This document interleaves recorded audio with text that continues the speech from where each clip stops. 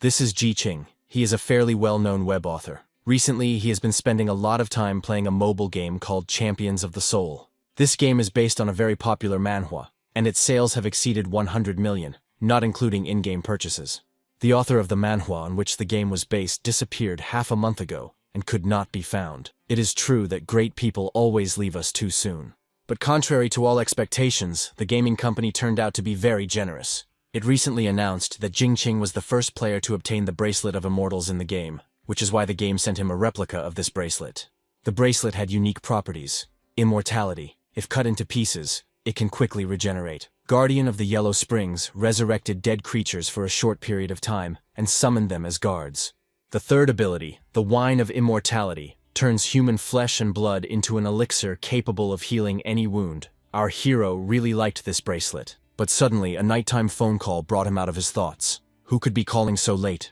The voice on the line asked if Ji Qing had received what had been sent to him, and if he was ready. The guy confirmed that he had indeed received the delivery and didn't understand if there could be any problems with it, and who he was talking to in the first place. Could it be the developer company? But they didn't answer. The bracelet began to glow. Finally, the voice said that he hoped Jing was well prepared, and promised that he would be welcomed. The teleportation to another dimension began.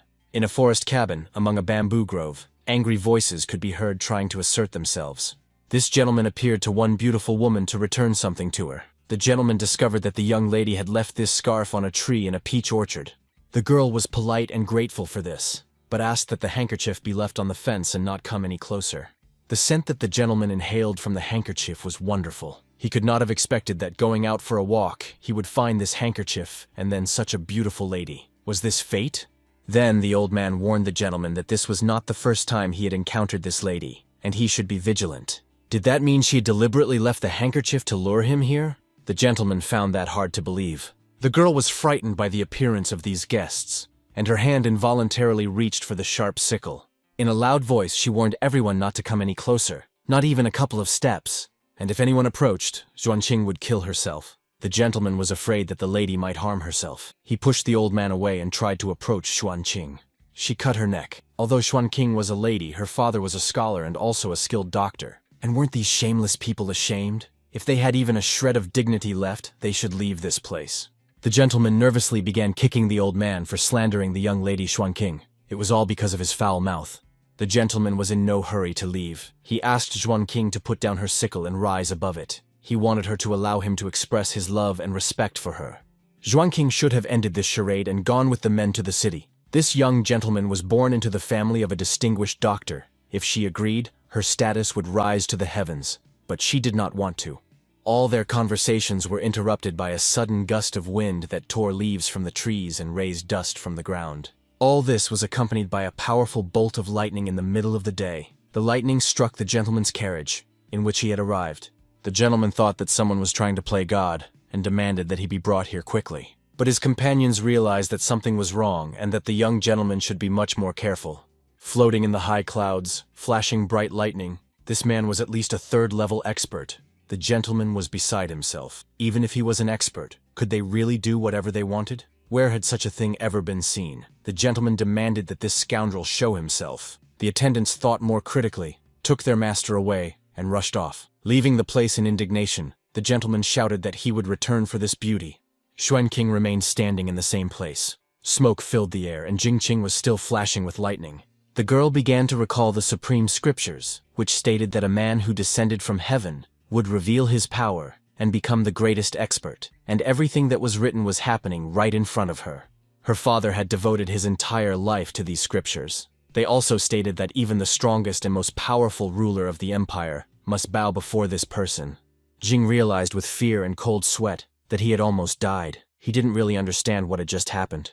He remembered that he had suddenly fallen from a great height and somehow managed to survive. After that, his whole body was shaking.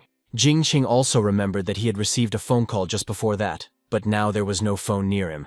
Then he remembered that this bracelet consisted of 3 parts, but now only one remained. Where had the other 2 gone? He didn't have time to think about it for long, as Xuanqing was worried about his condition and whether he was okay. Ji Qing didn't even know that someone else was there, but when he saw the girl, he was frightened because he noticed her bleeding neck. Ji Qing completely forgot about himself and began to panic, trying to help the girl and shouting that she should be taken to the hospital. But when he looked around and saw only trees, rocks, and a river, he didn't even understand where he was or where the hospital might be. The guy started shaking the girl nervously, trying to find out what the hell this place was. But that didn't make the girl feel any better. Blood began to flow from her neck like water from a fountain. Jingqing became even more frightened and began to apologize nervously. Xuanqing wasn't offended by the guy. Her father was a strong and brave man, and even though she was a woman, she was sure she wouldn't die from such a wound. Suddenly, she remembered that she hadn't thanked her benefactor. She didn't have any money or valuables, so she invited him to her modest home for tea. After a long conversation with Xuanqing, Jingqing realized that he had somehow ended up in another world. Although it reminded him of a game, the story here was different. The Qin kingdom could not conquer the whole world, and vassal wars and mass bloodshed continued. In the chaos of this endless war, there was no place on earth that could be called prosperous. Jin still remembered that he had ended up in this world after a very strange phone call, probably from a representative of the development company. He wanted to know more, but where could he get this information? Maybe the truth was hidden in the bracelet. Although only one tooth remained on the bracelet, it had saved his life after falling from a height of several thousand meters. But that was only possible because it was a bracelet from a game, and nothing else. Jingqing didn't know why he was here, but the fact remained. He was in the world of the game, in the world of warring kingdoms. And thanks to the power of the bracelet, he could destroy anything. Jingqing couldn't help but dream that he would become the true ruler and emperor of this world. The guy even started thinking about what his empire would be called. Maybe Qing Shi, or better yet, Qing Wu. Jingqing couldn't help himself and shouted at the top of his lungs that the great rivers and mountains outside the window would become his possessions. At that moment, Xuanqing entered, bringing her guest new clothes. Realizing that his moment of quiet shouting about power had been heard by the lady, Jingqing was a little embarrassed. However, the lady herself was a little shocked that she had witnessed such a personal moment and had come in at the wrong time. Jing felt ashamed because now Xuanqing would think he was some kind of psycho or worse, and he clearly did not want to make that impression on her. However, he tried on the clothes she had brought him. The clothes were well made and fit him perfectly. His sister knew her stuff. But Jingqing didn't need to thank her because these clothes belonged to her father, which she sadly told the master.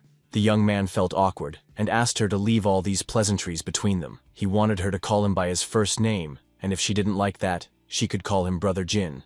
Xuanqing understood, but for some reason she still felt sad and excited. Jing, in turn, wanted to know more about the situation in the world, and about her personally. Xuanqing said she was an orphan. Although her father had left her some books, she didn't know much because they couldn't afford to send her to school. Our hero thought that this was not surprising, because during the war, few people could afford such a luxury. Jingqing wanted to clarify something else because there were many things he did not know. But as soon as he turned his head toward her, he was stunned by what he saw. Xuanqing, embarrassed and sad, undressed right in front of him and insisted that she would help him get a good night's rest. Jingqing hurried to stop her from undressing. He didn't understand. Did she really have nowhere else to sleep? The girl looked at him in surprise, clearly not expecting such a reaction from him. But did her older brother really think that Xuanqing was wicked? Xuanqing considered Jingqing her great benefactor, as exalted as the sun in the sky. She saw herself as some kind of weed on the ground, and her body was all she could offer him in return for his rescue. Jing had a completely different opinion of the girl, but she did not want to remain indebted to him. In the end, she couldn't take it anymore and burst into tears. Who knew what was in this girl's heart and what she had been hiding for so many years? For Jingqin, it was yet another mystery he couldn't understand. Why was she crying? Why was she doing all this? Xuanqing couldn't take it anymore and hugged her older brother. It was such an unexpected impulse, but it was clear that it made her feel calmer. Nevertheless, the sadness and confusion did not go away. She had nothing, but she wanted to thank Jingqin, and the only way she could show her gratitude was with her body. Jingqin understood that it would be wrong, but he was confused by his sister's insistence, and it was clear that he was barely holding himself back. His trembling fingers barely touched Xuanqing's bare shoulder. In the end, he couldn't take it anymore, and ran away. He considered himself a decent person, and tried to think about good deeds. So when he noticed that his sister had run out of firewood, he ran to take care of it. Xuanqing found our hero too polite. She thought about him. His surname Qing told her that he was most likely from the Luo school. Moreover, even though his shoes were very worn, they were very delicately made, which indicated that this guy was quite wealthy. Xuanqing did not want to miss such a wonderful opportunity. Jingqing decided to spend the night in the hayloft. He seemed to have slept a lot, but still felt that he hadn't gotten enough sleep. He fell asleep so late that he even forgot to test his bracelet. The guy didn't think long about how to test its power and the skills he had seen in the description. His gaze fell on the machete, and he wanted to test the immortality skill and God mode first. Jinqing decided to try cutting himself and then see what would happen. Of course, it was very difficult to harm himself. But when he finally managed to press down on his wrist, blood flowed, and at that moment, Xuanqing called him. The girl was upset because everything was going wrong. That jerk who had hit on her yesterday had shown up again, just as he had promised. This guy said he wanted to challenge Jingqin to a duel. There were even more people with the young gentleman than yesterday. He challenged our hero to a duel, because yesterday Jingqing dared to steal his lady. Jingqing didn't keep him waiting long. He was curious to see what kind of duel this gentleman was proposing. The man was surprised that Jingqing didn't even know that. Where did this country bumpkin come from? He had to explain that he was proposing a fight to the death. Jingqing only needed a couple of seconds to regenerate. The bone bracelet of the Undying really worked. That meant this fight should be easy. Jingqing became interested in the gentleman's offer. After all, he wanted to test his skills in this world, and with this bracelet. So this was the perfect opportunity. Jingqing was already ready to fight. But the gentleman and the others were frightened, and asked him not to approach. Could it be that these country bumpkins didn't even know how a duel was conducted? Of course, the gentleman would not dirty his hands, and it would be a completely different person who would fight Jingqing. Out of nowhere, a dueling master from the Xinyang Palace appeared, who happened to be passing by. The young gentleman hoped that Master Yi would help resolve this conflict. Master Yi was extremely surprised that the gentleman had paid Master Lin with an entire jade pendant for this. But since he was here, he was ready to fight this duelist. The master introduced himself as Wei Yi from the Xinyang Palace, and he would be Jingqin's opponent in this duel. Jing finally realized that he had been thrown into the era of duelists during the war between the kingdoms. Our hero was lucky to have the bone bracelet of the Undying with him. It was a rare item in the Soul Championships. Even in the era of duelists, no one could fight him. As Jingqin challenged Master Yi to a duel, he was given the right to strike first. In the game, in addition to its deflection effect, the bone bracelet of the Undying could also be used as a combat spell. Our hero decided to use the spell Release the True Spirit. It didn't work. The spell didn't work, so he nervously began to use other spells, but none of them worked either. Jin had no idea why nothing was happening. Had he used something wrong? Yi decided that was enough and that Jin was not a real duelist. His movements were like those of a beginner, with no release of ki at all. He couldn't even release a first-level earth spell. This ordinary person wasn't even worthy of receiving the first blow from Master Yi. The young master felt that he was in an awkward position. After all, this guy had originally flown in from the heavens, and now the master claimed that he was weak. But the special techniques of each country's palaces allowed even a pig to fly through the skies, which meant nothing to Master Yi. Among the young master's servants, there were one or two who could unleash a first-level earth spell, so it was a piece of cake for them to deal with such problems. Master Yi didn't want to get involved in such trifles, so he walked away. Childish games were not for him. Jing felt that things were bad, because the effect of the bone bracelet of immortality had disappeared. The master turned to Jingqin again. He said that Master Yi had revealed his true nature, so now he had to bow down to the young master. Jing decided to pretend to be frightened, but of course he had no intention of obeying. Xuanqing watched from the sidelines and did not fully understand what was happening. Since Master Yi said that Jing was an inexperienced fighter, the young master suggested that one of the servants fight him. But they realized that yesterday this guy had made a really scary landing. They were ready to run away and call the master again, but they didn't want to get into a fight. Jing knew what to emphasize, because yesterday's landing from 1,000 meters was truly frightening, and he could use that to intimidate them. But before he could even say anything, Xuanqing, whom he had completely forgotten about, called out to him. The girl didn't understand why Master Yi was mocking him, but why didn't her older brother say anything back? She whispered to him, was he afraid for her? If so, she asked him not to worry about her because she would follow her older brother Ji to the ends of the earth. Jing explained to her and wanted to be honest with her. He was not a master, but just an ordinary guy, and he could not defeat Master Yi. But he could still intimidate these fools. As soon as the opportunity arose, Xuanqing should run away and not look back.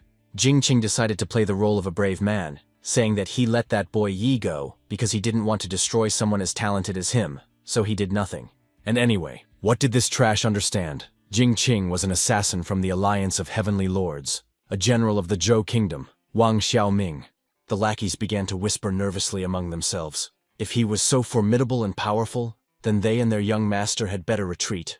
Jingqing was already rejoicing in his victory because he had managed to intimidate these hooligans after all. And now that he had the chance, he wanted his younger sister Xuanqing to run away. He didn't have time to finish speaking to her before he felt something cut his hand.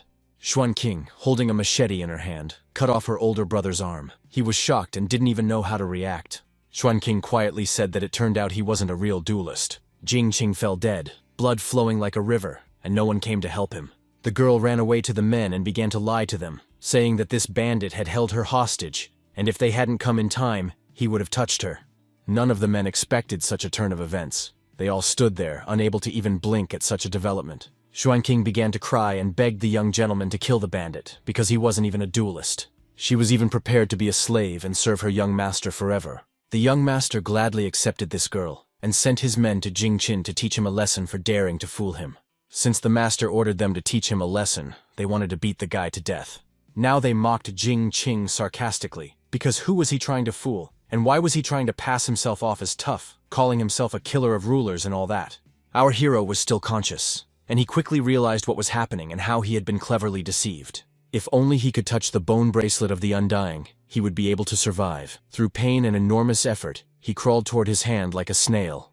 The lackeys watched his pathetic attempts to move with relish. But still, they admitted that he had guts. They did nothing but watch Jingqin's attempts to reach his hand. They even decided to place bets on how far he would crawl. Depressed but not broken, Jingqin almost reached his hand, which was almost 3 meters away. What was our hero feeling at that moment? A sense of resentment, injustice, or perhaps a determination to survive and turn everything around? When he had almost reached his goal, one of the lackeys hit him so hard on the spine that he left his face imprinted in the ground. For this guy, the bet was more important. If he said that Jingqin could crawl 2.5 meters, then he was allowed to crawl exactly that far and no further. Others were outraged by this action. Yang Kong was at the first stage of the initial Earth level, and his single kick could kill a horse or a cow, let alone a human being. But Jingqin was still alive. His will to survive was stronger than the strength of some lackey. With a trembling hand, he tried to reach for his other hand and forced his body to move. Such a simple action was extremely difficult for him. He had to overcome himself to reach the bracelet a little further. The servants heard a strange sound. It was similar to the sound of a heartbeat. But how could a heartbeat be so loud? Then it became clear that Jingqin's vessel was filled with an unusually large amount of ki energy, which created sounds like thunder. These were signs of the awakening of the first stage of the initial Earth level, but the servants couldn't even imagine how this was possible. Jingqin managed to regenerate his arm after all. It magically reattached itself to his shoulder and became as it was before. Step by step, our hero got back on his feet. After the shock he had experienced, he was still staggering like a drunkard, but his body and mind were filled with determination to take revenge. The lackeys noticed that this bastard was acting very strangely, and decided to kill him right away. Yang Kong decided to show all his strength this time. He had to kill the guy. He was sure that awakening the first stage of the initial Earth level would not help Jingqin, when he was already a corpse. Yang Kong was also at the first stage of the initial Earth level, and he thought that one blow from him would be enough to split a huge boulder. But after such an attack, Jingqin was still standing on his feet and smiling maliciously as if nothing had happened. The lackey tensed up because everything was not going according to his plan. He expected Jing to die after that blow, but he did not die, and what's more, he smiled. Yang Kong didn't have time to do anything before he was attacked by Jingqin. This attack was accompanied by cries of pain.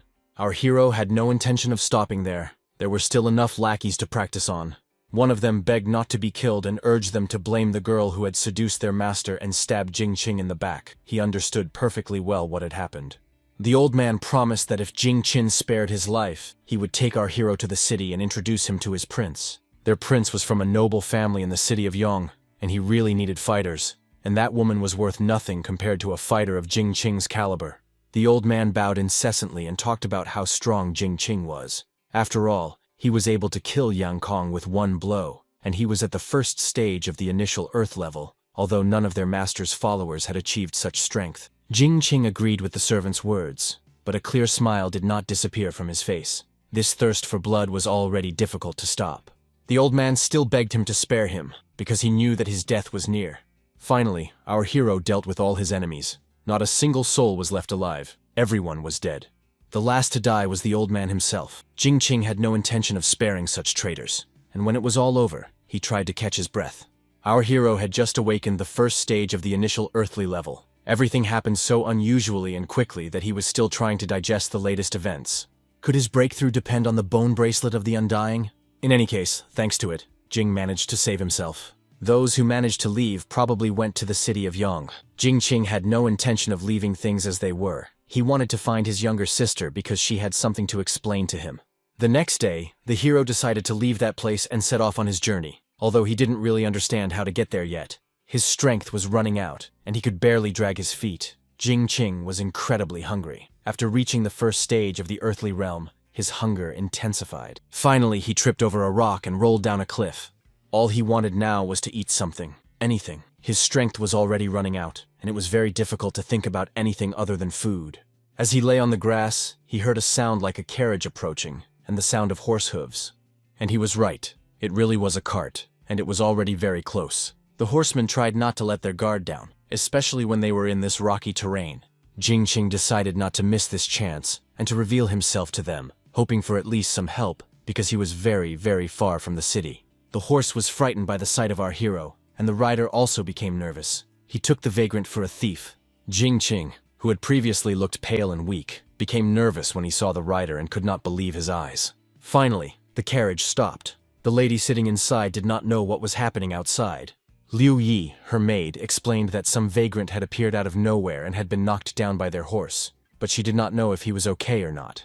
She believed that he was just some vagrant who wanted to die. Some of the crew thought about giving him some money and leaving him there, but the lady thought otherwise. If this man had put his life in danger trying to stop their carriage, then something important must have happened. So she decided to go out and ask him what had happened. Liu Yi was very worried about her mistress, and of course it was extra nerve-wracking for her when her mistress got involved in some unusual situation. The lady couldn't even get out properly. Somehow she even managed to fall out of the carriage. Jing Qing was still conscious, even after the horse had kicked him with its hooves. He barely managed to say that he wanted food.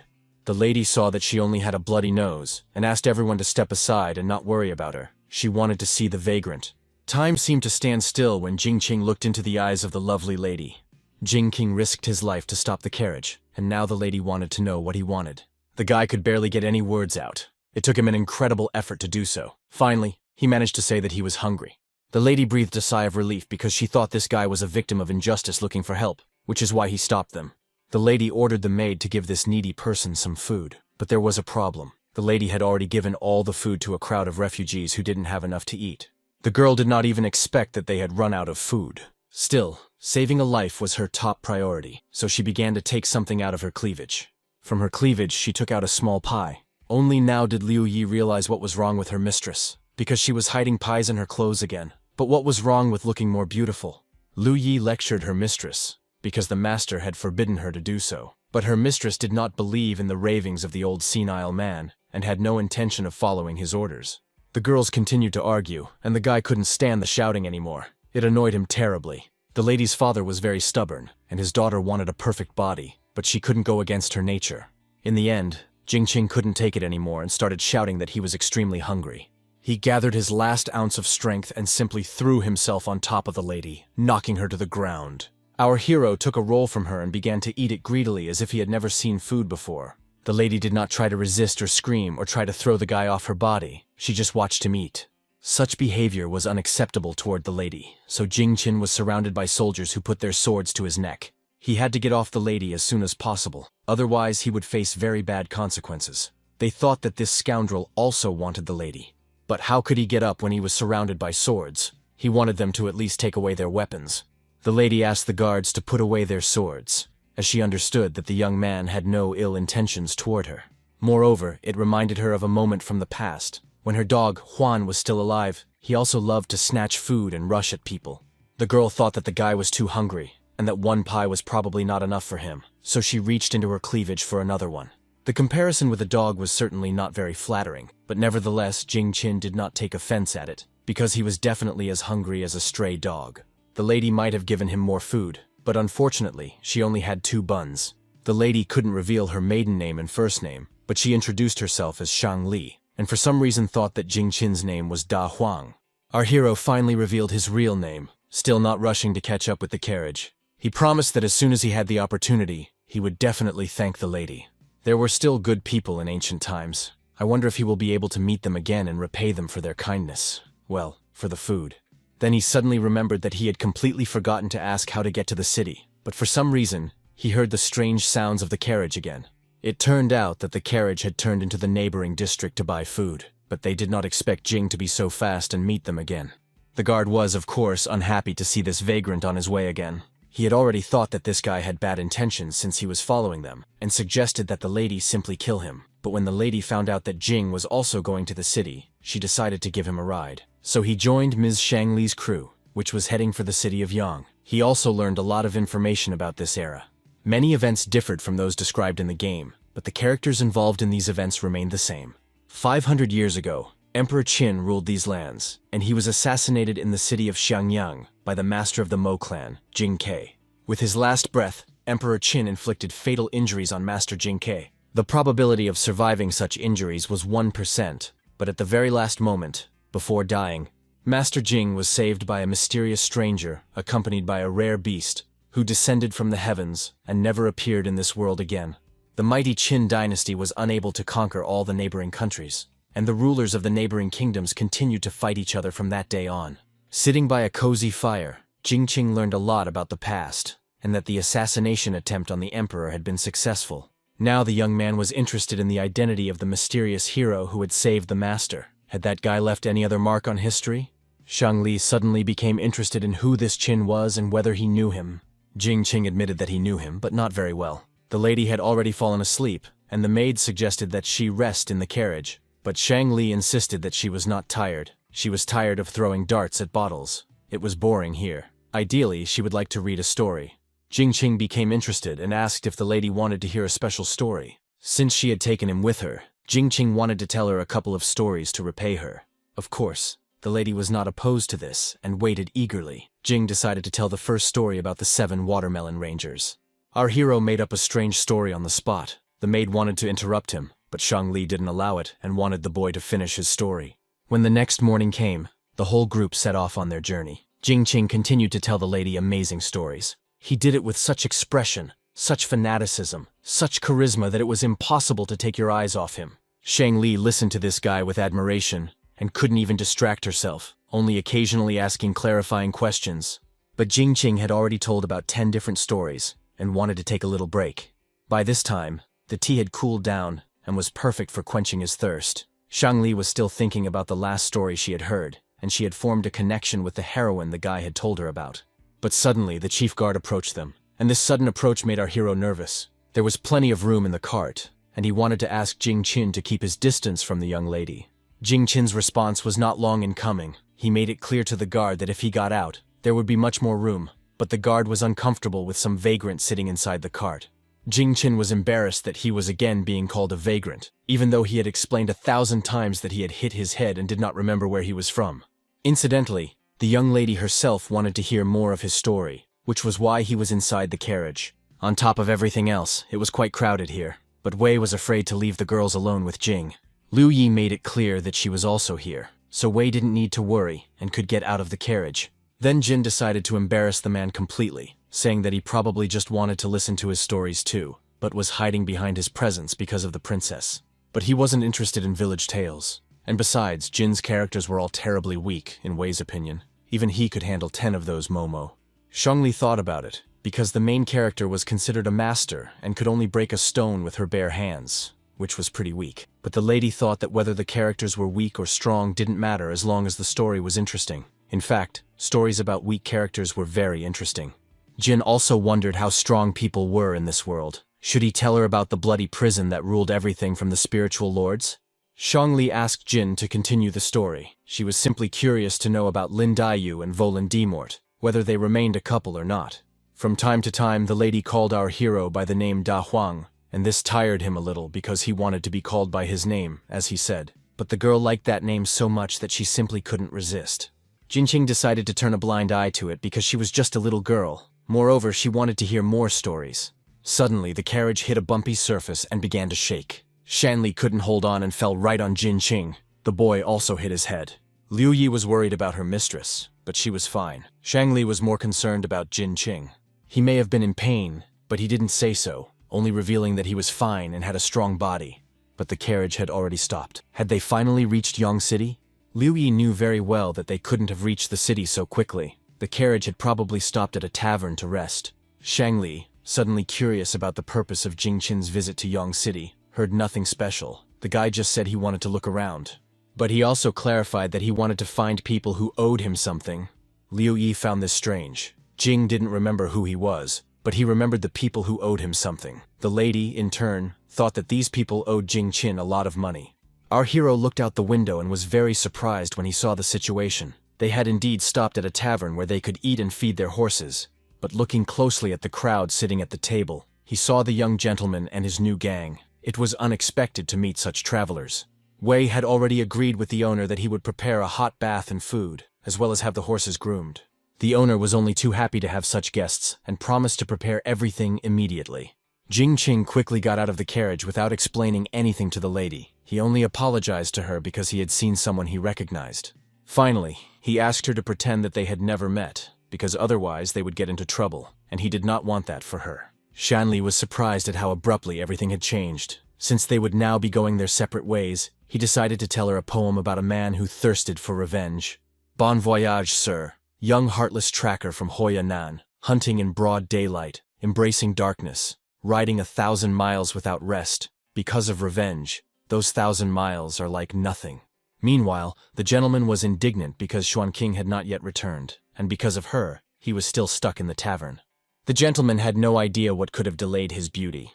One of the servants suggested that the gentleman should not be angry, because he could hurry the girl along. Suddenly, everyone was distracted by the neighing of a horse. The man tried to lead her away and take care of her, but she reared up and refused to go. It was the gentleman's horse, and he did not like how it was being treated, because his horse was worth more than that man's skin. But he quickly forgot about his horse when he saw the nameless warrior Jing Qin. He certainly did not expect to see him. Our hero challenged the young gentleman to a duel, and he was not going to accept any refusals. The young master was terrified, as if he had seen death itself, and turned pale as a sheet. He had seen with his own eyes how Jing Qin's hand had been cut off, and now he stood before him as if nothing had happened. The young gentleman became very nervous, his body covered in cold sweat, and with a trembling voice he ordered Jing Qinyu to be killed quickly. Everyone immediately rushed to defend the young master, but this did not stop Jing Qinyu. He was determined to collect his debt. No matter who stood in our hero's way, he defeated everyone with incredible strength and ease, showing no mercy. The guy broke everyone's bones and killed without mercy anyone who dared to go against him. These people were not so frightened and bravely went into battle, for they had not seen Jing Qin's power before. Our hero actually wanted to show these scumbags how strong a broken man could be. Just because he was in a pit didn't mean he was weaker than anyone else. The master was getting more and more nervous because a bunch of scum couldn't get rid of one single guy. The situation was critical. The gentleman kept telling his servants not to let Jing Qin get to him and to kill him, but it was hard for the men to even move. They were still conscious and understood what the consequences could be. Jing Qin had no intention of stopping. His anger was impossible to quell. Only revenge could satisfy his rage. He gave in to this instinct and enjoyed every moment of his revenge, thus filling the void inside. Someone still managed to strike him in the back. The man did not realize that he had rejoiced prematurely in his supposed victory. He thought he had inflicted a fatal wound on the young man and hoped that he would die, but he broke the sword as if it were a wooden twig. This made him even angrier. He didn't die, but became even more evil, and didn't even think about sparing anyone. Jing Qin felt as if he had enough strength to destroy an entire country. Whoever stood in his way now would not fare well. Jing Qin was beside himself with rage and could no longer control himself. Shangli watched Jing Qin with admiration. The man was furious. Blood was flying everywhere, and in less than 10 steps he killed everyone in one breath. We thought that judging by the amount of qi energy in him, this guy must be at the first stage of the initial Earth level. But the man also noticed that Jing Qin seemed to completely lose his mind when he fought. What a pity, even without knowing anything about martial arts. With his style of countering blows, ordinary first-stage fighters were no match for him. Ordinary people would never be able to replicate his style. Shangli, watching all this, once again confirmed her guess that these people probably owed him a hefty sum of money. With that much blood loss, even a strong man would have fallen dead long ago, but Jing Qin was still fighting vigorously and killing his opponents. Our hero's wounds healed at an extraordinary rate. Wei had never seen anything like it in all his years in this world, and the guy was only at the first stage of the initial earthly level. Who knows? Maybe it was because of his unusual body, or maybe it was some kind of technique, Liu Yi wondered. Jing Qin was almost at his destination, and the gentleman began to shout even louder for someone to stop him. He knew perfectly well what Jing would do to him. Our hero was in no hurry to kill this bastard. He enjoyed every scream of the master, every plea for help, his moans of pain, and how he was suffering. But unfortunately, no one could help the young master anymore. The servants nervously surrounded them and threatened Jing Qin with trembling voices. but there was nothing they could do. Jingqing hoped to talk to the master normally, but the latter only threatened him, saying that his father, Ling Yao, was an imperial advisor. If the boy killed him, he would not let it go. Jingqing decided to hurt this bastard even more, but suddenly remembered where Xuanqing was. When they reminded him, the young master decided to shift all the blame onto her, saying that he had nothing to do with it, that it was the woman who had cut off his hand. Someone's voice shouted at Jingqing to stop. The girl asked Jingqing to let the young master go. It was difficult for her to watch all this. Let there be 1,000 mistakes, but they would be her younger sister's mistakes. The young master had nothing to do with it, and she did not wish him any harm. Xuanqing knelt down again with tears in her eyes and wanted to apologize to her older brother, but there was no pity for this woman in the young man's eyes anymore. Xuanqing took our hero in when he needed it, showing compassion. When others showed even a little compassion to Jingqing, he tried to repay them threefold. The girl claimed that this young gentleman was going to mock her, and Jingqing saw her suffering and unwillingness to accept such a fate, so he decided to help her avoid it, even at the cost of his own life. But he would never have thought that in the end, the one who wanted him dead would be the very person he was protecting, for whom he was willing to give his life. Many who witnessed this situation realized what was happening. This lady had sold Jingqing for the sake of her own position. No one could have imagined such a situation in real life. It was like a fairy tale, but it was the reality here. Liu Yi would never have thought that when Jingqing spoke of duty, he meant something like this. It was difficult to be a good person these days. Therefore, if Jingqing wanted to repay Xuanqing's kindness, he had to do something about his hatred. How was this young lady going to apologize for the wound she had inflicted on our hero earlier? Xuanqing admitted her mistake. She truly considered herself greedy, and felt she had harmed the young Master Ji just to save her own skin. Xuanqing was ready to admit her mistake, her crime, only if Jingqing allowed the young master to leave. The girl did not know if this was enough to atone for her crime, if it would satisfy her older brother, but she begged him not to beat the young master. The young master was deeply moved, for Xuanqing was willing to go so far for him. He could not remain indifferent. Jingqing noted mockingly that even after that, she continued to pretend to be so pitiful, although Xuanqing was good at it. If she wanted to pretend until the very end, so be it. Jingqing came to take what belonged to him. Xuanqing dared to stab him in the back and still hoped for something. The girl still wouldn't give up, and it was obvious that she didn't admit her mistakes and did everything for her own benefit. But if you didn't know the situation from the outside, it looked as if Jingqing was evil and cruel. But with this girl, things weren't so simple. The wound was deep enough that if she had hurt herself just like that, she would have died immediately. She risked her life in the hope of postponing Jingqing's murder. In any case, Jingqing decided that this girl had paid her debt, but the debts did not end there. Now it was the young master's turn. The young master himself, of course, had no intention of killing Jingqing, but he boldly sent his servants to kill him. The young master fought for his life until the very end, hoping that he would be spared after all. But alas, his status as a young master did not give him such a privilege in the eyes of Jingqing. Jingqing mercilessly attacked the gentleman and began to beat him with all his might, not sparing his fists. Jingqing would only give him 10 blows. If the gentleman survived after that, he could consider it a miracle that God had saved his life. The young man beat the master with all his might. Considering the power of these blows, it was hard to tell that he was injured at all. But if his arm had been cut off before, wasn't Jingqing's body amazing? Liu Yi was worried that the head of the Ling family and their master were court officials, and if they didn't get involved, there would be bad consequences. But Shangli did not think so. Their families had gone their separate ways, and Jingqing had every reason to harm his master. If it really killed him, it could be considered a mistake. Jingqing was a ruthless warrior, and there were many like the young master in the 7 kingdoms. If he owed him something, it meant he had to repay it in full. For this, our hero would not be dishonored by being consumed by hatred. If treated with kindness, he would always return it threefold. If treated with malice, he would definitely make them pay. Jingqing was not strong, but he was definitely a man of his word. Liu Yi was extremely surprised that her mistress was showering this man with such compliments. The young master was practically dead, his face unrecognizable. Xuanqing was still alive, but she was bleeding profusely and trying to help the young master in any way she could. Jingqing decided that he was done, and now no one owed him anything. And if Xuanqing was still alive, he didn't want to see her and drove her away. He didn't know if he had scared the girl who loved listening to his stories with his actions. But suddenly he heard someone shouting at him to be careful. Turning around, he saw a man with chains attacking him. Just one hit from the tip of the chain, and our hero's bone was completely shattered. What kind of power was that? Jingqing quickly assessed his opponent and realized that he would never be able to defeat such a type. Our hero was in trouble and now thought about how to get out of this situation. After all, to fight was to die. The master was only a little late and was indignant that these worthless lackeys had allowed the young master to be harmed. Commander Gao quickly gave orders to everyone for the servants to urgently give the young master medicine to restore him. Of course, he noticed the girl. He knew that she was the young lady whom the master had taken with him on the way back. If she was still alive, he ordered her to go and take care of the young master. If he died, she would die with him. Now Master Gao himself had to resolve the situation with his master's offender. He planned to kill the criminal and cut him into tiny pieces. Jingqing still hadn't been able to recover his arm. He held himself with dignity and thought that he would have a hard time again, but suddenly Wei came to his defense. He did not want to save Jing, but simply obeyed the young mistress's order and had no choice. Nevertheless, he was now on edge from watching Jingqing fight, and he was happy to have the opportunity to fight someone too because he was just as good at fighting. Wei waited so eagerly for his turn to attack that he put all his strength into it. This man was strong not only physically, but also thanks to his Kai. He used the first stage of weapon fusion technique and was not going to spare his opponent.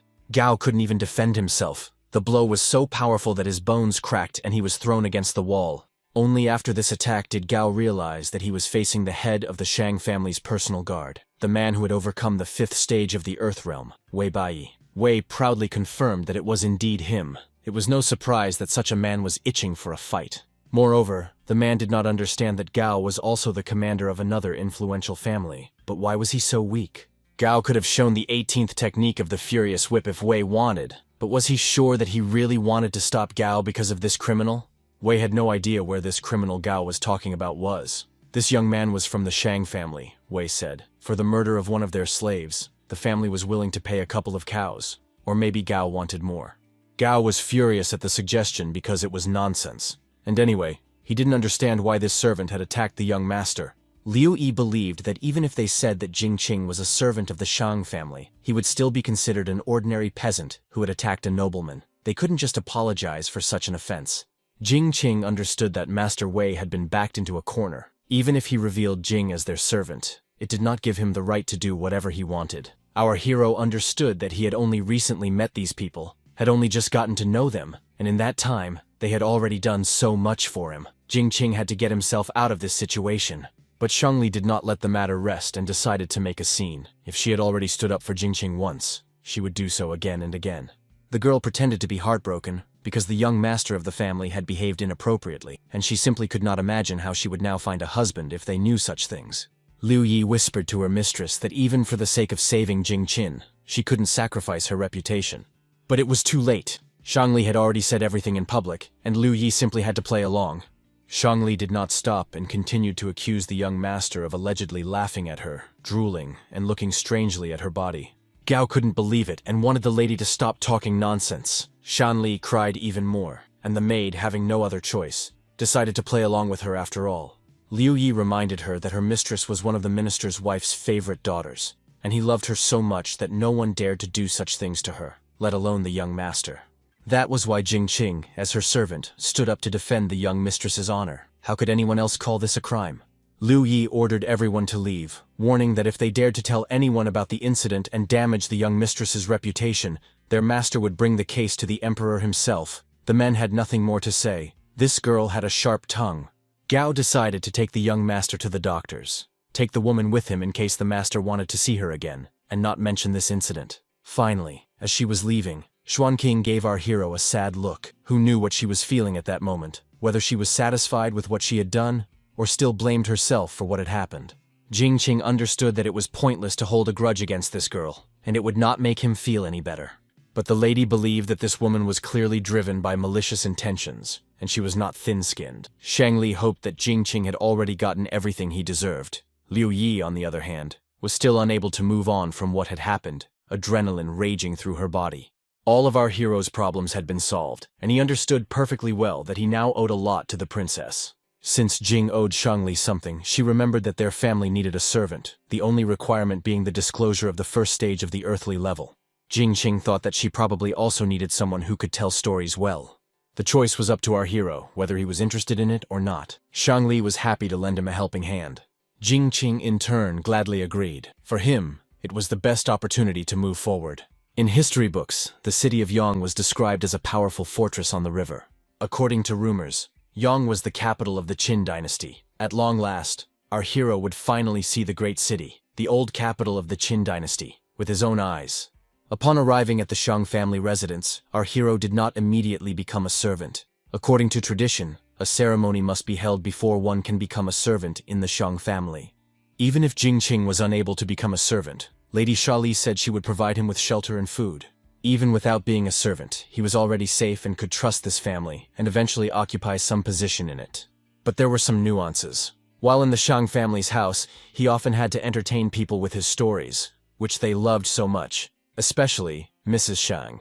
The reason why the Shang family still wanted to take him in as a servant was extremely simple. In this world, there was a clear division of status in society, and now our hero was an outcast, even lower than a slave. If a slave was killed, a cow would suffice as an apology, but if a vagrant like Qin was killed, no one would bat an eyelid. Only by becoming a subject of the Shan family could our hero officially become a citizen of this country and gain at least a little more respect. The lunch break was over, as Mr. Wei reminded them, and now it was time to get back to work. The servants had only just begun to listen to Qin's story, and were still thinking about it, unable to imagine when such days would end. The work was endless, and because of this, they couldn't hear the most interesting part. Meanwhile, Brother Wei had good news for our hero. Tomorrow he would have to undergo the ceremony of becoming a servant. This had already been approved, and preparations for the event were underway. Jingqing was very happy to hear this news. He could not even have hoped for such a favor. It was thanks to such coincidences that he was able to get anywhere at all. During the war between kingdoms, every family had a tradition of recruiting strong subjects, and each subject had to undergo a ceremony. Only the head of the family could conduct such events. However, due to certain important circumstances, the ceremony could also be conducted by the firstborn child of the main family. In this case, it was Shan Li. With this symbol, she declared the ceremony of becoming a servant open. Today, the lady looked more serious than on her usual days. A subject had to serve his master and accept the title of servant, and he had to be treated accordingly. As a commoner, Jingqing had enormous potential and showed loyalty to the Shang family. The boy, in turn, felt that he would not get used to all this, as it was all too serious. According to the rules, Shang Li had the honor of inviting Mr. Ji into the Shang family, and because of his loyalty, their family provided him with shelter and food. Jing stood rooted to the spot and didn't even know what to say, so Wei explained that the lady had asked if Ji wanted to become a subject of the Shang family. When he understood the meaning of everything that had been said, he agreed with confidence and even beamed. But he did the wrong thing. Liu Yi explained that he had ruined the ceremony and should have said completely different words. Jing then thought about trying again and doing everything right. But there was no need for that. If Jingqing agreed, he just needed to go up to the young lady and make a blood pact. That was the essence of the ceremony. It wasn't just about signing up for a job, but about dedicating one's life, showing the family one's willingness to sacrifice and be loyal. This table was known as a ritual platform, and our hero was about to shed his blood. A special knife was prepared for this purpose, and the essence was simple. He had to cut his hand, for example, and spill blood on the armor. Jingqing was a little nervous, because this was the first time in his life that something like this had happened to him, and when he saw the armor, he wondered how much blood he would need to shed, because it was quite large. The bell rang. When it was time to shed blood, Jing simply shut off all his feelings and did it silently, cutting his hand so as not to be like a girl. But alas, Shan Li had not warned him earlier that one drop would be enough, and the girl still appreciated our hero's generosity. Jingqing was dissatisfied because he always had to cut himself. What was the point of that?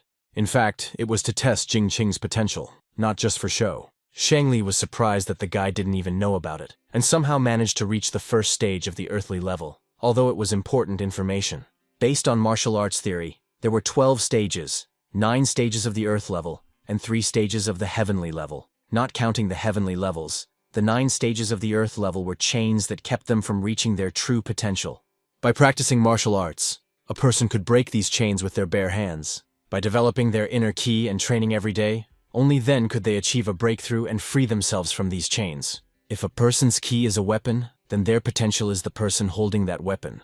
Different levels of potential simply showed how people developed, whether they were strong or weak, winning or losing. If a person was strong, the result was completely different.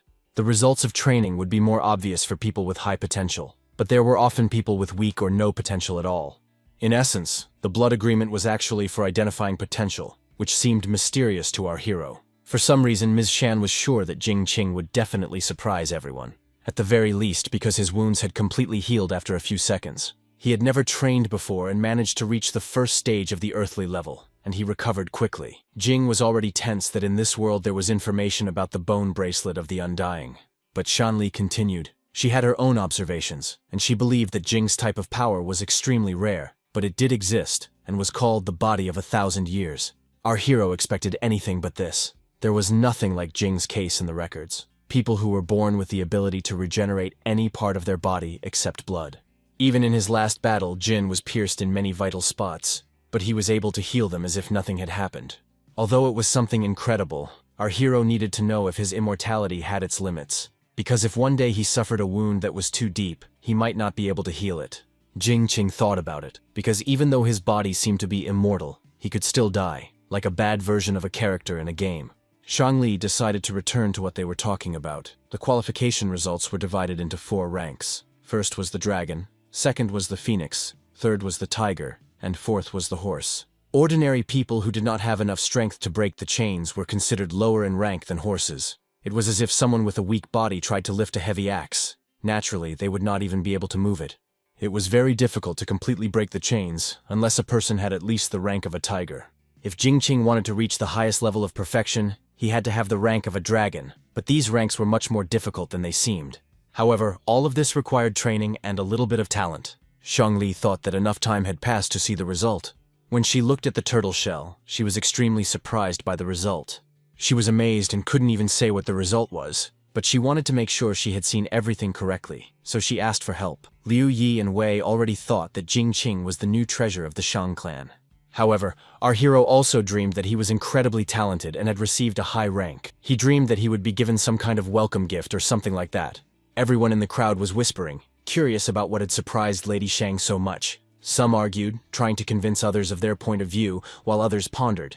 Jingqing stood aside as if it had nothing to do with him, while the trio discussed and considered something. But at one point, they turned to the guy and said it was incredible, but Jingqing didn't understand what the reaction was all about. He already thought that he probably had some kind of excellent result, like a dragon. But the matter was much more complicated than that. Jingqing was not in any of the known ranks. Shangli admitted that she had never seen results like Jingqing's before. Our hero had a glimmer of hope that if he didn't belong to any of those ranks, then maybe he had a rank higher than a dragon. Apparently, our hero had created a 5th rank, as Shangli had suggested, and the lady named this 5th rank Ant, probably because it was seen on the shell. But in any case, Shanli stopped the test and wanted to ask about this outdated one. None of those present had ever heard of such a result before. Was the ant's rank really worse than that of a horse?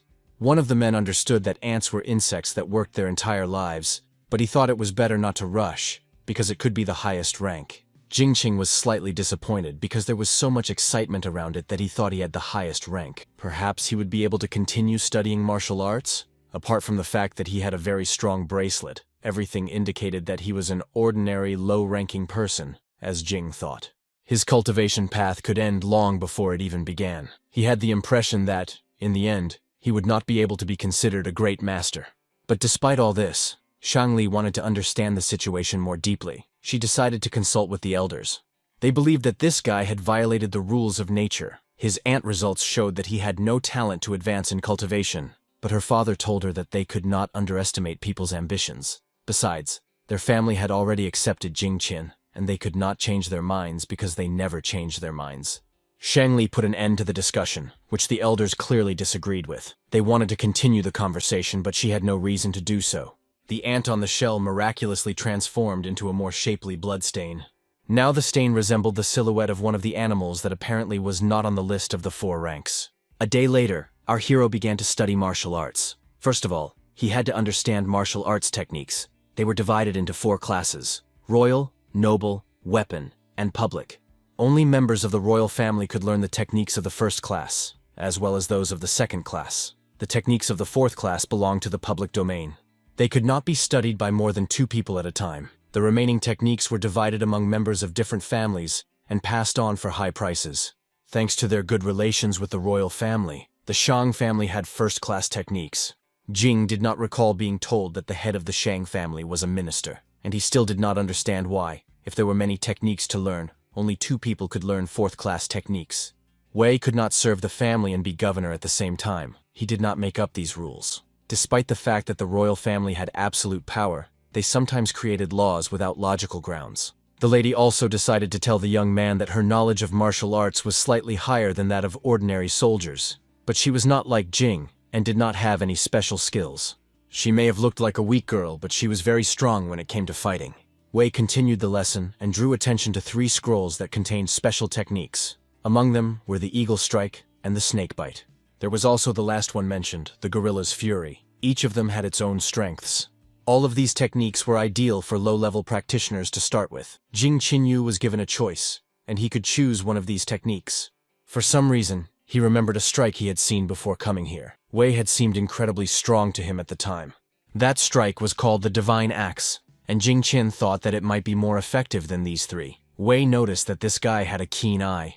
In the past, this technique had been spread by the hero of the local kingdom, and was considered sacred. It was only effective if the user had a body as strong as Wei's. In addition, Wei had been entrusted with this technique by the head of the family for the talent he had shown. The more Jing practiced, the stronger his body and the better his blood quality would be.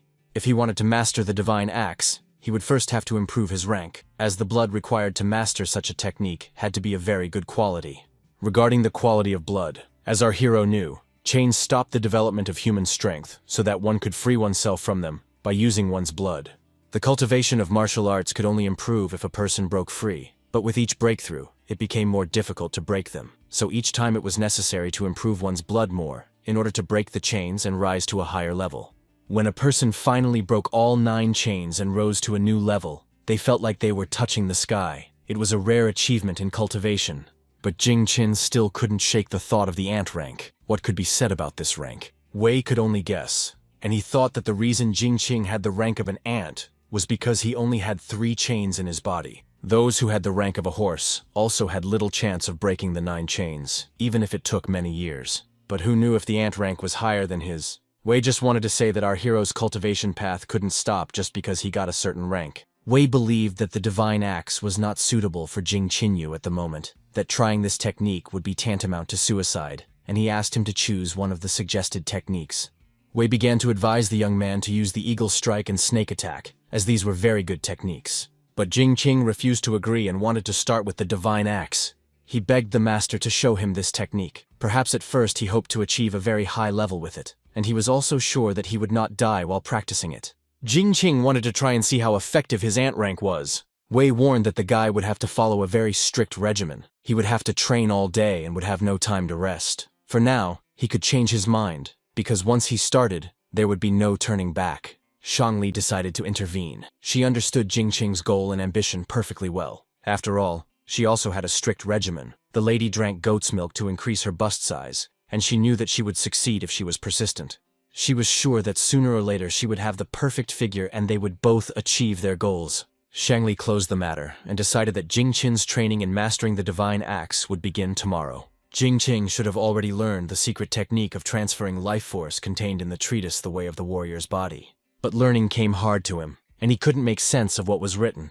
After all, he had traveled to a distant time, and the characters here were appropriate for that era. Unfortunately, there was no version with simplified characters. Jing honestly admitted this to Wei, but Wei explained that there were only a few hieroglyphs, and mostly pictures. He had been given the secret book yesterday, and was supposed to master everything by evening. Wei was extremely dissatisfied that this guy wanted to study martial arts, and couldn't even read. But after an hour, he explained everything himself, and admitted that this guy was quick-witted, and understood everything at first glance, not like some illiterate savage. The young man awkwardly thanked Wei, because he didn't understand the Zhuangshu style of writing, and wasn't some kind of uneducated person. But it was not enough to just memorize the technique of transferring life force, and Wei had to demonstrate it to Jing Qin. The essence of the warrior's path was to strengthen the muscles of the body with the help of vital energy, turning the whole body into a deadly weapon. There were 6 forms in total. It was necessary to follow the sequence. It was not worth trying to do everything at once, so Wei decided to show the first form. First, he had to concentrate spiritual energy in both hands, allowing it to flow through his veins, and then sounds like the crackling of electricity would begin to emanate from his hands. And as soon as the energy began to circulate, it was necessary to use physical effort to force the energy to accumulate and not escape, spreading it higher up the arm to the forearm. At the same time, it was necessary to imagine that the energy in the hands was turning into a huge axe that no one could pierce or defeat. As soon as the energy took shape, both hands could merge into jade, which could easily break copper weapons. In fact, this was the first form of the warrior's path, the palm axe. It was very powerful, but Wei did it with ease. However, this was not surprising, as it was the world of high martial arts, where all techniques carried great power. Before performing the technique, the stance had to remain unchanged for the convenience of training. As soon as Jing could summon the axe palm at will, the technique would be considered mastered. Our hero couldn't wait to try this technique, and he began to repeat everything that his older brother Wei had shown him. First, he began to direct his energy into his veins. The energy accumulated in his hand like a wave. Now he imagined that this energy was turning into an axe. But then our hero encountered a problem. He didn't know what kind of weapon an axe was. However, he guessed that it was something similar to a hatchet. When he felt that he had done everything right, he proceeded to the most important part and struck a blow. Wei grasped everything on the fly and was able to transfer his life force without any problems. But the fact that he was able to chop through a black iron pole on his first try meant that his life energy was an order of magnitude stronger than that of ordinary guys. It was certainly a success, but it cost him his hand, which he broke. Probably if it weren't for the bracelet, that hand would have been long gone. Jing thought it was an ordinary wooden pole, but Wei explained that the pole was made of black iron with the addition of wood oil, which made it very hard. And yet, it wasn't that simple. Why did Wei break the pole and remain unharmed while the young man's arm was broken? It wasn't because of Jupiter's physical advantage. It was because our hero failed to successfully wield the axe and relied mostly on brute force. Jinyu finally had to admit that he didn't even know what the axe looked like. Despite this, Wei acknowledged that Jupiter's body was very cool because our hero healed his arm very quickly. Brother admitted that the guy was even more quick-witted than he was. He suggested that the young man go to the armory and get a real axe since he couldn't visualize it. He should touch it and look at it so that the shape of a real axe would be imprinted in his memory, and then he could continue with his first training session. Jin had to go to the armory himself because the master had his own business to attend to and had to leave. But before leaving, he said something important. The path of a warrior consumed a large amount of vitality after each form, so Jin could only make 3 attempts a day, otherwise he would damage his body and spirit. It was also necessary to avoid indiscriminate use of Jupiter's body, as it also consumed a considerable amount of energy. If his strength was depleted, his body would simply enter a state of shock. Liu Yi and her mistress discussed Jin, and the master praised him, because the boy was quite quick-witted. But despite this, Liu Yi thought he was just an ant. Shanli could argue with that. She had seen how strong this young man was, and he was clearly not frail. But was her mistress worried that rumors would spread among her subordinates that she had harmed Jin Qin, and that was why she was trying to cover her tracks? Of course, Shang Li did not do such a thing. She believed that if a person's strength was initially very small, but their will was unbreakable, then anyone could achieve great things. She knew this from her own experience, because as a child she was a natural weakling.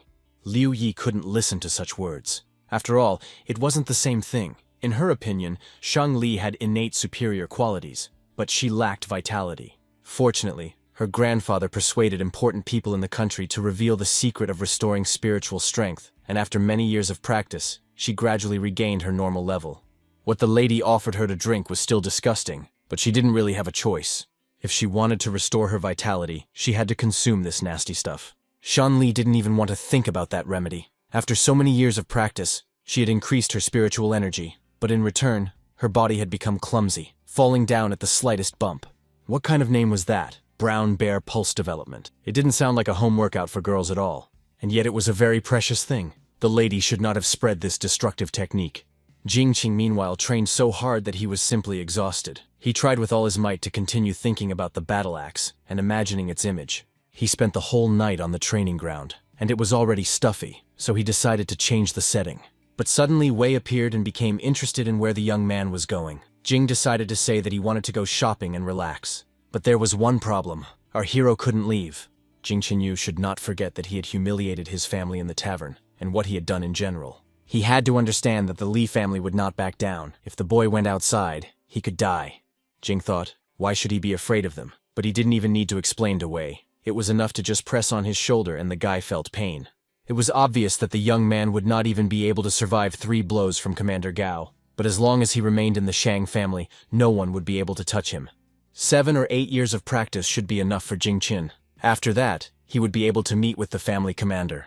It turned out that he would not be able to go outside all these years, and would have to sit locked up and train. Of course, the young man could not accept this. He began to train even harder. People wanted so much to hear his interesting stories, but he was so busy that he couldn't even take a minute's break. Jingqing lived and ate with his battle axe, and always thought of it as his ideal girl. But the real difficulty lay in the transformation of qi and blood. A person with a high level of enlightenment should have been able to do this immediately, but our hero could only do it in the most foolish way. Without rushing and devoting hundreds of blows to it, only with time and effort could he achieve anything. And so, once again, he decided to try the first form of the path, the palm of a battle axe. Yes, he almost managed to cut the pole in half without any problems. Last time, he broke his arm, but he cut the pole completely. This time he didn't break his arm, but he didn't completely cut the pole either. He only had to do this 3 times a day, and it was very harmful to his body. But that was exactly what he wasn't afraid of. He had a huge advantage that allowed him to train until he dropped. 3 times a day was not enough for him. Maybe dozens or hundreds of times a day would be enough for him. But in that case, he would have to train in secret. Otherwise, people would treat him like a monster. So he decided to ignore Wei's advice and started training more than 3 times a day, trying to do it so that no one would see him. The result was important to him, and he could endure everything else. Thinking that he would be isolated from the outside world for up to 10 years, Jing trained harder. Now he spent not only his days training, but his nights as well. These were difficult days, but he was unlikely to regret anything. The bone bracelet not only healed physical injuries, but could also restore qi and blood when he was exhausted. Therefore, our hero could train as many times as he wanted without feeling worse. 5 days later, Wei noticed that the black iron pillars were wearing out very quickly, and the shed was almost empty. The answer came by itself. Early in the morning, Jingqing set out to look for Wei's brother. Our hero had already learned and mastered the first form, so he asked his elder to teach him the second. Wei Yu once said that martial arts is a gradual process, and one should not be greedy for more. Everyone saw how hard the young man was training and advised him not to ruin his health. Jingqing took this as if no one believed that he had managed to master the first form after all. In that case, he proposed a bet to all the guys who probably thought so. If the men lost, today's dinner would be entirely Jingqing's, and if he lost, Jing would work for them all day. The men thought he was bluffing. No matter how talented this young man was, he couldn't have mastered the first form in such a short time. The guys accepted the bet. Jingqing knew what he was offering, after all. He used the bone bracelet too much and had a very good appetite. Jing demonstratively patted the black iron pole, as if to show that he was not faking anything. The young man gathered his thoughts and imagined what he was about to do, and he began to use the first form, the path of the warrior's body. Wei and the other men were extremely surprised that this young man had actually transformed his ki into a huge battle axe. Obviously, his days of training had not been in vain, and he had managed to win this dispute. Rumors of this event spread quickly. The new guy had mastered the first form of the warrior's path in just 10 days. What news? Some people were frightened by such a rapid learning curve, but his potential for martial arts was terrible, as many remembered. Jing listened to all this, but thought it was becoming more and more ridiculous. In his opinion, anyone could learn the technique by practicing it thousands of times. Our hero spent all his time sleeping with a sword, a battle axe, or a copper sword. Ignoring the limits of the body and restoring all damaged bones, this bracelet was truly a cheat. There was blood on his feet and on the ground, iron in his mind. The earth was broken, and the stone was split. It took our hero more than 6 months to master the second form of the warrior's path, the copper leg. He was so addicted to martial arts that he didn't even care about broken arms or legs. It was like a combat addiction. Jing even thought about undergoing treatment, but now was not the time to talk about addiction. He had more serious problems. While training the copper leg, he discovered a crack in his bone bracelet. It appeared very suddenly, and its effects were noticeable. The speed of healing slowed significantly. During those days, Jing used it day and night to restore his depleted qi and injuries. Considering that martial arts were so exhausting in this world, it seemed that even the bone bracelet could no longer withstand it. Jing thought that this bracelet was supposedly discharged, and he should give it a few days to recover, so he ate as much food as he could.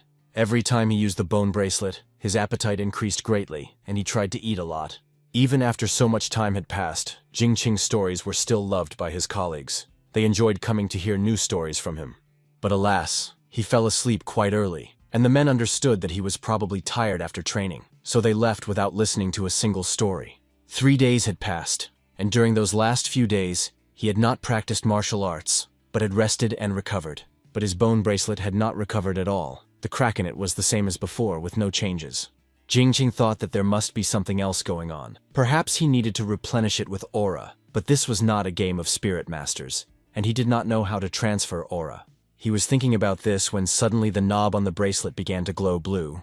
Jingqing felt a strong desire from the depths of his heart, as if something was screaming, "Let me eat her?" It was a very strange impulse, and it was difficult to explain where it came from. Could it be because of Liu Yi's appearance?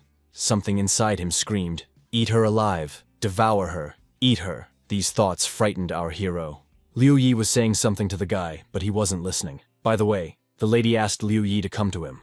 Then suddenly Jing shouted for Liu Yi's sister to stay away from him. The guy was afraid that he might hurt her somehow. He was still in control of his thoughts, but he was afraid that it might become uncontrollable.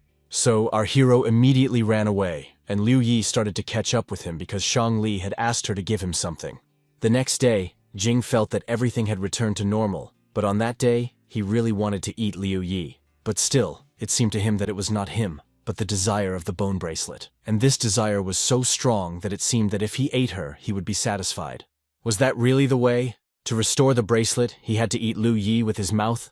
Jing Qinyu found even thinking about it disgusting, and he tried to push these horrible thoughts away. Liu Yi was a very good girl, sweet and charming, and especially a good housekeeper. That's what Wei thought aloud, who suddenly appeared with Jing Qin. Jing Qin was staring at Liu Yi so intently that Wei easily guessed what the young man was thinking when he looked at such a girl. But he had to listen to Wei. The man began to tell him something, and Jing Qin felt the same desire he had felt when Liu Yi approached him. This made him very nervous. Wei warned that Jing Qin would only be able to think about this girl once he had defeated him. But our hero didn't listen to any of it. He was as if hypnotized. His desire to eat Wei was so strong that he couldn't control himself, and Wei was too close. He could no longer control himself and simply reached out to the man. Wei in turn watched and was puzzled. This insane hunger seemed to command him. He touched the man's chest, but Wei still did nothing. This hunger urged Jing Qin to tear him to pieces and eat him, bone by bone. Our hero completely surrendered to this desire and was ready to act. He imagined what would happen if he ate him, because that way he would replenish his strength. But Master Wei snapped him out of his trance. The man was simply bewildered as to how this bastard could touch his chest. Jing Qin didn't even know how to justify himself. He wondered if the master would believe him if he said that his hand had done it on its own.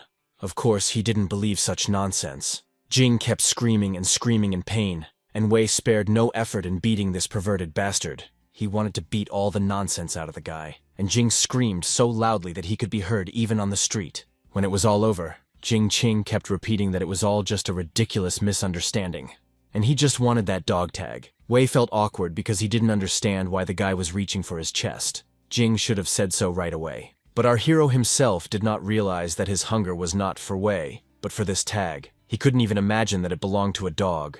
Wei explained that this thing belonged to Shang Li's first dog, the first generation of Da Huang. The question arose, who was the second generation? It was difficult for Wei to answer, but what he said was a request for Liu Yi to pass it on to Jing Qin. Liu Yi asked him to pass it on through Wei because the guy kept avoiding her for some reason. Now Jing understood why she always carried this tag with her. We understood that the lady was being mean, and even though they called Jing Da Huang, he couldn't wear a dog tag, so Wei asked her not to be angry with her about it. The master expected any reaction, but certainly not joy. He had never seen a young man rejoice over a dog tag.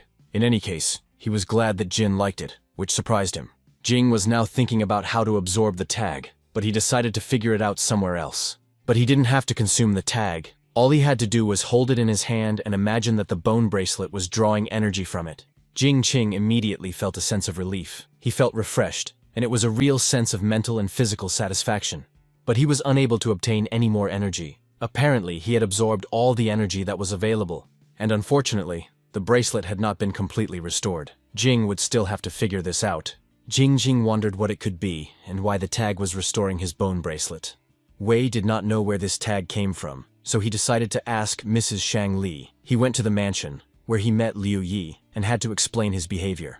Liu Yi was unhappy with Jing Qin's appearance. Neither servants nor guests were allowed into the mansion unless summoned by the master. Since the master was away, everyone was forced to follow the house rules. Jing Qin awkwardly admitted that he just wanted to see the lady because he had some business with her. Jing could not explain specifically what he wanted from the lady, simply explaining that he needed to ask her something. But the young man already knew the house rules. He had to leave now and not think anything bad.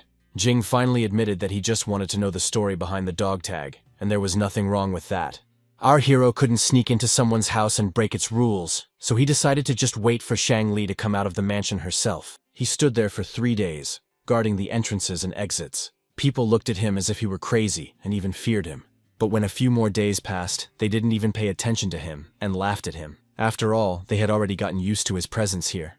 10 days had passed, and the lady still hadn't come out. Jing was tired of waiting, of course, but he had no choice. As he nervously chewed on a straw in his mouth, he heard someone call out to him. Wei noticed that this young man had been hanging around the gate lately, and was probably following Liu Yi, which the master clearly didn't like. Wei reminded him again that any man who wanted to get close to Liu Yi would have to face his fist first. But Jin was tired of being paired with Liu Yi and told the truth, because he saw that Wei liked Liu Yi and was so worried when a man approached her. Although Wei denied it and insisted that he thought of her as a sister, his face gave him away. There was only one thing Jin didn't know. 5 years ago, Liu Yi was engaged to another man, but before she got married, her fiancé died in battle. Her late fiancé was Wei's sworn brother, a handsome young man who was perfect for her. Jin Qinyu was saddened by this, and he would never have thought that she would have such a fate, but he thought about something else. If Wei was now over 40, how old was his brother, if he was considered young and handsome? Wei was furious at such insinuations, because he was only 25 years old this year. Although Jin had always thought that the master was older, it turned out that he was only 5 years older than the young man. Once again, our hero was almost beaten up by his brother Wei, and apparently this caused a lot of gossip. Jin thought that if he returned to the mansion, Liu Yi would be furious, and he didn't know what to do. Every time our hero looked at the bone bracelet, he was afraid that it would break completely. But suddenly, as he was thinking, a bun fell on his head. Jing was already on edge and didn't understand who could be throwing buns around. If no one wanted it, he was ready to eat it himself. But Jing Qinyu shouted, "Don't eat my breast!"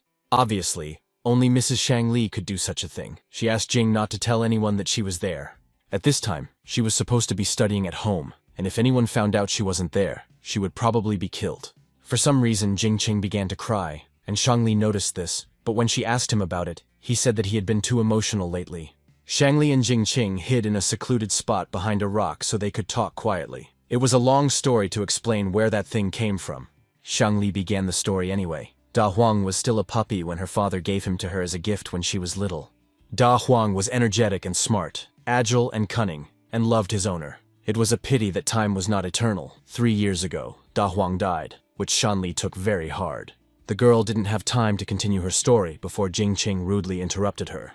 He knew that she and Da Huang were very close, but he was specifically interested in the dog tag. Shang Li noticed that Jing Qing was just like Da Huang, harmful and impatient. But the girl still told him that the tag was a piece of jade that her father had carved from a jade wall at a festival in the city of Yunshun. Shang Li carved Da Huang's name on the jade and gave it to him.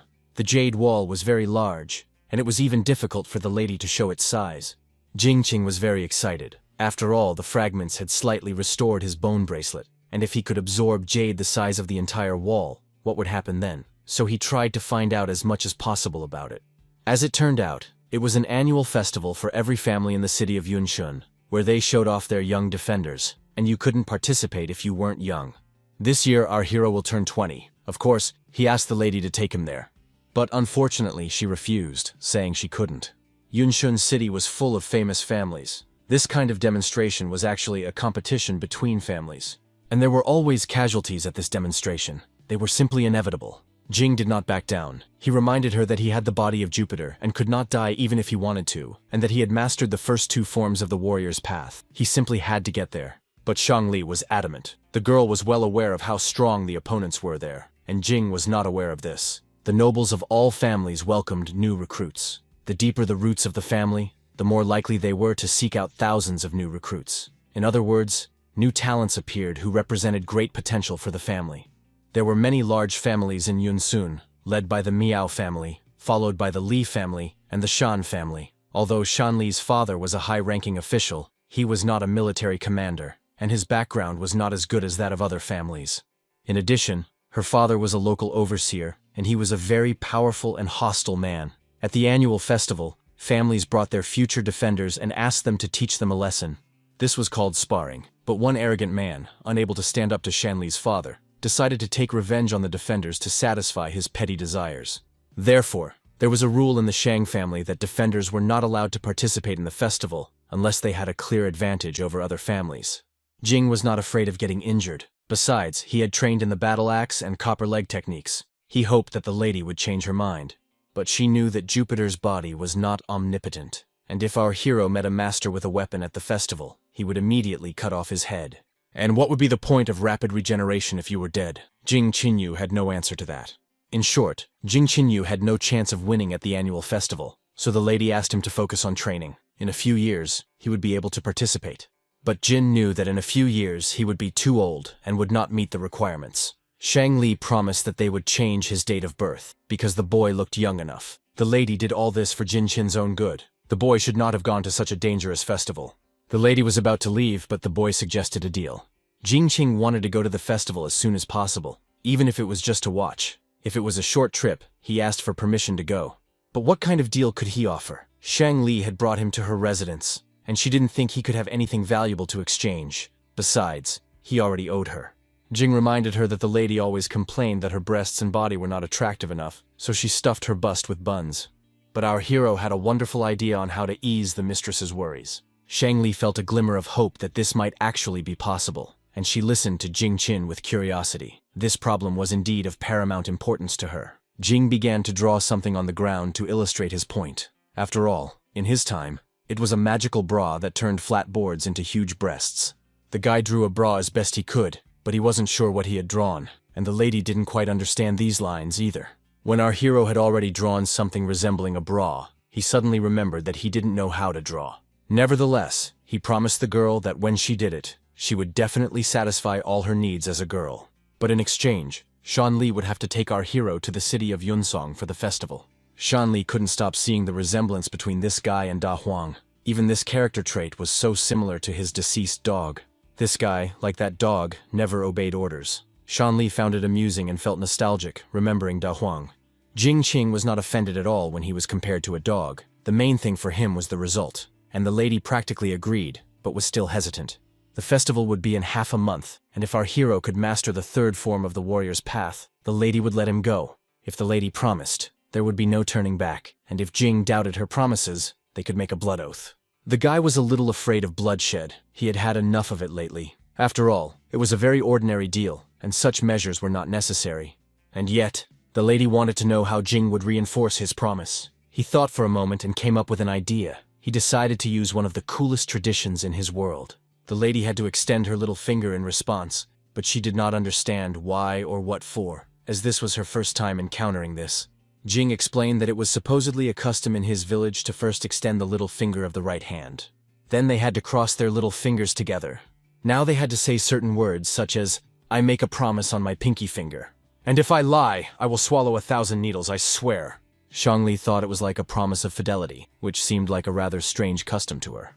Thus, our hero got his way again. Even the lady was ready to give in to his persistence and lend a helping hand. The next day, all promises were backed up by actions. The lady had already informed Master Wei to teach our hero the third form of the warrior's path, which he was not very happy about. Shangli was quite persistent, and despite Wei's lack of understanding, she continued to insist that Jing Qing was a martial arts genius. Then Wei decided to talk to the lady one-on-one, while Jing Qing waited nearby. Wei explained that if he mastered the third form, participating in the annual festival would not be so dangerous. But in order to master it, he would need to reach at least the second stage of the earthly level, and even then, it would take a great deal of effort to master the third form. Shangli knew that the annual festival was dangerous, but Jing Qing still wanted to participate, so he made her an offer she couldn't refuse. That's why she used the third form, which was impossible to master at Jing Qing's current level, just to stop this stubborn man. Wei asked what offer Jing had made to the lady, but alas she couldn't talk about it. Either way, the master had to teach Jing, which he began to do 10 minutes later. The third form was the only defensive technique among the forms. After mastering it, the body became as hard as steel, and no weapon was scary. Having mastered it, one could fight sword masters with bare hands. But this form consumed a lot of ki and blood, so it should only be used in critical moments to avoid sharp weapons. Therefore, Wei immediately moved on to practice, and suggested that Jin use the palm of a battle axe and a copper leg at full force to attack him. Jing Qing was a little scared because he didn't want to hurt his older brother. These were serious techniques, and no joke. But if his older brother Wei said to attack, then he had to attack, and there was no need for many words. Jing Qing agreed, and began to use the first form of the warrior's path. But Master Wei told him to use all his strength, and he felt that he was only using 30%. Jingqing himself began to realize that at that moment, Brother Wei's body was not made of flesh and blood at all. Therefore, he decided to boldly use all his strength to show what he was capable of. This time it was the turn of the copper leg technique. Jing struck boldly because he knew that Wei was far from weak, and yet he failed to harm Wei. But our hero experienced the third form of the warrior's path for himself. He was literally pushed back with tremendous power, as if from a solid shell. At that moment, Wei's masters could not even be wounded, and Jing, in turn, almost broke all his bones when he attacked. The threshold of form, the unshakable shell, is the quality of qi and blood of the second stage of the earthly level. Once this threshold was crossed, success could be achieved quickly, but if the level was even slightly lower, it would be very difficult. Jing had to feel in advance what an unshakable shell was like and continue to train the other two techniques. He should not rush to open the earth level. Every day, qi and blood must gradually fill the body, and this was the greatest skill. If Jing rushed, at best, he would seriously damage his health, or his body could rupture. No one had ever reached the second stage of the earth level in a short period of time, and he didn't need to rush. Jing guessed that this was some kind of scam, otherwise Lady Shangli would not have been smiling so slyly. Nevertheless, he had to make a decision. Jing could take a risk, or he could continue training as before. After that lesson, our hero sat under a tree and pondered as if in a daze. It was an important question for him, and he wanted to make the right decision. Shanli and Wei watched him and thought that the guy realized he couldn't master this form in a short time. In any case, if he didn't master the third form, he wouldn't be able to participate in the annual festival. Shanli decided to leave him and finally asked Wei to tell Liu Yi to prepare medicine for Jing Qin. The boy needed to replenish his qi and blood. Wei noticed how kind the lady was to this guy. It was obvious to her, because he was the same Da Huang as before, so how could she not worry about him? Jingqing thought that the difficulty was not in how to master the technique, but in whether it was necessary to master it. He finally had to decide whether to allow the bone bracelet to be damaged even more. It took others a long time to open the earth level. Jing had a bone bracelet that constantly replenished his qi and blood, so he didn't have to worry about damaging his health. But due to his natural abilities, after the third level, his martial arts path would come to an end. Then, in order to move forward, he would only be able to rely on the bone bracelet. But two of its prongs were already missing. Jin thought that perhaps Jade was capable of not only restoring the bracelet, but also growing new prongs. Jinqing finally made a decision and decided to take a chance. Time was passing, and he needed to get started quickly. Half a month had already passed. Shangli and Wei were worried about this stubborn young man. According to Liu Yi, Jingqing had recently been sleeping in a kitchen pot to visualize an unshakable shell, and the cook almost boiled him. Shangli, in turn, hoped that Jing would not be angry with her for deceiving him like that. She even thought about buying something delicious to appease the young man.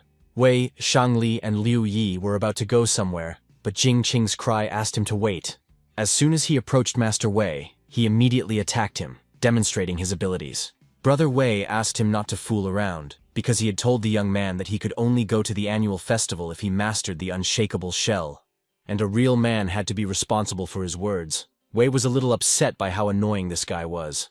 We even considered crippling Jingqing, so that he would lie down for a few more days and think carefully about what he had done. But who said that Jingqing hadn't mastered the third form? The result was obvious. In fact, Jing had done all this so that Wei himself could see the results of his students' efforts. We noticed that the qi and blood had barely reached the required state, but it could be considered that the young man had indeed mastered the form. Only now, the quality of the qi and blood was still locked at the first stage of the earth level.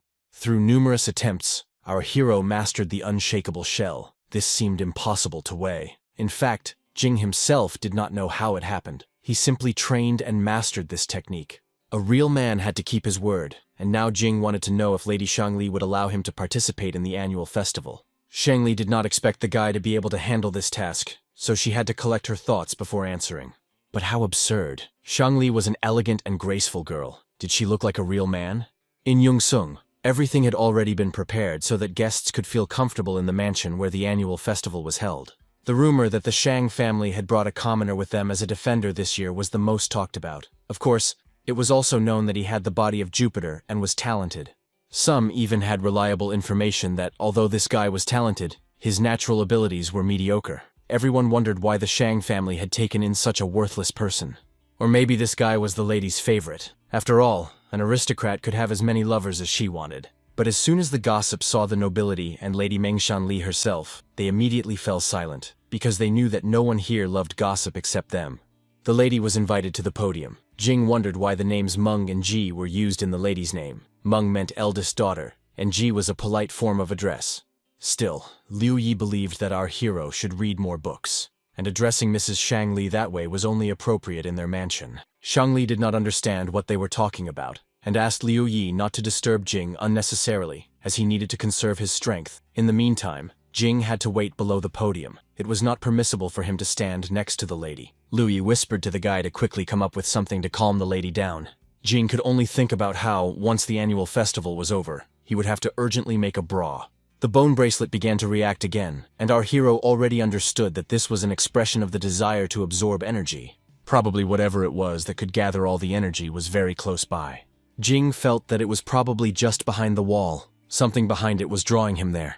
Wei noticed where the guy was looking and explained that there was a jade wall there. Of course, Master Wei had already seen it. Jing Qing wondered why so many young defenders had come here.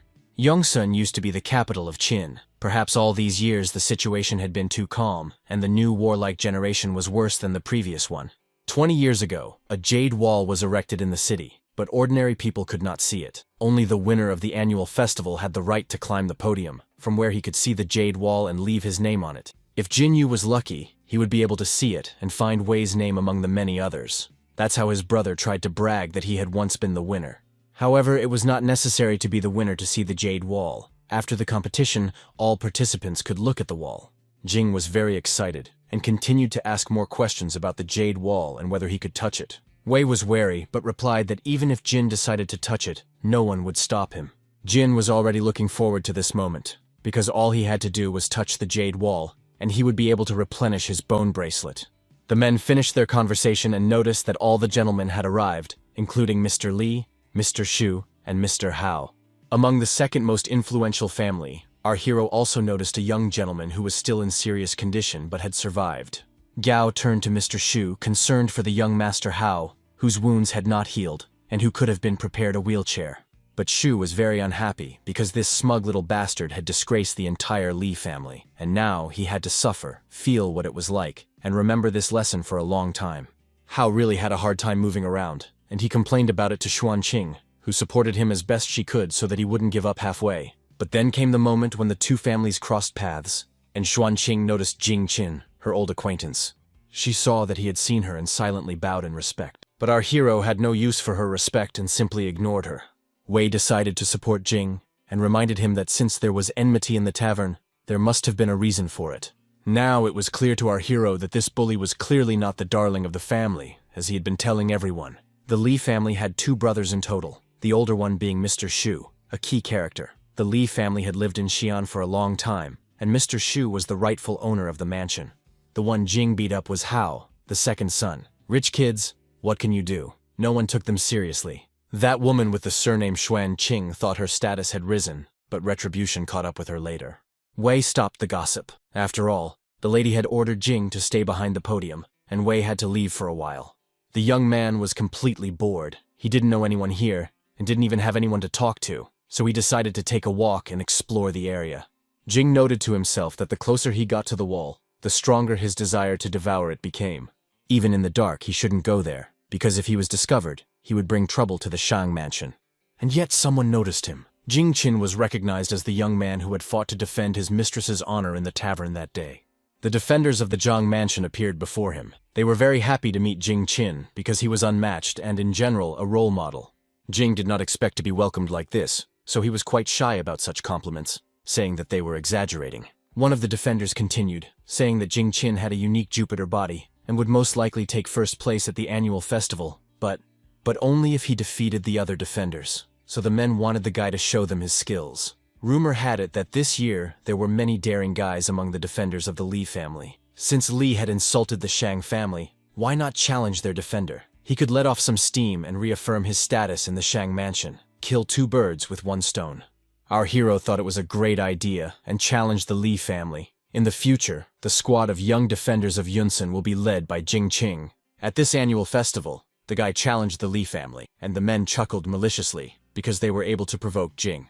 Did they really hope to hear that? Jing Qing wasn't stupid enough to fall for such silly tricks. The men were perplexed because their foolish plan had failed miserably, and now they pretended not to understand anything. Jing understood perfectly well that they wanted to provoke him into challenging the Li family, and thus making enemies of the Shang mansion. It was indeed like killing two birds with one stone. Maybe our hero should challenge these guys? But they didn't like this idea at all, because they just wanted to help the guy and give him some advice. Jing was convinced that he should not expect anything good if they were flattering him for no reason. Did he really look like a fool? Our hero was so bored that he began to attract worthy conversation partners even without an invitation. But why did she come? She explained her appearance by saying that Hao wanted a drink, so she went to get him some water, and suddenly heard the people from the Zhang mansion talking to Jing. She said that there had always been discord between the Zhang and Li families, and they were surely plotting something and wanted to use the young man. Xuanqing just wanted to warn Jin, but she couldn't have imagined that he had already figured out their plan. But our hero was no longer fooled by this free cheese, so why was he being so kind to him? Xuanqing said that she was very ashamed and didn't dare to make any more excuses, but there was something else that the master needed to know. This girl had heard in the Li mansion that the Hu Miao family and the head of the Shang mansion were discussing Meng Shangzi's marriage. But at the annual festival, there were rumors that Meng Shangzi had taken Jining in to make him her favorite. And if the Miao family found out about these rumors, they might take out all their anger on Jingqin, so Xuanqing warned him to be careful. Jingqing was puzzled as to what these rumors were, and whether Mrs. Shang Li was really going to get married. Nevertheless, despite everything, the rumors spread very quickly. At the Hu Miao mansion, Mr. Ziyu learned that Meng Shangzi had chosen a favorite. Once a year for 20 years, an annual festival had been held in the city of Yongsun, and it had already become a tradition. All the noble families of the city gathered at the mansion where the annual festival was held. Their new young defenders exchanged experiences and demonstrated the talents that had made them famous. Jing thought that Shang Li still knew nothing about her upcoming marriage, as she was only 14 years old. Although in that era, everyone got married quite early, but no matter how you looked at it, she was still just a normal, cheerful girl. And she had the personality of a little girl. How could she be given away in marriage? She still had to enjoy this life to the fullest. But the time for competition had come. Over the past few years, many talented defenders had been injured during competitions. Therefore, this year the rules of the competition had changed slightly. Now the participants would no longer fight each other. To test the strength of each family's defenders, they would have to fight the Imperial Phoenix. Who would have thought that it was the Imperial Phoenix? It was a mechanism created by Mo Yuan from Sanyang, which was used to test the strength of the Qin army's soldiers. Wei seems to have understood everything, but our hero didn't understand a damn thing. He had no idea what it all meant or what this mechanism was.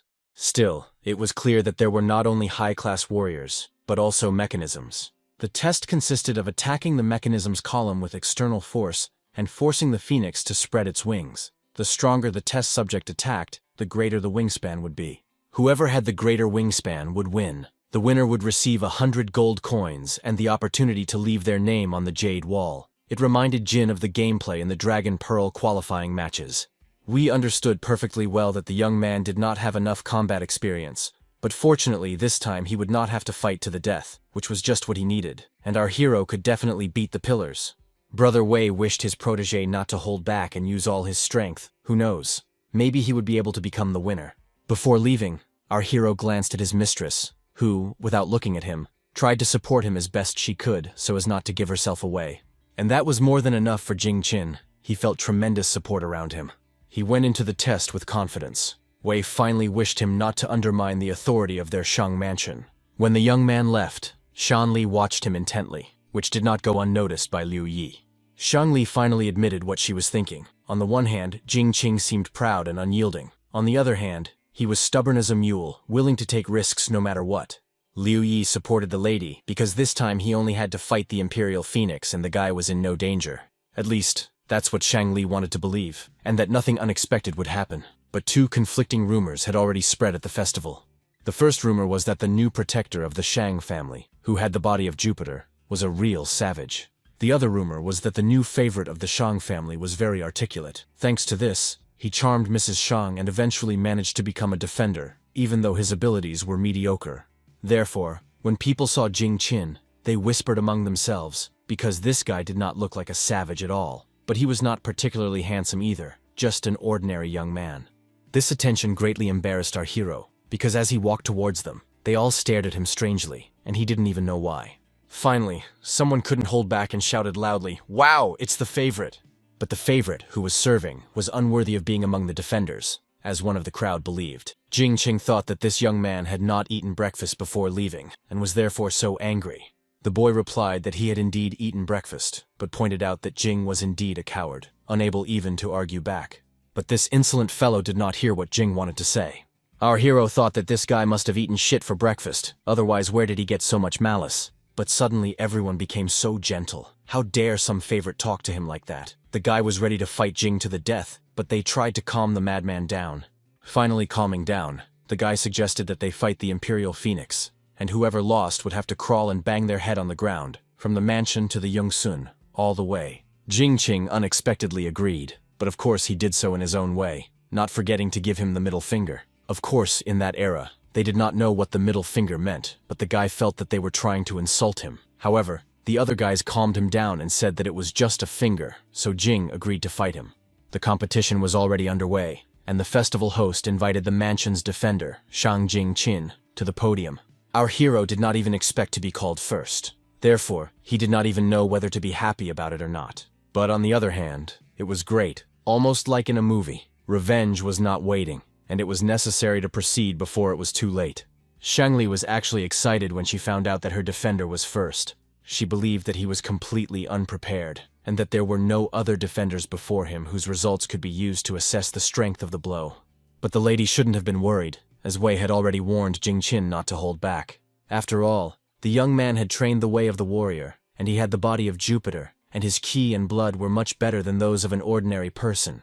Jing Qing was slightly nervous, but he also thought that he just needed to hit the pole, which was not difficult, and in fact, it was his specialty. The defenders of other families constantly insisted that he was the mistress's favorite.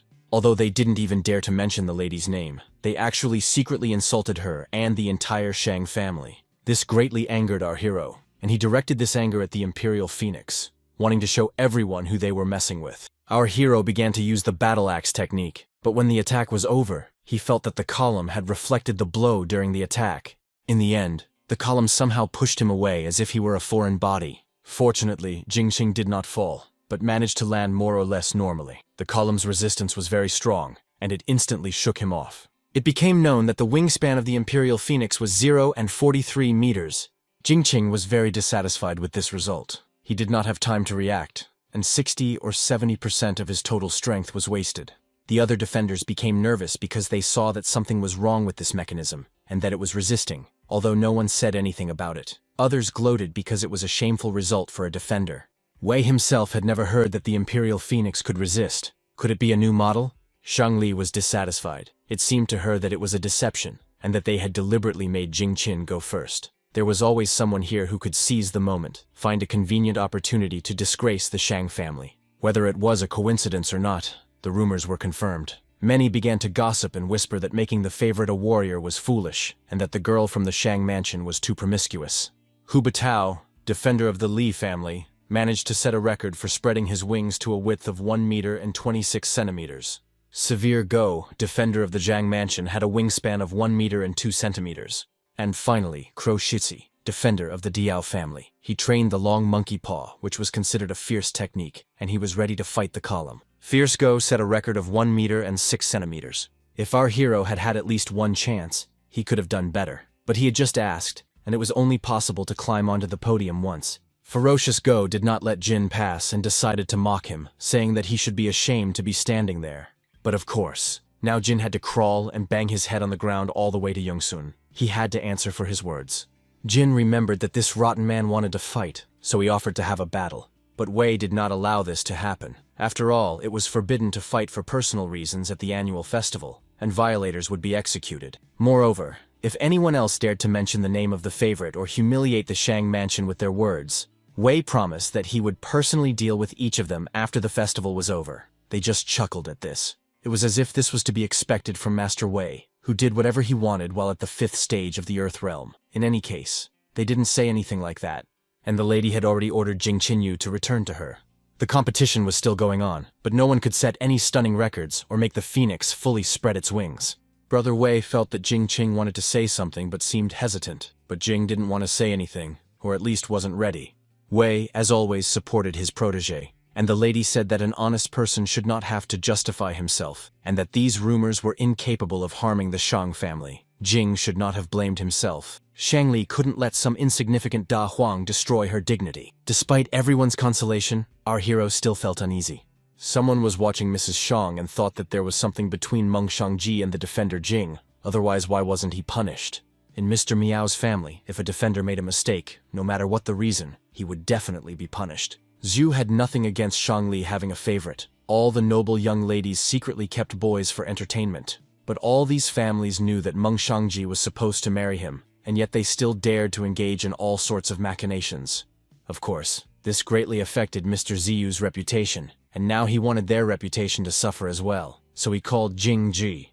At this moment, 108 defenders participating in the annual festival had already passed the tests. The festival host had already begun to announce the best results.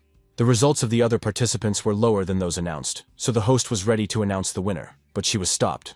Jingji appeared on the podium at the behest of Mr. Ziyu to demonstrate something. For some reason, Mr. Zhang Jingji's appearance caused Wei to feel indignant. Who would have thought?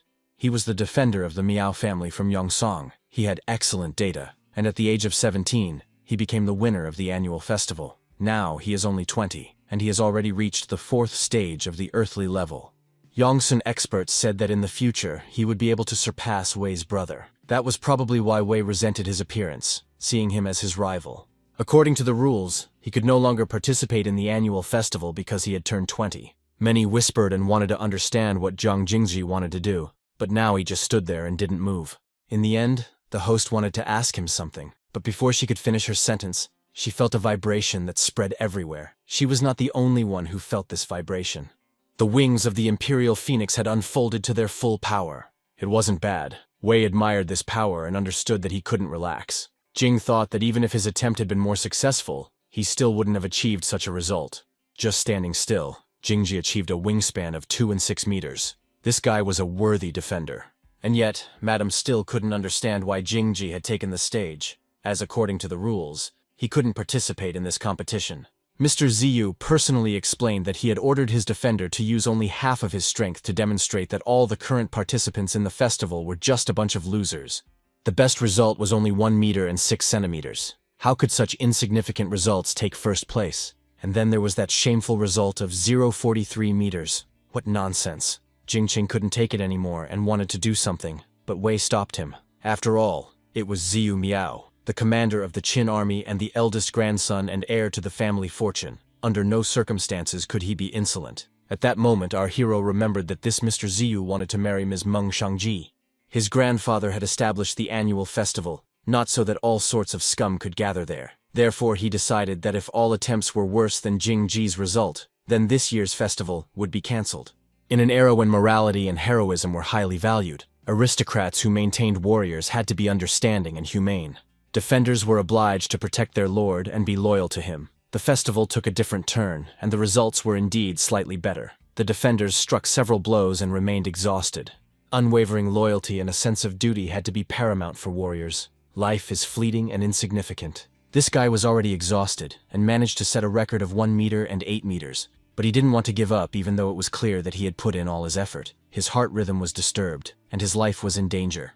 The only way to surpass Jingzhi was to accumulate strength by striking consistently. But the Imperial Phoenix could also accumulate counterforce, and with each new strike, the counterforce increased. However, all of these participants were losers from the 2nd stage of the Earth Realm. They could deliver a maximum of 10 blows, after which they could not withstand it and gave up. The defenders, defending the honor of their families, did not spare themselves or their health. Shan Li believed that loyalty was priceless, but now it was all meaningless. Liu Yi thought that the lady had said this, and if the master found out, he would reproach her again. But Shangli just wanted everyone to be okay. No one should have to make sacrifices over such trifles. That's why she didn't forget to tell Jin about it. He didn't have to blindly follow everyone else. But he was no longer there, and Master Wei asked the lady not to interfere. He didn't stop him because he believed that Jing Qing was a real man, and if he backed down this time, he would have to obey for the rest of his life. That's why Jing Qing went there, and Wei, at his own discretion, wasn't going to stop him. Shang Li did not understand why only someone brave enough to die could be called a good person. Nevertheless, our hero was filled with determination and wanted to finish what he had started. This second attempt was a very sudden opportunity for him, and he did not want to miss it. Upon arriving at the podium and introducing himself, he was allowed to fight the Imperial Phoenix again. The defenders considered themselves gentlemen. They did not allow despicable people to attain high positions and seize power. If the rumors continued to spread, the reputation of the Shang mansion and Mrs. Shang Li could be destroyed. The rumors could quickly disappear. All he had to do was be stronger than everyone else at the annual festival, so strong that the gossips would have nothing to say. Miao Ziyu did not have good intentions, but in any case, he gave our hero another chance. Jing just thought that 10 or even 20 blows would not be enough to surpass Jingji. If he used his unshakable shell, he would not have enough ki and blood to use his battle axe palm and copper leg. And yet, our hero simply decided to use his own body to repel the opposing force. Therefore, Jing Qing decided to use the battle axe palm first, and this time, he decided not to spare himself. Shang Li was very worried about Jing Qing, because he was once again using Jupiter's body recklessly, and this could have dire consequences. The blows continued and did not stop. People began to think that he really did have the body of Jupiter that everyone was talking about. Fierce Go thought that if he had such a body, he could do the same, but Jupiter's body could only help speed up regeneration. The pain from the injuries did not diminish, and here one had to give credit to Jin Qin's endurance and courage. Moreover, if the injuries were severe, they would not be able to heal very quickly. If the wounds increased, even Jupiter's body would be destroyed, not to mention the fact that it would be unbearably painful. To be fair, even if they had Jupiter's body, it was not certain that they would be able to achieve the same result as Jin Qing. The entire floor and the place where our hero struck was literally covered in blood. There was not a dry spot on the podium. Everything was covered in blood. The other defenders already thought that Jing Qing was simply tired of living. He paid no attention to the counteracting force of the mechanism. Was this really Jing Qing from the Shang mansion? Our hero couldn't stop even for a moment because he knew that if his wings dropped, everything would be in vain. So he pushed again and began to strike the Imperial Phoenix with renewed force. He felt that he had very little left, but for others it seemed like an eternity, because Jing Qing had already done so much. In the end, he did not give up and saw his bird take flight. Jing Qing never doubted himself for a moment and knew what he was striving for. He had managed to make the mechanical bird fly. Now the Imperial Phoenix was soaring in the sky. It was too good to be true. But it was not a mirage. Jing Qing had made every effort to make it happen. Once helpless and discouraged, Jing Qing was saved by a lady from the Shang family and then taken into her home. Today, he had the opportunity to take the podium and show everyone Jupiter's body. He had no ulterior motives. He asked for understanding. Mrs. Shang had made him a defender because of his abilities, not because of what they had heard before. Many wondered who had started such silly rumors that Jing Qing was just a worthless favorite. If he was worthless, then who were they? If anyone disagreed with him, Jing suggested fighting right now, after the annual festival. Then it would be clear to everyone who had won and who had lost. He no longer wanted to hear all those ridiculous rumors.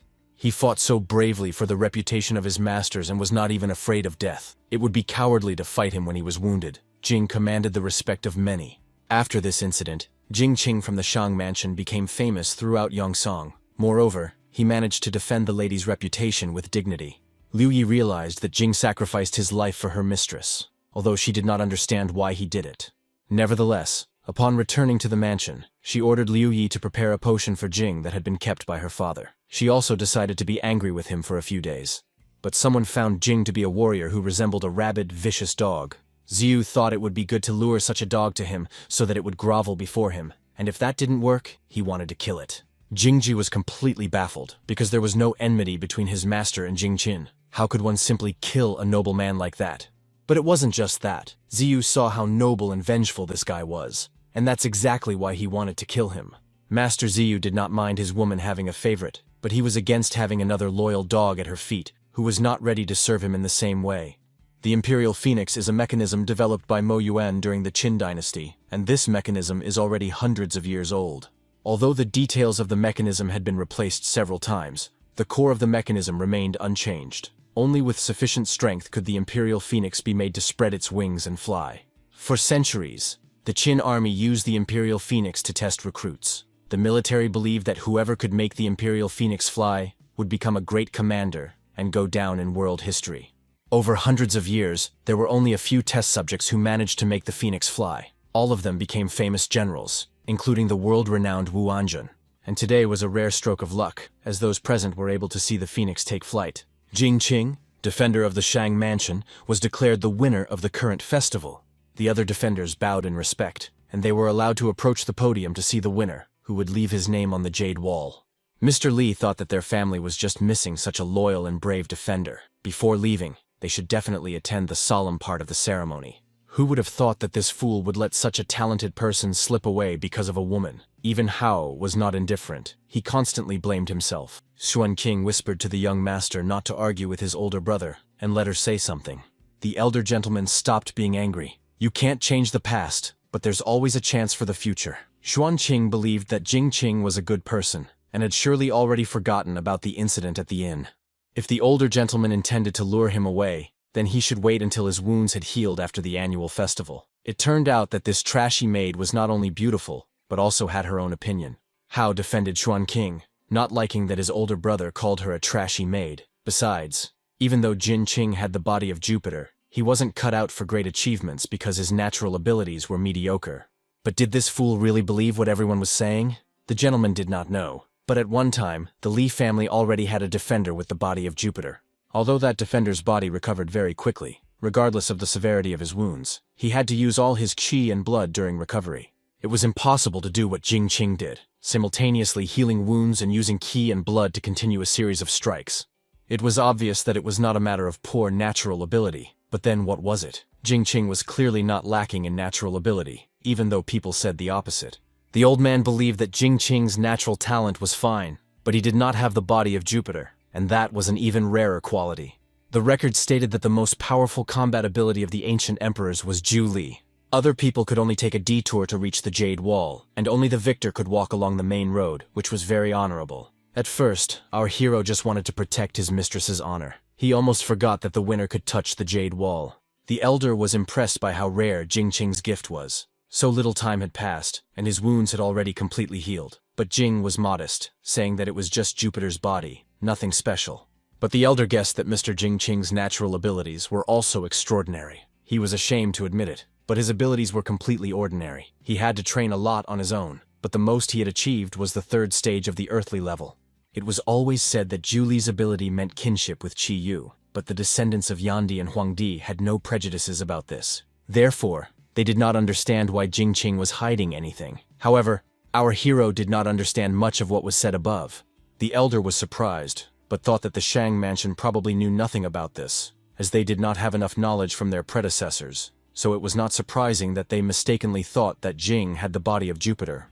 As for the 5 levels of natural data, this is an incomplete classification. Those with the ability of Zhu Li possessed violent qi and blood, as well as extremely strong regenerative abilities, to the point that a severed limb could grow back.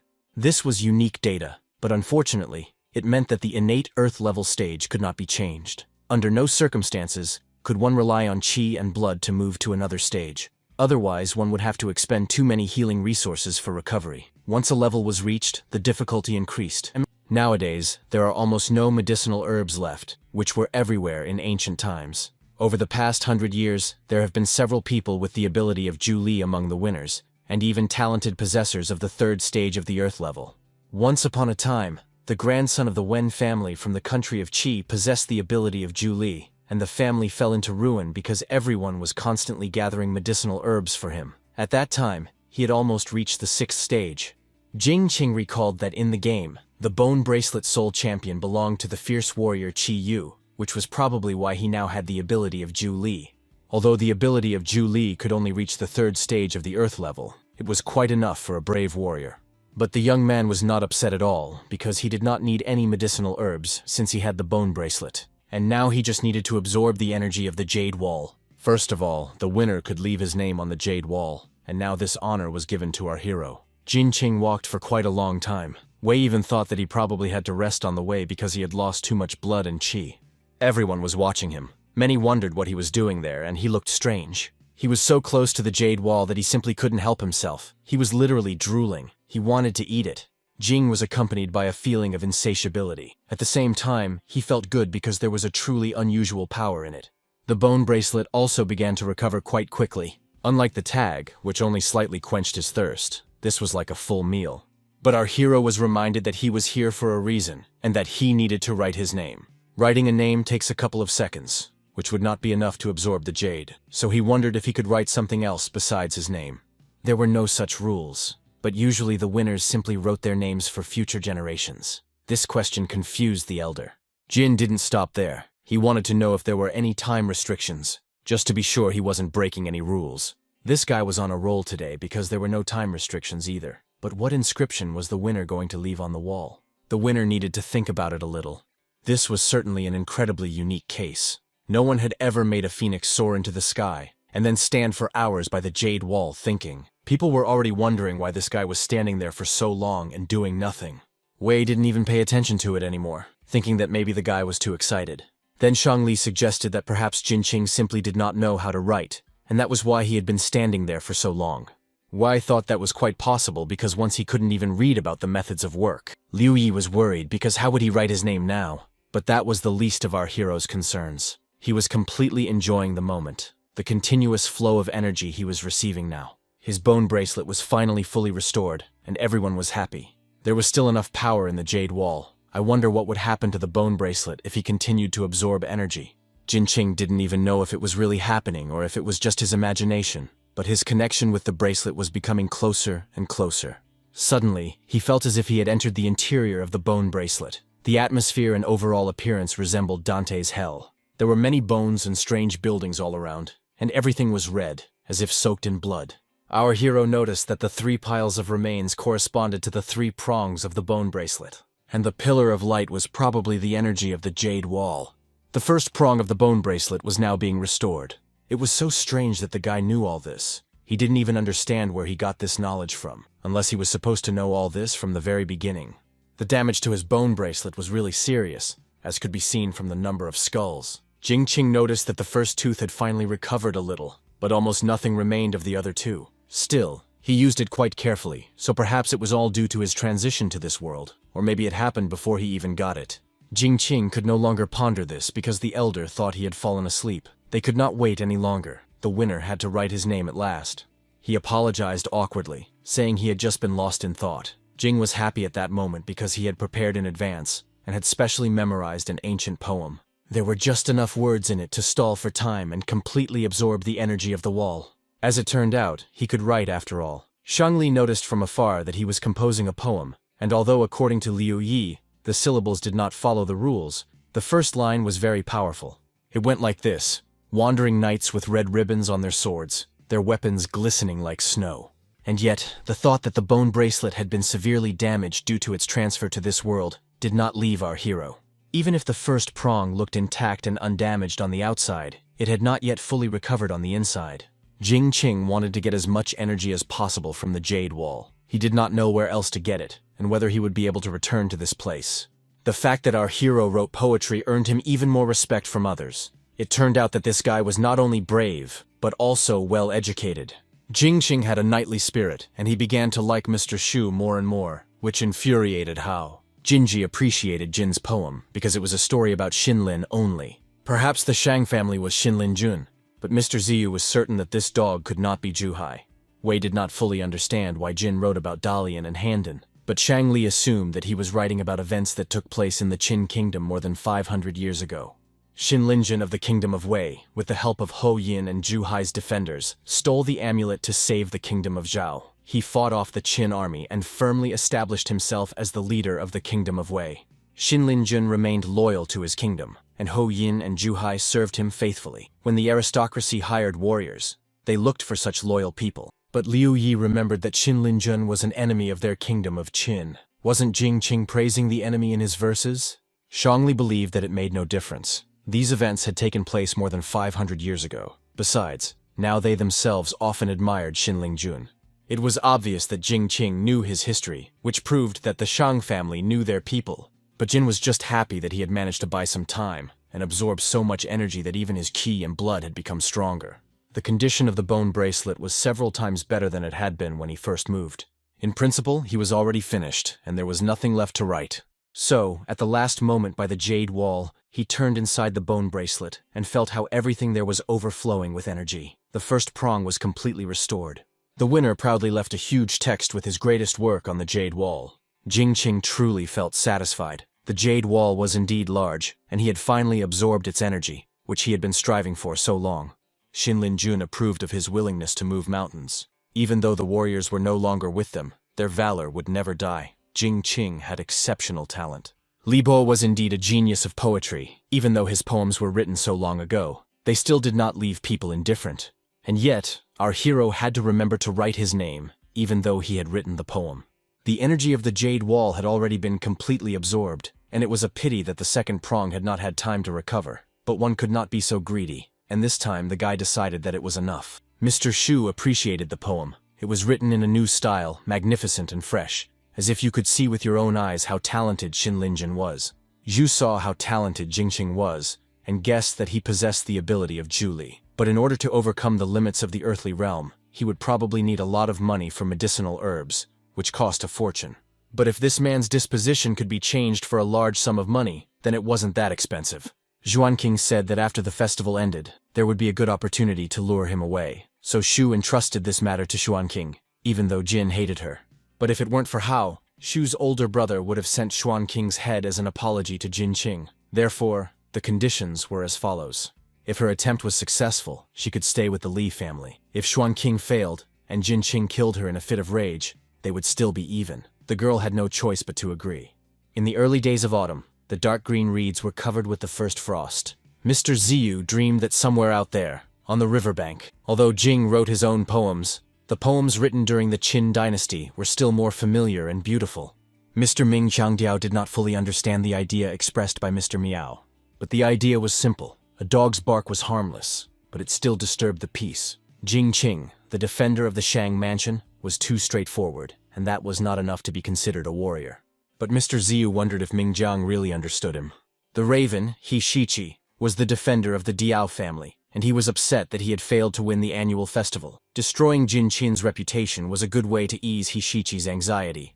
Now the gentleman truly understood that Ming Jiang had understood his words. This showed his determination. But despite all these troubles, Ziyu recalled lines from a poem, and with these lines, he remembered his beloved Shang Li. Meanwhile, there were troubles of their own at the Shang mansion. It was quite difficult for the mistress to support Jin Qin. It took a lot of resources. Shang Li was currently conducting an inventory in the storeroom to understand how much they had in stock in the mansion, and whether it would be enough for Jing to overcome the second stage of the earthly level. In order to buy rare medicinal herbs, it was necessary to spend a fortune and hire people to search for them. Of course, the lady was still angry with Jing. He was difficult to support, and it would have been better if he had some mediocre ability. Our hero became famous throughout Yongsun. Yesterday, the Lin family sent a maid to him to convey that the incident at the tavern had been forgotten forever. The prize for winning the annual festival was also delivered, a whole mountain of gold. But the guy wasn't stupid enough to fall for it. He could see that it was just ordinary brass and didn't smell like gold at all. Gold was very valuable, and with that much, the whole family could live comfortably for several years. Jing had forgotten, but in that era, brass and bronze were used as money, and their value was very high.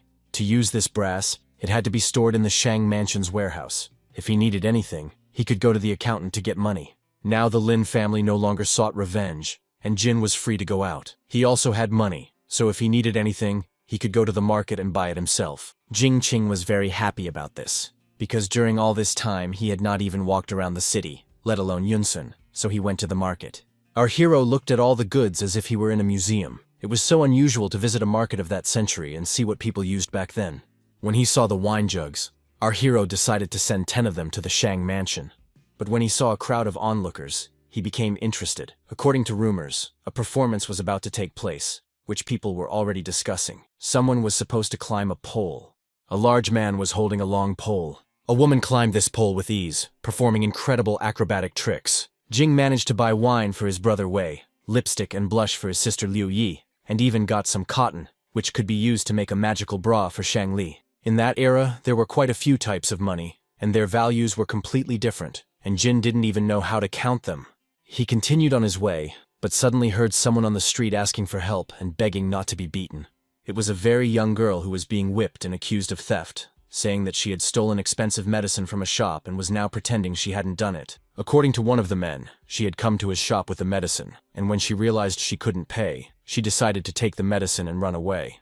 The shop owner ordered his servant to beat her mercilessly, and the servant obediently obeyed his master. But Jin Qing could not bear to watch this, and stopped the offender, catching the whip with one hand in mid-air.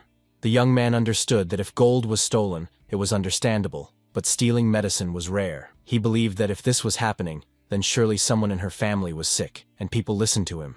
But the footman didn't care. Who did this scoundrel think he was?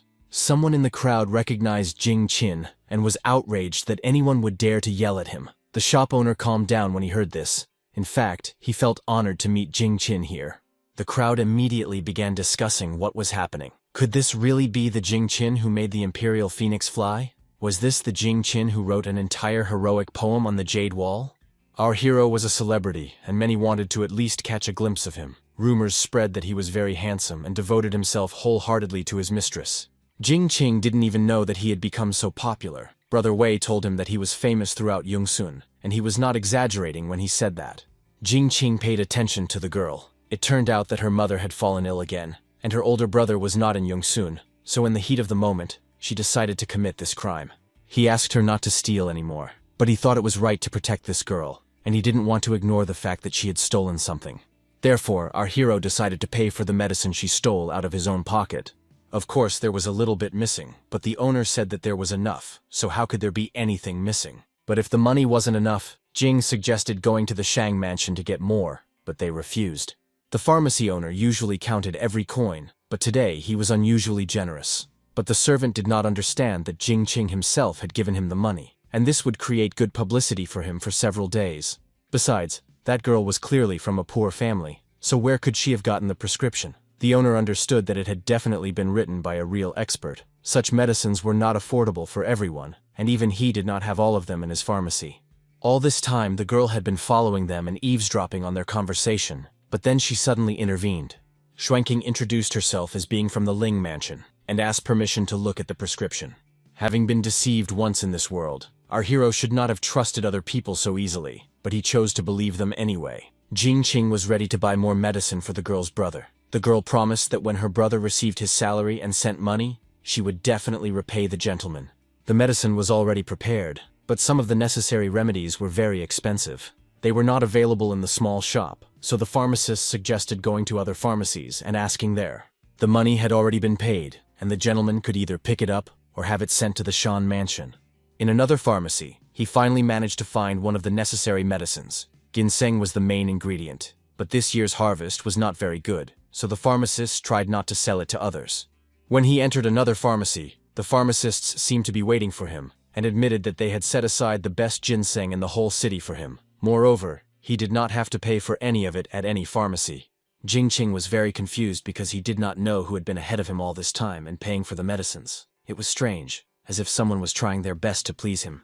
But the answer to this question came to him when an old acquaintance, Xuanqing, entered the pharmacy. Xuanqing guessed that this girl lived outside the city, as could be seen from her clothes. The carriage had already been brought, and if someone at home was seriously ill, the sooner she returned, the better. Xuanqing had only seen that Mr. Jing Qing was helping women and children, so she decided to help him a little. The help was urgent. The only thing the girl asked was that Mr. Jing not be angry with her for doing everything without his permission. The girl's mother had already taken the medicine and fallen asleep. Our hero managed to deliver it quickly with Xuanqing's help.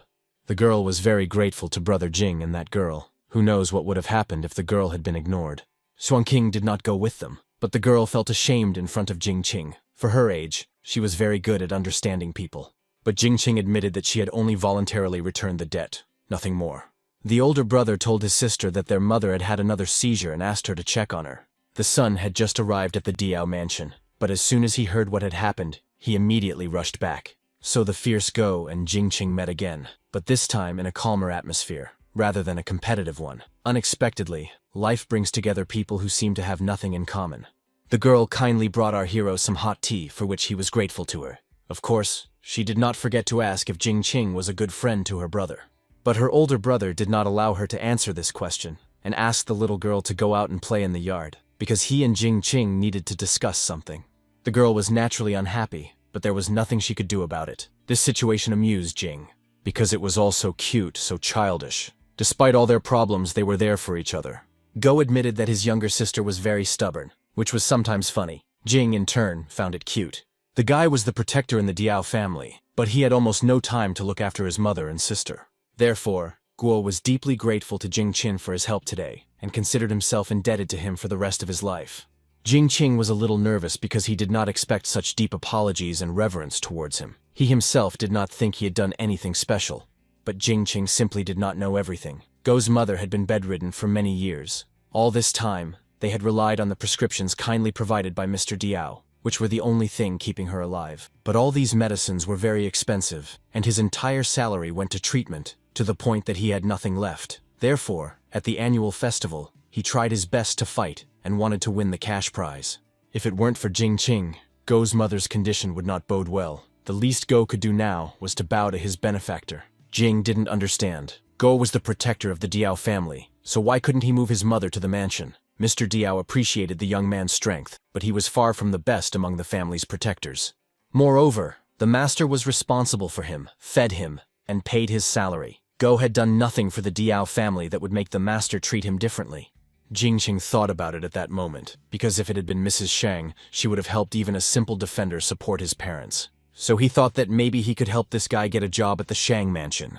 Go was grateful to our hero for everything, but he didn't want to talk about it, apparently because he was too devoted to Diao. Then Jingqing apologized awkwardly, because after all, it was none of his business. Mr. Diao was going to send Guo to Jingqing to arrange a battle, so the guy thought he would be sent to the Shan mansion.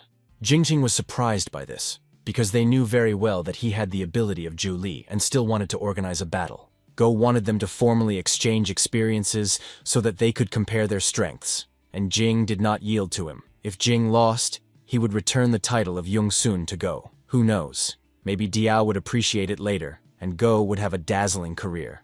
Jingqing understood that the Diao family's intention was to trample on his dignity. He was afraid that the scatterbrain Guo didn't understand this, and expected it to be just a friendly fight.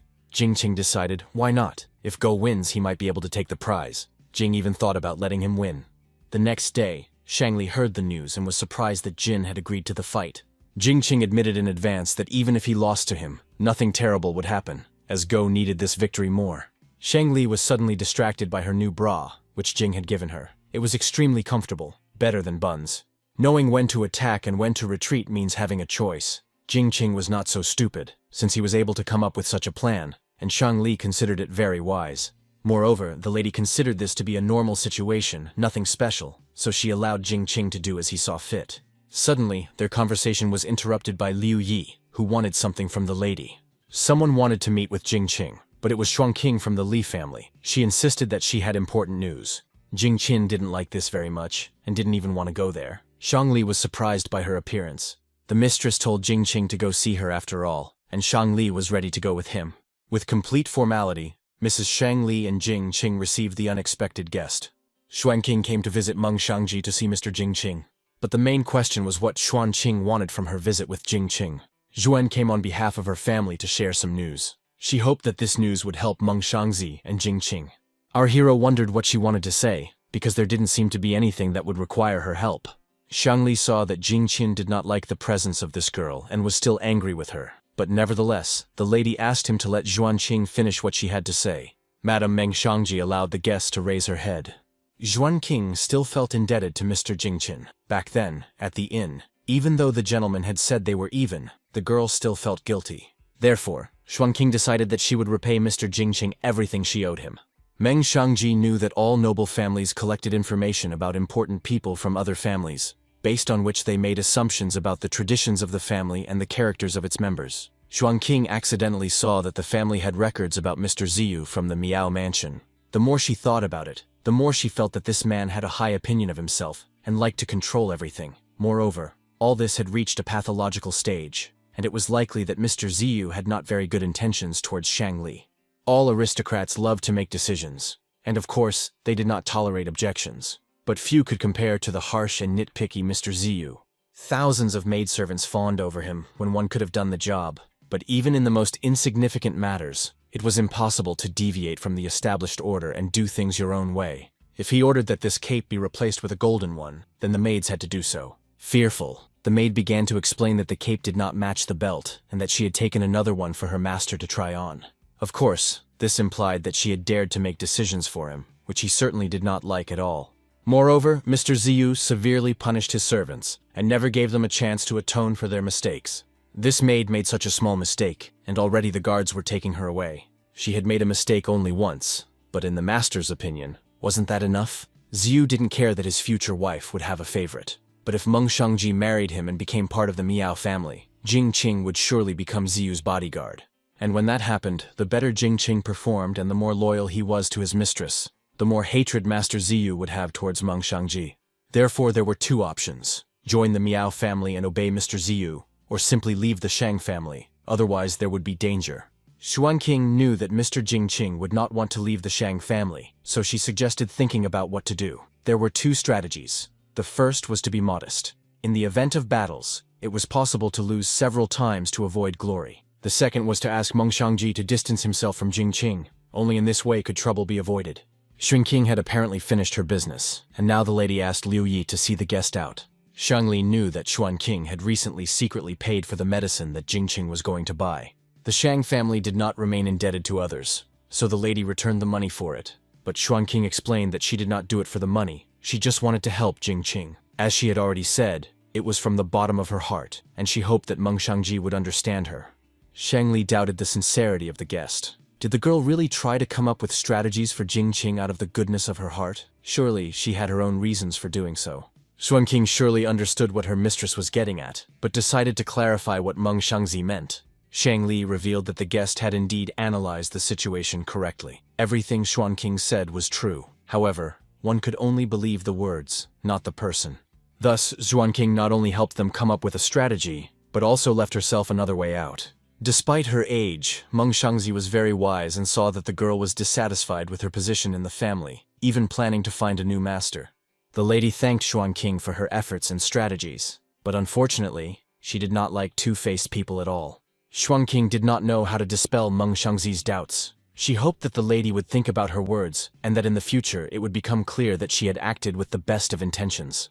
Then Lady Shang asked an unexpected question. Did Xuanqing regret what she had done to Jingqin that day? Xuanqing believed that the past should remain in the past, and that there was no point in discussing it. Shangli heard her guest and understood everything, so she allowed the young lady to go home. Jingqing compared this dialogue to some kind of battle, because he couldn't even get a word in. He wondered if all women talked to each other like this. Shangli was sure that if Wang Xuanqing had a good master for whom she was not just a concubine, who knows what she could achieve in the future. And yet, Xuanqing's warnings were true, and Jingqin really would have to stay in the shadows for a while. He was just about to lose the battle for Guo Shiki, which could easily pass for modesty. Our hero may have trusted Guo Shiqi, but Lady Shangli wanted Master Wei to go with him as well, in case of deception. In addition, Shangli asked the young man not to be sad about all these things related to the marriage. She was sure that after a while they would be able to resolve everything. Finally, the day of the competition arrived. Guo Shiqi set off for the appointed place, accompanied by his beloved little sister. Unexpectedly, a carriage pulled up to Guo Shiqi. It was the manager of the Miao mansion, who had business with the young defender of the Diao family. Mr. Ziyu ordered Guo Shiqi to be brought to him, as he had heard that today, he and Jingqin would be fighting in the arena of different swords. But that wasn't all. Mr. Ziyu also asked me to give something to Guo Shiqi. The young man immediately recognized it as Mo Yuan's secret weapon, flying locusts. Hundreds of iron needles could destroy any body armor. In addition, these needles were impregnated with a special substance that caused the lungs to rot, followed by all other organs. It was known that Jingqing possessed the ability of Zhu and the form of an unshakable shell, but with this thing, the guy would be able to destroy him. Guo Shiqi was outraged. He believed that this was a friendly battle, that they were just going to exchange experiences, and he simply did not understand how anyone could suggest such a thing. It was Mr. Miao's idea, and Mr. Diao agreed. Ziyu was such a generous and magnanimous gentleman. Guo Shiqi would surely have fame, wealth, and other privileges. First and foremost, he had to think about this, not for himself, but for his family. Guo Shiqi must have known what happened to the people who went against Mr. Miao. After these words, the young man looked out the window, for he had been put in a very difficult position. From the carriage, he could still see his little sister, for whom he was responsible.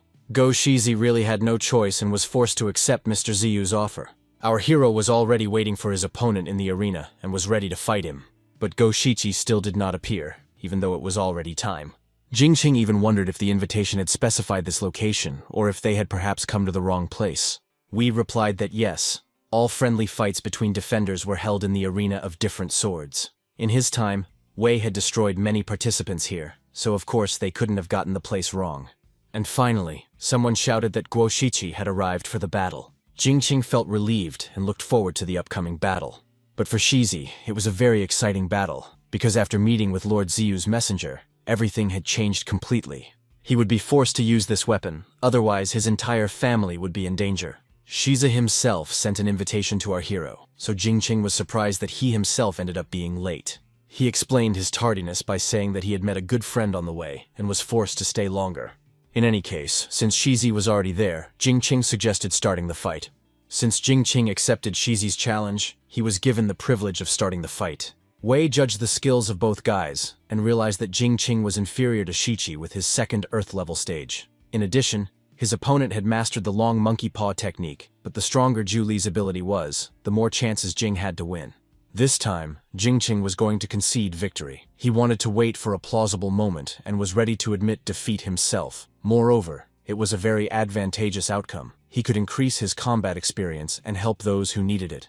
Throughout the battle, Shizi continued to be nervous because he still hadn't completely decided what to do. But for now, he used the second form of the long monkey paw. Jingqing saw that it was too late to use the unshakable shell. Fighting people was not the same as fighting a wooden pole. Apparently, a lot of energy had been spent on the palm of the battle axe. Before striking, Shizi thought 100 times, remembering the moment when he was given the forbidden weapon. Jingqing did not understand why his opponent was hesitating. Was he redirecting his ki and blood? Therefore, our hero had no choice but to use his copper leg. Wei watched the fight closely and also found it strange that Shizi suddenly stopped. In fact, he was struggling internally. He could use needles and win easily, but that would go against his principles. Jing had been kind to him, so would he simply disregard his kindness? But first and foremost, he was the protector of the Diao family, and if Mr. Diao himself wished it, then he considered it his duty to do everything in his power to achieve the desired result. But suddenly, Jingqing noticed Shizi's left hand and thought he had injured it. So our hero suggested postponing the fight, but Shizi refused, because everything was fine. But Shizi continued to think that Jingqing was such an honest and noble person. If it weren't for him, he would not have been able to imagine what had happened to his mother and sister. Jingqing saw that Shizi was very distracted. Those two moves were only for the audience, and now Jing wanted to find a convenient moment to lose. So he pretended to lunge and threatened that he was now ready to use all his strength on the palm of his battle axe. Shiki, in turn, began to use the long monkey paw to defend himself. Jing whispered to him that he would now use his unshakable shell, and Shizi would have to deflect it. Then, taking advantage of the opportunity, he would fall from the arena. Our hero continued to play the role of a man who was about to be defeated. And then the moment came when Jingqing used the third form of the unshakable shell and challenged Shizi. If he could handle this form, it would mean he had won. In any case, if Jing lost to him, it was an indication that he had something to strive for. It did not mean that his techniques from the warrior's body forms were worse than his long monkey paw. Wei and the other spectators were getting a little bored. He didn't understand how long they could keep talking, and Jingqing was taking too long to think. Shiki believed that his second long monkey paw form was nothing more than Gui Feng's iron fist, sudden and invincible. Our hero considered his shell to be no less unshakable. Before striking, Shizi once again recalled moments from the past and the kindness of his benefactor, doubts gnawing at him from within. A warrior must go all the way, he believed. A warrior had to be honest and fulfill his duty. But what about the question of honesty, and what should he do now? People began to get angry, and they did not understand why these guys were not fighting. Had the defender of the family, Diao, lost his nerve? Shiki was beside himself, and now even our hero felt uncomfortable about it. He mentally asked his opponent to do him a favor, and fight him in any way possible. Xuanqing, watching the fight, thought that Shizi had decided to lose. Shiki stopped the fight and said, "I, Guo Shiki, defender of the Diao mansion, admit defeat in this fight." Our hero and Xuanqing thought he had gone mad, because he could have just played along and Jingqing would have given in to him, but he decided otherwise. Jingqing was completely discouraged, and did not understand what was happening with this guy. Wei watched the battle. It was strange to him because Shiki still had plenty of strength left, so why did he admit defeat? The spectators were also shocked, because everyone knew Shizi's temper. Was Jingqing really that cool? In the end, Shizi revealed that this fight was for Jingqing, but he did not consider himself defeated. The guy was completely discouraged and didn't understand what this strange man was talking about. He made the right decision for himself, and suddenly he felt so good and calm, incredibly good. Shizi tried to stop Jingqing, but he was already walking away confidently and apparently had no regrets. Jingqing couldn't catch up with Shizi because he was surrounded by his new fans, who kept telling him that he was a natural talent and would now surely become famous throughout Yunsong. Jingqing could only guess that Shizi had probably given in to him on purpose out of gratitude. He felt awkward because it didn't matter to him at all, but it mattered to Shizi. Xuanqing was surprised that for the sake of friendship, this guy lost everything he had. deciding to pay for one good deed with his whole life, which the girl found ridiculous. Xuan King decided to remember this incident, as it served as a kind of warning to her never to drive herself into a corner. In the battle with Jing Qin in the arena of different balls, Guo Shiqi was defeated. Nevertheless, he was happy for him. Late in the evening, the entire elite gathered at the Diao mansion, where a table was specially set for Ziyu Miao. He was offered the best white wine from hydrangeas, which had been stored in the family for many years. Everything was better for the precious guest from the Miao family. Although Shizi was a defender of the Diao family, the master considered him completely useless and scolded him for his uselessness. Therefore, Diao counted on the generosity of Miao Ziyu. Shizi had been kneeling for 10 hours since he returned to the mansion, but he was lucky that Mr. Diao still had some hope for him.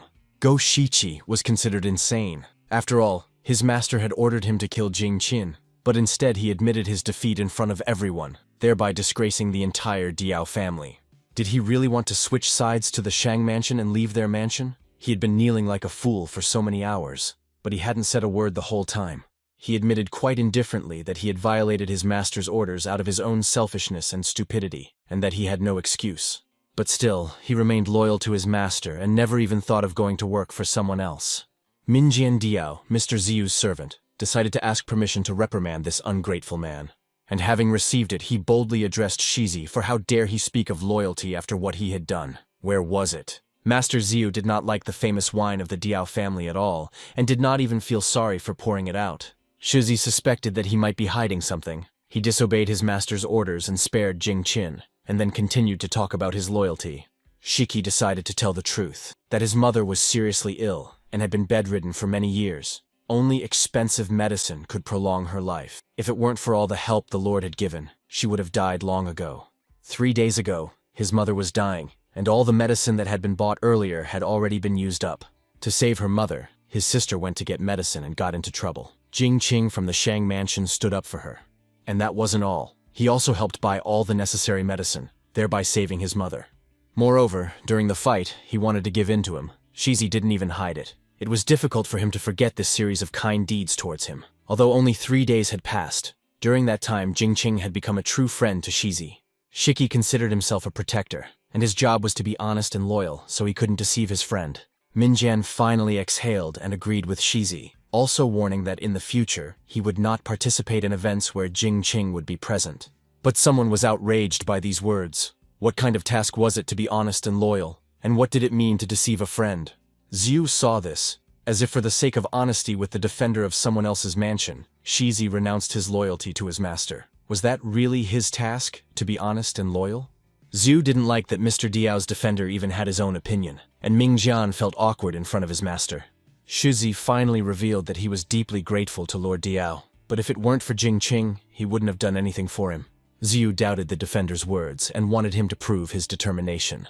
Mr. Diao tried to change the subject, saying that if Mr. Ziyu liked alcohol, he would order another one right away. But alcohol did not interest this man. He wanted to hear and see what honesty and loyalty were. Guo Shiqi was in no better situation than before. In recent days, he had only one source of stress. In any case, honesty and loyalty could not be explained in words. Shiki understood perfectly well what Mr. Ziyu was hinting at. Over the last 10 hours, he had finally gotten to his feet. Without hesitation, he walked over to the sword rack and took one of them. Honesty was also all he wanted. Finally, he asked the master for one favor. Shiki wanted someone to be sent to tell his family that he had been loyal to the end, and died without regret. Diao did not wish him dead, and did not know what to do. Shiki understood that it was impossible to choose one thing over another. For the sake of honesty and loyalty, it was possible to sacrifice one's life. But was it a mistake or the right choice? Guo Shizi ended his life by suicide, leaving behind a little sister and a sick mother. Now the master had to decide what to do with his body. Minjian considered him an honest and loyal warrior, so he wanted to bury his defender with honor. But Ziyu did not agree. In his opinion, Shizi was not honest. He befriended a villain and betrayed his master, and there was no dishonesty or disloyalty in that. The body should be hung in the shopping street to serve as a warning to others. Moreover, since he loved his family so much, Master Ziyu advised that they be buried with him. Diao was confused. He clearly did not want to do this to his protector, but Mr. Miao hoped that he would not disappoint him. Still, the final decision was his to make regarding what to do with the body. Shiki was dead, but Diao was still alive. The master decided that the corpse would be taken to the city gates. He did not want to have any problems with Miao Ziyu in the future. But Mr. Ziu also said that the family members should be buried as well. Would Diao really kill them?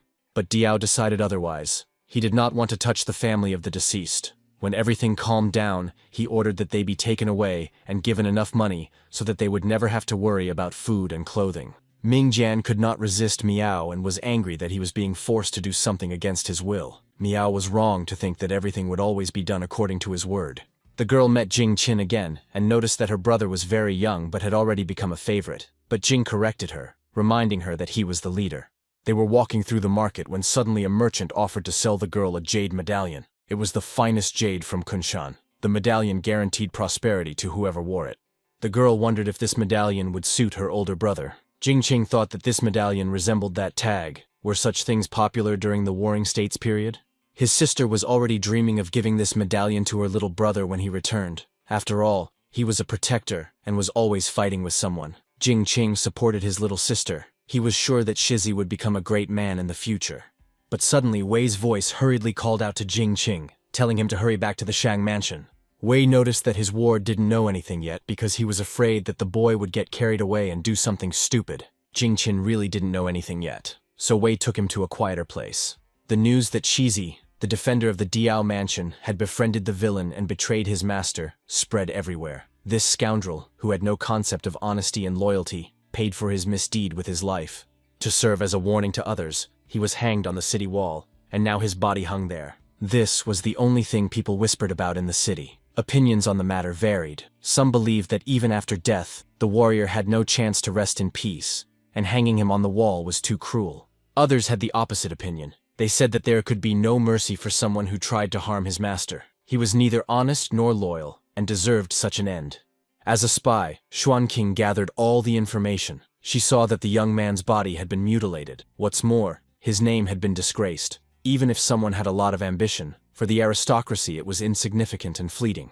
Mr. Li already hated Xuanqing, and if she made another mistake, it would soon be the end of her, so she couldn't do anything. Her sister couldn't believe that her brother was hanging on the wall. She screamed hysterically at what was happening.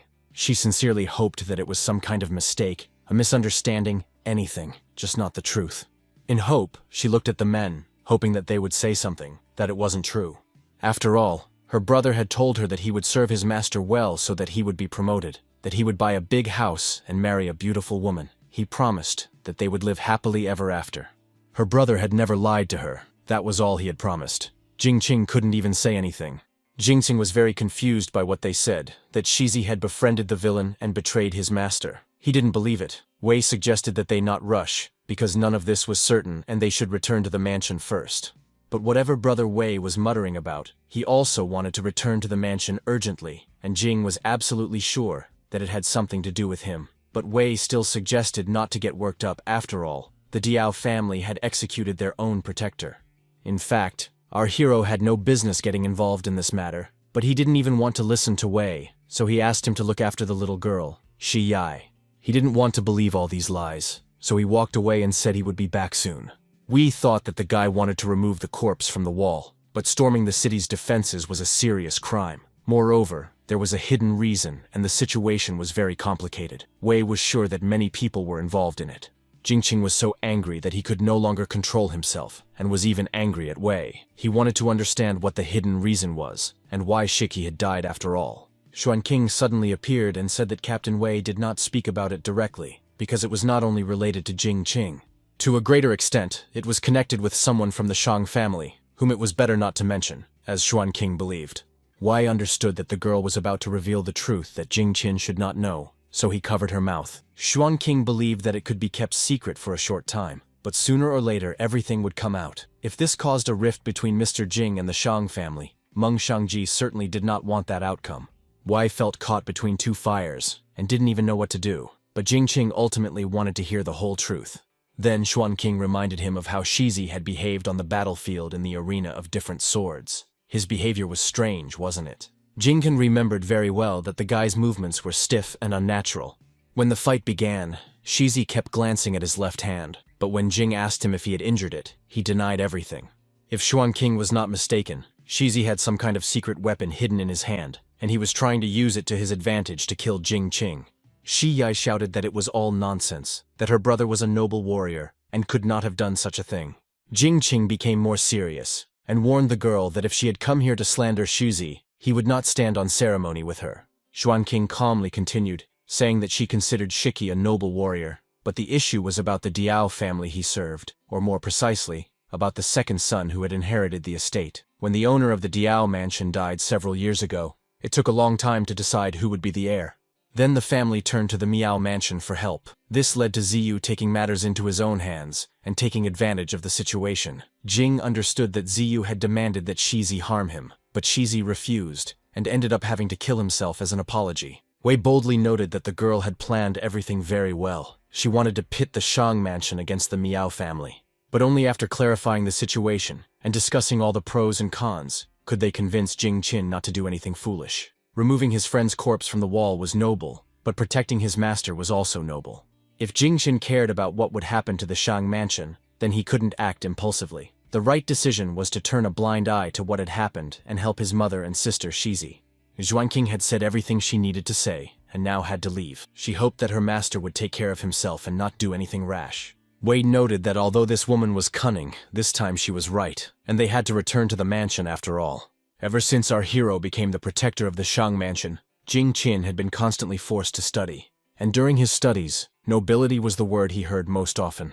Nobility was also what he encountered most often, even when he did not expect to find it there. Jing Qin confessed to his brother Wei that he still did not understand what nobility was, which everyone talked about so often. Was it noble to watch your friend die innocently and do nothing about it? Wei, who had encountered this, replied that it was not. Jing Qin just wanted his friend to be buried, not have his body hang shamefully on the city gates. Wei understood perfectly well that this would be the right decision, and he reluctantly agreed because there were huge buts. But now the question arose, if Wei agreed with Jing Qin's thoughts, why did he stop him? Our hero warned that he knew how to do it right, so that the Shang mansion would not have any problems. Jing Qin also understood perfectly well that Mrs. Shang Li would be angry with him after that. He might not be able to do much, but at least he would bring Shizi's body home. After that, Wei did not stop our hero, so he reached the blacksmith who forged masks without any problems. Jing Qin needed a mask, and he could choose anyone he liked. The guy's hand reached for a mask that had just been made, which was very hot and still being fired. The blacksmith did not have time to stop our hero, and he took the red-hot metal mask directly into his hands and began to bring it to his face. It was incredibly painful, and he couldn't hold back his scream from the temperature of the mask. The only thing he wanted was for the bone bracelet not to heal his wounds. People passing by didn't even know what to think. Jing Qin looked like some kind of madman. No one had any idea why he was doing this. Leaving the mask back with the blacksmith, he borrowed a straw hat from him for a short time. The blacksmith couldn't even object, saying that the respected gentleman should do as he pleased. And by doing this, our hero ensured that no one would recognize him. At the very beginning, Yunsun was surrounded only by water. It was only 300 years later that the city wall was built. Several generations of rulers came and went, and the wall grew to over 30 meters high. Even masters of the 9th stage of the earthly realm did not think about freely entering or leaving. There was controversy at the wall. Shizi had many friends, but also many enemies. His friends could not believe the accusations against Shizi, and fiercely argued with others that this was not the case. Many still did not understand what he had done that was so terrible. If he had indeed betrayed his master, then some were truly ready to turn away from him, but proof was needed. By this time, our hero had approached the wall, where there was complete chaos. Everyone turned their attention to him, because they saw his terrible face under his hat, and they all wondered what his intentions were. Jing brazenly continued walking when he was told that he was not allowed to enter. The guards demanded that he raise his head and not hide his face. They couldn't even understand who he was. Our hero introduced himself as just a servant who had come here for one reason. Jing told the guards that Shizi was his friend, so he asked them to compromise and allow him to remove him from there and bury him. Of course, they demanded permission from the Diao mansion, which our hero did not have. Of course, he didn't even have permission from the regional chief. And since he didn't have any permission from above, how could he remove him from there? What kind of nonsense was that? Spears were raised around our hero to prevent Jing Qin from making any unnecessary movements. If he wanted to live, he had to leave quickly. Jing Qin understood that the guard's duty was to protect, but he also had something to do. In this case, their goals did not coincide, and our hero was forced to go against them. He regretted having to do so, but he had no choice. Alarms spread like wildfire. Our hero's actions were seen as an attack on the city, and they were ready to kill him. Jing Qin was determined to finish what he had started and had no intention of backing down. he told everyone that Guoshizhi was the defender of the Diao mansion. At the annual festival in Yongsun, he defended his master's honor and fought the Imperial Phoenix until he fell from exhaustion. "Wasn't that loyalty?" Jingqing shouted, as if desperately trying to get through to someone. For many years, in order to obtain medicine for his mother, he sold all the property he could. Wasn't that respect? Jingqing was unstoppable. He was determined to win respect for his friend and a dignified funeral. Shiki was noble and honest, grateful for kindness and vengeful for evil. Wasn't that considered nobility? And for that nobility, he was destroyed. But a noble man should not have died innocently. Jingqin's qi and blood turned into a shell that could stop weapons. This is the way of a warrior's body, many thought in the Prime Minister's mansion. The senior guard suggested that this skill was passed down through the Shan family. But it was not only in the Shan family that this skill was passed down, but also in the Qin army. This man's face was disfigured, apparently because he did not want to reveal his identity. Still, it was better for him, and it might even help him. The guard felt sorry for him. After all, he was a good warrior. The troops were forced to take aim and prepare their spinning arrows. At the very last moment, our hero saw those very spinning arrows flying towards him. He did not have time to prepare. His shell was completely destroyed, and he was hit by many arrows. Xuanqing had just returned to the mansion and was already reading a book, wondering what was so interesting about it. Hao happily flew into the room, bragging to his girlfriend that he had bought a fighting cock and paid only 100 coins for it. He hoped that this cock would become an invincible young cock. The elder gentleman ordered Hao to do his homework, but he hadn't written a single letter. But he would punish and blame Xuanqing for this. Hao was somewhat embarrassed that his older brother considered Xuanqing his teacher. Hao asked the girl to continue writing while he went to find someone who would bet on his rooster to win. But he had to be back by 7 in the evening, because his older brother would be checking his homework. Suddenly, a bell rang. It was the city's defense signal. Someone had attacked the city fortifications. Hao was very excited and frightened, while Xuanqing went in the other direction. She remembered that one day Meng Shangji asked her if she regretted what she had done to Jingqing. Jingqing was so honest and noble. How could she regret it? Honesty and nobility often meant a short life. What use were people whose lives were so short to her? Hao was even more frightened because suddenly Xuanqing had become so scary, and he didn't even know what had happened to her. Jingqing was seriously wounded, with arrows piercing through his body, but he was still breathing. Despite everything that was happening, he still burned with the desire to bury his friend. Who could stop him? He was bleeding profusely, but he was still standing. The guards were already frightened by what was happening and did not know what to do next. The chief guard was surprised that the arrows with spiral tips had not killed him. They had no more arrows. They were just guards who protected the area. The alarm had already been sounded. They just had to wait for the troops nearby to arrive. And then even a third-stage Earth Realm Master would not be able to escape, let alone this rebel. Our hero used all his strength and broke through the guards closer to the wall. He used his axe and threw it straight into the wall to use it as a step. Making sure it was stuck in the wall properly, he jumped onto the handle of the weapon with one deft movement. He reached for the body of his fallen friend, cut all the threads, and took the body in his arms. Finally, the lifeless body was in his arms, and the guards were no longer actively fighting. Jingqing knew that Shizi had died because of him, so he wanted to take him home. For him, it was an honor and something he could do for him. But as soon as he started walking, the guards held him back and warned him not to even think about running away. Jingqing politely asked everyone to get out of the way because he just wanted to bury his friend and nothing more. The chief guard thought it was fair for Jingqing to take his friend's body, boldly attacking the city's defenses. Moreover, he was merciful, only wounding the army's men, but not killing anyone, which was noble. Nobility, justice, and courage were admirable qualities in the head of the guard. He believed that ordinary soldiers could not compare to the elite, but they were also obliged to defend the city. And as soldiers of the Qin army, they were not afraid to fight. If our hero wanted to leave, he had to fight to the death. But someone had just arrived, and they were here to escort Jingqin. These soldiers had their duties, but some had their own sense of justice. People could no longer ignore what was happening. Even ancient heroes sacrificed their lives for their friends. Could two righteous men die on the same day? The commander of the soldiers saw this as a rebellion, and the people were ready to die for justice, confident that they would have no regrets. Suddenly, our hero heard the voice of Mrs. Shang Li, who was shouting for them to stop.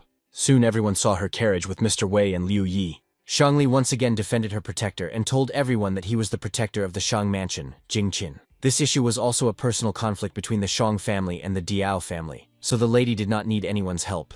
But Jingqing had no intention of accepting the lady's help, and told the little girl not to talk nonsense, saying that he was not Jingqing at all. Shangli quickly shut him up, telling him to look at himself, still trying to bury his friend and then become a fugitive so as not to drag the lady into it. Not to mention that he couldn't hide from the Cheng Defense Army. Miao Zhu could send any master who knew how to track to kill Jing Qing in the wild. If our hero wanted to turn a big problem into a small one, and a small one into nothing, then he should have let the lady figure it out completely. Shangli turned to the commander, explaining that Jing Qing and Shizi were friends, even though they had only known each other for a few days. When he heard that his body had been hung at the city gate, he desperately went alone to retrieve the corpse. Many people were stunned to learn that Jing Qing and Shizi were friends at the festival, and now Jing was heroically trying to remove his new friend's body from the wall. No one expected them to become friends. Therefore, in order not to involve the Shang mansion in this matter, Jing Qing disfigured his face so that no one would recognize him. Even she, the lady, would think that such an act was committed by a noble person. The commander agreed with Lady Shang's words, but attacking the city's defenses and wounding soldiers was an unforgivable crime. Nevertheless, Shangli asked Jing Qing to bury his friend first, and she gave her word on behalf of the Shang mansion that he would surrender afterwards. The commander listened to the young lady, and the soldiers laid down their weapons and let Jing Qing pass. But before leaving, Jing Qing became concerned that Lady Shan's actions would cause problems for the Shan mansion. She replied that there would be no problems. Finally, she told him to go and bury Shizi. Shiki's sister would also attend the funeral, and he should not keep her waiting. Shiki was buried in a remote forest as the protector of the Diao Jingqin mansion. Our hero had achieved his goal, albeit at a high price. The girl still couldn't pull herself together. It was difficult for her to cope with the death of her brother, who was everything to her. Jingqing felt terrible, and hoped that Shichi the Raven was resting in peace. In the end, our hero, as promised, returned to custody and ended up in prison. Meng Shangzi came to visit her defender, which Jing Qing did not expect. The guard kindly escorted her to the cage where Jing Qing was sitting, then left them alone and waited outside the door.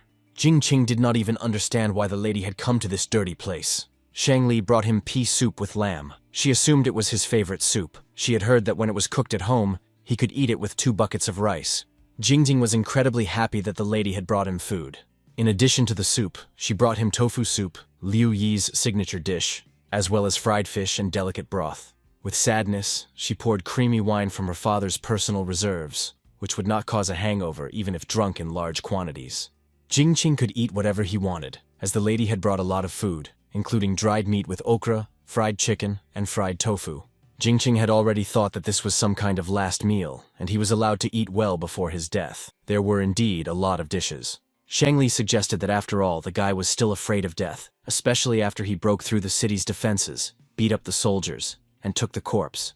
The lady noted that the defender of the Shang family had behaved too boldly, and if she hadn't arrived in time, the crowd would have stormed the city, and then there would have been no turning back. Jingqing did feel guilty towards Lady Shan, but on the other hand, his brother Shizi had died because of him, and he couldn't just stand by and do nothing. But was that really why he didn't tell his mistress anything and intended to take the corpse by force? Jingqing admitted that he knew many influential people were involved in this incident, and of course, he did not want to involve the Shang family in it. Therefore, he decided to remain loyal to both sides, his friend and his mistress. But did he really think that Shang Li was so heartless that she would stand by and watch Jingqing break the law without intervening? Jingqing admitted that he had acted too arbitrarily, causing the Shang family a lot of trouble, but he still didn't understand why the lady was so kind to him. This question stumped the young Mrs. Shang Li, and she didn't even know how to respond. She continued to ponder this question seriously for quite a long time, and still couldn't say anything. But in the end, she had a sudden realization as to why she had acted that way. The reason was quite simple. Jingqing knew how to make bras, and for that reason, Shang Li was willing to forgive everything and help him. At that moment, our hero felt like a dog and a tailor at the same time. But in the end, the lady gave him the things that belonged to him and proved that he worked for the Shang family. While Jingqing could calmly await his punishment and not worry about the rest, Shang Li promised to take him away from there. Before Shang Li left, Jingqing asked her to move his food closer because he couldn't reach it. But this was punishment for Jingqing, and even the lady couldn't help him with that. Jingqing had slipped away to fight and was wounded, so now he was being punished by the lady in this way. Leaving the dungeon, Shang Li thought about how she had really been very kind to Jingqing. And it wasn't because of the bra at all, because she had made a vow to herself 3 years ago. The very young lady Shang Li was about to be killed, and every effort was made to block her way to Yongsun, where she was supposed to return. Many of those who defended the young lady had already been killed, but those who remained alive still stood up for Shang Li. The girl hid in a corner and was essentially left to fend for herself, along with Da Huang. There were too many enemies, and they also had crossbows, so she needed to run. But one of the lady's defenders was killed again, the man shielding her with his body. It was Uncle Wei who was killed in front of the girl. His blood stained her face. The enemy believed that killing women and children was inhumane, but he could not go against orders. He said that Shang Li should blame her father, not him. Her father was too stubborn, and it was because of him that all this was happening. Da Huang couldn't take it anymore and launched an aggressive attack against the enemy. He tried to protect his mistress as best he could, biting the enemy's hands, just so the girl would stay alive. But the enemy was too strong, and Da Huang could only distract him a little and give his mistress some time. Those seconds were too precious for Shang Li to sit there in fear and sacrifice her friend. She grabbed the sword lying on the floor and slit her enemy's throat. So Shang Li, being just a girl, saved her own life. It was her first murder. Uncle Wei and Da Huang did everything they could to protect her, and she, in turn, did everything she could to save her own life. Da Huang and Uncle Wei were already dead and could not be saved. They did not respond to the girl. 3 years ago, the government was in chaos, and the situation in the country was unstable. Her father asked Shang Li to return to her hometown of Yunsong from Xi'an, but he was attacked by an assassin sent by political opponents. The guards fought desperately to protect Shang Li until reinforcements arrived. Da Huang and Uncle Wei, who were responsible for her security, and many others died right before her eyes. Loyalty and justice are the destiny of warriors, and a gentleman must be unwavering, for what else could he do? So on that day, she vowed that she would not let this happen to any of her people again. Finally, she asked the guard to take care of Jing Qin, who in turn admired Lord Jing for his loyalty. After this incident, Yunsun quickly forgot about Shizi, and began to discuss how poorly the city was defended, and Jing Qin himself, who so bravely went against everyone for the sake of his friend. When Jing Qin carried the bodies out of the city, it suddenly began to rain. People believed that the defenders' actions had even moved the heavens. Liu Yi believed that their efforts had not been in vain, because everyone was talking about Jing Qin's loyalty. Everyone in the world attached great importance to loyalty. As long as Jing Qin's name was spread throughout Yongzhong, the ruling circles and the public would discuss it, as he was now on everyone's lips. Jing Qin was guaranteed to be released soon. But it wasn't that simple. Everything was fine with Diao's house. The key lay in the Miao family's attitude. When the Shang family praised Jing Qin's actions, they should not have involved the nobility, let alone Ziyue. Shangli felt that this time she would have to bow down to Lord Miao Ziyue. And finally, our hero left the prison in Yongzhong, as if he had left a resort. Brother Wei came here to pick him up. Of course, he arrived not by carriage, but on horseback. There was no time to wait. They had to set off. Yongzhong was going through difficult times, so the lady helped Shiki's mother and sister leave for a short while. Wei took 2 horses with him, but our hero did not know how to ride a horse, which Wei did not even think about, and was surprised. The 2 men rode on 1 horse, which was like a joke to Wei. How could Jing even consider himself a man after that? Jing admitted that he only knew how to drive a car, and had never even sat on a horse. Wei thought he meant a carriage, and didn't know what to say to that. They quickly reached Shizi's house, where the carriage was already waiting. There were quite a few things inside the carriage. Jing Qing didn't understand why, as there was quite a lot of space and everyday utensils could be stored there. In the past, Mr. Diao and Mrs. Meng Shangji had sent quite a few valuables, and Shizi's mother admitted that they had enough to live on. The mother considered herself old, and her daughter was still very young, so they took only the bare necessities. Finally, she asked Jing Qing to call Shema, because it was time for them to leave. The girl sat under a tree on a rock and felt sad, remembering the old days. She used to sit in this spot and watch her older brother train. She wanted Shizi to teach her, but he thought it would be too much for a girl. They were family, so Shizi promised to always protect her, and she didn't need to learn these techniques. But now he was gone. Mr. Diao sent her a rare book that Shizi used to train with, and Xiao kept it in the hope that one day she too would be able to practice martial arts. Jing Qinyu had to interrupt her thoughts and hurry her along, because it was time to leave. Shema said goodbye to her brother Jingjin, knowing that they would meet again someday. Wei and Jing hoped that they would have a peaceful life. Although the Miao family was powerful, after it left Qin, it no longer had any particular influence. It was already evening, and they couldn't stay any longer, so Wei suggested they return. Meanwhile, the lady decided to go meet Mr. Miao alone, but Liu Yi demanded that they take her too. Shang Li couldn't go unaccompanied, and had to wait for Captain Wei and Jing Jin. But she deliberately sent them away so she could go alone. Liu Yi, in turn, tried in every way to delay the lady, for example, by fixing her makeup and so on, just to stall for time until the men arrived. When Wei and Jing Qing returned, they were outraged that the lady had decided to go to the Miao banquet unaccompanied. Liu Yi breathed a sigh of relief when she saw the men. At first, Shangli insisted that Wei alone would be enough, that he could handle it on his own, but it turned out that he had simply been sent away so that Shangli could go to the banquet alone. Jingqing was very excited and begged Shangli to take him and Wei to the banquet at the Miao mansion as well. Shangli should have guessed that something was wrong when Liu Yi was holding her back. Now she had to take Wei and Jingqing with her, otherwise she simply wouldn't be allowed in. Mrs. Shang always took Wei and Jing with her, but in the end, she had to figure it out on her own, and now she had no choice but to go with them.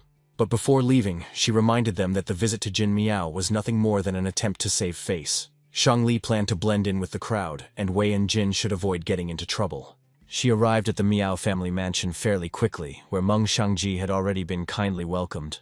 But Wei and Jingqin were not going to be allowed to go any further. Shangli was naturally indignant because she did not understand why her defenders were not allowed to pass. The guard explained that there were many guests, and it was difficult to accommodate everyone, so there were 2 banquet halls. The nobles occupied the main hall, while the other guests occupied the additional halls. Wei was also indignant, because there should not have been such rules, and besides, what if the lady felt unwell? Shangli had already come to terms with this fact, thinking that there was nothing to worry about since all the nobility of Yunsong were there, and it was unlikely that the young Master Zhu would cause her any inconvenience. Meng Shangji was already being escorted further away by the maids of the Miao family, and the guards could not go with her. They were supposed to be in another room, but Wei warned Jin to be vigilant and not to stick their necks out and cause problems unnecessarily. Meng Shangji was the last guest to arrive. All the respected families were already there. She was probably the most eagerly awaited guest at this celebration for Ziyu. A special table was prepared for her as close as possible to Mr. Ziyu. Xuanqing was also there and saw for herself that Shangli was indeed the guest of honor at this banquet. She had been right to convince Mr. Hao to take her with him. Hao heard the girl whispering something and turned to her in surprise, but she did not give him a clear answer. When all the guests had gathered, Miao Ziyu reminded them that they had gathered here today because of an event that had shaken the entire city a few days ago. A defender named Shizi the Raven had betrayed his master. His family had condemned him to death, and his body had been displayed at the city gates as punishment. Unexpectedly, even though the defender was a scoundrel, he had befriended the hero. The hero broke through the city's defenses, seized the body, and buried his friend. What he did could be called noble. Miao Zhu was known for rising from the lowest ranks and respecting loyal and noble people above all else. When everything calmed down after all the commotion, the noble warrior was released. As far as he knew, this man was a servant of the Shang family, a true role model. Jingqing. The guests thought it would be noble of Miao to show leniency. After all, the Shang family was a noble family for a reason. Ziyu proposed to take the first sip of this cup as a sign of respect for Meng Shangji, the second as a sign of respect for Jingqing, and the third as a sign of respect for the honorable virtue of their city. Shangli suggested that Miao Zhu simply wanted to make a name for himself, so it would be good if he just put an end to the matter. Miao Zhu called a maid and asked her to take the rest of his wine to Meng Shangji. Birds flew swiftly in the morning breeze, and the dense northern forest shed its leaves. He did not see his beloved, and his heart was filled with sorrow. Therefore, the young master very much hoped that Meng Shangji would deign to drink with him. With this gesture, he showed that the Shang and Miao families were apparently quite close to each other. Shangli did not like this gesture at all. She took it as if Ziyu wanted to insult her. Ziyu did not respond, but only reminded her that if Meng Shangji did not drink, the wine would get cold. Shangli agreed with her husband's idea. Cold wine really should not be drunk. Therefore, Meng Shangji decided to take her leave, but the guards did not let her pass and asked Meng Shangji to stay. Shangli did not understand what was going on. The entire hall was full of Yongsun nobles. Could it be that Ziyu wanted to publicly imprison her? Whatever anyone said, Ziyu was already tired of chasing after Meng Shangji. Was the lady really not going to take a single sip? He asked the maid again to serve Meng Shangji wine, but Ziyu was already going too far. Hao didn't understand at all and whispered to Xuanqing. Was it really so difficult for the lady to drink wine that there was such a commotion? But there was more to it than that. According to ancient rituals, men and women usually drank wine during weddings. Although the decision to marry was not made so easily, Miao Ziyu wanted to trick Meng Shangji into agreeing to the wedding. This was obvious to Xuanqing, but Hao had to explain such things, even though he had grown up among intrigues and nobles. Xuanqing decided to leave to change her clothes, and Hao asked her to return as soon as possible, because something was about to happen here. Wei and Jingqing were sitting in a strange hall, and it seemed to our hero that all these guys were behaving rather strangely. No matter how much Wei observed, he kept thinking that they were servants of the Miao family, and that there were no other servants here. Wei whispered quietly for Jingqing to think of something so that he could get out of there and check on the situation with the lady. But as soon as he wanted to leave, the guards stopped him again. He said he wanted to go to the bathroom, but they wouldn't let him pass. It was obvious that the servants had been ordered to keep everyone here by force. But why? As our hero stood there, he suddenly saw Xuanqing, who appeared out of nowhere. Jing Qinyu felt as if she wanted to tell him something and was trying to whisper something if he read her lips. And from her lips, he read that Shang Li was in danger, and that he needed to rescue his mistress as soon as possible. Jing Qin was in a dilemma. He didn't know if it was a trap set by Xuanqing or if it was true. Therefore, he decided it was better not to take any chances and check for himself to make sure nothing had happened to Lady Shang. As he ran away, he shouted to Wei that their mistress was in trouble. Jing Qing was perceived as a rebel who intended to break into the banquet hall, and those sitting inside the room hurried to stop this rebel. But how could they leave so quickly? The banquet was not over yet. Wei wanted them to sit down with him and enjoy the wine. It seemed inhospitable that he had come to them, and they were leaving their guest so quickly. Many servants were already running in the corridor, trying to intercept Jing Qin and prevent this insolent man from breaking into the banquet. Suddenly, a girl's voice cried out that a thief had appeared. Xuanqing was a wonderful actress. She told the men that some evil thief had knocked her down and run in that direction. Of course, they believed her and decided to split into two groups.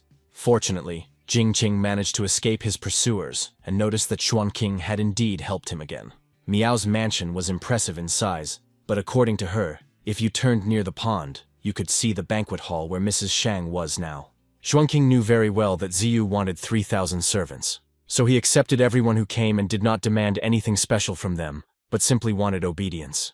Although there were many masters in Sanyan who served the Miao family, here in Yongsong there were only weaklings. Xuanqing helped the Shang family and hoped that Jing Qing was a live fish that would muddy the waters of Yongsong so that she would have the opportunity to push her boat down the river. Suddenly, someone caught her off guard by asking if Jing Qing had jumped over the wall. It was Jing Ji, Ziyu's protector. He was well aware that this girl was a maid in the Li family, so why did she help Jing Qing?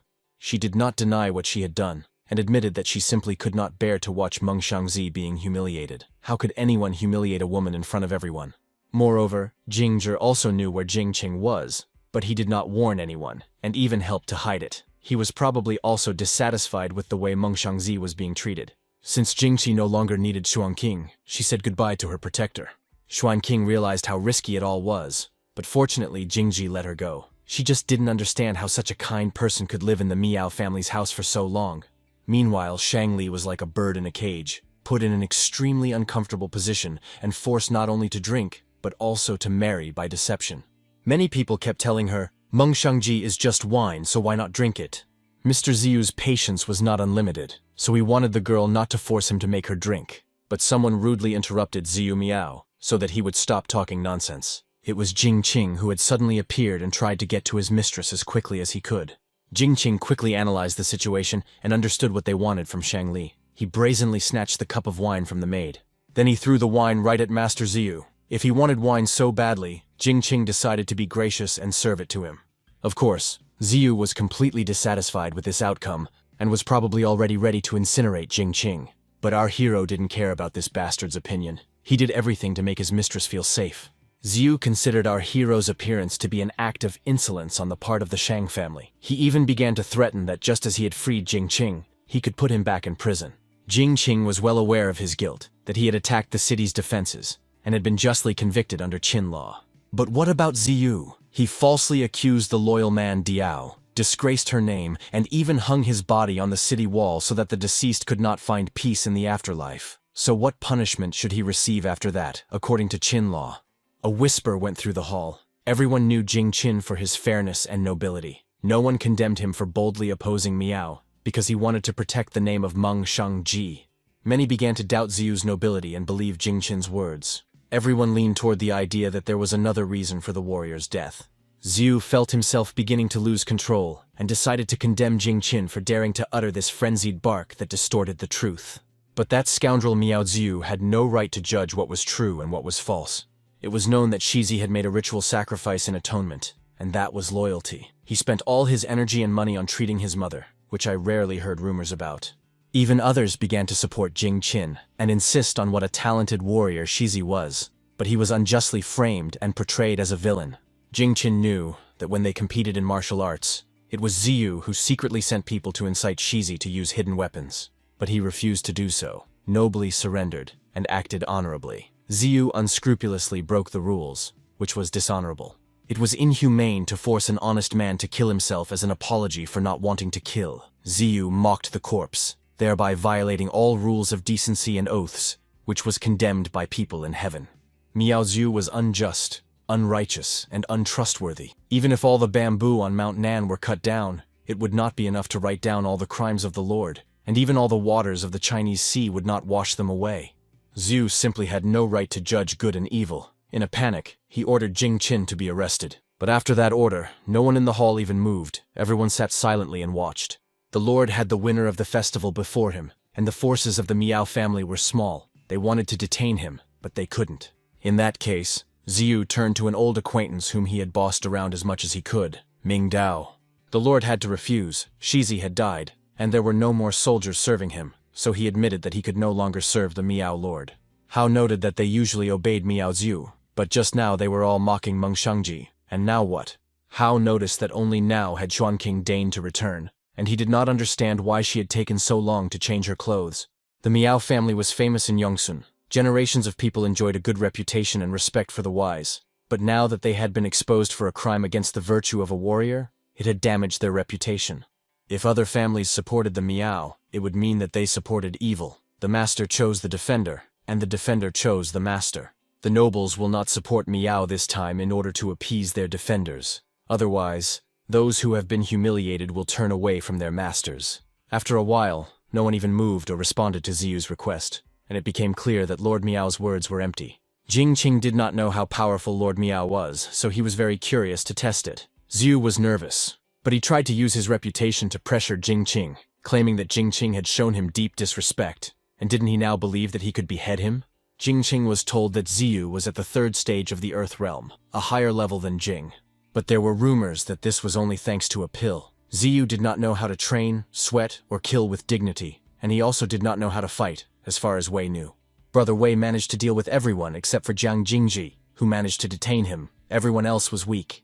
Shang Li decided to counter defenders for the sake of propriety, claiming that it was because of them that Mr. Miao was put in a disadvantageous position. Zhu suggested that Meng Shangji was still afraid of him.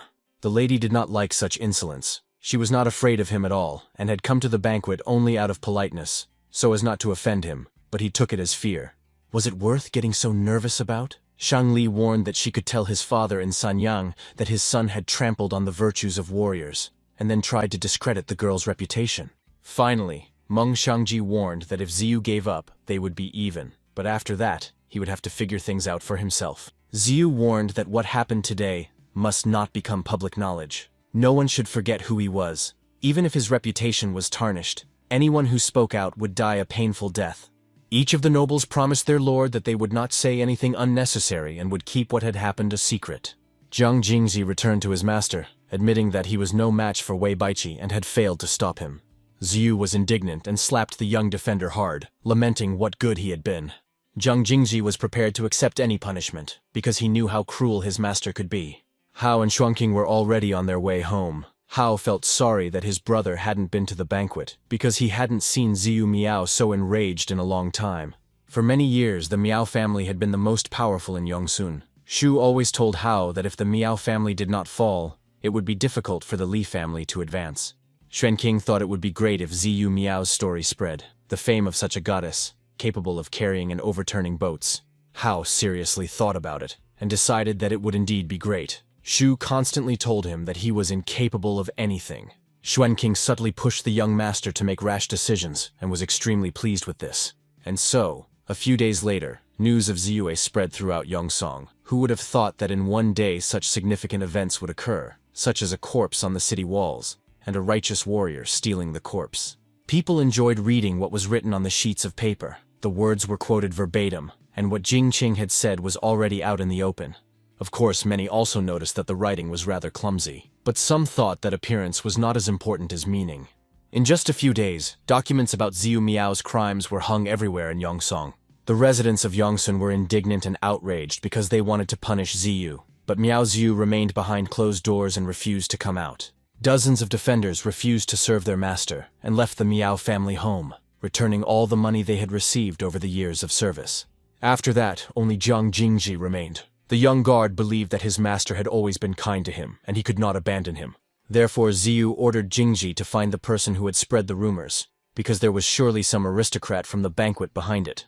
No matter who it was, Ziyu couldn't just let it go and wanted the culprit to pay for it. Zhu rejoiced at the news that the Miao family was weakening and servants were leaving them. Since Ziyu had always relied on the good reputation left by his ancestors, this was bound to happen eventually. But it was not yet clear whether Ziyu Miao would settle the score. But Yongsun was in for turbulent times. It didn't matter who did it, but Ziyu Miao would bite everyone like a mad dog. While discussing this, one of the servants burst into Mr. Shu's room, shouting that something terrible had happened. As it turned out, young Master Hao had been putting up posters and had been caught by the Miao family. Shu was beside himself with this news, as he clearly did not expect such a foolish act from his brother. Zhang Jingji, as promised to his master, caught the insolent man who had been putting up all these posters. Hao had insulted the Miao family by spreading slander. Mr. Miao asked to convey the message. I hope that Mr. Shu will take care of this person, and the answer will come in a few days. Zhang Jingji did everything that was required of him, so he took his leave of his master. Shu was taken aback, but he tried to keep his composure and conveyed his gratitude to Mr. Ziyu, and asked him to see Jingji out. After everything that had happened, Hao was confused, and didn't even know what to say to his older brother now. Shu did not hold back his anger. His younger brother was a nobody and had caused problems for their family. Hao had never seen his older brother think about anything other than overthrowing Ziyu Miao, so he decided to help him. But what kind of help could there be? Hao had been exposed, and now his mistake would seriously harm the Li family. The elder tried to calm the situation down, although the young master had incurred the wrath of the Miao family. Once things calmed down, they would be able to resolve everything. Xu decided to punish his younger brother for a whole month. He would have to copy 6 secret teachings every day. Moreover, without the rewritten manuscripts, Hao would not be allowed to return to him. Hao was frightened and hurried away to his room. He had a long road ahead of him to redeem himself in the eyes of his family and brother. Xu was really nervous and could only guess what Ziyu Miao's next move would be. Xuanqing acted as if nothing had happened, caring for her master and bringing him dinner. But Hao didn't want anything at all. It had been a stressful day for him, and he didn't even have an appetite. He wanted to help Shu disgrace Ziyu Miao's family, but in the end, he was caught and, for some reason, was now being held captive. For the sake of propriety, Xuanqing decided to say that it was all her fault and that she should have stopped the young master. Hao didn't want the girl to cry because it wasn't that she hadn't stopped him. Hao blamed his brother for not giving him real power, but no matter who was in charge, he would still have to put up the posters himself. Xuanqing was worried that now the two brothers would hate each other, but Hao was sure that everything would be fine. Every time something happened, Shu would get angry at him, but he would forgive him anyway. Yu spent every evening training, and it wasn't hard for Hao to find his brother. The young master felt very awkward, but he was brave enough to come and apologize to his older brother.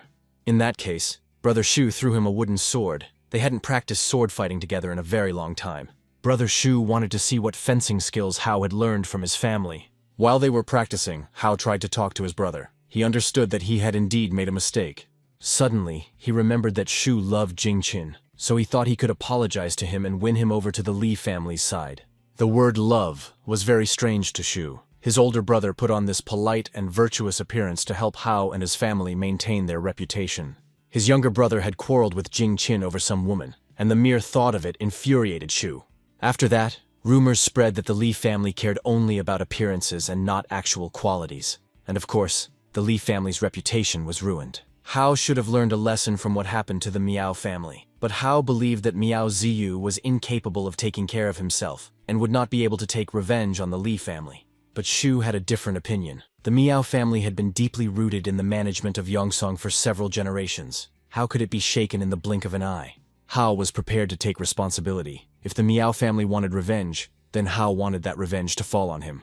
But in response to these words, Shu only laughed. How could his brother deal with such problems? Hao was carefree and had only trained in military affairs in a haphazard manner. But even if he behaved unworthily, he should at least have a sense of duty. And he still dared to talk about responsibility. Hao felt all of Shu's power in this battle and begged for mercy. Hao was Shu's younger brother, so Shu spared him. But if his brother saw Hao wandering around somewhere, he would have only himself to blame.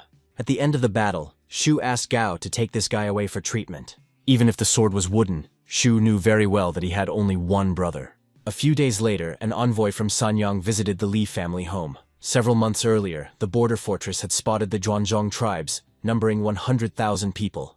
Therefore, His Majesty specifically ordered the son of Minister Li to lead soldiers beyond the Great Wall of China to investigate the enemy's position.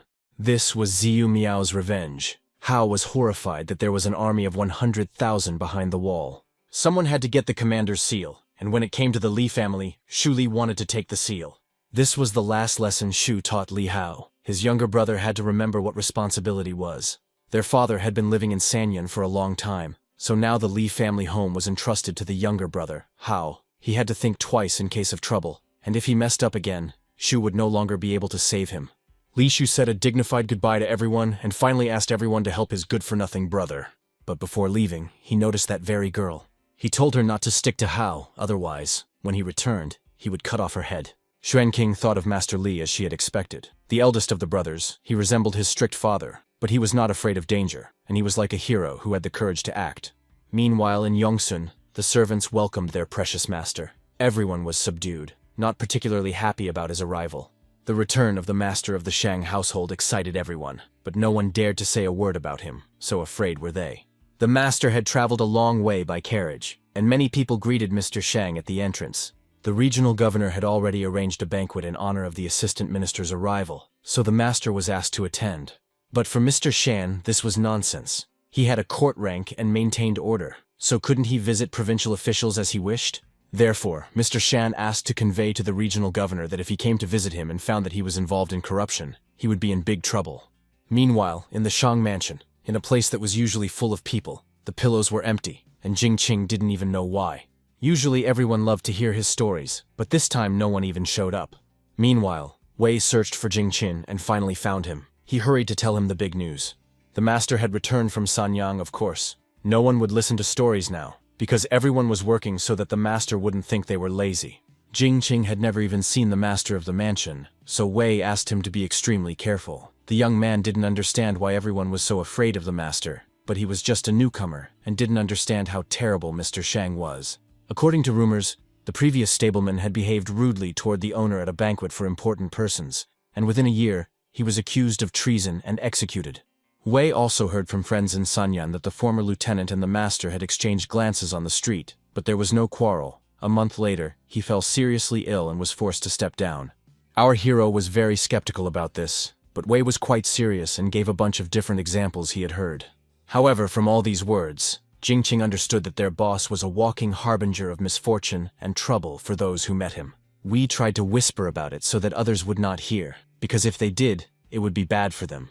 But suddenly, luck visited them, and Mr. Shangxin met them during these whispers. Unfortunately, he heard everything. Shangxin explained that he was a judicial official, specially authorized to inspect and investigate offenses, and for many he was indeed a bad omen. Shangxin had not seen Wei for over a year, so he first asked if he had made any progress on his path as a warrior.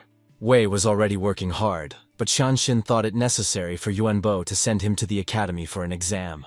Wei told Jingqin that Wenbo was the first master of the Shan family, and he was at the 7th earthly level. Wei thought it was a punishment for him, so he asked the young man to be careful and not to stick his neck out. Of course, Shangxin then turned his attention to Jingqin, whom he did not know at all. His question, "Who are you?" was so sharp that Jing flinched. Jingqing introduced himself properly and explained that 6 months ago, Mrs. Shan Li had invited him to become a defender here. Then Shangxin realized that this was the very Jingqing he had heard about while in Sanyan, and only now did he see this young man in person. Jingqing wondered if this man was really Shang Li's father, because they didn't look alike at all, and the longer he looked at the gentleman, the more he began to see the devil incarnate. In the end, the gentleman was called by his daughter. He had arrived too quickly, and Shang Li had not even had time to greet him properly. She literally threw herself at him with hugs, clearly not expecting her father's arrival. Shangxin was surprised that his daughter hadn't even thought he might return and hadn't met him, but she wanted to prepare a meal for him to show her respect. In that case, Mr. Shangxin called Jingqin to join them, which surprised him greatly. Shangxin explained that he had something he needed to discuss with Jingqin in private. Shangxin had indeed heard about Jingqin's exploits, that he had defeated the Imperial Phoenix, and that he was rumored to be a young hero. Jingqin was actually very flattered that there were such complimentary rumors about him. Shangxin admitted that he had repeatedly sent people to find out about Jingqin in the city, but they had found nothing about his past. The only thing the master knew was his homeland, which Shang Li had told him about. Jingqin felt he was in a dangerous position. He couldn't say that he had come here from another world, because no one would believe him anyway. He didn't know the customs of other countries, so if he said something stupid, it would be immediately obvious. Shangshin was still waiting for an answer, and wanted to know where Jingqing was from, so he couldn't remain silent. But Jingqing was confused, and didn't even know what to say. He hadn't even come up with a plausible story for himself. In the end, Shang Li diffused the situation by laughing at the funny expression on our hero's face. Shang Li reassured Jing that her father just wanted to scare him, but he said that he wasn't scaring him at all. He just wanted to relieve his boredom. Moreover, the gentleman wanted to hear a long story about the fighting emperor Cao Cao, Liu Beiye, the fighter who overtook the horse. Shang Li rewrote Jing Qin's new story every time and sent it to her father so that he could read it too. Jing Qing had no idea that Shang Xin was his reader. Shang Li explained to our hero that because her father had a scar on his face, he looked scary when he smiled. Therefore, it was normal that he often frightened people, and they were confused and did not know what to do. Jing Qing changed his mind, and thought that the father and daughter were indeed similar, both having a funny character. Shangshin believed that everyone should have personal space, so he never asked his servants about their origins, only observing their manner of speech and actions. The master knew that Jing Qing had taken his friend's body from the city wall in the name of justice, and angrily rebuked Ziyu Miao for his disloyalty. Shangshin believed that none of his actions had violated the oaths he had taken. Moreover, Shangshin admitted that his daughter was good at understanding people. Therefore, he drank this cup of wine in honor of Jing Qing. Our hero still felt quite uncomfortable, but tried not to show it. Shang Li assumed that her father had come on business this time, so she offered him her help. But this time, he had returned mainly to sort out the relationship between Ziyu Miao and Shan Li. In Sanyan, Miao Ho had already asked him several times to marry her. But Shan Li did not want to marry Ziyu Miao. Since the Miao family was putting pressure on her, the girl suggested asking Uncle Yin for help. Unfortunately, this would not work, as he had been missing for a long time. This had been kept secret for a long time, but recently it had finally been revealed, so Mr. Shangshin assumed that it would soon become known in Yongsan as well. Shangshin assumed that Jing Qing was unaware of the situation at court, and explained that at that time, the Qin kingdom had two main factions in the dynasty that were opposed to each other. One was led by several aristocrats, such as Miao Ho. The other faction was led by the great lord of their royal family, Qin Yin, and Shang Xin. In short, it was a struggle between the powerful nobility and the royal family. Qin Yin did not know what had happened and secretly left Qin. It was said that he would return within 2 months, but in fact, he did not return, and his whereabouts were unknown, which caused the Miao family to revolt. Now Shangshin was in a difficult position, and could not refuse this marriage. Jing Qin found it hard to believe that Shang Li and Ziyu were getting married. Shangshin assumed that if there was no valid reason, the wedding could be postponed for 3 to 5 years. For Shang Li, this was an ideal opportunity, as the mourning period would last approximately 3 years, during which time he could not marry. But Shangshin had in mind to send his daughter to study at the academy. If she became an academician, she would be able to decide for herself afterwards. If Mr. Qin Yin were still there, Shan Li could have gone to the Sanyan Academy, but it seemed that she would have to stay away from the Qin kingdom and go to the Luo Academy, which was far away. But only by being far away could she escape this whirlwind of conflict. Moreover, the matter could not be delayed. Shang Li had 3 days to prepare. Since Shang Li was going to the academy, Jing Qinyu no longer had anything to do in Yongsan, so he could go with his master to Sanyan. 3 days later, the preparations were in full swing. The servants worked hard to pack all of Shang Li's belongings as quickly as possible. His daughter was going on a long journey, and could not help but express her respect for her father. Shangshin was unable to part with her and deeply regretted having to send his daughter so far away. He wanted her to be careful and study hard. Liu Yi was to take care of her. Shanshin wrote a letter of recommendation for Wei, so that when he arrived at the academy, he could also try to enroll. But for some reason, Shanshin couldn't see Jing Qin, so Shanli explained that Liu Yi had asked him to help with something urgent, hoping that Liu Yi would play along. And Liu Yi, as always, helped her mistress out by lying that her mother was getting married, so Jing Qing was helping her prepare her wedding dress and would be away for a while. After a brief farewell, the carriage with Shang Li set off on a long journey. The daughter promised that she would definitely write to her father on holidays.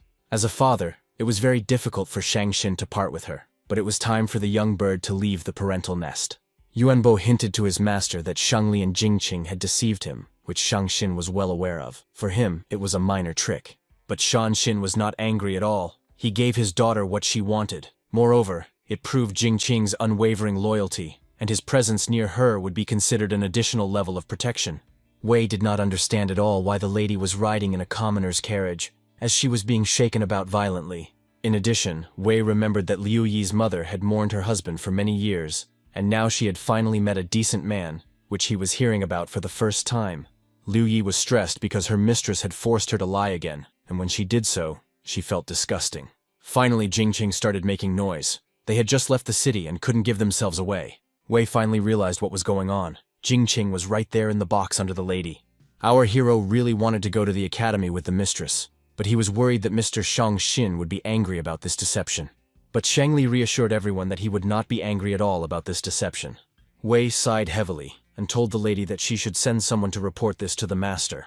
Moreover, he said that Jingqing should finally get off the cart and ride a horse like a real man. Jingqing really hoped to enter the Luo Academy and study more powerful martial arts there. But Luo was the top academy in the land, and it wasn't that easy to get in. Liu Yi didn't understand why Jingqing didn't go to Sanyang, because there he would train under the master and build a career. But for some reason, the lady believed that if Jingqing had gone to Sanyang, he would have died there.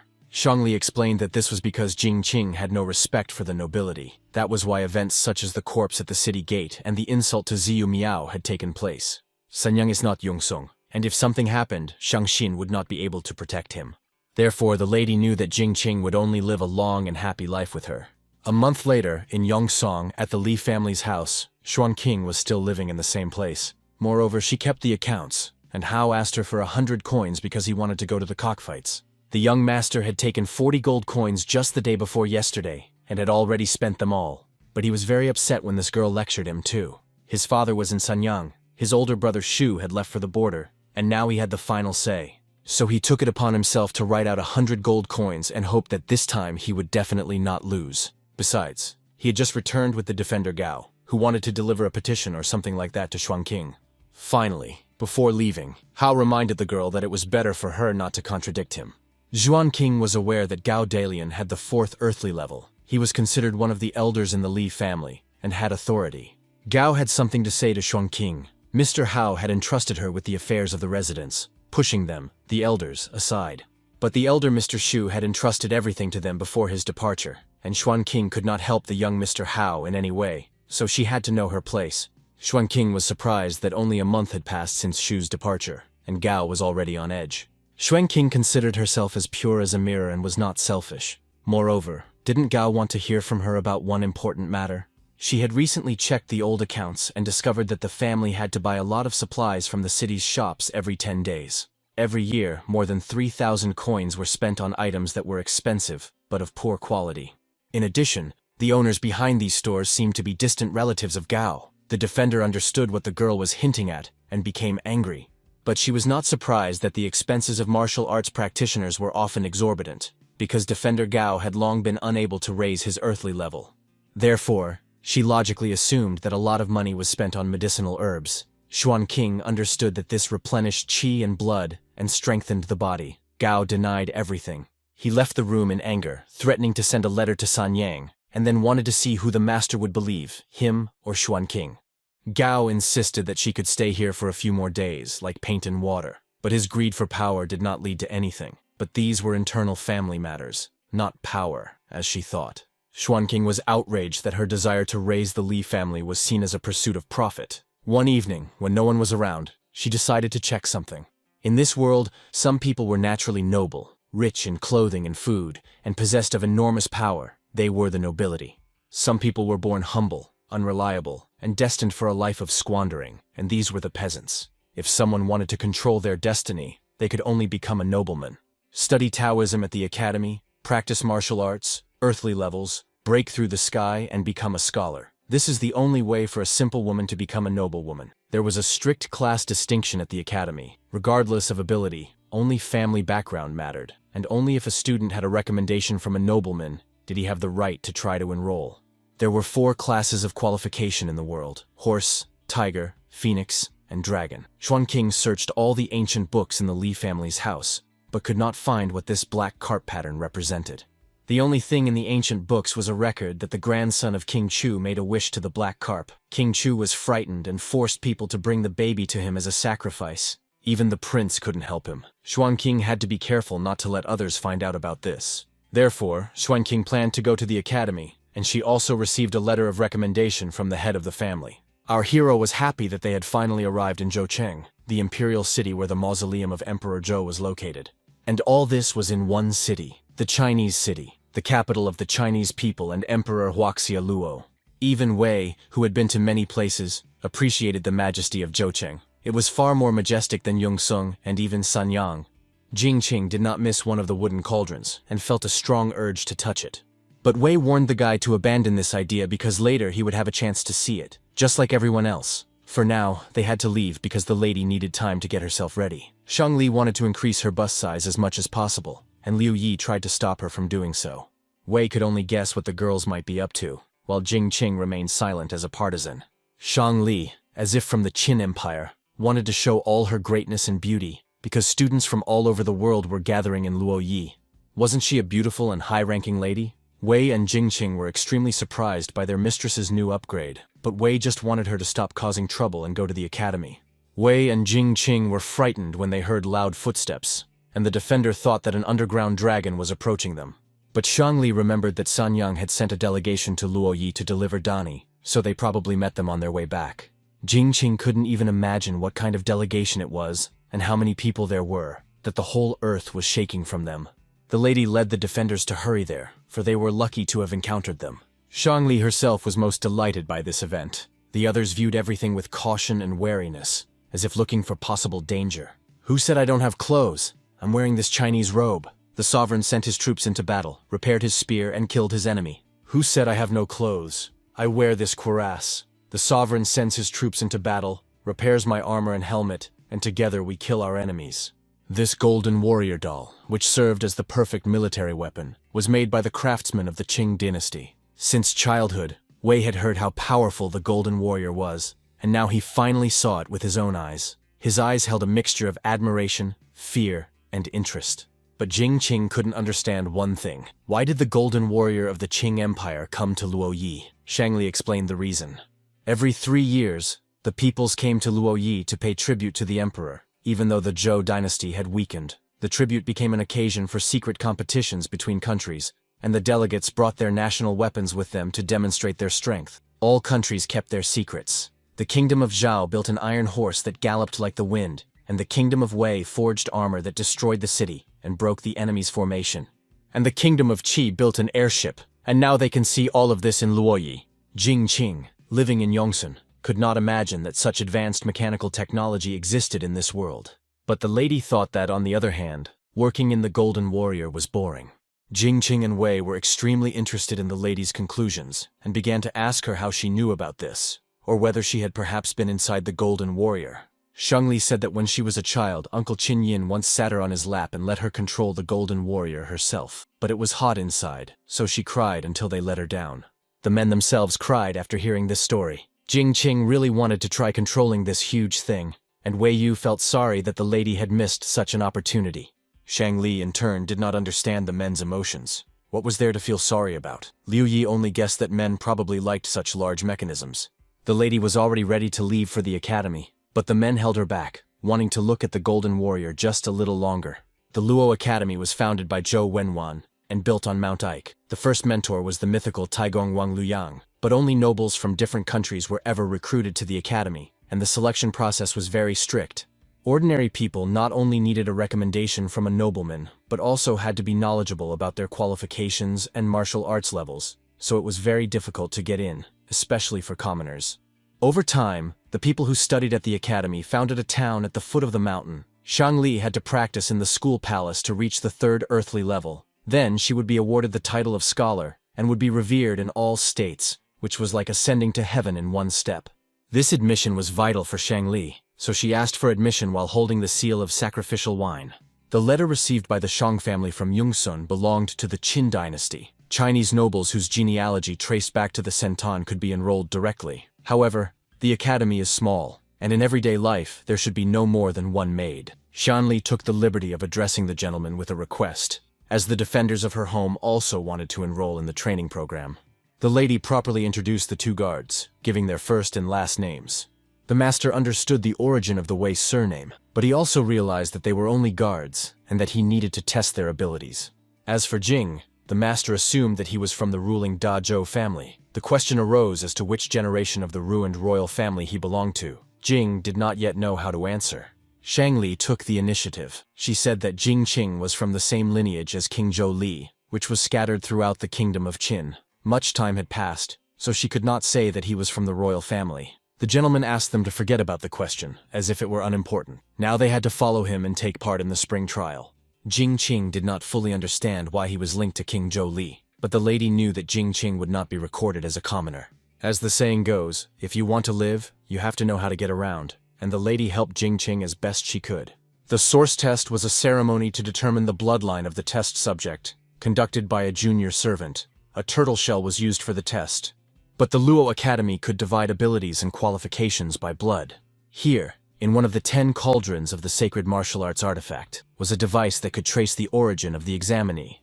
Although there were 4 classes of blood qualifications in the world, it was difficult to determine which one it was. It's like horses. There's a difference between a horse that has traveled 1,000 miles and a horse that has traveled 10,000 miles. Relying on classification to train students according to their abilities can yield twice the results with half the effort. This was much more accurate than sprinkling blood on a turtle shell. Among all the academies in the world, only the Luo Academy had developed to such an extent. Therefore, no matter what country you are from, no matter what kind of master you are, you must visit Luo Yi to accurately determine the qualification class of your blood. First, you had to place your blood in a Yunding cauldron, then it evaporated and turned into mist. Then the mist formed a shape. Over thousands of years of history, Luo Yi had continuously improved its base, where students could learn about their strengths. The master suddenly perked up when the mist took the shape of a bird with a swan-like head and a feathered tail. It was the power of the phoenix. He ordered his servant to bring the 11th scroll of Jia. In fact, his body was like a sea of fire, burning everything around him, and his power was called the fire that turned everything to ashes. Over the past millennium, 9 students with such abilities had studied at Luo Yi's academy. The master was surprised, because he thought that Shang Li had anemia due to the fact that she had nearly died in her youth. This was true, but after several years of practicing Shenghe Yang Menjing, her blood was replenished. Fortunately, Shang Li met a master. This skill was born with weak flesh, and it was difficult to live even a decade. While it was impossible to practice martial arts, she could only slowly restore her strength with a rare warming method. But after overcoming all this, a great future awaited Shang Li. The lady was not surprised at all because she already knew all this. Uncle Qin took her blood when she was a child. They did not freeze it, but sent it to Luo Yi for testing. Jing Qing was once again surprised that the girl was truly loved. There was nothing special about the horse's strength, and the test subject with such strength was rejected. Quite often, people with the strength of a horse were found, even though it was recorded in the Luo database. But that was not enough to be admitted to training. Finally, it was Wei Baiqi's turn. He was a little nervous, but he headed to the test site.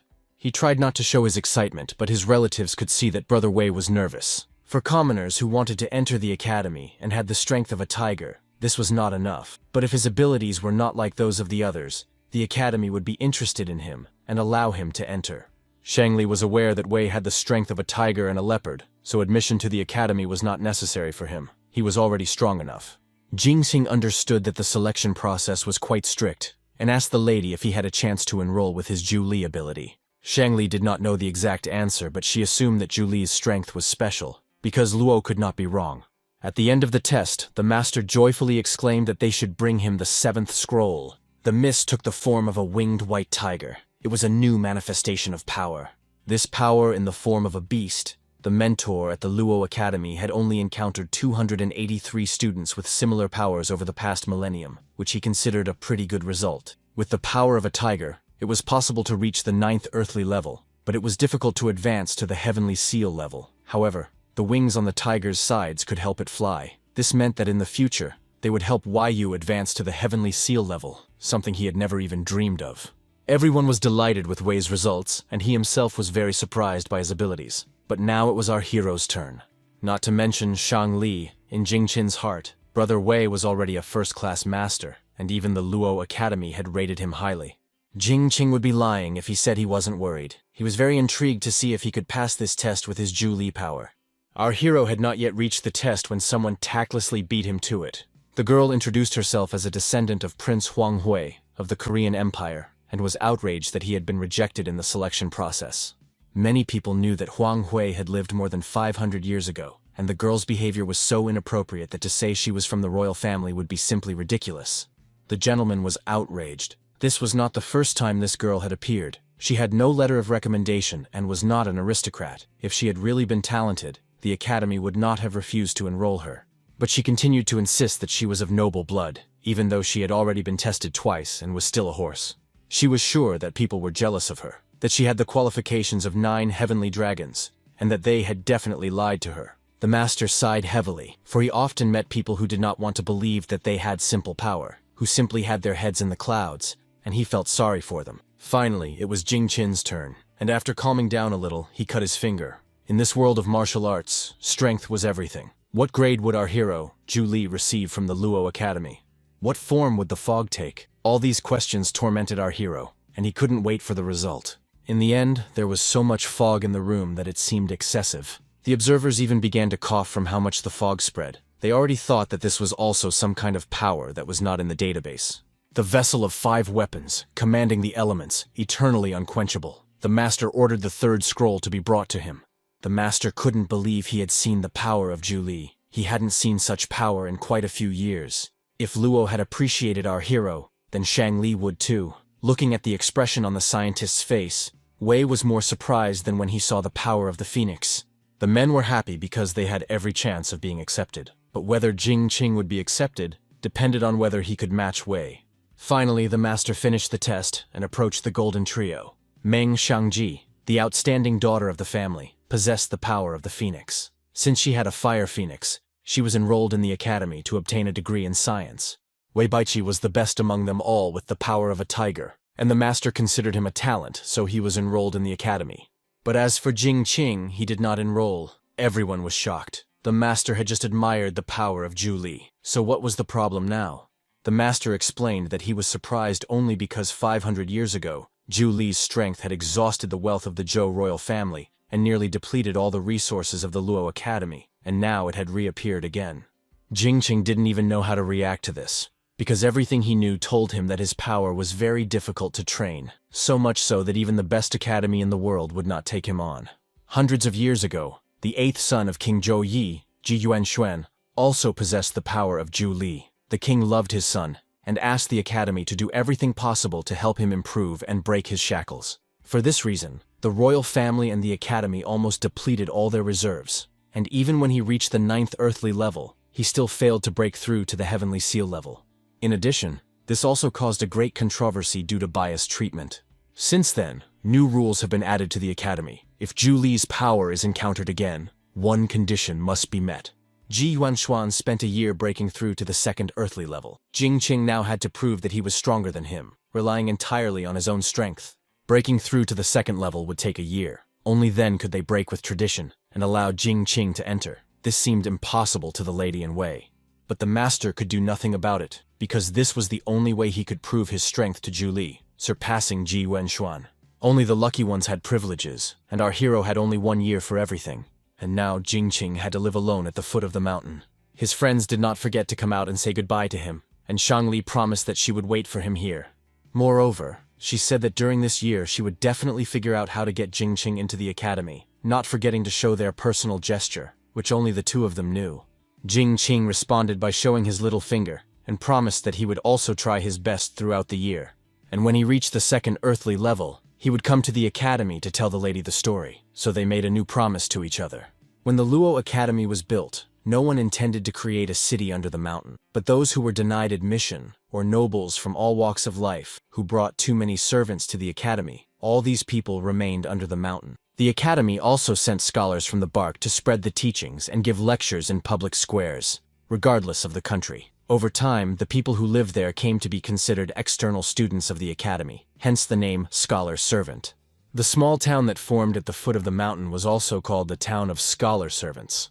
Our hero himself did not notice how he had already lived here for 3 whole days. The town's industry was run by the academy, so they set the prices here, and in simple terms, everything was expensive. Steamed flatbread was 10 times more expensive than in Shenzhen.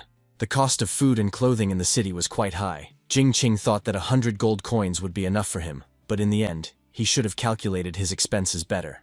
He also heard that today was the day when the academy sent teachers to give lectures on how to raise one's earthly level with the help of qi and blood, and Jingqing did not want to miss it. But suddenly his attention was drawn to someone shouting and begging to be let go. The girl, who introduced herself as a descendant of Han Huanghui, Han Ling, was screaming because she was being held back and not allowed to go to the square to listen to the lecture. But the boy demanded that she pay money because she was from another country. Jingqing was surprised that the academy teachers were not concerned about such things happening here. But the teachers just gave lectures. They did not care about the disagreements between the students and servants. If they didn't care, then so be it, our hero thought. He had just arrived, so he didn't want to stand out too much. But suddenly, this conflict turned into a fight that affected him. The guy was extremely unhappy that this little girl insisted she was from the kingdom of Wei and even called everyone from the kingdom of Han dogs. He openly threatened the girl, but she did not leave his threat unanswered, and spat right in his face. Then our hero addressed this scoundrel. He had the feeling that this fool had gone deaf. Didn't this guy's mother teach him that he should apologize for damaging other people's property? Now he owed Jingchen Yu 1 gold coin for 5 flatbreads. But the guy clearly didn't like that our hero was going to take money from him, and responded rudely. The reason these disciples of the Wei servant thought they were the bosses here was because of the devices that increased their strength, such as the Wei warrior's armor. Warriors equipped with such armor below the 3rd level were invincible to warriors of the same rank without it. Even if these guys had only a small piece of armor, it was enough for them to do whatever they wanted with impunity. The man was upset that he hadn't warned Jingqin, as a newcomer, about this. But he was extremely surprised when he saw that the guy got up as if nothing had happened. He continued to demand payment for the flatbread. Jing, of course, did not want to make a fuss, but he found that the only language understood here was that of fists. This scoundrel introduced himself as the leader of the Iron Wei gang, a servant of the official Tian Luanyan, Wei Dan. Now he was waiting for Jingqing to introduce himself. Jingqing was amused by this introduction. Did this fool always introduce himself this way? Jingqing got seriously angry and decided to reveal that he was from a northern border town, a guard of the northern border, who had traveled through all 7 kingdoms, the lord of the Great Lake Cao Hai. He had broken his chains, was immune to fire, a descendant of a dragon, the great Jingqing from the kingdom of Qin. Wei Dan was slightly confused, because he only understood that this guy was from the kingdom of Qin, and in any case, that was enough to teach this bastard from the kingdom of Qin a lesson. Since the academy didn't care what was happening here, so our hero decided to use all his strength and was sure that no one would stop him. Han Ling did not understand who this guy was at all and thought that if someone of royal blood was in danger, then a loyal servant would surely come to save him. She also appreciated his lofty style of speech. Lord Cao Hai was not burning in fire, and she wanted to know more about it. The girl rallied the crowd, saying that while the loyal servant intimidated their leader, the rest should help. The people did not object. They feared them because they could not defeat Wei Dan. So now they boldly rushed into battle. The rest of Wei Dan's men were only at the 1st earthly level, so everyone bravely attacked them. Han Ling could no longer hold back and tried her best to fight back to avenge what they had done to her. It wasn't easy for her, but she was glad that at least she had let off some steam. But that wasn't all. She wanted to know where the loyal servant who had saved his master was. Then, turning around, she saw that Jingqing was still fighting valiantly on his own. Jingqing had no intention of stopping, and wanted to see this fight through to the end. Using all his skills, Wei Deng was not going to give in either, and threatened the guy with a 3rd level strike. Han Ling didn't like what was happening. These guys had gone too far, and she didn't want anyone to die here. Meanwhile, senior scholar Shi Yuan sat in the center of the square waiting for the students, but no one was there. All the seats were empty. The guard told the senior that the students were fighting outside the square, so he suggested that he send someone to stop them. But the so-called student servants were just defenders who had not passed the selection process for admission to the academy. So Yuan was annoyed by the teacher here, but it was written in the academy's rules. So he just gave lectures, not caring at all who would listen to him and who wouldn't. Therefore, he began his lesson to a completely empty room. Today, he wanted to teach the students a unique method of the academy that helped overcome the shackles of chains: visualization. Visualization consisted of using qi and blood to move the meridians. Let the spirit and blood run through the meridians of heaven and earth, and visualize the virtual phenomenon of one's own earthly level. The guard was puzzled by the fact that the senior scholars of the academy really did whatever they wanted, and even lectured into the void in all seriousness, as if an entire audience were listening to them. On weekdays, the school always sent scholars, but rarely did anyone come who could teach the concept of visualization. These students missed a great opportunity. Wei Deng was still fighting, and was puzzled by what was wrong with this guy. He thought he had broken his bones, but in the end, Jing Qin had only a few scratches. As expected of Luo Yi Academy, anyone you meet will be quite strong. Jing Qin's ki varied between fierce and agile. Even the form of an unshakable shell could not completely protect against it. Jing Qin was hit several times in the face, and now his ears were ringing, but fortunately, his eardrums were intact. Suddenly, our hero heard someone's voice. It was Shi Yuan's voice, who was about to talk about the formula for visualization. When the bone bracelet healed our hero's ears, blood rushed to them, and for a moment he could hear the voices of people in the distance. Jing Qin could listen to the lecture well, and even knew which direction the voice was coming from. He even understood that it was talking about how to use Qi and blood, which had a lot in common with the way of the warrior. Wei Deng noticed that the guy was lost in thought but thought it was a trick to make him lose his guard. He considered the people of Qin to be cunning and tried to be more cautious. Jing Qin looked as if he were floating in the clouds and listening to someone. Wei Deng wanted to attack him, but suddenly remembered that they were in the middle of a lecture. He could no longer continue the fight and immediately went to the square to listen to the lecture. Everyone who was fighting stopped, because today's topic was very important. They were going to be told how to break through the earthly level. No one wanted to miss such important information, so those who could, and those who couldn't, all made their way to the square, while Jing Qin stood as if spellbound. He couldn't run because if he did, all his qi would dissipate. He also wanted to concentrate and hold his breath, otherwise he might not be able to hear the lecture anymore. Han Ling was indignant because the people of the kingdom of Wei were sick bastards and transvestites. She ran towards the square for the lecture, but for some reason was surprised when she noticed the guy standing there. He listened attentively to the lecture, where Shi Yuan explained that the 8 chakras met. Yin and Yang had a sea, and the top reached the empty sky, the bottom a pale spring. Han Ling couldn't get through to Jin. He didn't answer her, and she thought that the guy had been injured in the fight with Wei Dan and now couldn't speak. She wanted to hurry up and listen to the lecture, but she couldn't just leave this guy like that. So she accepted her burden, because being a king means you have to carry your load. But she didn't expect this loyal servant to be so heavy. Nevertheless, she wasn't going to abandon him. Si Yuan had already finished his lecture by reading the last sentence. Looking at the universe from his inner vision and thinking about it, there is a possibility of manifesting the earthly level. But everyone only heard that last sentence, and in essence, there was very little information there. Someone even showed up when the lecture was already over and didn't even hear that last sentence. Han Ling ran as fast as she could, but she was too late. Because of these scumbags, they got into a fight and didn't hear anything. At least Han Ling didn't. The girl turned to Shi Yuan, telling him that Wei Deng had beaten this man so badly that he had damaged his mind. Shi Yuan was surprised that the girl wanted him to bring justice. It was ridiculous. He didn't care about the squabbles between the disciples and servants, and he made no secret of it. In addition, during training, they looked first at intelligence and second at luck. If you missed, you missed. If they were not qualified but at least possessed great perseverance and luck, they could achieve something. Otherwise, they were just mediocre talents who did not understand what they were teaching.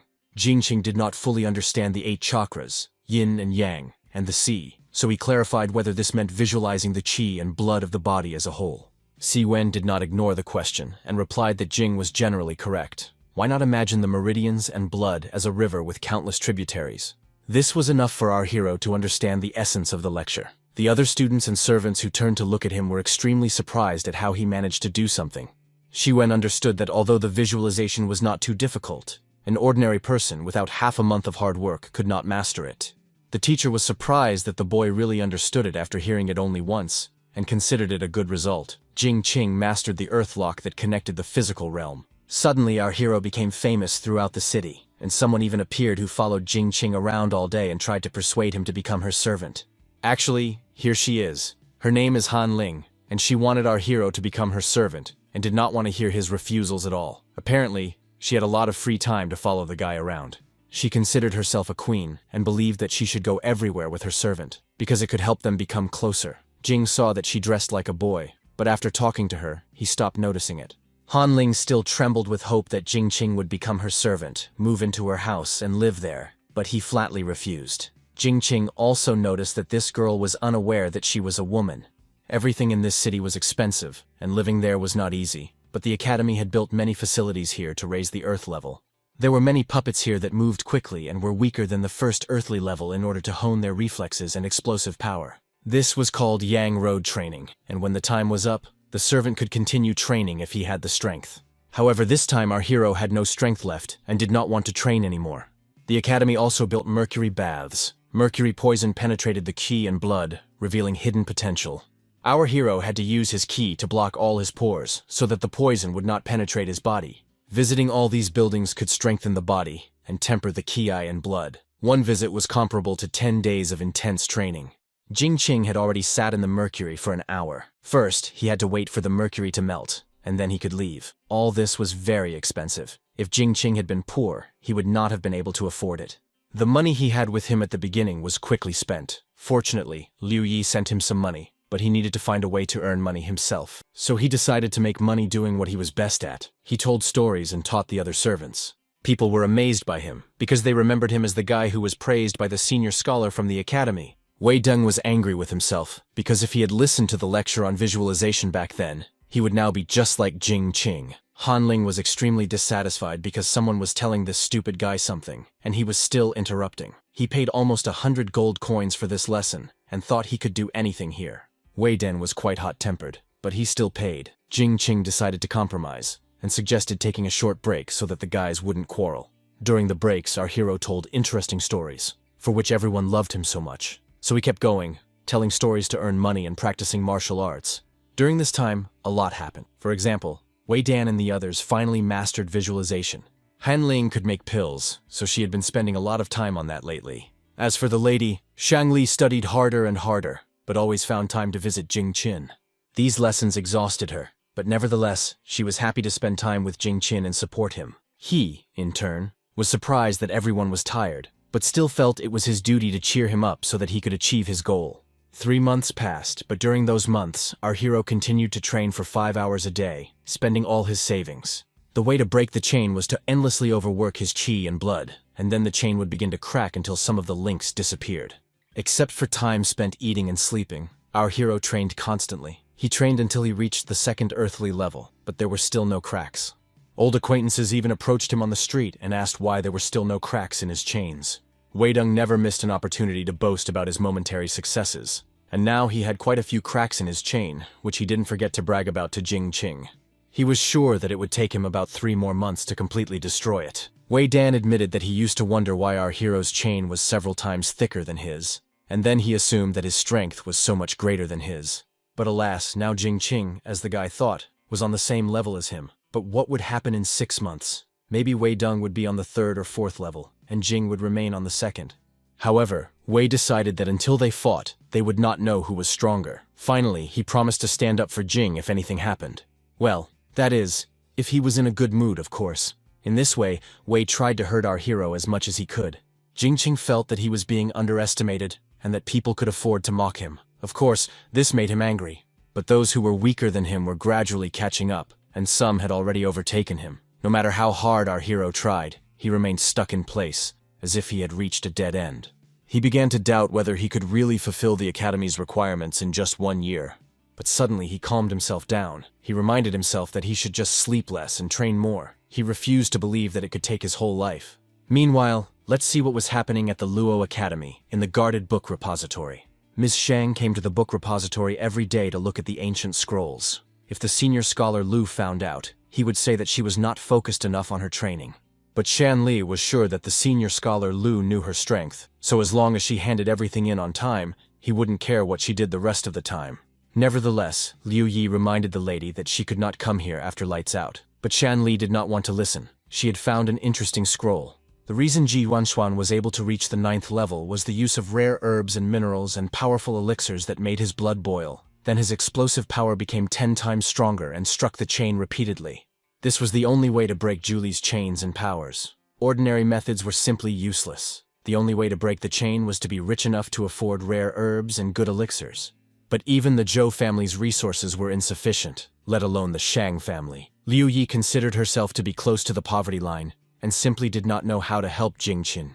Shang Li pondered what her family could afford, and what elixirs they could get for Jingqin. Then she remembered the Fireblood pill. One such pill cost 50 gold coins, and it was unknown how many Jingqin would need, and whether they could afford it. But Shang Li urged her not to worry about the money, because they were like breasts. There was always something to squeeze. The next day, Liu Yi went to our hero and told him about their findings in the library that night, about the cultivation methods of Ji Yuanshuan, etc. She also gave him 8 fire blood pills, which Shang Li didn't need, so she passed them on to our hero. Jing Qing was very surprised by this, because how could she not need them? Didn't she need to break the chain? It was clear that Liu Yi had to lie again, and this time she lied that her mistress had powerful strength, so she didn't need the pills at all. Jing Qing promised that he would not let his mistress down and would definitely break through to the second earthly level. Liu Yi said that these 8 pills would last for 2 months. After that, she would send him more. But our hero did not fully understand the girl's behavior, but she referred to fatigue and that she needed to rest a little. After that, she tried to leave Jing's house as quickly as possible, because she needed to return to the academy and rest. Jing Qing remembered that she always needed to catch her breath when she told a lie. But why did she lie? Ji Yuanshuan lived long before our hero. At that time, he tried all kinds of methods to break the chain. There were even some untold secrets of the royal family here. But the most effective of them was the medicinal method. Even with our hero's knowledge of the ancient language, it was possible to understand that this ancient scroll was about money. Who wouldn't need fiery blood pills that tripled your Kai and blood? The guy thought that Shan Li's trickery only ruined her good intentions. But all that remained for our hero was to train with all his might to reach the second earthly level and go to the academy. The pills started working pretty quickly, and his blood rushed like crazy. Jing Qing even broke a sweat. Particles of the pills spread throughout his body, surrounding the chains as well. His qi and blood suddenly tripled, which was definitely different from the usual state of qi and blood at rest. So now our hero was ready to break that chain. When it was over, he realized that the effect of the medicine lasted about a quarter of an hour, but there was no particular progress. Still, small cracks appeared, but no matter what he did, the chain remained intact. After taking 1 pill, only 1 link cracked. Jing Qin was literally struck by inspiration. Probably, training in the power of Zhu Li consisted of monetary investments, which seemed quite simple to our hero. According to Liu Yi, the fire blood pill should be taken no more than once a week, otherwise it could cause great harm to the body. But our hero had no time to take them gradually, and besides, he never thought that anything could harm him. Since 1 pill was enough to break the chain, he decided to take a risk and take a couple of pills at once. He was curious to see what would happen to him in that case. In the end, the test was passed. When 2 were taken at once, the effect was not cumulative. There was 4 times more blood and qi, and the effect lasted only 20 minutes. Still, it was a small but noticeable improvement, and it was already visible to the naked eye.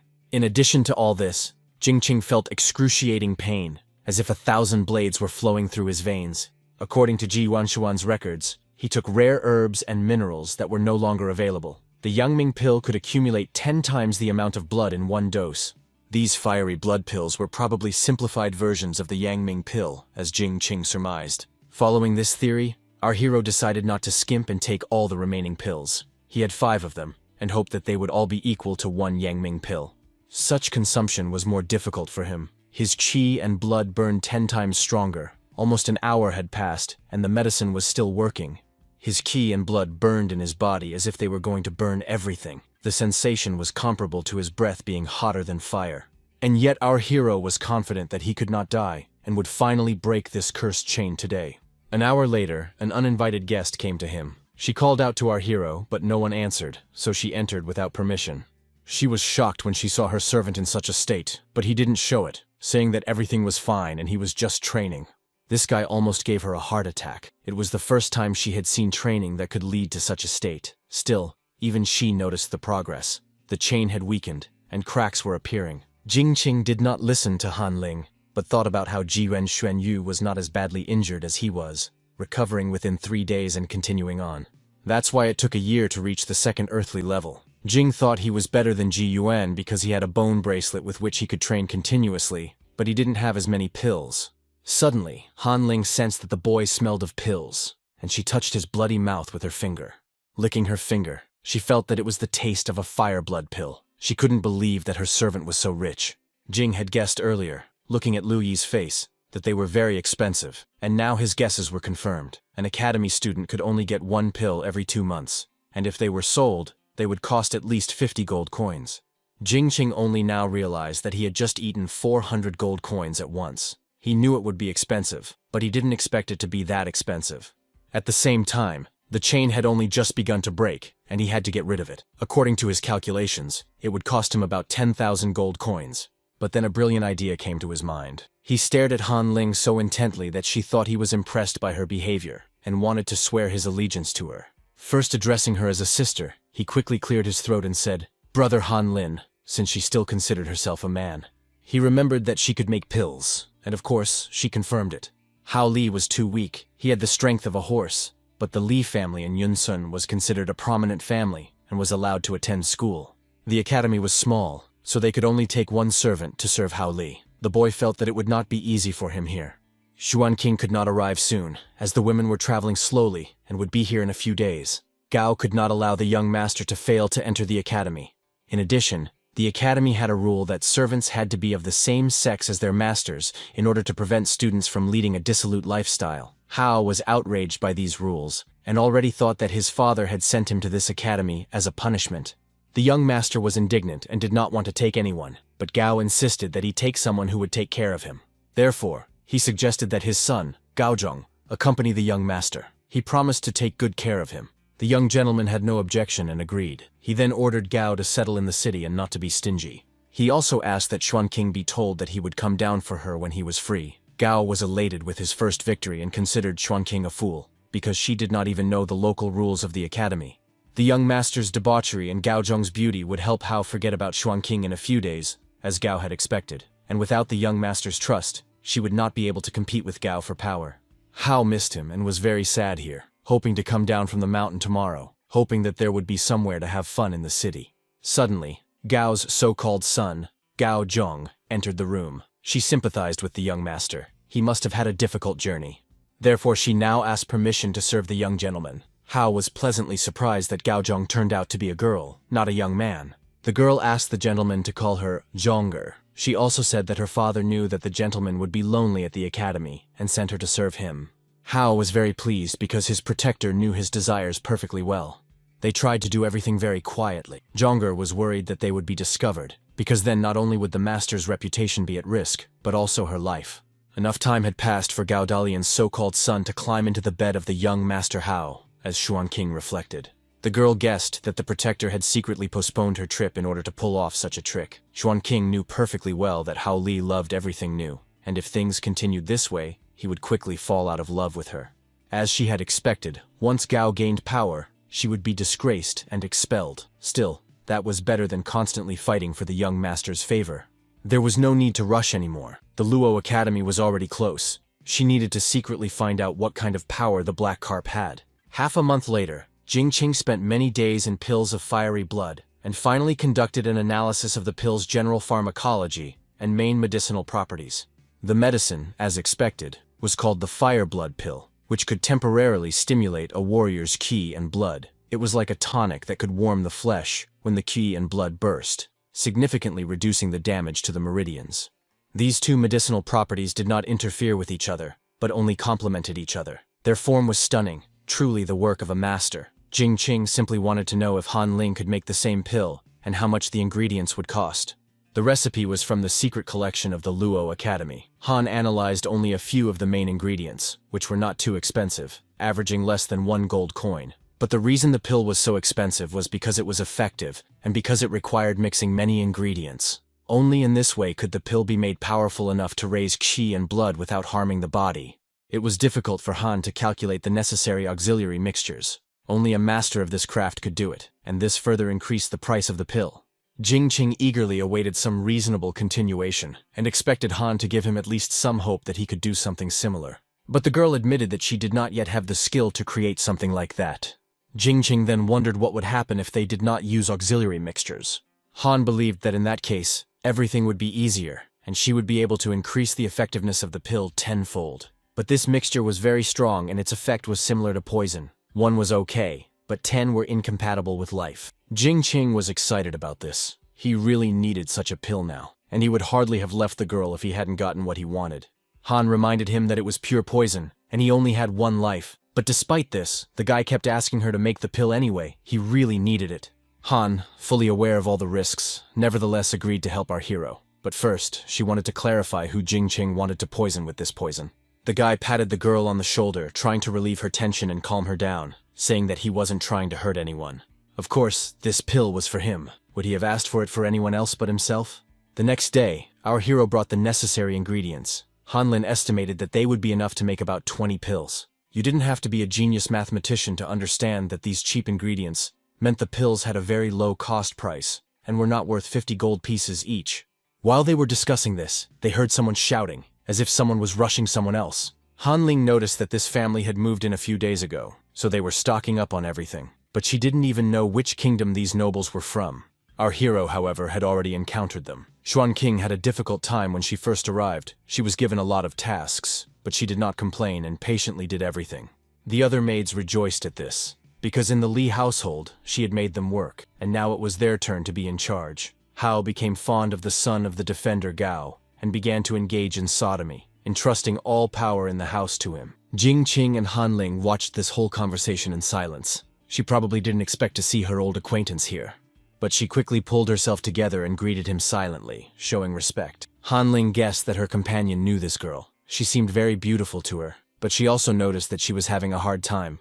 Nevertheless, Jing Qing denied knowing this girl, and apparently did not want to bring up the subject at all. However, Han Lin did not insist. She was much more concerned about when Jing Qing would go with her to the Han Kingdom, where she would show him how beautiful it was. Although our hero tried to appear indifferent to what was happening, he wondered why Xuan King had come here. He didn't care what she wanted, he just wanted to continue his training and not get involved with her. A whole month had already passed, and there were still 6 months left until the agreed academy date. And for the entire month, our hero and Han Ling had been preparing pills. He took them almost every day. He wanted to achieve results by any means possible. Breaking the chain wasn't that easy, so he made many sacrifices for it. But the main thing was that it didn't kill him. Even though the ingredients for the fireblood were inexpensive, his savings were still running out. In the end, even Han Ling decided to invest her family's money. Jing Qing promised to pay her back, but she gave it to him for free, imagining that he served her faithfully and truthfully, so he didn't have to worry about money. In the end, Jing Qing ate more than 100 pills, which had consequences. Since he had been taking the pills for a long time without their medicinal properties, it led to the appearance of various marks on his body, and the bone bracelet could do nothing about them. But in addition to the bad consequences, there were also good ones. The chain was constantly covered with cracks from the increase in qi and blood. And yet, it was still a long way from the moment when our hero would completely get rid of it. Liu Yi was indignant at what Jing Qing was doing. Shang Li found out that the guy was taking the pills as he pleased and got very angry, so now Liu Yi was trying to get through to him. Shang Li became a personal student of the senior scholar. She skipped classes just to see Jing Qing, but in the end she was caught and locked up. Therefore, the lady ordered Jing Qing not to do whatever came to mind, even if he did not fulfill the academy's conditions. She would give everything, but she would make sure that her protector was admitted to the academy. Finally, Liu Yi asked Jing Qing to stop eating unhealthy food and, God forbid, find that charlatan who deceives people with pills. Han Ling and Jing Qing heard everything perfectly, and finally, when Liu Yi finished with her news and threats, she left. Han Ling guessed that this busty maid from his family didn't know what exactly she was doing for Jing Qing with the pills, which was indeed the case. Meanwhile, Xuan King came to Master Han and brought her the clothes she had sewn for her. Xuan King's sudden arrival greatly frightened Han Ling, but when she saw that it was someone she knew, she breathed a sigh of relief. She did not want to meet Liu Yi after what he had said. Jing Qing was very unhappy to see his ex-girlfriend here, so he demanded an explanation of what she was doing there. Seeing that Mr. Jing was also there, Xuan King decided to leave the house so as not to disturb them. Our hero was completely baffled when he learned that the two had become close and friends, and he didn't understand why. Han Ling reassured the guy, remembering that he had told her that this girl was cunning, and Han Ling did not want to get close to her. Nevertheless, despite this, Xuan King tried very hard, even though she was given a lot of work to do. Xuan King didn't miss a single lecture in the square because of all this. Sleeping less than an hour a day, Han Ling had no idea why the girl was doing all this, but if it continued, she would die sooner or later. So Han gave her some strengthening pills because she felt sorry for her. Han Ling couldn't help herself. She considered herself a king and believed she had to be compassionate to the people. For this reason, Xuan King would sew her clothes from time to time as a sign of gratitude. Many people in the city felt sorry for her or admired her hard work, but if people helped her, she tried to repay them in kind. Jing Qin found all this very stressful, and he still didn't know what the girl was up to. Xuan King now had an excellent reputation throughout the city of Zhoucheng, and was considered one of the 2 most famous people. Since our hero did not understand who the second person was, Han Ling had to explain that this person was him, Jing Qing, the man obsessed with pills. However, our hero himself did not notice how he had already lived in the city of Zhoucheng for 11 months. The 1-year deadline was getting closer and closer, but he still couldn't break the chain and escape. Instead, he gained the ability to quickly absorb pills, and his face was restored. There was a rumor that Luo Jingqin ate pills indiscriminately, which people found ridiculous and made fun of him. When Wei Dan heard such gossip, he decided to offer the guys to train with him. Of course, they didn't like the idea at all, and they immediately stopped gossiping. Now they thought that Jingqing was Wei Deng's friend, and apologized for their rudeness. Moreover, Wei Dan offered Jingqing his help, saying that if anyone ever bullied him in the future, all he had to do was tell them about Wei Dan. After all, no one in this city could stand up to Wei Dan now. Jingqing reacted neutrally to this, because in fact, those guys were telling the truth, and he, in turn, did not attach any importance to it. Wei Dan was surprised by our hero's response, that he really didn't care what others thought of him. How was that possible? The companion suggested that Jingqing was not initially a match for Wei Dan in terms of strength, and now that Wei had surpassed him, he probably felt uncomfortable, which was natural. Wei no longer mocked Jingqing. He was well aware that the path of martial arts was about talent and luck, and he did not know whether Jingqing had that luck or not. Hanling waited impatiently for Jingqing to return with food. Finally, he brought her favorite chestnut cookies. She was very hungry, but now she had the motivation to make pills again. Almost a year had passed, and Hanling had made quite a few pills for our hero. In return, she received only baked goods, but Jingqing felt he owed this girl a great deal. This time, Hanling had a new idea on how to make a fire blood pill. Every time Jingqing took a fire blood pill, it was like he was hitting a chain with a hammer. Considering the current state of the chain, our hero needed a heavy hammer. Therefore, the fire blood pill was not enough, even though it was 10 times more powerful than a regular pill. One way or another, Jingqing had a special body, and everything healed like a dog's, so he needed to replace the small hammer with a sledgehammer, as Hanling explained. In other words, the girl wanted to create a more powerful fire blood pill. She had been making fire blood pills for quite a long time, and had already gotten the hang of it. But her stove was too old for her to make better quality pills. She needed a new stove with more power and durability. Jingqing was ready to buy one right away, but pill making was not a common practice in the state of Song, and acquiring a good stove was not so easy. A good furnace cost at least 1,000 gold coins, if it was even available on the market. Jingqing had no savings. He had only a little money left for his daily life. In addition, Shangli also had to break her chain and needed money too. Jingqing did not want to borrow from her because it could get in her way.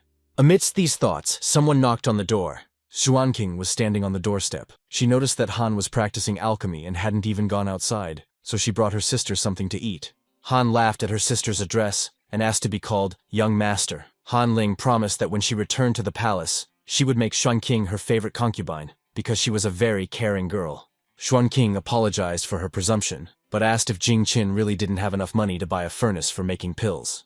Jingqing was indignant that the girl had apparently been eavesdropping on them and replied rather rudely, asking what business it was of hers. She realized that she had taken too much liberty and hurriedly took her leave. Han Ling praised the girl, saying she was nice and that talking to her was like a spring breeze. But Jingqing only responded with sarcasm. He didn't want to go into details and wanted to return to the previous topic of how to get a furnace. Could it be that Xuanqing really had good intentions? But what could she have been thinking? It couldn't be that simple. Meanwhile, the young master returned to the Li mansion. He finally had a chance to come down from the mountain, because he was so tired of studying at the academy every day, even though Gaozhong served him. Hao was worried because he didn't see Xuanqing here, who should have been there to greet him. Zhao pointed out to the young master that she was sitting somewhere there, and he just hadn't noticed her. Xuanqing looked terrible. She was exhausted and wore some rags. Hao immediately noticed her appearance and asked why she had become so unattractive and looked so exhausted, like a peasant woman. Gao answered for her, saying that the gentleman had become more perceptive. Besides, Xuanqing came from a modest background and could not compare to the beautiful ladies in Luoyi. Hao also remembered that his teacher always criticized him for not trying hard enough, so he wanted to buy him some valuable gifts to please him. With this seal, Gao could go to the bank in the neighboring town of Xinjiang and withdraw as much money as he wanted to complete this task. The young master was going to spend up to 5 days at the mansion and have a good rest. Gao prepared good wine and food for him, invited dancers, and Hao just had to enjoy himself. Before the young master left, Xuanqing approached him with a request. She had heard that with a letter of recommendation from a servant or concubine, one could also take the blood awakening test and enter the academy, so she wanted to try. But her defender rudely interrupted her. How dare she be so insolent? Supposedly, the master could not write a letter of recommendation for a simple servant, and if anyone found out about it, the master would be disgraced. Hao confirmed Gao's words. adding that his father had told him that this letter of recommendation was costly for the Li family, so they couldn't easily recommend just anyone. Xuanqing apologized for this, and also heard that the young master had asked for her to be tidied up, because he did not enjoy looking at her. Although the girl did not show it, hatred raged inside her. She had given the young master a chance, but he had simply ignored it. 3 days later, Han Lin and Jingqing tried their best to collect more than 100 gold coins. The 6 pills sent by Liu Yi were sold for 230 gold coins. Still, it wasn't enough, and our hero racked his brains trying to figure out where else he could find coins. Then suddenly Han Lin came to him with unexpected news that something had happened. The girl informed our hero that a high-quality furnace had just arrived in Shenzhen straight from the state of Song, which Han Ling was sure of. But alas, they still did not have 1,000 gold coins, and there was a problem with the money. When they came to the store in Shenzhen, they asked to buy the goods on credit, but they couldn't do that, and besides, the oven had already been sold an hour ago. It was difficult to guess who could have bought it so quickly. The salesman made no secret of it, and said that it was a woman in a hat, and that he knew nothing else. Jingqin was not happy with this news, because they did not have a new boiler, and they would not be able to pay in installments. So they returned to the suburbs of Zhuangshu empty-handed. They had missed out on the stove, and no one knew when they would come across it again. But even if our hero didn't come across it, he couldn't say for sure that he would be able to afford to buy a similar stove. As they walked at a steady pace, someone caught up with them. A woman approached them, as if she knew the boys would take this road. Xuanqing had come here to make a deal with Mr. Jingqing. Of course, she did not come empty-handed. When they saw what she had brought with her, both Han Ling and Jingqing were extremely surprised. If Jingqing made a promise to Xuanqing, this new stove would be his. Jingqing was beside himself. Xuanqing had bought the furnace in front of them, knowing that he needed it, and now he had to promise her something. Han Ling, in turn, asked the guy not to get excited and listen to her. Xuanqing knew from Han Ling that Jing would be able to study at the academy if he could advance to the 2nd earthly level. All she was asking now was to go to the mountain and ask Meng Shangji to recommend Xuanqing to take the blood test to determine his origin. Han Ling was a little confused. Did she really only need a recommendation to be allowed to take the test? Han was a descendant of the king, even though the royal family had been overthrown, and the descendants had become commoners. But 500 years ago, the great Han Feizi was a member of the royal family, which is why the academy was so lenient towards Han's sister, because of their connections. Jingqing had always thought that Han Ling was exaggerating about her ancestry, but she really was a descendant of the royal family. Generally speaking, the difference between the nobility and the peasants was that a simple person like Xuanqing could not even get to the mountain without a recommendation, let alone a blood test to determine her origin. Our hero had a logical question. Why didn't the girl turn to her master, whom she actually served? Was she unable to suck up to him? Xuanqing decided not to go into details, saying that she had her own difficulties, and was now offering a fair deal, not a deception. Therefore, she hoped that Jingqing would agree. Jingqing had already dealt with this innocent swindler, so he didn't want to have anything more to do with her and refused. But before he could finish his refusal, Han Ling agreed on his behalf. She hoped that her loyal servant would agree. This stove was just perfect, and Han Ling immediately fell in love with it. Everything about this stove was worthy of a master craftsman. The lines, the carvings, everything was perfect. For the sake of Han Lin, who liked this furnace so much, and also because the appointed day was fast approaching, Jingqing reluctantly agreed to Xuanqing's request. And finally, they managed to perfect the fire blood pill with healing properties, just as Han Lin had promised. After our hero took the pill, which was 20 times more powerful, he felt like his body was about to burst into pieces. If he hadn't gotten used to the previous pills, he would have definitely fainted. But it was all worth it, and such immense power was bound to break his chain. Finally, after pushing himself harder and putting in even more effort, Jingqing managed to make a breakthrough. The chain was broken. He and Han Ling had been working toward this for quite some time, and finally it had happened. Jingqing didn't feel his best, but he was incredibly happy that he had finally managed to break the chain. Kai and blood flowed through his body at a high level, faster than ever before. Was this what the 2nd earthly level felt like? The next day was the momentous day when our hero would climb the mountain.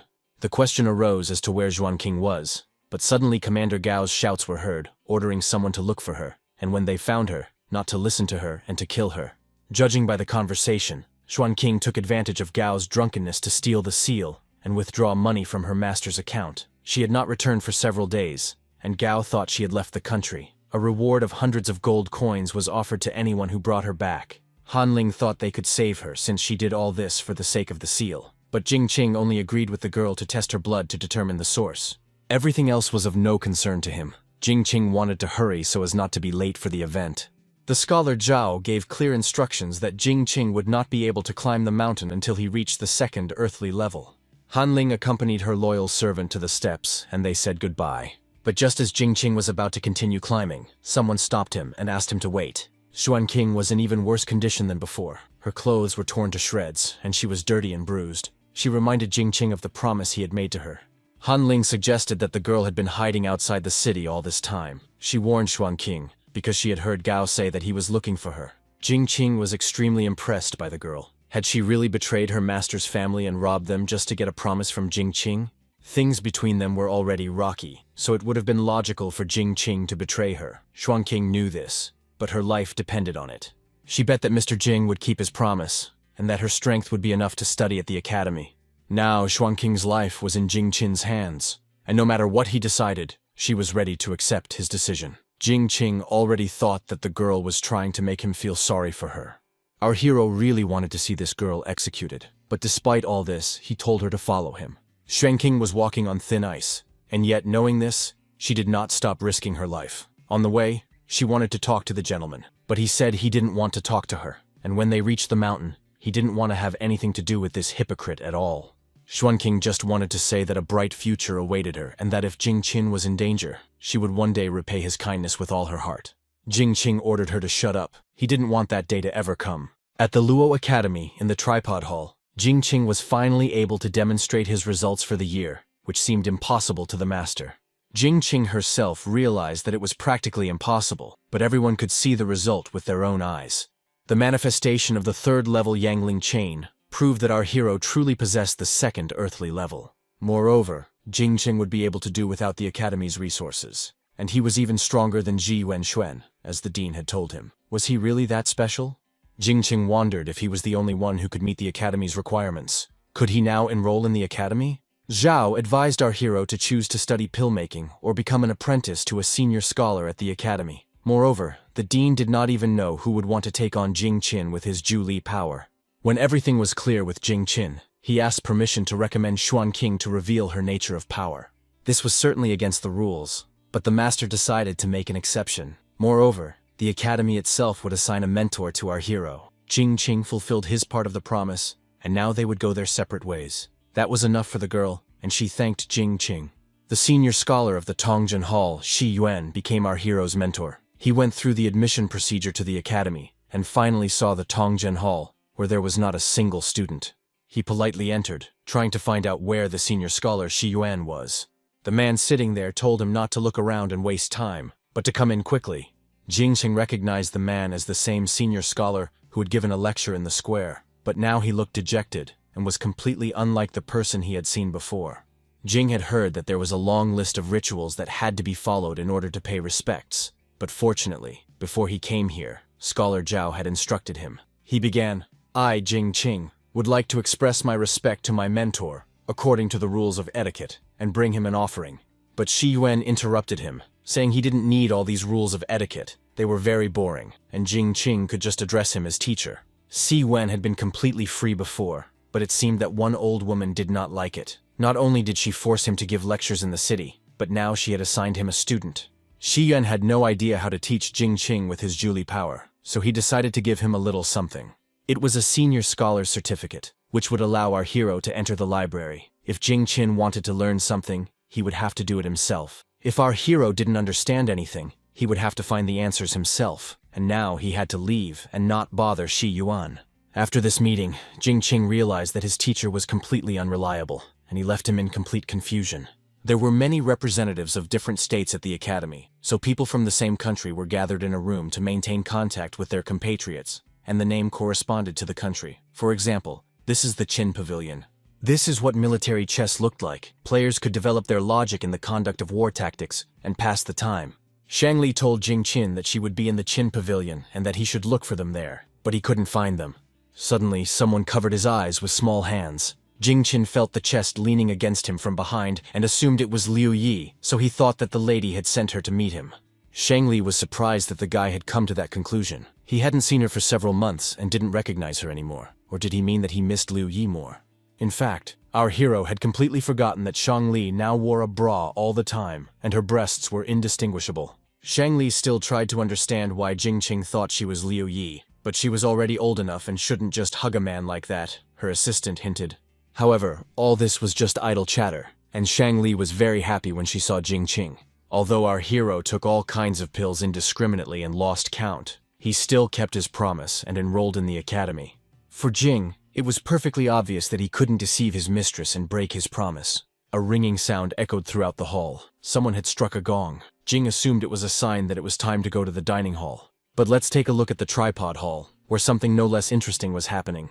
The gong was ringing not because it was time to go to the dining hall, but because it was time to go to the tripod hall. Senior scientist Zhang Yu from the Dayu Hall, as soon as he heard the ringing, immediately ran over, because it meant that the power of the hornless dragon had been discovered, and he hoped to find a good student.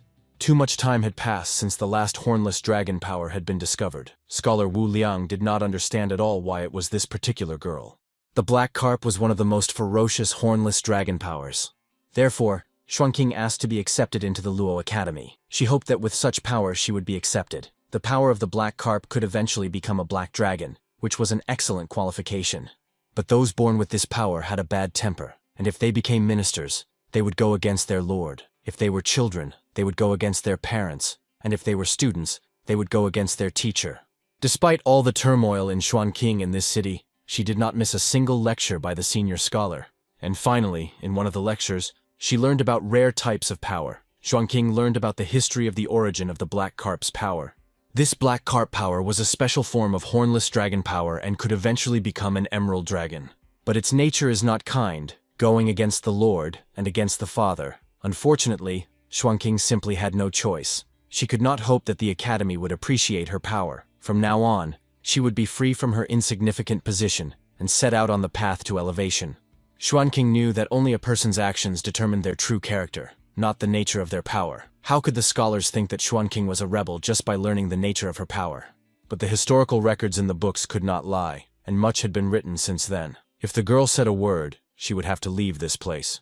Xuanqing was not satisfied with her current situation. She had always been a gambler and had always won. Therefore, she asked the master to show compassion for her. But this time, she thought she had already lost. If Xuanqing could reach the Dragon Gate and become an emerald dragon, she would be able to break through the heavenly seal and become a goddess. It was an excellent power, so one of the scholars at the academy wanted to take Xuanqing as his disciple. Ji Wei, the deputy director of Luo Academy, upon learning that a person with the power of a black carp had appeared at their academy, immediately came and did not want to miss the chance to get such a student. The deputy was asked to reconsider, because the girl had the power of the black carp and was definitely born with a bad destiny. Ziwei believed that there was no point in dissuading him. If the girl opposed him, it would mean that she had already reached the level of the heavenly seal and would soon be able to become a goddess. He saw nothing wrong with death if he could raise such a student. Xuanqing was overjoyed. She had found a worthy mentor who was even willing to sacrifice his life to raise her. At Luo Academy, absolutely everything, even basic food, was different from what was available in the outside world. Here, there was food from all over the world. As ancient books proved, this food nourished the qi and blood, and it was also incredibly delicious. For a whole year, our hero ate steamed flatbread to save money and was happy to finally eat a normal meal. Shangli told the young man that she had been looking for all kinds of ways for him to get into the academy, but she never imagined that he would do it on his own.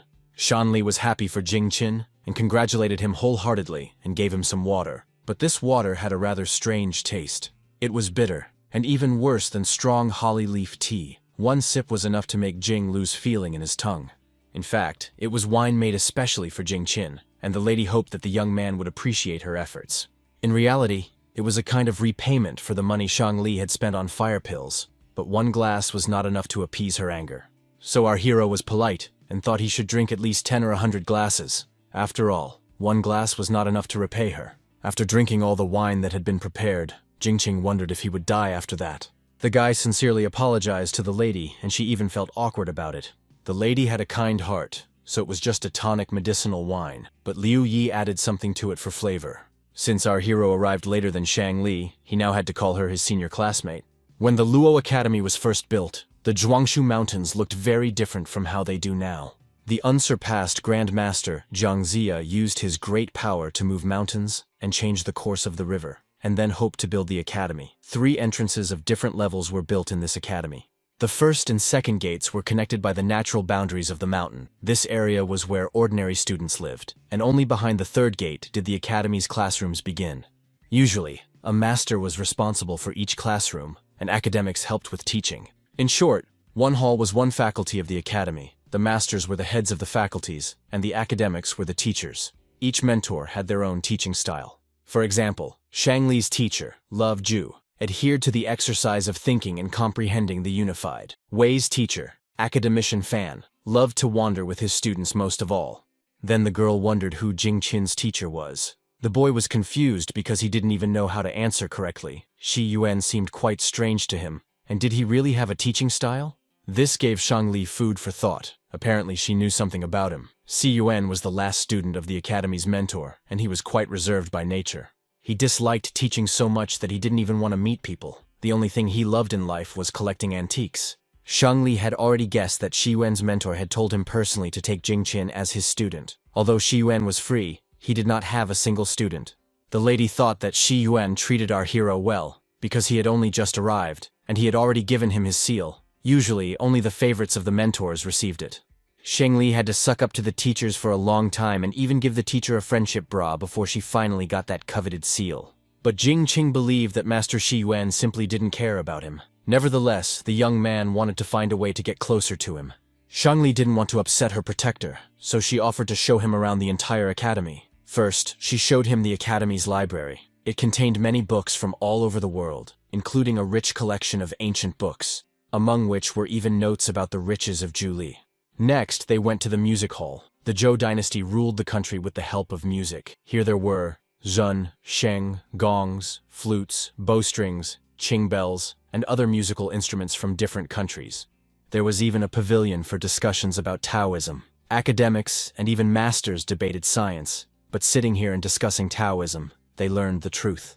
Of course, everyone also learned the art of combat from each other, and their progress was tested in the Tianshu arena. There was also the Dragon Gate, the Stairway to Heaven, the Taigong Pond, the Goddess Peak, the Lake of Immortal Admiration, and a bunch of other interesting places. No wonder the academy occupied an entire mountain. Jing Qin could not have imagined that the Lake of Immortal Admiration was connected by a huge waterfall. The elders said that it was not a natural phenomenon, but the result of a great battle between 2 people on the border of the Lake of Immortal Admiration.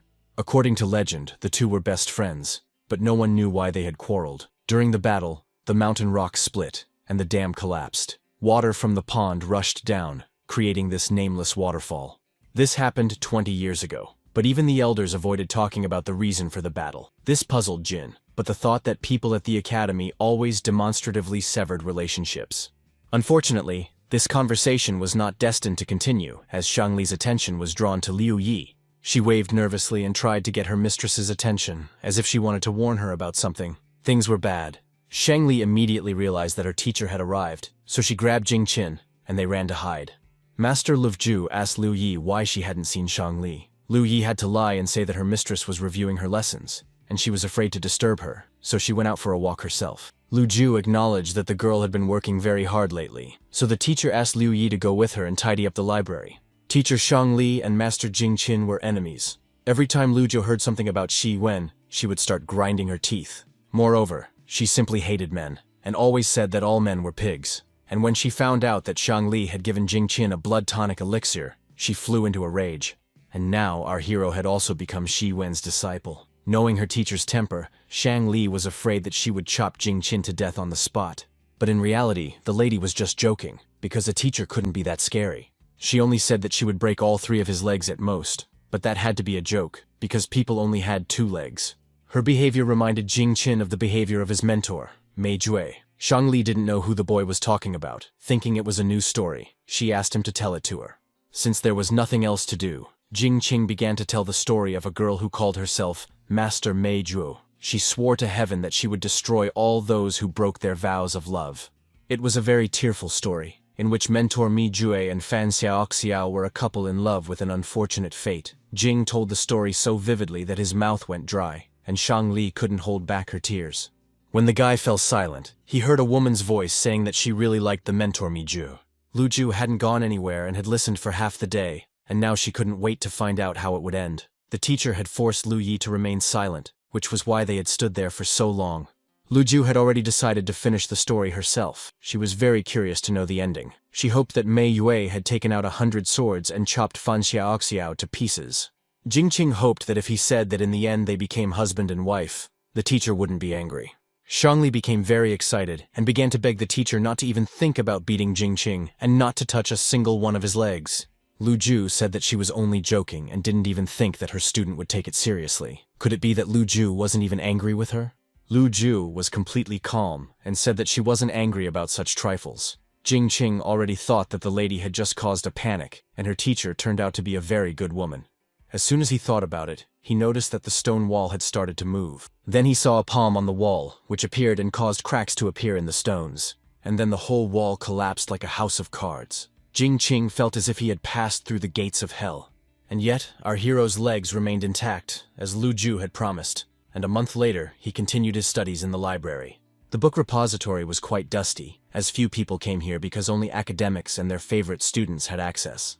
It had been a month since he entered the academy, and since that day, our hero had not seen Shangli. Liu Yi said that she had been arrested. Moreover, the teacher had also disappeared without a trace, and Jingqing could not find Shi Wen anywhere. He had no one to ask for advice, so all he could do was go to the library every day in search of some useful book. As a result, he found nothing that could be useful to him. Suddenly, someone addressed him. At the academy, he was known as Jingqing's student, who had broken with tradition and entered the academy with the help of Zhu Li's power. Standing in front of him was a young man from the Chu kingdom, whose surname was Wei, and whose name was Tai. He greeted his classmate Jing. Jingqing was polite to this guy. Although he was an aristocrat, at first glance, he did not seem to have any malicious intentions. Tai Wei did not come here empty-handed. He had heard that Jingqing possessed the power of Zhu Li, which required the purchase of a large amount of expensive medicine. Therefore, he wanted to present Jingqing with 1,000 gold coins, but in return ask for one small favor. Our hero was wary, because what kind of small thing could be paid for with such a huge sum? Nevertheless, he did not rush to conclusions. Tai Wei quickly voiced his request, asking Jingqing to make a cut in his skin and give him a drop of his blood. This was the first time anyone had ever made such a request of our hero. His body was a gift from his parents, and he did not dare to spoil it. Jing thought that this guy had problems with his head, otherwise why would he need someone else's blood? Tai Wei's companion became angry, for how dare he refuse someone like Wei, who held a high position, and it was not customary to refuse such people.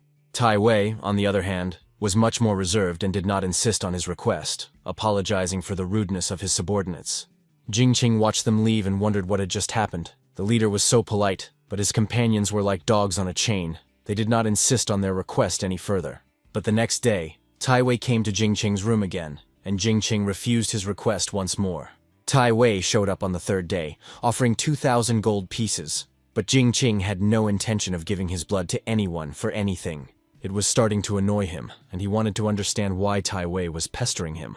The master often told him that the hidden talents of the academy were inconspicuous and quiet, and Tai did not expect to be looked down upon. An insignificant freeloader from the common people dared to refuse him 3 times, which the young man clearly did not like. Tai Wei had always behaved very politely and restrainedly, but now he was like a storm brewing. Qin's blood would be of great benefit to him, but if he didn't agree today, Tai was sure he would agree later. In the end, Tai Wei decided not to stand on ceremony any longer, and ordered his henchmen to seize Jingqing.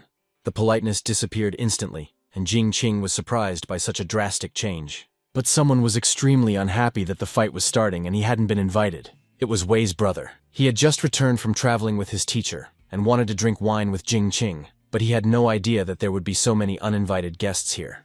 Wei just didn't know if he had enough wine for everyone. Everyone knew that Wei possessed blood and qi of at least the 5th earthly level, and the 2 of them were no match for him. Tai was surprised that Jingqing had a patron at the academy. Tai Wei was not acquainted with this man, so he decided to introduce himself, and Wei introduced himself. Tai Wei remembered the name Wei Baiqi, because our hero did not want to give in to him, so he should not complain later that he had offended his comrade.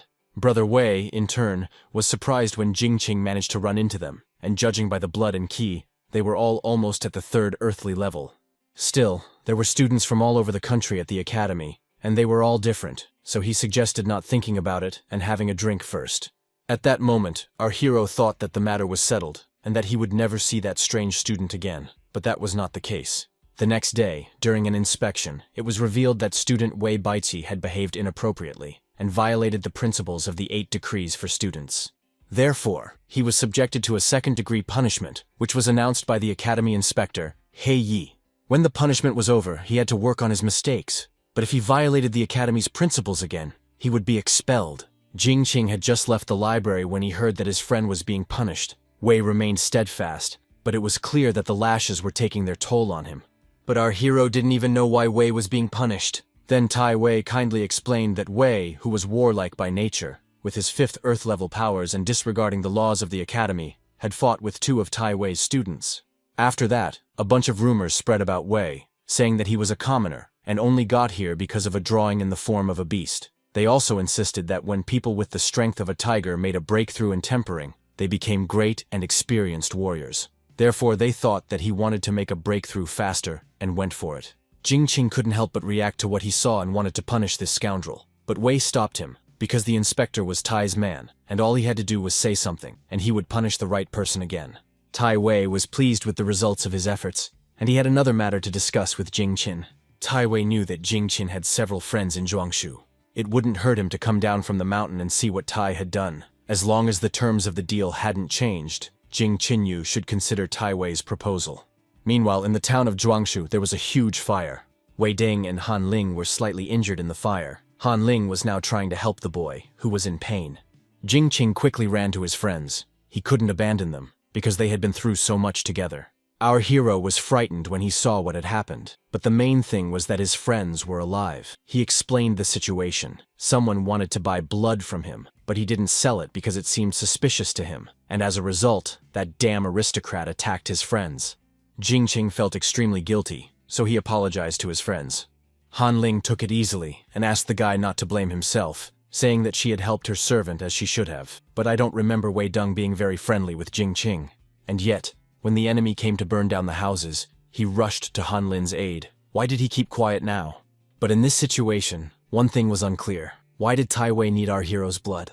Han Ling had some guesses. There was a noble family with the surname Wei, descendants of the sorcerer Qi Yu, of the same lineage as San Miao, and one could say they had Qi Yu's blood.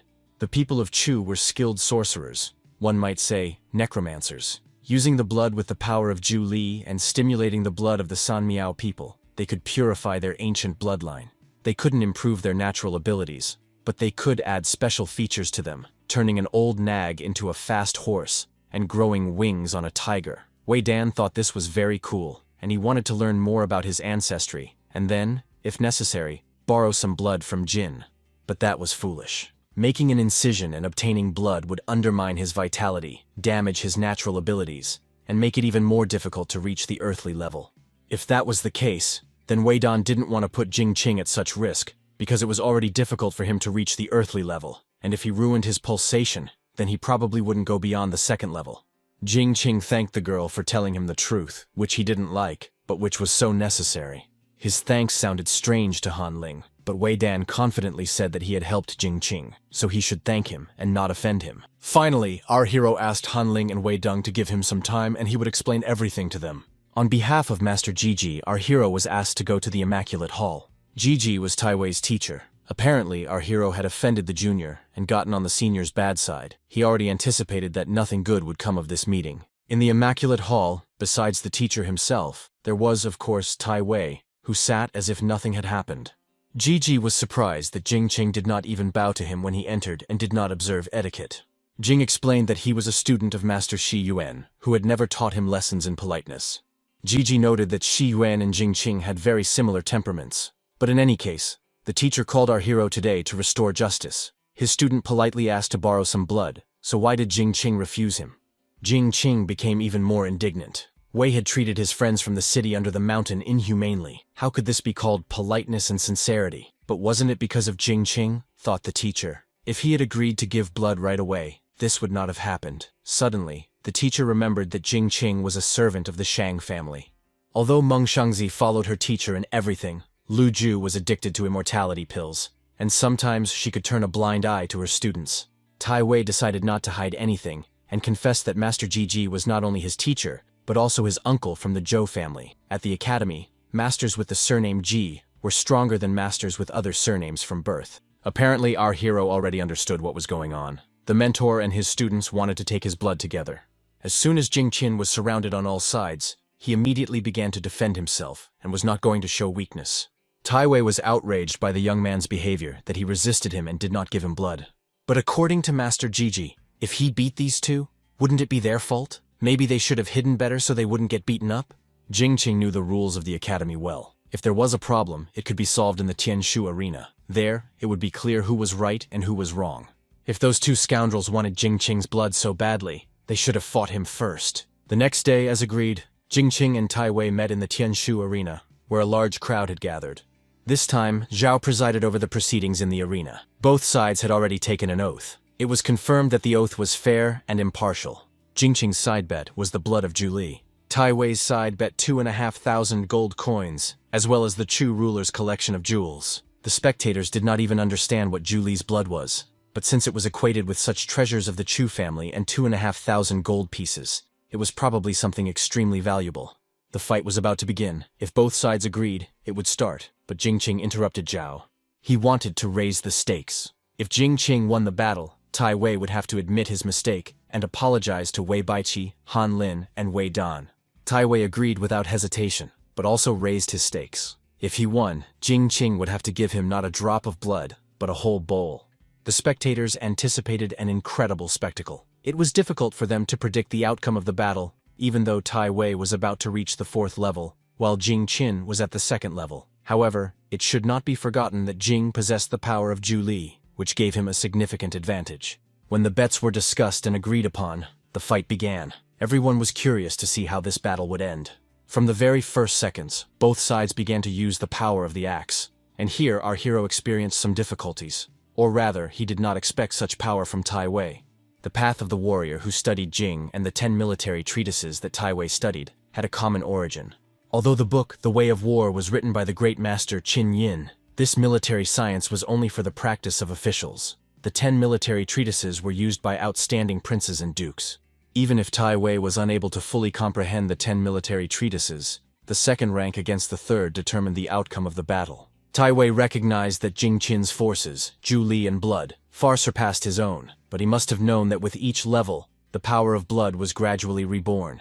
Jingqing possessed the 2nd rank of the Earth level, while Taiwei possessed the 3rd. Therefore, Taiwei calculated that his opponent was unlikely to defeat him by force, as his abilities were becoming even stronger. Jingqing was well aware that this guy's techniques and strength were better than his, but he couldn't give him a chance to attack, so he tried to suppress Taiwei. This was followed by a series of unstoppable attacks, and his opponent could do nothing but defend himself. It was not for nothing that Zhu's strength was called unmatched. Many envied our hero, because his blood power was developed to such an extent that he could perform such tricks. People admired Jingqing's strength, because he was only in the 2nd rank, but his strength was not inferior to the 3rd rank. The teacher saw that Taya had no experience in deadly combat, and his strength was suppressed. Moreover, Zhu was unpredictable. Fortunately, Gigi had prepared in advance, and hoped that no one would notice that he was secretly helping his student. He had a poisonous creature from Chu up his sleeve. If someone was injured, he could insert a female of this poisonous creature, and it would stimulate their strength and unlock their hidden potential. Therefore, the teacher did not hesitate to use this to help Taiwei. He had to win by any means necessary. Of course, this did not go unnoticed, but Jingqing still did not understand why his opponent's strength had increased so dramatically. Jingqing simply fought as best he could, but for this pompous aristocrat, it was like humiliation. His ego was hurt, and he couldn't let it go unpunished, so he intended to kill Jingqing to restore his justice. The vessel was broken, and in order to use the power of blood again, at least half of the vessel of fragrances was needed. Taiwei was at the peak of his strength and had no intention of stopping. This time, he was going to use the ghost axe strike. Jingqing had already struck him 10 times, but he felt no pity and was ready to strike with renewed force. After all, he had the body of Zhu. Suddenly, our hero began to hear voices. The voice said, apparently he was already used to enduring beatings. Perhaps his fighting style was based on counterattacks. He continued, there's not a single spot left on my body that isn't covered in wounds. Even if I win, what's the point? Meanwhile, our hero couldn't control his body, but somehow he managed to dodge the blow. The voice said, that's right, and then you need to find his weak spot when the power of blood turns into a vessel even though he is 3rd rank. But in the rush, His whole body couldn't act as one, with some parts strong and others weak. And then the voice said that the opponent's blood power had been activated, and that was the weak spot. Continuing to listen to this voice, our hero did not stop fighting and had no control over his body. His body seemed to follow the voice's advice and finally managed to break through Tai Wei's defense. And then it was time to strike at his opponent's weak spot. Using an axe strike, our hero defeated Tai Wei, which was immediately announced. At the end of this fight, Jing Qing felt that he had regained control over his body and could control it again, but he couldn't explain what had just happened. Jing Qing won, and people were surprised. This battle did not leave them indifferent. At the last decisive moment, our hero's technique became very strange, which attentive viewers noticed. Gigi was indignant that the insignificant science of the warrior's path could overcome the 10 military treatises passed down by aristocrats from generation to generation. His strange behavior at the end of the battle did not go unnoticed, and his teacher began to accuse him of cheating. This was annoying, because even in this academy there were masters who did not know how to admit defeat. Gigi demanded that Jing Qin be arrested and thoroughly investigated. He wanted evidence found that Jing had cheated and wanted him expelled from the academy immediately. But would Gigi really sacrifice his reputation to protect his nephew? Shi Yuan, who had suddenly appeared, decided to talk to Gigi. He saw how dear Tai Wei was to him, probably even dearer than his own son. Or maybe Tai Wei was Gigi's illegitimate son. Shi Yuan was not shy about expressing his most daring thoughts and spoke as he saw fit, without thinking about what others would think of him. Who would have expected to see Shi Yuan here? He was considered the teacher with the strangest personality in the academy. Rumor had it that even the head of the academy could not do anything with him. Jing Qing immediately noticed these rumors when his teacher appeared, and now he began to understand better why none of the students wanted to become Shi Yuan's disciples. Gigi had already guessed that Shi Yuan had used the dragon grab technique and controlled Jing Qing's body, so it was no surprise that Tai Yi lost at the last moment. Shi Yuan didn't even have time to say a word before he was called a cheat. But he wanted to see the female poisonous creature of Shaman Chu in Gigi's sleeve before saying anything else. Shi Yuan was angry. He admitted that he was not very willing to teach this insolent boy Jing Qin, but no matter what, he was still a person from his Tongjian Hall. Gigi had deceived him and wanted to mock Shi Yuan. If Gigi didn't like something, they were in the Tianshu arena and could settle all issues there. Gigi noticed that Shi Yuan still considered himself, as before, the strongest heavenly master of the academy. But after that serious injury, his strength had not progressed at all, so Gigi urged him not to dream of anything, because he would not even be able to fight at full strength, as it would damage his longevity. Gigi saw that for many years, Shi Yuan did nothing but hide in his hall and feel sorry for himself. Obviously, Gigi had not yet attacked, but our hero felt as if his body had been cut by a sword. The key was turning into a weapon. It was Master Ji's forgotten technique, without a sword. Everyone tried to flee from this place, because his power could reach the spectators. Others did not want to run away, because they could feel the blow of the great heavenly master, and did not want to miss such a chance. Jing Qing felt the power of the heavenly master on himself. Be that as it may, it was impressive. A much more serious battle than the previous one between Jing Qing and Tai Wei was about to take place in the arena. Gigi was no longer going to stop. Even though he considered Shi Yuan to be trash, he still wanted to settle the score with him. Master Shi Yuan was once the strongest heavenly master, but if he used his power, he would lose years of his life. Gigi understood that Shi Yuan was provoking him, but did he still have any of his former power left? Did he really want to use his former power to suppress Gigi? Gigi felt sorry that Shi Yuan underestimated him, the strongest heavenly master. Zhao tried to control the situation, because the Tianshu arena was a place for resolving conflicts between students. To resolve the feud between Shi Yuan and Gigi, they should have called the head of the academy to act as a judge. Master Ji was so angry that he was no longer willing to listen to anyone, and everyone around him suffered, even Zhao, who was an impartial witness to the battle. Since Shi Yuan had challenged Gigi to a fight, he could not refuse him, and since Zhao was the judge here, he had to obey and certify the result at the end of the battle. Before the battle began, Jing Qing decided to turn to his teacher. He thought that he might be able to help him in some way, but Shi Yuan did not even know what Jing Qing could do. Then he remembered that he had the power of Zhu Li and was not afraid of any wounds. Therefore, he could take the blows instead of his teacher. His blood would not be spoiled, but Shi Yuan was still wounded. But it was pointless. One blow from a heavenly master could cut our hero into 18 pieces. A couple of blows and he would be destroyed. It didn't matter that he wasn't afraid of wounds. Therefore, Shi Yuan told Jing Qin to just be a good boy and watch everything carefully. It was curious. It was obvious that Master Shi had not even accumulated blood power, but Jing Qing noticed something unusual. He felt that this Shi Yuan was much more terrifying than Gigi, and so, When the fight began, according to the rules of the Tianshu arena, Gigi had to attack Shi Yuan first. Hundreds of swords flew towards Shi Yuan, but he didn't even flinch, standing like a statue. Qi turned into a weapon, and Shi Yuan noted with some mockery that it was still that power. Master Gigi's power was like a sword passing judgment, but it couldn't get anywhere near Master Shi Yuan. All that power bypassed him, as if Shi Yuan's very presence prevented it from getting close. The disciples were surprised by what was happening, and could not even guess what amazing techniques Master Shi Yuan was using. Gigi was irritated, because Shi Yuan had calmly moved his great sword, Qi. How could his dragon-catching technique be improved even further? Realizing that attacking with swords was useless, Gigi decided to end the attack. But apparently he was going to attack with renewed vigor, and was indignant that his opponent was still not hiding. The warrior's body was a combination of man and sword. The sword technique of the abyss, which the head of the academy had passed on to Gigi, had not been mastered properly. Gigi should have studied harder, instead of using all kinds of shamanistic tricks. Maybe then he would have been useful in this arena. Shi Yuan did not appreciate Gigi's attack, because he simply disgraced that forgotten technique by using it. Even though Shi Yuan's skull was broken, even though it led him to a state of stagnation and he couldn't fight at full strength because it took years off his life. But was Gigi ready to give his all for this battle? Before he could even answer, Gigi was thrown back several meters by the force created by Shi Yuan. After that, his opponent tried to get up, but did Shi Yuan give him permission to get up? Gigi hadn't fought for quite a long time, and apparently had already forgotten. The first rule of the Tongjin Hall is that you can fight without wasting time talking, but if you fight to the end. Still, Shi Yuan was kind enough to remind him of all this, and hoped that Gigi would not forget it next time, and would think about it before doing something stupid. Holding a piece of jade in his hands, Shi Yuan found it quite difficult to get hold of, and in the end, it broke anyway. For some reason, this greatly angered Gigi. Could it be that he had been defeated with the help of a piece of jade? How dare Shi Yuan do such a thing? Shi Yuan had no intention of continuing or saying anything else, so he left silently, but before he did, he heard Gigi promise him that he wouldn't get away with it so easily. Our hero had been watching the battle the whole time, and when it was over, he was extremely surprised that his teacher was so strong.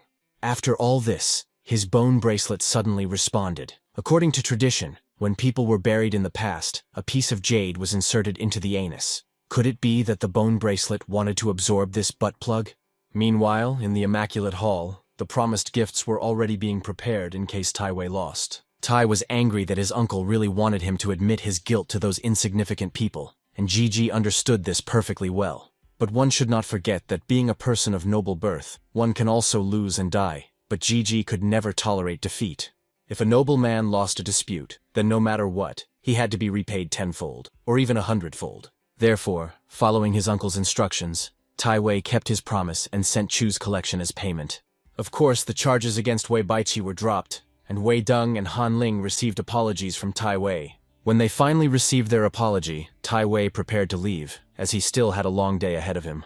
Qing Xing had no objections. Tai Wei just had to be ready at any time, as our hero hoped that he would enrich him. Jing was quick to tell his brother Wei that he would open a museum in Yongsun and fill it with Chu treasures. Jing hoped to make a good profit from the entrance fees, but Wei couldn't really say anything, because he didn't even know what a museum was. But he understood Jing Qing's idea and supported it to spite Tai Wei. The next day, everyone was discussing the recent battle between Jing Qin and Tai Wei. In particular, they discussed the victory of Shi Yuan's disciple.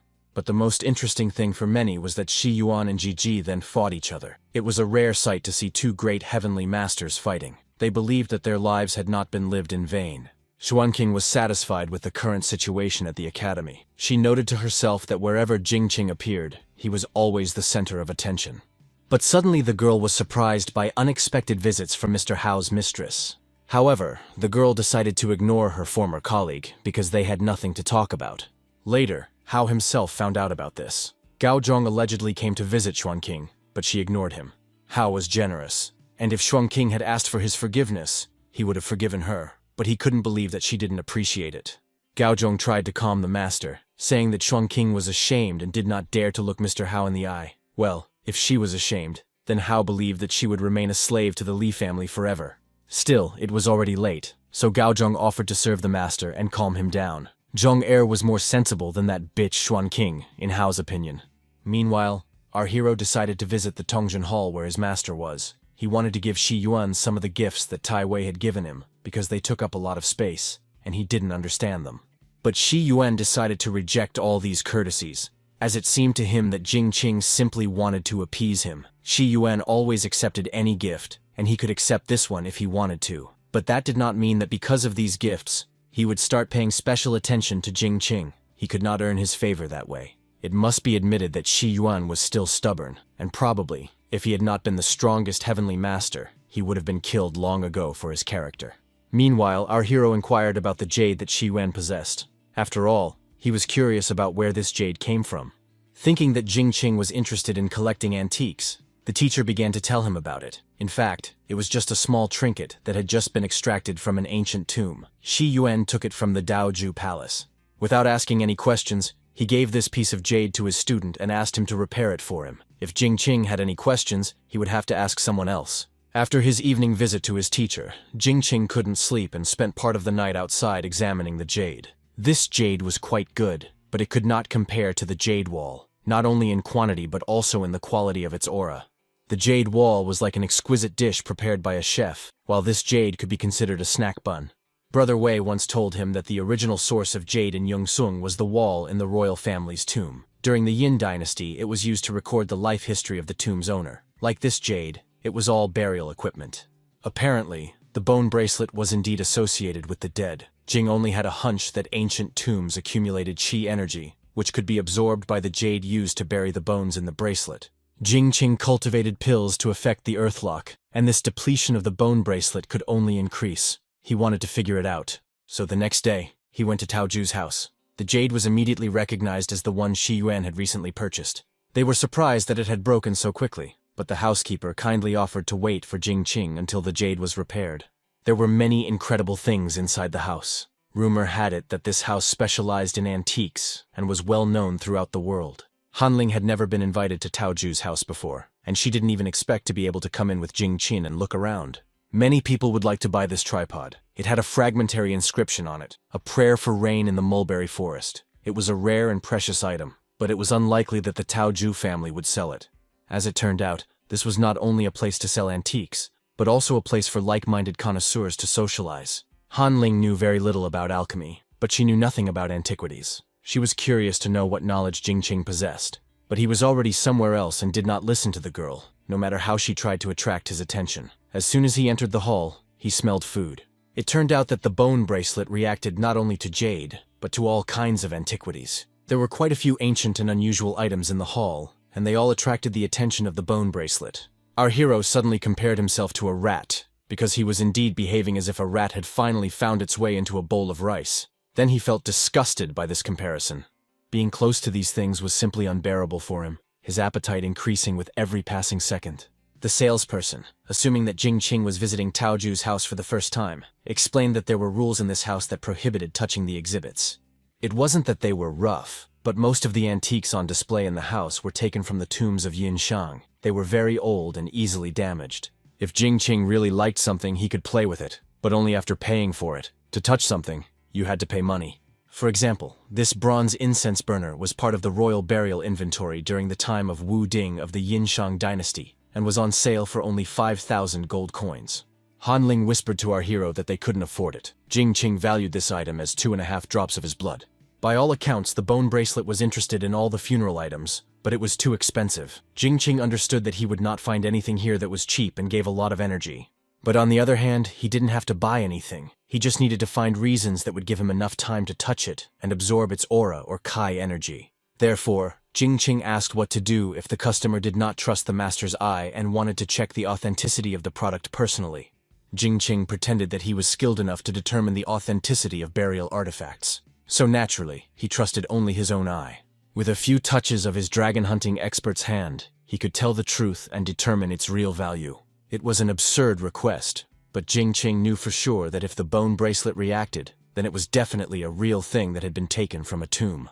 According to the master, the most difficult part of the antiquity appraisal was the identification of burial artifacts, where many factors had to be taken into account. Therefore, there was no such thing as touching a treasure to identify it. Jingqing tried to be convincing, saying that the dragon search hand was a secret technique passed down in his family, and rarely shown to others. So many masters did not know about it. Whispers spread among those present. They said that someone in the family had a rich grandfather who suddenly came across a copy of the Dragon Seeker book by accident, after which he went to the mountain to find the dragon and dig up the tomb. This exciting journey was called the Coffin of 9 Dragons, after which many thought that Jing Qing was like a tomb raider, but some also had doubts about the story of the rich grandfather. Jing Qing continued, because, as his ancestor said, in the search for the dragon, some saw a mountain, some saw an obstacle, and some saw the key to treasures, and the talk was about searching for treasures and hoards. Therefore, our hero persisted and asked for permission to try. The employee did not know how to respond. But suddenly someone entered the room and allowed Jing Qing to try it. The man was surprised that someone could find the real thing using only their hands. He had never heard of such a thing before, and wanted to see it for himself. Jing Qing saw a boy with a stocky build accompanied by 2 men, but he didn't even know who he was. Striving for the dragon that thousands of people saw on the winding mountain, the windingness is the key. According to the master, even just listening to the mantra was amazing. Tao Shan, the owner of the Jew house, brought these mourning items. Among them were genuine auspicious items as well as high-quality imitations. Jing Qing could freely use his dragon hunter's hands. Jing Qing was finally able to get close to the ancient items. The first thing he noticed was the bronze ceramics, which looked so heavenly but had very little yin energy. The master believed that at least a joss stick was needed to determine the authenticity of the bronze. How could one determine whether it was genuine or not by touch alone? The bronze came from the tomb of a minor nobleman in the Chu region, so the masters assumed it was a fake. All this time, the hero just silently examined and touched these old artifacts, while people waited for him to come to some conclusion. Those present mocked him, because after all there was no such thing as an antique that could be determined by simply touching it. Han Ling felt her confusion. She couldn't help her loyal servant. She regretted that when she was in Shenzhen, she hadn't learned how to recognize antiques.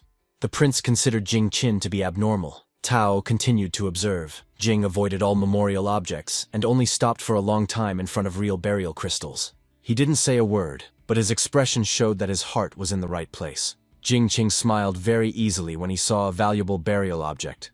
As for less valuable items, the smile disappeared from his face. Those items were of similar age, but their value was completely different. The first artifact was from the tomb of Qilin, a famous chancellor from the Rhino family, and the second belonged to a minor nobleman, and was also from Qilin. The Han nobility of the time of King Huanghuai. It was incredible that they were a branch of the royal family. The quality and quantity of this beautiful aura was extraordinary. The quality of the aura was related to the size and age of the object. It could also be related to the status of the tomb's owner. Meanwhile, the cracks in the bone bracelet completely disappeared after inhaling yin and qi. It had to be admitted that it was an excellent trip. And yet, our hero had to somehow justify his trip. Connoisseurs of ancient art were waiting for at least a few words from our hero. Han Lin was very worried about whether Jing Qing was okay, but he was almost finished. In conclusion, he told everyone that all the antiques he had modeled were authentic. As for the ones he had touched, they were the work of ordinary potters and were not particularly valuable. Tao Shan admitted that Jing Qing was indeed something special, but he dared to ask him to evaluate one item again. While Han Lin was tormented by the fact that her loyal subject would not get away with this, Jing Qing behaved confidently. Tao drew Jing Qing's attention to the great sacrificial tripod, Cheng Tong, which had been excavated from the ruins of the Shang dynasty in Chaogay, but for some reason, Jing Qing remained indifferent to it.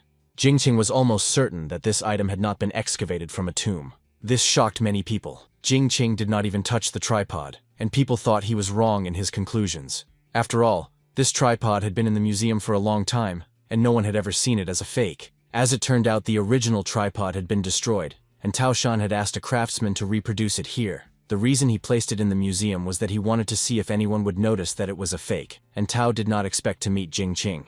Tao Shan wanted to ask Jing Qin for help. They had come across a burial object that they were unsure about. As for the reward, Jing Qin was invited into the inner room to discuss it later. Jing Qing agreed that Tao Shan could call on him whenever he needed help. The guy claimed that he supposedly enjoyed identifying treasures, but in reality, it was now a constant source of yin for his bone bracelet. Meanwhile, in the Mingyi Hall, Sheng Li continued to train incessantly. The girl not only studied theory, but also worked everything out in practice, training the physical component as well. All of this concerned the basics of Kung Fu, and when the last incense stick burned out, the teacher decided to teach Shang Li a new strategy. Luju was unusually kind to her student today, so Shan Li didn't keep her waiting. The new curriculum covered a new subject, chess. Teacher Lu therefore wanted to teach Shang Li how to play chess. Lu Ju was aware that her student did not like this kind of competition, but she promised that if Shang Li won, her punishment would be reduced. Of course, the girl was interested in such a deal, and she hoped that Liu Ju would keep her word. Since the teacher had promised something, she would certainly fulfill it. But would the young lady Meng Shangzi be able to beat her? Jing Qing was pleased with today's events, because now his status as a treasure hunter was secure. Now he wouldn't have to search the entire ancient world to restore the bone bracelet. Han Ling still couldn't get over what had happened. She almost sank into the ground while Jing Qing was taking such a risk. Jing Qing and Han Ling were already leaving Tao Ju's house when suddenly someone stopped him. The young prince wanted to know what had happened to the coffin of the 9 dragons and the lantern that emitted spirits, as well as what had happened to Ji Guohua. The prince was curious if Jing Qing could find the entrance to his ancestor's tomb, since he was so good at finding dragons and mountains. The prince had wanted to go there for a long time, but the elder rebuked his highness for talking nonsense. The prince, in turn, admitted that he was just joking, and asked the old man not to tell his father about it. Finally, the prince told Jing Qing that if he came to the museum, he would definitely come to see him. For some reason, Jing Qing compared this child to a shy bear cub. Finally, our hero walked Han Ling to her house, but for some reason there was a carriage in front of it. Han Ling had no idea what this carriage was doing there, but it looked like it was from her country, so she assumed that the king was probably visiting Tong in Xinjiang and had stopped by here. A tall man met our heroes and on behalf of the lady invited Han Ling into the carriage. Jing Qing wanted to follow Han Ling, but the guard did not let him pass, saying that the lady was only waiting for Han Ling. Before getting into the carriage, Han Ling reassured Jing Qing that she knew who was waiting for her, and that he should not worry. It was Han Lin's friend who had arrived. They had once been very close in Xinjiang. In that case, Jing Qing said goodbye to Han Ling and decided to return to the palace. Before leaving, they agreed to meet in 3 days and visit Tao Ju's house again. Han Ling was excited about the princess's arrival and was happy to see her again. It was the princess of Korea, Zhang Ran. She asked her sister to call her by her name, otherwise it would seem strange. More than 500 years ago, the Han and Zhou clans were successively destroyed by the Qin Empire in the east. The Han kings became dead kings and lost their purpose.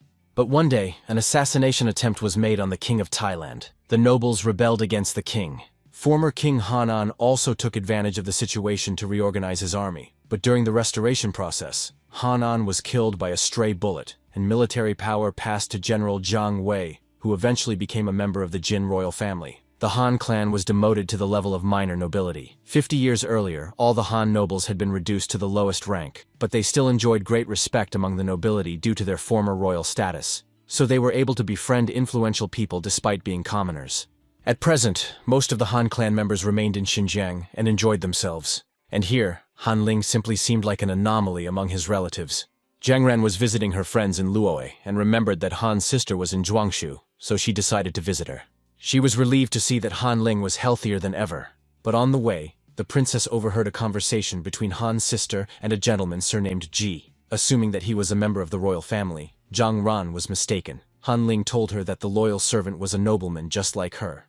For some reason, this upset her, because he was clearly not a member of the Zhou family. While pouring tea, Han Ling inquired about the situation with Shen Hao, asking if he had caused any trouble for the royal family. Recently, the Shen Hao faction had become more restrained. Now that the situation had stabilized, Zhang Ran's father intended to restore some of the fallen clans. Han Ling was very surprised by this information, and her sister asked her to pretend she hadn't heard the news. Han Ling did not understand why, but of course she was interested in the topic because it could be an opportunity for her to regain her former status. In order to regain her identity, Han Ling had to undergo a ceremony to ascend to heaven. After all, Han Ling was a woman, so how could she do such a thing? That's why Zhang Ran didn't want to pursue the topic. Han Ling was very excited because this topic concerned her greatly, and when she had already given up on regaining her former nobility, she was given a chance. Still, Zhang Ran asked the girl to forget about the ceremony of ascension to heaven. She believed that there must be another way to regain her nobility. When the princess left, Han Lin still took the initiative and asked to be given the opportunity to undergo the ceremony of ascension to heaven. Zhang Ran understood perfectly well that this outcast was hell-bent on restoring her royal family in Korea. She compared her to an ugly bird fighting fire. For Zhang Ran, Han Ling was just a woman who was nothing more than a former royal. But in Kiseo, Han Lin was more popular than Zhang Ran, which often hurt the princess's feelings. She was the sister of a nobleman, but for some reason, she always considered herself a man. Even the gentleman from the Shenho family whom Zhang Ran never hoped to meet was willing to be with her and no one else. This hurt the princess very much. so she secretly sent her away to be expelled from Xinjiang. But then she still came to the Luo Academy. Zhongran believed that the untouchables should learn to stand tall on the earth. 3 days later, as agreed, Jingqing came for Han Ling so that they could go to Taoju's house, and a young gentleman came for Jingqing. The prince suggested that the young man not wait for Han Ling, as she had things to do today. Did Jingqing really not want to talk about himself on the street, and why not go back to school and talk there? This boy confused our hero. He didn't even know what the status of this guy was, as if he could just walk into someone else's house. Jing Qinyu felt like he was being followed by a very unpleasant child. Suddenly, someone noticed Jing Qinyu and logically assumed that he was looking for Han Ling. Wei Deng told him that earlier that morning, he had seen a luxurious carriage pull up in front of the house and take her away. Han Ling told him that she was going to the mountains for some kind of ceremony to ascend to heaven. Moreover, Wei Deng saw Han Ling wearing women's clothing, which was very beautiful. Wei Deng rarely saw such clothing, so he was delighted. Wei Dan warned Jing Qin in advance not to blame him if Han Ling beat him up. Our hero found it all too strange and couldn't just leave the situation as it was. He already knew where the carriage was headed, so he ran in that direction. And a young gentleman followed close behind our hero. Han Ling was closer to the south of Zhuangshu. She was indeed wearing elegant noblewomen's clothing, which the girl probably hadn't worn in a very long time. A huge mountain covered with sharp vines towered before her. Princess Zhang Ran was waiting for Han Lin at the top of the mountain. If the ritual was completed, Han Lin would be able to regain her nobility and become a noblewoman again. According to Korean tradition, if a convicted resident of Fiji wished to receive forgiveness, the royal family, then he had to perform a ritual of ascension to heaven under the patronage of the royal family itself. The ritual consisted of walking barefoot on thorns, dragging behind him a load of symbolic guilt, and climbing to the top of the mountain without using qi. The initiation ritual consisted not only of not using one's qi, but also of not taking healing pills in advance, which Han Ling knew about. With determination, Han Ling stepped onto the path full of thorns. At first, it felt like a mosquito bite and didn't hurt at all, or maybe she just didn't want to admit it. There was a time when Han Ling sought the glory of the Han clan and communication with Hanji. What she saw before her eyes was the wealth and power of the Shenji people and the Han king. There was a time when her uncle was convicted of a crime. Han Ling was not going to back down. She was not the only one who could climb to the top. Han Ling had already come to terms with seeing this weak country deteriorate while she did nothing. She was very angry and did not want to be blamed for something she did not understand. Therefore, she believed that she had to prove to God that she was not guilty of anything. Han Lin wanted to become a noblewoman before trying to change her country. Zhang Ran was sure that Han Ling was foolish enough not to give up. At first, she thought that if she took a few steps, she would cry out for mercy. But others were still worried that Han Ling's life might be in danger. If something happened to her, the king would not be able to explain anything. Zhang Ran didn't really care. It was just a common peasant's deception, and Zhang was sure that her father would not blame her. Moreover, Zhang Ran simply wanted Han Ling to know what he needed to know about who he was, and not just know, but be a loyal dog. This was Zhang Ran's revenge on Han Ling for unknowingly overshadowing her. Everything could have been fine, but the higher the girl climbed, the worse it got. After all, there were now nails on the steps. Han Ling had already guessed that Zhang Ran had arranged this gift for her. After all, the point was to walk on thorns, not nails. But even so, as soon as the ceremony was over, Zhang Ran would have to confirm her reinstatement as a noblewoman. Han Ling had waited too long to give up such an opportunity. The girl was not going to give up. Noble status was important to her because with it, she would be able to change the world and get the best opportunities for herself. But one wrong step and Han Ling fell into the abyss along with her cargo. She could no longer keep her balance. Was this how her stubbornness ended? She was falling and there was nothing she could do. It was all for nothing. The last thing she saw was someone's hand reaching out to her, someone desperately trying to save her. Han Lin couldn't believe what was happening. She found herself in Jing Qin's arms. He had literally pulled her back from the brink of death. Thinking that it was all over, Han couldn't believe that her loyal servant had appeared again at the most difficult moment. At that very moment, a guard ran up. Our hero had no right to interfere with the Korean rite of passage to heaven. Jing Qing, ignoring the guard's threats, was puzzled by Han Ling, who was walking barefoot along such a winding and thorny path, dragging a boulder with her. Han Ling simply explained that it was part of the initiation ceremony she had to undergo. But Jing Qing still didn't understand. Was it really worth it to go to such lengths and ruin her health for the sake of what? Han Lin had only one goal, to regain her noble title and enter the academy. This was extremely important and necessary for her. Jing Qing, being stubborn and doing whatever he wanted, understood the girl perfectly, but it made him very sad to see Han Ling suffering. If Jing Qing understood her, Then Han Ling wanted him to leave. The girl did not want him to see her pitiful state. Jingqing was in no hurry to leave, and wanted to know how the ceremony should be completed. The guard guessed that he wanted to stand up for Han Ling, which was normal. A servant could carry his master on his back for the rest of the way, but they were forbidden to stimulate their blood or take pills. Normally, it would take 100 assistants to take turns carrying their master, but Jingqing was the only one there, so he took on the burden himself. Han Ling resisted and did not want to accept Jingqing's help, because she could finish the journey herself. But she had called him her loyal servant for almost a year, so he felt he could fulfill his duty. The girl still tried to change Jingqing's mind, but it was already impossible. He had grown accustomed to this pain, and was amazed at how good the Koreans were at it. The young prince was still watching our hero and followed him even on the mountain. He thought that the Korean initiation rite consisted of dragging the stone of sin up the mountain to the heavens.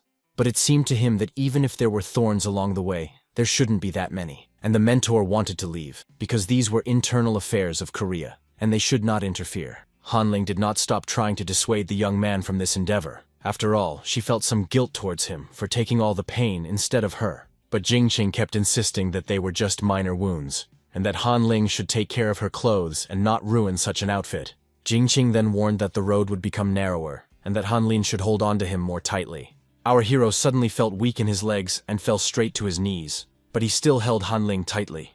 This section of the road was very strange. Some scoundrel had apparently made the path more difficult. When Han Ling returned to her country, she would have to find this person and punish them.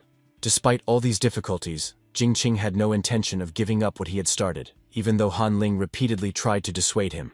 Jingqing didn't want the girl to worry about him. Moreover, he was waiting for Han Ling to receive her nobility and cling to the tails of his coat. And most importantly, he didn't want her to forget to give him 80 beautiful maidens. With tears in her eyes, Han Ling thought that the guy was looking down on her, because she was ready to give him at least 180. If Jing did not use his blood for protection, he could walk this path. It was possible that after 10 steps, the pain would become too much for them, and they would give up. Not to mention that while dragging the stone, Jingqing still had to carry a person. From the rapid healing of Jingqing's wounds, observers could conclude that he had a special physique, and that this was the very Jingqing from Yunsun, with the ability of Zhu Li, about whom there were so many rumors. And yet, regardless of the fact that Jingqing possessed the body of Zhu Li, observers understood that it only healed his wounds and cured him, but it did not suppress the pain in any way. Every time he took a step forward, new pain was added to his old pain, and the old pain did not dissipate, but only intensified. The young prince could only guess how far Jingqing would be able to go. The elder did not dare to say, but regardless of whether he succeeded or not, he sincerely admired Jingqing. Suddenly on the road, Jing drew Han Ling's attention to a waterfall. It probably flowed from Lake Gansan in Gakua, which was a beautiful sight. Jingqing hoped that when Han Ling became a noblewoman again, she would definitely see it when she visited Luoyi Academy. She would also be able to visit the Silk and Bamboo Museum, because there were all kinds of instruments there. Han Lin will be able to listen to Korean music performed by Gakuen musicians. With tears in her eyes, the girl simply agreed. She could not have imagined that this would be the price of her desire. And yet, finally, the moment came when they climbed the mountain. Han Lin was in no hurry to move on, because her faithful servant's feet were covered in iron in the form of the nails he was standing on. She wanted to help him get them out, but Jingqing didn't want her to fuss over him like that. He easily removed all the metal from his body, smiling cheerfully as if he wasn't in any pain at all. Zhang Ran finally met Han Lin, and she couldn't believe her eyes that the girl had such a loyal and enduring servant. But Han Ling was no longer in the mood. She had always thought that she and Ran were best friends, but why did she treat her this way and set up all these schemes to get in her way? Jingqing didn't want to get involved in all this drama, and since the heavenly ceremony was over, he demanded that Han Ling's noble status be restored, and that be the end of it. Suddenly, Ran moved away and ordered everyone not to approach her. A former noble could only regain their status if a senior noble witnessed the ceremony of initiation into heaven. But the thing was, from the very beginning, only Zhang Ran's servant, Liang Ming, had witnessed the ritual. This meant that the ceremony was invalid. Therefore, Ran congratulated Han Ling on the fact that she could remain an outcast. But suddenly someone interrupted the conversation. After all, who could say that there were no witnesses if there were? To his surprise, our hero saw the guy who had been following him everywhere, and he hadn't even noticed him when they reached the mountain. The young gentleman's name was Ji, and he believed he could confirm the return of Han Lin's noble title. Ran thought that this was another friend of Han Ling. Angered, she called the nobles ignorant, because in her opinion, they thought they could pass themselves off as nobles just because they had a surname. Ran ordered her servants to immediately seize this nobody who was pretending to be a nobleman of the Zhou dynasty. Jin had no choice but to order his uncle to strike them back. No one dared to insult the young master Jin, let alone some rude girl from Korea.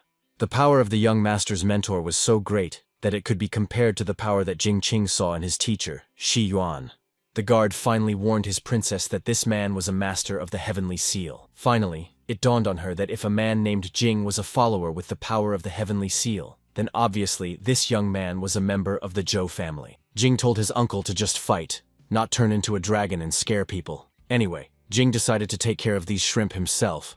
The young master showed everyone his symbol of authority and finally introduced himself as Crown Prince Jing Yang of the Zhou dynasty. Zhang Ran instantly calmed down and properly greeted the Crown Prince, who was much older than her in status.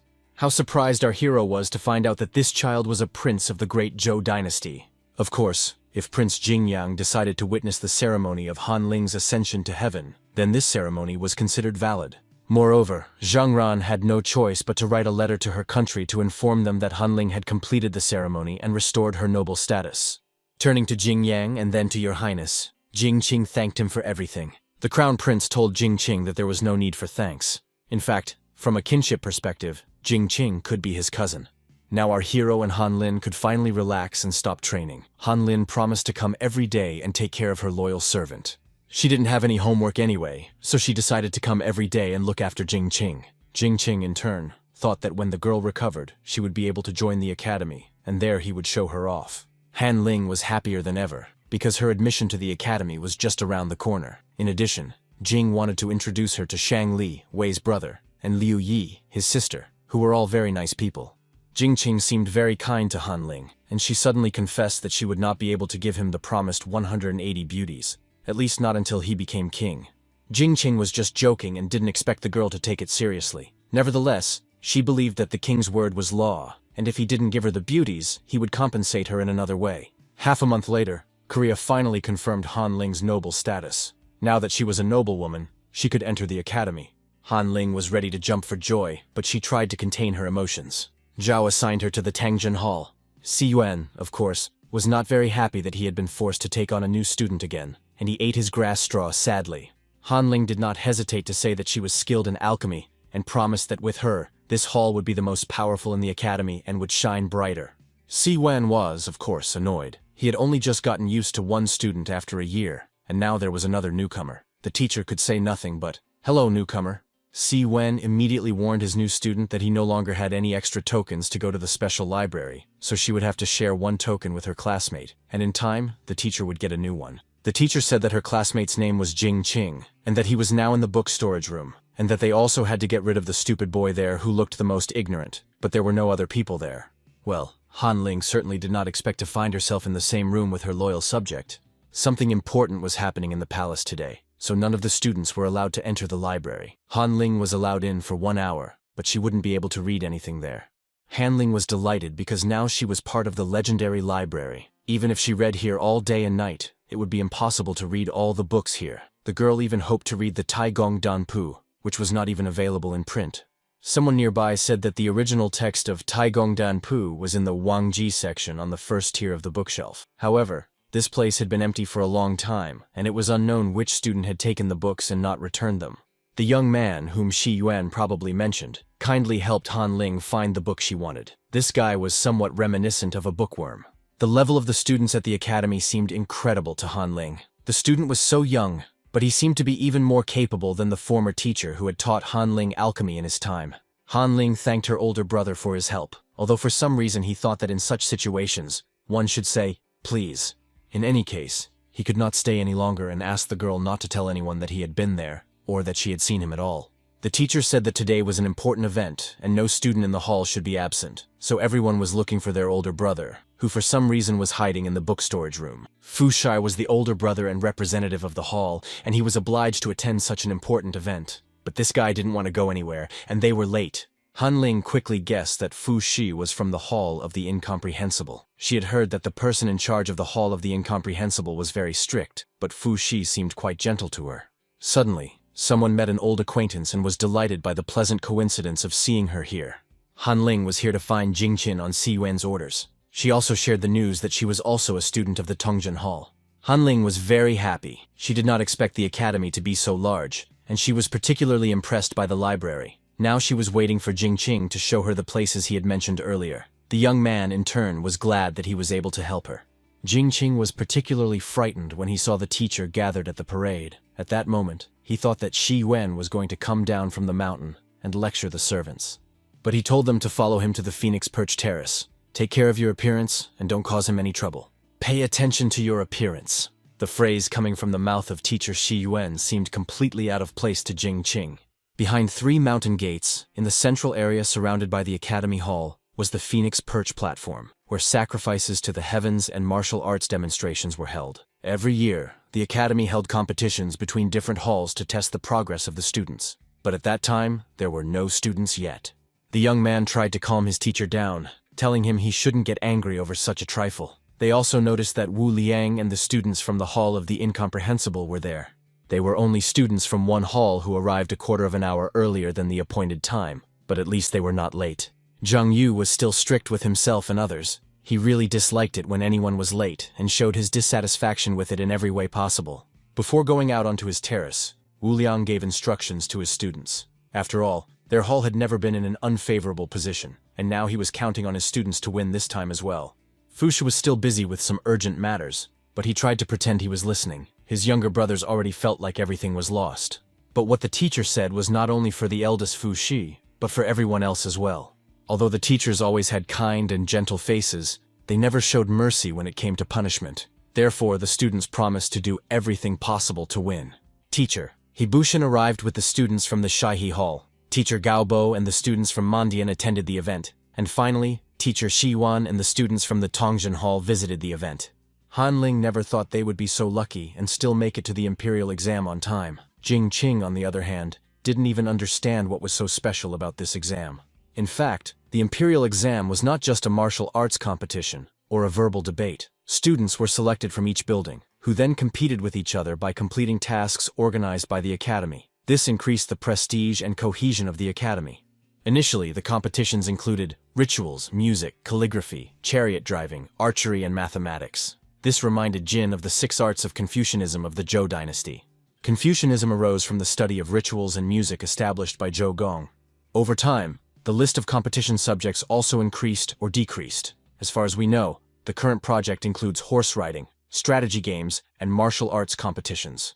There was also a dispute about horse riding and shooting, among other things. At first glance to Jingqin, it looked like a mundane school sports event. Suddenly, our hero was noticed by Ms. Shangli and Liu Yi. The girls waved happily to their friend. He noticed his mistress almost immediately, but for some reason he felt awkward when they called him Big Brother. Jingxing suddenly thought, since this was an academic competition held by the academy's professor, teacher Shang Li must be here too. Was it okay for him to greet the girl like that? Lu Ju was beside herself and could barely control herself. After all, she had promised Shang Li that if she could beat her at chess, she would give her some free time. Jingqing felt that something was wrong, but it seemed that he was safe as long as he stayed close to his teacher and away from Lu Yiju. Finally, all 16 classrooms arrived at the imperial examination, which took a little longer than expected. Now the official part was taking place, where everyone had to greet the vice dean of the academy. Many discussed Wang Xuanqing, a student for whom the deputy director, who had not accepted students for a long time, made an exception because she possessed the qualities of a dragon, a rare and unique talent of a black carp, about which only legends circulated. Wei was surprised when he saw Xuanqing, because he thought that this girl served the Li family, but he missed the moment when she entered the academy. Hao Li was particularly indignant at the sight of Xuanqing, while Gao Zhong tried to calm him down. After all, Xuanqing was now a student of the vice dean, while Hao was just an ordinary student, so he shouldn't have conflicted with her. Jingdian attended the imperial examination for the first time in his life and was able to see it with his own eyes. The young prince, seeing his brother Jing from afar, called out to him loudly and greeted him, and of course heard his teachers lament that he should not behave that way. Hanling and Jingqing immediately recognized Jingdian and waved back at him joyfully. No one cared about etiquette, and they were sincere with each other. Suddenly our hero's attention was drawn to the birds flying in the sky, but something seemed wrong with them. This time, the vice deputy took on the role of mountain master and officially declared the imperial exam open. Could this be the legendary realm of gods and demons, where the illusory becomes real? It was a truly mind-blowing experience. As expected of the world of high martial arts, Jingqing compared it to fantasy. All halls except the Tongjin Hall participated in this exam. The purpose of the exam was to showcase the beauty of each hall, so the teachers hoped that the students would be interested in learning and discussing the path. Taiwei was upset that Tongjin did not participate, but Jiji understood that Shi Yuan knew he needed to lie low for a while. He was only sorry that they could not cause him trouble during the palace exam. Jingqing was surprised why the teacher did not register any of them. Shi Yuan explained that he always felt that something was wrong with the exams at that time, so he did not register. Therefore, Ji Yuan believed it was better to avoid trouble. Instead of wasting time competing with other academies, he would rather return to the academy and collect antiques.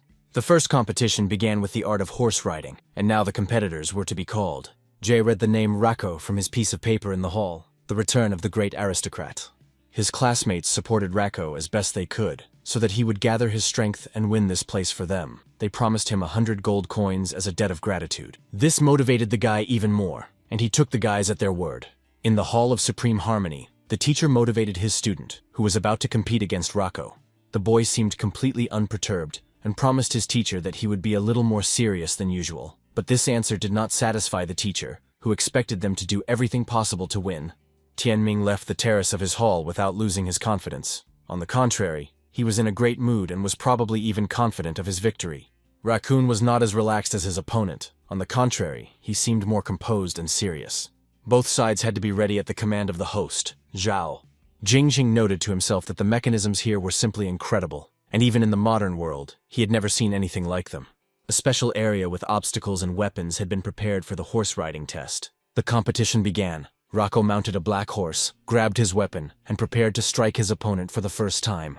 But Tianming, who was riding a white horse, remembered very well that in horse riding, the winner was the one who knocked his opponent off his horse, no matter how.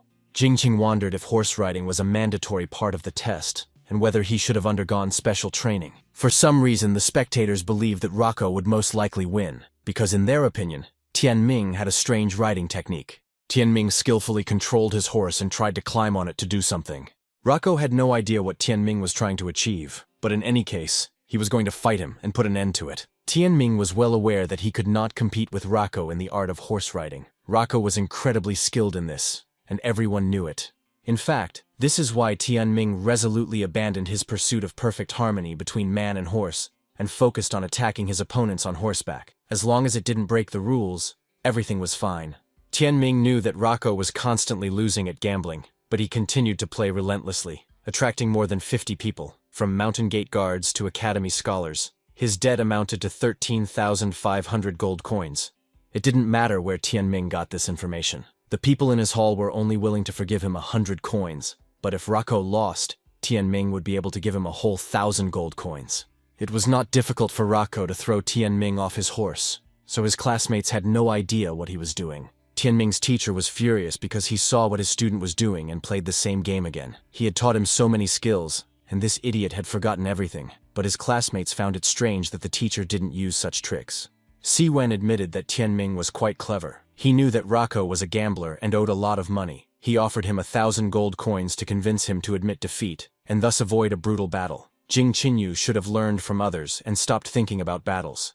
Tianming was unconditionally declared the winner, and Rako pretended that after such a great battle, his body was too wounded and battered to fight again. Jingqing and Han Lin were completely disappointed, because it was not as good a fight as they had expected. Next in the archery competition were Wei Baiqi and Fu Shi. Han Lin and Jingqing were especially interested because now their acquaintances were competing. The rules were simple. Each side had only one arrow. The winner would be the one who shot the most birds on the field. Tianming was very glad that he was not paired with Fu Shi. This guy had no rules that Tian could use in negotiations. His teammates were indignant about Rako's loss, and planned to beat him up some more. Rako shamelessly wondered how much money he would be paid if he participated in the shooting again. Wei was thinking, there was only one knot, and to win, he had to hit as many of them as possible with one arrow. He had time to observe how the birds were moving, and finally, choosing the right moment, he decided it was time. Firing one arrow upward, Wei Baiqi shot 9 eagles with it. Han Ling admitted that Jingqin's brother was truly magnificent, and Jingqing in turn was proud of him. When Wei finished, all attention turned to Fu Shi, who for some reason was being rushed. He tried to concentrate and closed his eyes, which impressed Wei and the other spectators, or rather puzzled them. There were 64 eagles in total, and they all followed King Wen's trigrams, as Fu Shi had thought. Now there were 55 eagles, so he simply calculated the trajectory of these 55, and then captured the largest number of them at the moment of intersection.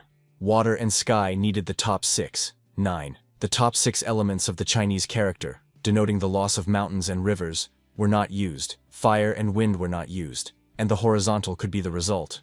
The earthly swamp was approaching, the heavenly mountain was retreating, the heavenly swamp was advancing, the fiery swamp was opposing, the heavenly thunder. Fu Shi managed to shoot 8 eagles in the end. The winner was the Great Hall of Excellence, Wei Baiqi. Fu Shi realized with annoyance that the trigram in the middle had changed. The trigrams followed the 4 seasons, but he didn't expect them to change so quickly. The young man could not stop now. He wanted to see this through to the end and understand where he had gone wrong. But Zhao could not allow anyone to linger in the arena.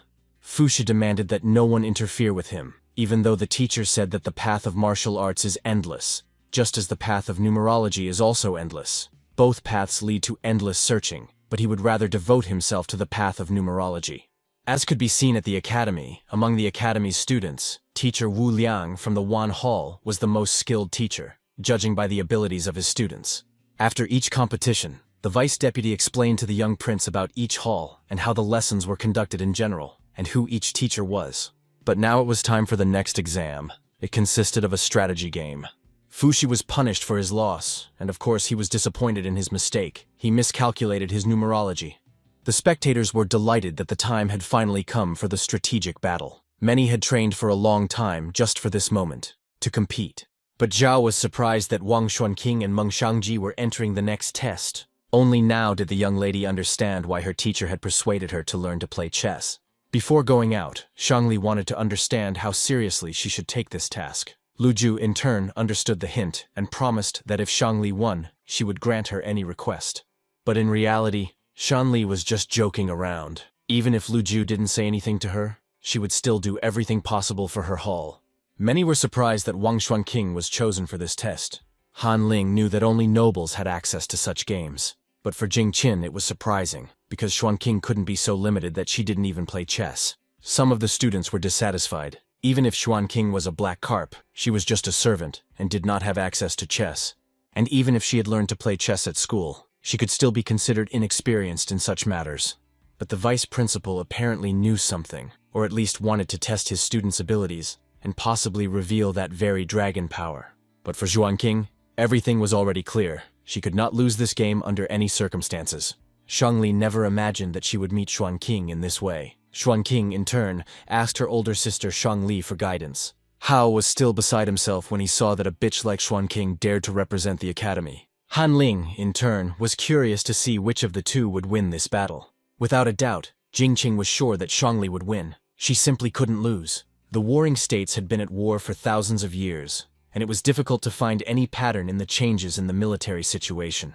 In order to study the theory of warfare, and ensure that all battles would be fought to the death, the soldier Gigu, together with the great masters of the Magometan school, created a game of machines. This was done in order to formulate tactics and hone their general knowledge. Over time, it became a way for the aristocracy to discuss strategy.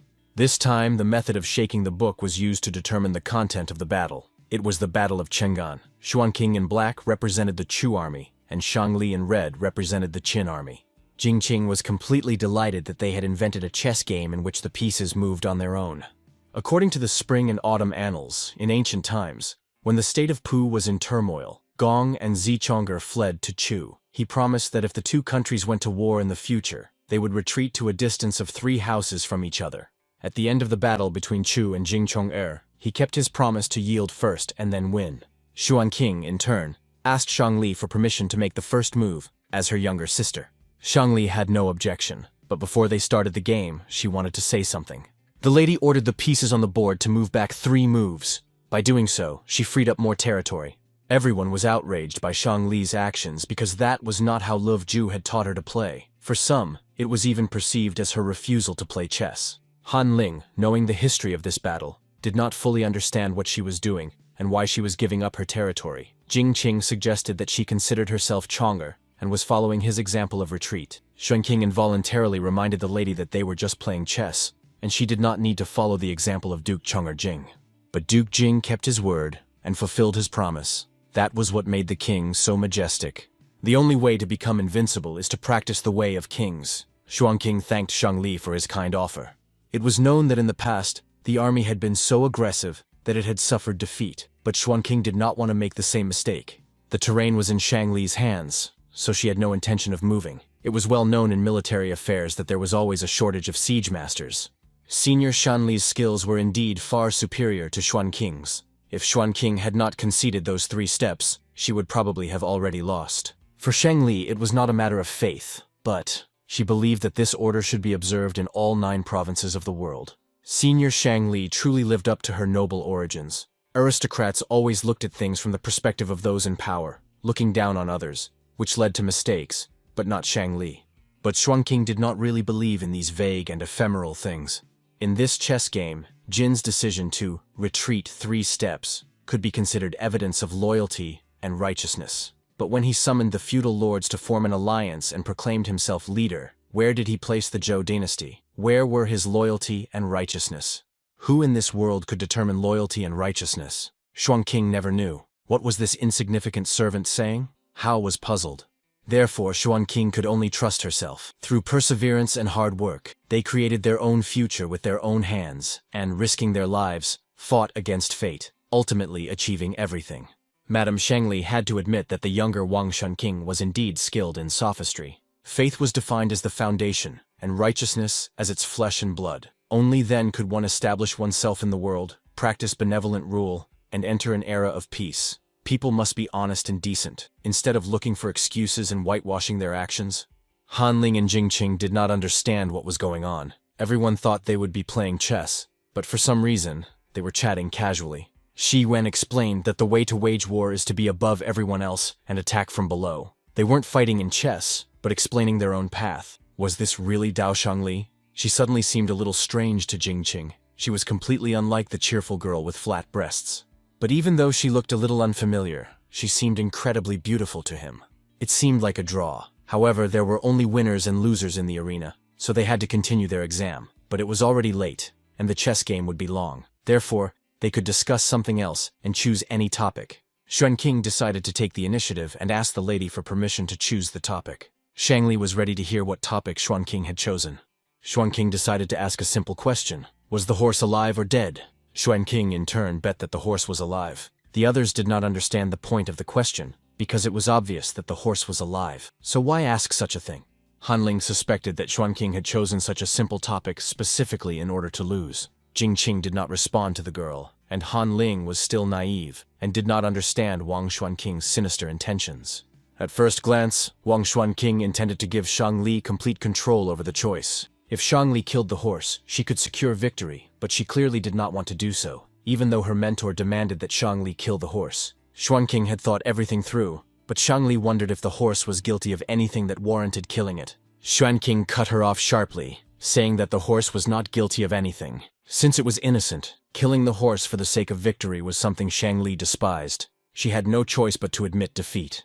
Xuanqing wondered if her elder sister Shangli was thinking that, although beautiful horses were precious, how could they compare to the lives lost on the battlefield? But the younger Xuanqing should have understood that although chess symbolizes the cruelty of war, it is not war in the end, and no one should have died. A wise person always chose the most righteous path. Moving forward on this path, one had to remain true to one's principles. Shangli hoped that the younger Wang would think carefully about everything. In this era of great struggle, even the most cunning paths could affect the universe. Xuanqing urged the elder Shangli to reconsider, but it would have been pointless. Wang Xuanqing's disciple had a deep understanding of human nature and outstanding strategic skills. Whether Shangli killed the horse or hesitated and did not, it all came down to Xuanqing being declared the winner. Shangli, claiming that the horse was innocent, immediately admitted defeat. As befits a noble lady, she acted with dignity and grace. Even in defeat, she did not lose. No one ever thought that younger Xuanqing was so knowledgeable in the art of war. In the end, they won the debate at the Mingyi Hall, bringing great glory to the Weiji Hall. Hao was indignant. Were these people even considered nobles? They surrounded Wang Xuanqing, this humble servant, like stars around the moon. Ugh. Meanwhile, after the exam, the important guest and the vice-deputy gathered in the Unji Hall. This imperial examination was made especially for Jing Yu, so that the young prince could understand the structure of each hall of the Luo Academy. In the vice deputy's hall, there were many talented people and several bachelors who had learned a lot. If the prince wanted to open his eyes to many things, this was the place to be. The Mingyi Hall was also good, and Shangli, who had done so well on the exam, was under the guidance of Love Ju. Of course, Master Wu also taught people very well according to their abilities, as could be seen. Everyone was waiting for an answer as to where Jing Yu would choose to go. But the young prince did not understand whether he was allowed to choose or was being forced to go somewhere specific. Jing Yu was already old enough to make his own decisions, so the deputy singer allowed him to make his own choice. Tunjin Hall did not participate in the exam, but Jingdu had a keen eye and believed that this would be the best place for him. After all, he wanted to join the hall where there were at least some people he knew. But this decision did not particularly please the vice deputy, who probably did not expect such a decision from the prince at all. The next day, Jingyu delighted his brother Jing Qin by announcing that he was now also a student of the Tongjin Hall. Jing Qing and Han Ling were especially surprised. Who would have thought that the prince of the Zhou dynasty would study in the same hall with them? It was unbelievable. The only one who was not surprised and was very upset was Shi Yuan himself. He did not understand what sins the deputy had committed to start giving him so many students. And so, after a month in the Tongjin Hall, the situation changed. Shangli would come to visit our hero from time to time and train with them, Han Ling and Jing Qin. These training sessions were not only productive, but also fun. Shangli always enjoyed being in the company of Jing Qin, who saw her not just as a lady, but as a friend. The discs that Shan Li threw were not easy to lift, but training with Elv Ju had benefited her, and lifting such weights was no trouble for her. To catch or deflect this plate, one had to stand in the first stance, gather blood in the entire arm, and then release it as far as possible. In fact, this was called the fourth position of the warrior's path. Jing Qing was pleased to have finally finished working on the whip handle. This was the only movement in Hyojido that allowed blood to be released from the body, which was very expensive. Our hero trained day and night, but he was still far from the third level of Earth. Still, it was a relief to train the whip hand.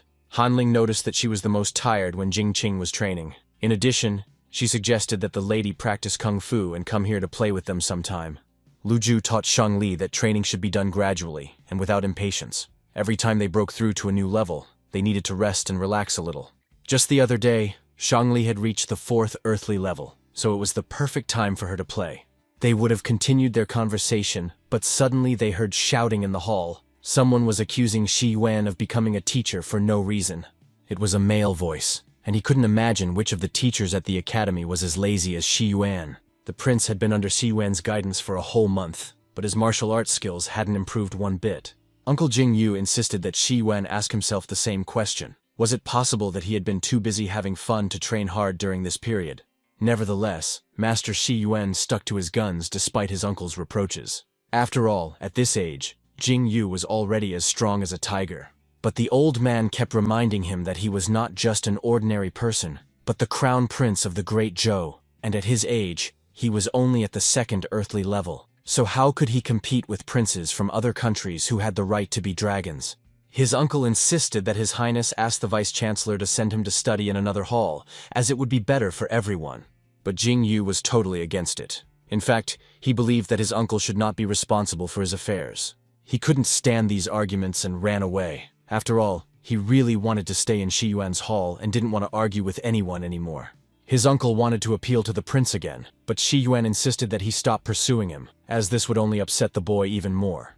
In addition, Shi Yuan noticed that the boys were standing outside eavesdropping, so he ordered them to go and persuade Jining's younger brother to return. The master advised Shi Yuan to resign from his position as a teacher if he was not a good teacher. How could someone as gifted as Shi Yuan, whose teaching skills had skyrocketed, understand the plight of those who were not qualified enough? Shi Yuan was not the only one who knew what it was like to be underqualified. Did the old man really want him to reach the level of a dragon in a month and experience a sudden surge in progress? In any case, Shi Yuan simply did not want to repeat the same mistakes he had made before. Jing Yu found a secluded spot near the waterfall, but Jing Qing quickly discovered his location. Our hero was worried that in this case, the prince might jump into the lake and kill himself. Han Ling decided to take responsibility, because she knew how to guide sad people.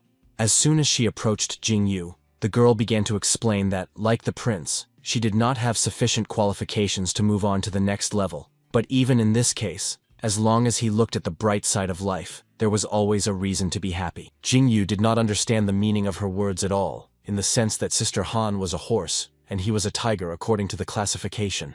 How could he sink to Han Ling's level? After all, classification was something innate. Jing Qing felt that there would be another person to comfort. The prince did not need to be spoken to in any special way. He himself admitted that he did not understand why his uncle was so harsh with him. Jing Yu believed that nowadays, the Zhou dynasty was nothing more than an empty name. All these years, the dignity of the Zhou dynasty had been preserved thanks to his aunt, who sat in Luoyi. Jingdu's father was a mediocre emperor, barely able to keep his word. All the members of the family could only place their hopes on Jingdu, but it never occurred to them that restoring the Zhou dynasty would not be a one-time achievement. Even if everyone expected it of him, the prince believed that he could not break the seal of heaven with his tiger talent. Perhaps they were simply trying to avoid their own pressure, so they placed all their expectations on the crown prince. Jing Qing seemed to Jing Yu to be a gifted person without talent. His level of qi and blood was comparable to that of the third earthly rank. Therefore, the prince admired Jing Qing, because he was something special. Han Ling had the qualifications, but she did not have people who could support her in removing the seal of the heavens. Sister Shangli was also said to be exceptionally gifted and never encountered difficulties in her studies. She even became famous during the exam. The prince envied these kids because they were gifted with the ability to do things that were difficult for other people, or maybe they were just free and uninhibited. Han Ling couldn't take it anymore and revealed that this was not the case. Jing Yu shouldn't think that he was the only one and that only he was suffering. Did he really think that Han Lin wasn't risky, but her family was also going through hard times? And how much did she have to work to correct the mistakes made by her ancestors? Shangli was indeed more highly qualified, but she had difficulty controlling her blood and didn't even have the gracefulness of a woman's hands and feet. As for Jing Qin, he could only rely on medicine to break through. Could it be that after that, the prince really envied our hero's talent? Then, to convince Jing Yu, Jing Qing decided to demonstrate how things really were. To do this, he took a blood pill and showed how he would rely on it to break through to the third earthly level. Han Ling saw enough of the video of our hero using these pills, so she decided to take Shangli away from this site, which was not for the faint of heart. Jing Yu still did not fully understand why our hero could so easily afford to use the blood pill. But what was important was that he could see the consequences of progress in breaking through to a new earthly level. The prince was a little worried about Jing Qin and hoped that he was all right, and the guy showed off his chain, which remained intact. After taking the blood pill, there was only one small crack, and that meant he was still very far from the third earthly level. It was impossible to break through to a new earthly level through normal training, and even with such powerful drugs, the effect was becoming weaker and weaker. Jing Qing was so high that he had even developed a tolerance to this pill. Shangli observed that the chain had not yet been broken. In general, she did not like that Jing Qing was taking such medicine. Therefore, she wanted to know who was the potion maker who made this nasty stuff. Mrs. Shangli really wanted to ask the creator of this pill for an explanation, but Han Ling, being that very potion maker, remained silent and insisted that no one ask her any questions. After that, Jing Yu finally understood that everyone who seemed so carefree, laughing and having fun every day, actually had their own difficulties. The prince truly felt sorry that Brother Qing, with his talent from the Zhu tribe, would never be able to reach the threshold of the heavenly seal, even if he didn't have the right opportunity, and spent his whole life trying. Then suddenly, Jing Yu had a brilliant idea, and he immediately wanted to tell Jing Qin about it. The prince could take our hero to the greatest high-level master of his time. If he gave Jing Qin some advice, he would be able to make a breakthrough. None of the three even guessed which great master the crown prince was talking about. Meanwhile, Xuanqing was suddenly stopped again today by Mr. Hao Li. He was very angry and wanted to scold Xuanqing. Did this girl think she could get away with everything? Even if she was a student at Luoyi, she was still a servant of Hao. How could she even stand before her master when she had stolen his seal? Now those who witnessed this quarrel learned some curious things about Xuanqing, namely that she was a servant of the Li family, and that she had dared to steal from her masters. Although Xuanqing was accepted by the young master, no contract was signed with him, so she could not be considered a servant of the Li family. As for the theft of the seal and the illegal appropriation of 1,000 gold coins, Xuanqing did admit her guilt, and collected the necessary amount to repay the debt.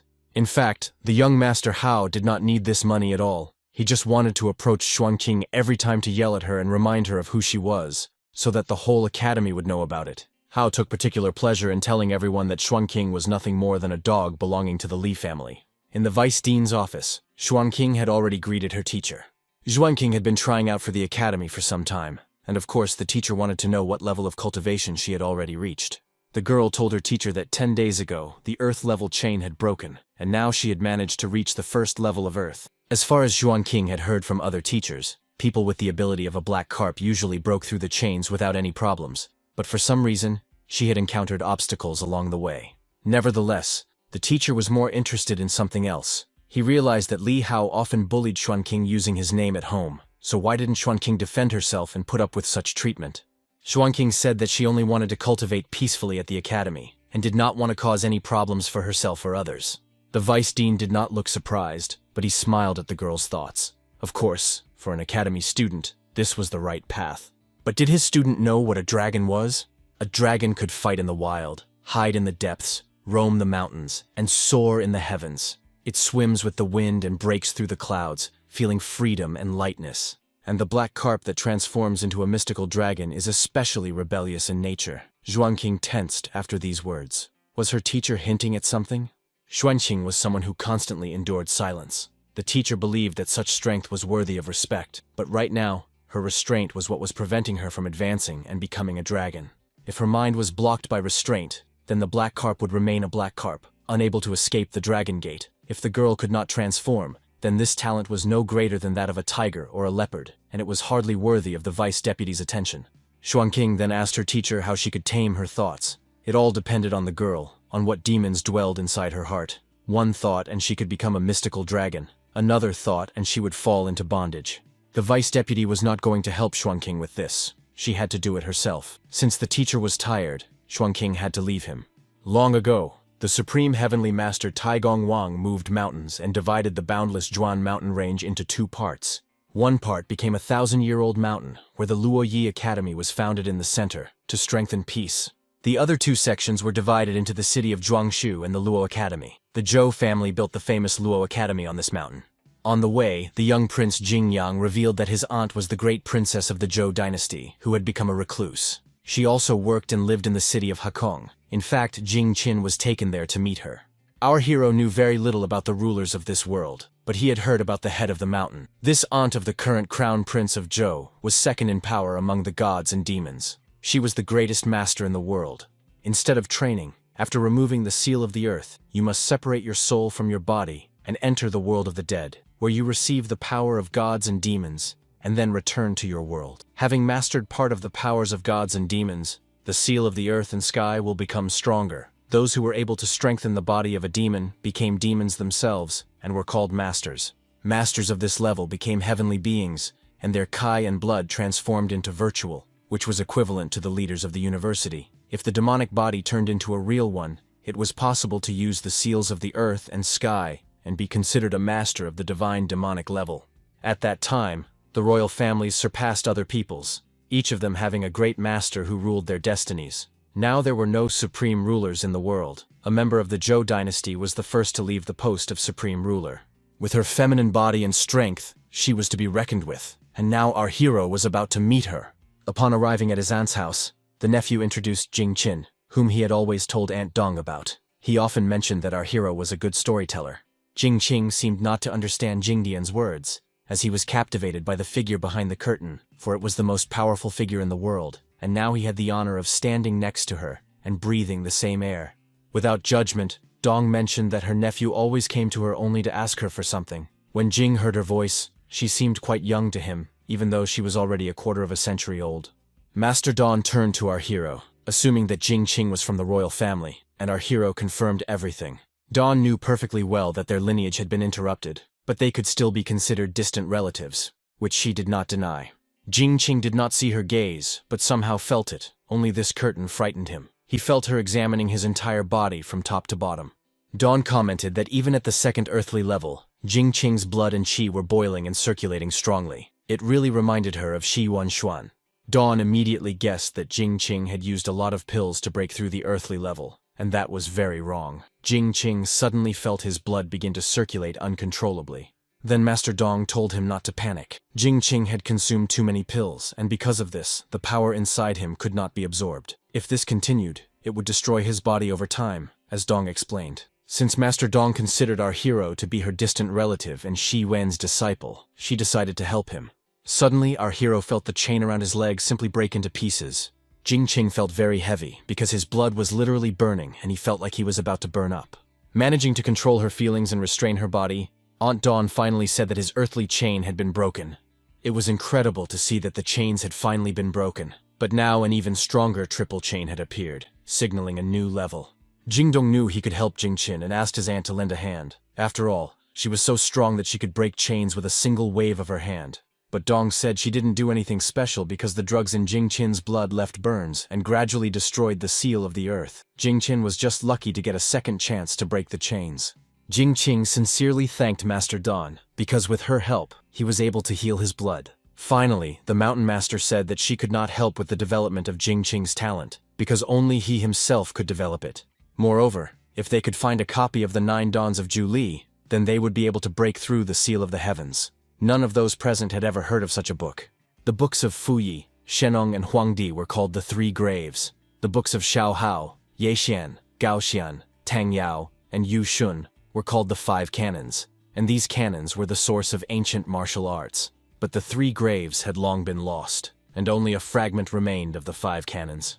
The aforementioned 9 Dawns of Zhu was only part of the Xiaohao Code in the 5 Codes. It was rumored that Xiaohao, whom the Yellow Emperor appointed to rule the lands of Zhu, could not accept that his art of Zhu would cease to exist and wrote about it.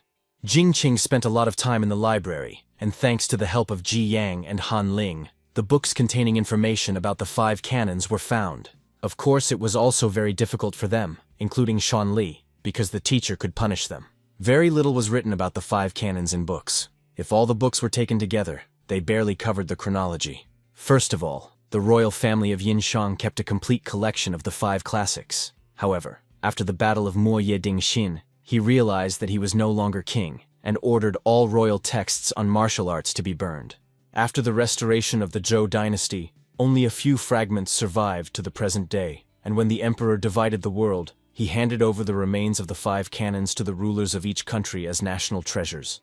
To enrich their countries and strengthen their armies, the great masters of different countries rewrote the remains of the books according to their own interpretations. The 8 Balls is the beginning of modern martial arts, which included 8 trigrams as a guide and 9 states as differences. Some of the books also went to Chu and Qing. Chu created 10 books of war from this part, a publicly available martial art, while Tai Zimin published a bad book, Lei Shou's Martial Decision. After some time, Master Qin Yin improved on Zimin's book and called it The Way of the Warrior's Body. He overcame his pride and published his improved book. When Shangli woke up, she was sure they would find her, but she did not understand why the title of the book was familiar to her. Uncle Yin once told her that he wrote The Way of the Warrior's Body for himself. Jingqin admitted that he also thought that martial arts were actually related to this book. And yet Jingqin took many pills to break the earthly chain, rather than relying on books. In the end, it was only a monk's technique, and the basic techniques had been reworked, so the original version should have been chosen. Shangli was not sure if the 10 books of war of the Chu family could help them. After all, there were still old grudges with Chu, but Han Lin knew that the family's martial relics were the clan's main treasure, which could not be passed on by inheritance. And because of this, there could be problems. Suddenly, Jingdun had an idea. If Jingqin wanted to learn all the techniques in the 9 Canons book, he would have to join the Wei family. Moreover, they had a daughter whom he could marry and learn the book from. This extraordinary idea surprised everyone, but Shangli admitted that even though Jingdong was a good person, even if he was a prince, she could still hit him. Jingqin sighed heavily because it wasn't that simple. Even if Master Dong showed them the way, it was obvious that it would be difficult. A few days later, our heroes learned that the 9 Dawns of Zhu may have been recorded as Zhu Shu. It was not surprising that if there were any parts of the 9 canons, they would be in the hands of different families. Shangli had her own business to attend to, so she left for half a day with Jingqin. Tao Zhu invited our hero to go down to the mountain to find treasures, where our hero also planned to fill his bone bracelet. Shangli was excited by the idea of Jingqin climbing the mountain to find treasure, but Jingqin immediately warned the girl that if she climbed the mountain with him, her teacher would scold her. But the lady didn't really care. She just asked not to tell anyone about it so that her teacher wouldn't find out. Jingqin, of course, could not refuse his mistress, and together they went to the Tao Zhu pavilion. There they found an object from the tomb excavations. Shangling could now see with her own eyes how the dragon hunter worked. She did not even expect that he could also appraise things. Tao just said that another master had already verified the authenticity of this item, so it could be sold legally. Moreover, the master had another request, but he was not sure if Jingqin would help him with it. In a few days, a lot of antiques appeared in the Han River near Fanling. Tao suspected that there must be a large ancient tomb in the nearby mountains. The cave had collapsed so badly that the antiques had fallen out and floated down the river. This plate was one of those antiques. The pattern on it reminded Tao of a kind of map, but he didn't even know where there was a similar place. Therefore, the gentleman wanted Jingqing to go there and show how good he was at his art of dragon hunting. Tao Ju would be very grateful to him if everything worked out. Suddenly, Shangli remembered how Jingqing once told her a story about a ghost lamp and tomb robbers. This idea excited her greatly. Jingqing was ashamed to admit it, but he was no better than his great-grandfather Ji Guohua. He knew a few phrases, but when it came to math, he always made mistakes. Jingqing felt that the energy in the bone bracelet was not enough to find the foundation. But Taoju decided to take the initiative. He could invite a master to help Jingqinyu find the location. And how could our hero refuse now? Shanglai reminded him of the ancient scrolls of the Qin dynasty. In the past, the emperor's son, Danju, took refuge with Shun, and when Shun released him, he sealed him. History said that Shu declared Yao as his successor. Danju was enthroned as a vassal in Fangling. Moreover, Fanling was the former residence of the Sanmiao tribe. Later, Danju gathered an army and fought against Emperor Shun. It follows that if this was a tomb from the time of Dongju, then it was very likely that these were their remains. Shangli and Jingqing were indescribably delighted by this, and wanted to do it. But why did Taoju feel so uneasy, even though he had suggested this idea? 3 days had passed since that day. In a few days, our hero was going to leave for Fangling, so he gathered all his belongings and asked his teacher for permission to leave. He was sorry that Hanling couldn't go with him, because she was only halfway to reaching the first earthly level. Hanling insisted on going with Jingqin, because she was the one who started it all and saw the Dragon Seeker. But Shi Yuan impartially reminded her that she had not even reached the first earthly level and could not go anywhere. Of course, Jidong also wanted to go, but Teacher Shi had to stop him. The prince was not allowed to go anywhere without permission, and he had to obey silently. He felt that the boys were upset about this, and Jingqing thought that he would definitely bring them gifts. But now he was waiting for someone else. Shanli promised him she would come, so he looked for her everywhere and waited. Shangli finally appeared, thinking that the boy had been waiting for her for a long time, and explained that she just had to escape from her teacher in time while she was busy with alchemy. Of course, Shanli didn't dare go on a trip without a weapon, so she took a thick bow from Lu Yiju. Jingqing was worried that the lady would get in trouble for skipping class. Shangli was very bored spending all day at the academy. The girl thought it was more important that Jingqing was able to get a half-month's leave from his teacher. Meanwhile, at the Ming Temple, Lu Ju suggested that Liu Yi watch Shangli train today. As always, Liu Yi had to lie that Shanli was supposedly very tired, so she went to the back of the mountain, to the Cave of Curtains. Lu Ju noticed that her student was becoming more and more active. It would be good for her to devote all her time to training, rather than spending time with the savages from the Tongjin Hall.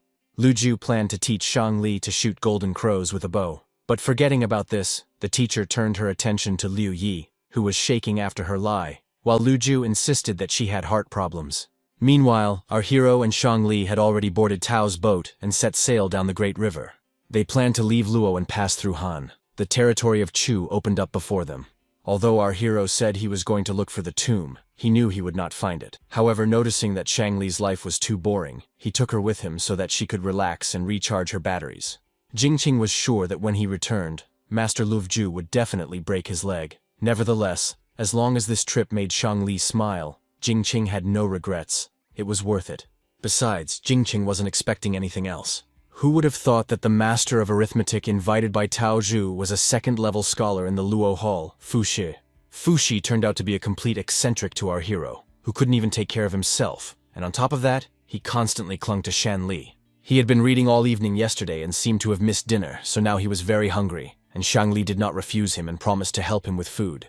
In any case, it didn't matter who Fu Shi or Han Lin were. Along with them, who didn't like strangers, they were all very well acquainted with Shang Li. Fu Shi, in turn, was very nice and made Shan Li flirt with him. Suddenly, Jingdong appeared before our hero. The young prince hoped that our hero and Shan Li would be happy to see him. Jingdong rented a boat and followed Jing Qin the whole way, and now that they were in Chu territory, it would be useless to chase him away. This was called the East and West tactic.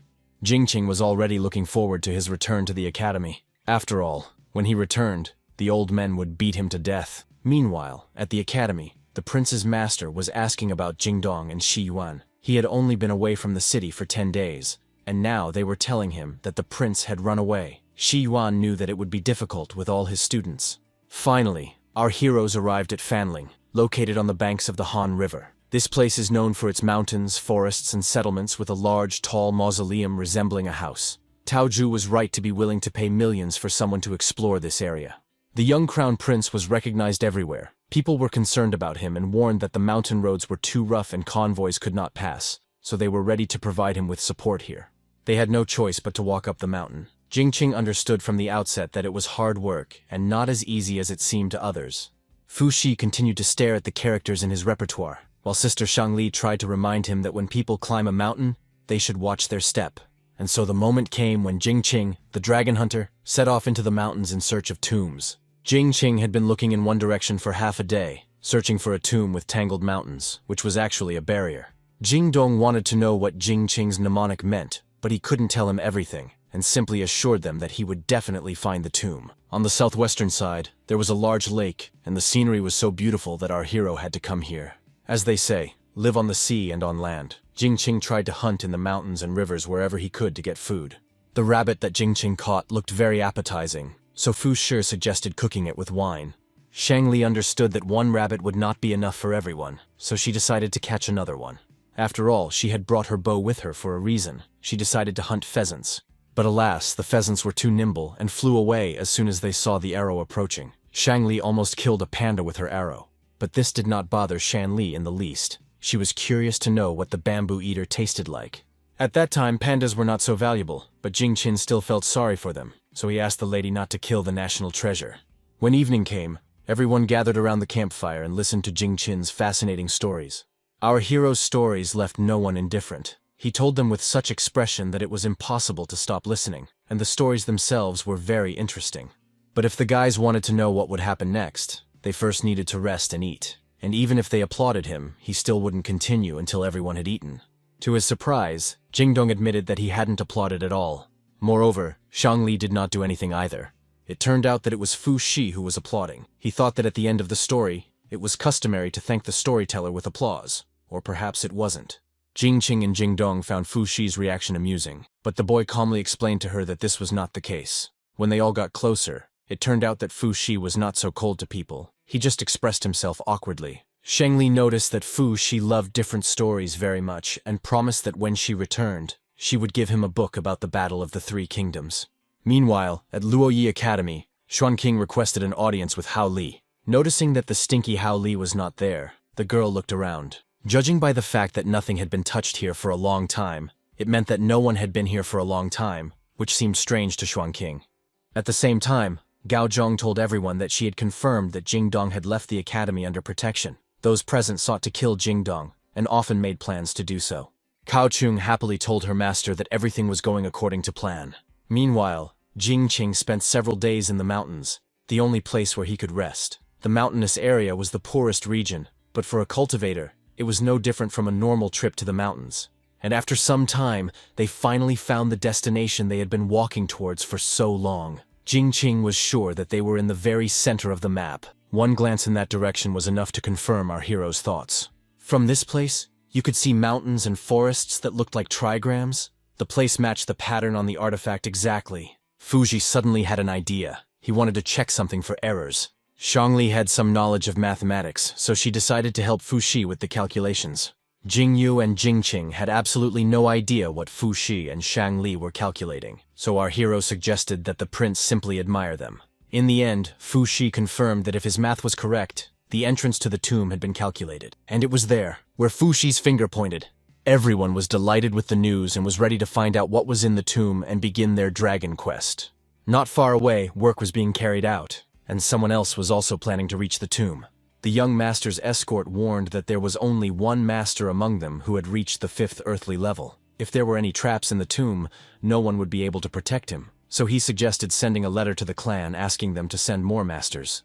But this suggestion angered Tai Wei, because it was impossible to write to the clan without knowing how many times the 9 deadly stones could be used. Otherwise, the other clan members would find out about it and come for the stones. In the end, they achieved some kind of result, and someone digging up the ground found some kind of stone. My aunt's husband told Tai Wei that there was a very ancient tomb here, and also mentioned the stones of 9 lives. Legend has it that after the Tang Yao era, the great masters of the San Miao clan rewrote the book of the 9 dawns of Ju Li, which was scattered throughout the world. The information was recorded on dozens of stone slabs, with the help of a divine power called Ju Li Shi. The Ju Li stone was very mysterious. It was rumored that if a person was a descendant of the three seeds, then after reading it, he would be able to understand the meaning of the stone. Some of the martial arts benefited the San Miao people, but after use, the slab was destroyed. During the reign of Shu Dongju, Yao's son rebelled against the emperor, joining forces with the three Miao, and fought Shun for the throne. The battle took place in the vicinity of Dongshui. Ambassador Danju used the Ju Li stone only as a bargaining chip to force the San Miao to fight. Danju was defeated and killed, and the messenger of the Ju Li stone was never found. A few days ago, Gigi was given an ancient scroll containing some very interesting information. However, there were no publicly available records of the Ju Li stone. Even after Yin and Shang, there were no clues left. Master Ji asked a leading question, whether Tai Wei knew how the Xiang clan ended up in the Chu territory.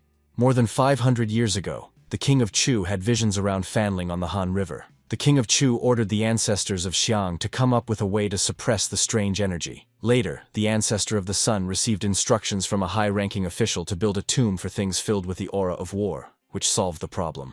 It was rumored that after his defeat, Danju returned to Fanling with his troops. Later, he began to see the death and injury of his people. In a rage, he devoured gold and burned himself, eventually dying, and his people died with him, with only one surviving.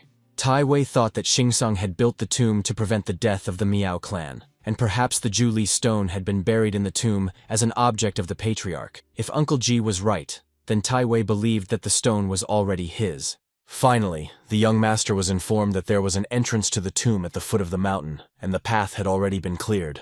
Jingqing and the boys had already made their way into the tomb, but who would have thought that they would find the entrance to the cave under the lake? Although according to the trigrams, there should have been two entrances to the cave, like yin and yang. Fuxi assumed that they had entered through the mouth. After half an hour, they were wandering around the cave. By this time, they were exhausted. After all, as soon as they entered the tomb, they hadn't even sat down once. Jingyu realized that it wasn't as exciting as he had thought it would be. The search was very long and exhausting. They had been walking for half an hour, but during that time they had found nothing and had not reached anything. Shangli had a hunch that it was some kind of maze. They wanted to continue on their way, but Fuxi kept delaying and asked them not to disturb his thinking. Jingyu was completely disappointed, because there wasn't a single green-haired zombie here, and it turned out that he had brought the donkey's hoof for nothing. Boredom began to overwhelm him, and he kicked his hooves into the void. The prince hadn't been anywhere in a long time, and wanted this trip to be memorable. He wanted to have at least some memories of this trip. To their surprise, they noticed something terrible ahead of them. There were traps ahead of them, which they could have fallen into if they had gone further, but fortunately, the donkey's hoof saved them. This trip will now surely be remembered by the young prince for a long time. It was like in fairy tales and interesting stories, where the hero falls into traps and is miraculously saved. If they hadn't stopped to rest, they would have been dead by now. By the way, they had come so far, and only now had they fallen into some kind of trap. It was obvious to Fuxi because the layout of this cave was based on an 8-door method invented in ancient times. When they entered the cave, they encountered an opening where there were no traps. By this time, every tunnel had been replaced by a door. Since everything had been replaced by doors, danger would be waiting everywhere. Fu Shai was inspired by this idea and began to write something down. He thought it would be wonderful if they turned into the gates of death. The guys demanded that he quickly find a way out, but he wanted them to wait because it was such a rare opportunity, and he would surely have another chance to find a way out someday. From that moment on, survival in the cave began. There were mechanical traps on every road. Fortunately, Mr. Fuxi found a safer route than through the gates of death, so their lives should not have been in danger. They had to walk to the fork in the road, then turn left, and then there was hope that there would be fewer traps. Jingqing no longer knew how far they had walked or how much time had passed, but they were already at the royal gate and could now rest. But she suddenly discovered that the evolution of the 8 gates was accelerating, and in just one stick, the royal gate would evolve into the Gate of Wounds. Jingqing carried everyone on his back and ran as fast as he could. It was unknown when it would all end. All that remained was to hope for the best. But Fuxi still recognized that the person who built this tomb was very intelligent. Jingqing hoped that the Gate of Life was already opening before them, and ran even faster. Soon, a huge hall filled with majestic statues of warriors opened up before him. Now that the door was open and the traps had been disabled, they needed to find the door of life. Everyone was nervous. When a moment arose and Jingqing found himself alone with Shangli, he asked her for forgiveness. but she did not understand why. Jingqing then explained that he had originally thought they could go on a trip and relax. But in reality, not only did they not relax, they almost died. Shangli hadn't thought about that at all. She probably had no idea what awaited her in the tomb, and Jingqing's apology seemed sweet to her. Shangli took such things lightly because she loved to take risks, and for her it was just a fun adventure. After the girl patted him on the shoulder, Jingqing felt that her fourth earthly level almost broke his spine. But he didn't dwell on it for very long because he noticed something in front of him. Right in front of him on the floor was something that looked like a seal. Ceasefire, life, and death, and in a word, exchange. In addition, the bone bracelet reacted strongly to something. It was as if something deep underground was calling him. When he was sure of his unusual find, he called others to come and look at it. Tai Wei managed to reach the hall, but on the way he lost many people, even the most skilled ones. By this time, he himself was tired. The place reminded him of some kind of city, and he couldn't figure out what the statues were either. The tomb pattern turned into a door, so the arithmeticians urged everyone not to worry. The 8 doors were connected to each other. It was impossible for them to work separately, so if one appeared, the others would appear too. Tai Wei could no longer restrain himself and shouted menacingly at the arithmeticians, because if the door did not open, they would die sooner or later. The situation was already tense, and now the gentleman was rushing them. The arithmeticians tried to control themselves so that they could finally complete the task. They thought they had managed to find and open the door, but they had reached another dead end, a real trap. Meanwhile, our heroes managed to find the door. They found it near the largest statue. It turned out to be a secret door. But as they walked, they discovered that the ceiling was collapsing. As soon as they entered the secret door, mechanical traps began to work, and soon the walking dead appeared. The meek warriors were overwhelmed, and life and death were exchanged. The meek warriors seemed to be a dozen or so giant warriors. When the soldiers stumbled upon the door of death, they remained alive. They had to be defeated in order for the gate of death to evolve into the door of life. They had to find a way out quickly and defeat the warriors. Jingqing noticed that the bone bracelet's reaction was growing stronger. That meant they were close to something. But Jingqing had no idea what the hell it was. Upstairs, almost all of Tai Wei's warriors had died under the rubble. Only a few had managed to survive. The arithmetician who survived continued to count. According to his calculations on the sticks, they had 1 hour left to live. The man thought that something was wrong with these sticks. Tai Wei was completely confused. The statues of the warriors were moving even after centuries. And when the gates of death opened, all the tunnels around them would be closed, and they would have no chance of survival. Tai Wei didn't know what to say in response. He was afraid for his own life, and suddenly he came to the conclusion that this was all a plot to kill him. According to legend, Zhu Li trained warriors better than anyone else, and Patriarch Qi Yu forged 10 powerful weapons. Qi Yu, Xuan Yuan, and Huang Di fought against Zhou to the outer border of the territory, and it was difficult to stop them. In the end, the Yellow Emperor used a strange method, which involved cutting down a peach tree. Qi Yu was banished forever, and 10 warriors left with him. Who would have thought that such giant statues existed underground?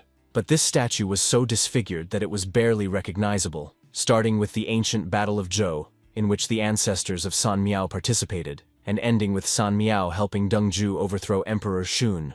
The statue depicted the story of the Battle of Zhou, but it differed from the one written in the canon. Kenshu and Tao were legendary trees, and they were cut down by the Yellow Emperor. Jingqing wondered if Xiao Hao was probably an evil warrior who was not of this world. The Sky Jedi, an ancient fighting force almost as powerful as the Lord of the Rings.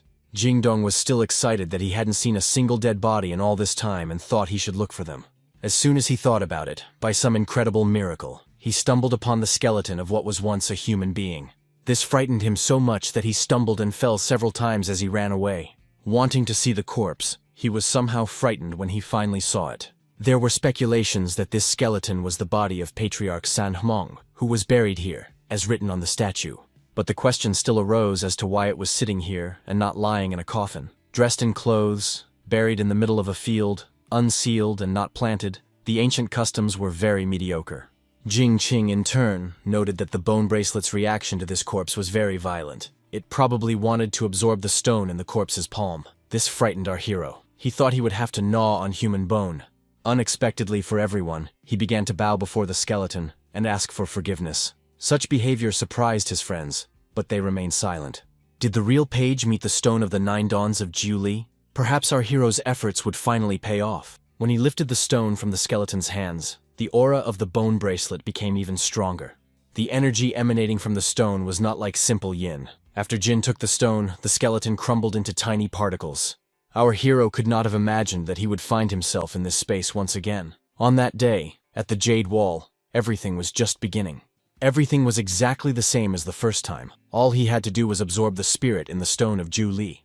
The second altar was being restored, foundation by foundation. It seemed as if the small bone would grow over time. The aura of the Ju Li stone simply restored my bone bracelet. Jingqing felt something entering his head. It resembled the method of circulating qi and blood. It seemed like it was just bits and pieces, but they were overwhelming his body. Jingqing began to feel every millimeter of his body as energy filled him. He was losing control of himself, and it seemed as if this energy was ready to burst out, as if there was not enough space in his body. Meanwhile, upstairs in the same hall, Tai Wei and his entourage were still stuck and didn't know how to get out. But fortunately, they were at least alive, and one of the traps had rotted over time and weakened considerably. Tai Wei understood that he had to gather his strength or he would die here. Many of the warriors were already in poor condition, and there were few of them left. But even if the young master got out, he didn't know how he could explain the heavy losses and the death of one of their masters, who possessed the 5th earthly level. Out of helplessness, the young master knocked on the statue until he suddenly heard an echo from the knock and then discovered a secret door. Jingqing suddenly calmed his body, sat down, and sat motionless for half an hour. Shangli guarded his peace, guessing that he was now in the process of cultivation and devouring Ju Li's energy. Fushai was most interested in the stone, or rather the history of the ancient world that was written on it. While there was time, he decided to rewrite it because it was quite strange and needed time to study. But suddenly he heard footsteps. Fushi asked the others to listen, because only then could they hear the very quiet footsteps. Jingqing once told the young prince that Zongzi was not what you eat but a zombie. Although it moved slowly, it had a frightening pale face with fangs. But Fushi remembered very well that this was just a made-up story, and that such strange things could not exist in the world. As a student of Luoyi, Fushi could not believe in ghosts, but nevertheless, he was still afraid. In the end, Fushi couldn't take it anymore and started screaming, his thoughts tormenting him. Thoughts of ghosts and zombies frightened him more and more, and he couldn't help but run to Shangli, hoping for salvation. Jingdong thought that there must be zombies here after all, and he regretted throwing away the black donkey's hooves. Only after looking more closely did the guys realize that these were not zombies at all, but people. Tai Wei still managed to get out with the warriors, but this place seemed strange to him. As he approached, he naturally noticed this modest company, and in particular Jing Qin with the Ju Li stone, which he had been searching for so desperately. In this situation, Jingdong decided to take advantage of his status as Prince Zhou. He demanded that they leave, because who would dare to attack him? Tai Wei wanted to take the stone, but a few days ago, his assistant had received a message from the palace that Gigi had said that the prince had gone home, and that they could not treat them rudely, since they had already encountered each other. In that case, Tai Wei decided to pretend to protect the safety of His Highness the Prince, and not be rude to them. Tai Wei ordered the Crown Prince to be returned and protected, and also to make it look as if Jingqing had stolen the Crown Prince, and now had to be captured. Jingdong tried to stop this situation, but no one listened to him. Tai Wei took advantage of the moment, pretending that he wanted to protect the prince. If Jingdong later told the master everything, he would not be able to say that Tai was wrong. It was obvious that Tai Wei was using all this as an excuse to get to Jingqin, and Shangli couldn't just let it go. Although these soldiers were all wounded, they outnumbered her, and one of them was at a high earthly level. Shangli decided that she would not let them get close to Jingqin. Our hero apparently absorbed all the energy of the Ju Li stone into his body, including the bone bracelet. The stone broke into pieces. Slowly, the situation began to improve, as Jingqing came to his senses after cultivation. He was completely unlike himself. Absorbing such a powerful force had taken its toll. He still felt sore, as if after intense training. Tai Wei couldn't believe his eyes that the Ju Li stone had been completely absorbed by Jingqing. How was that even possible? The Ju Li stone implanted the Ju Li martial art into Jingqing's consciousness, which compressed his blood to the limit, and then instantly exploded it. During movement, the blood and qi were like mist, forming the shadow of 9 lives. On the first day of danger, Jingqing from the Tongjin Hall wanted to invite Tai Wei to a debate to decide whether he would win or lose. Jing didn't even know if they would have the courage to say yes. If these scumbags couldn't defeat Jingqing, how were they going to protect the Crown Prince? Everyone present in the cave felt that Jingqing radiated a special aura that could not be underestimated. Tai Wei understood that he had lost his chance, because now the Ju Li stone was gone. Tai Wei and his subjects had suffered greatly in that room. If they started fighting now, they would be in mortal danger. Of course, it was too rash for Tai Wei to admit this publicly, and Jing Qing was with the prince to protect him. Tai Wei gritted his teeth and admitted that he would do nothing more. Moreover, Tai Wei congratulated Mr. Jing Qing on the improvement of his strength. In his opinion, Zhu Li's talent was deeply connected to his Sanmiao blood. Jing Qing did not respond to the gentleman's congratulations, only wishing them a safe journey. And yet, Jing's older brother was so dominant that he scared Tai Wei and the others away with his aura alone. Shangli did not understand one thing. How did he master this martial art? The ancient martial art of Zhu Li, which consisted only of numbers, a combat triad, fierce and powerful, acted like a god, but it was not the only one.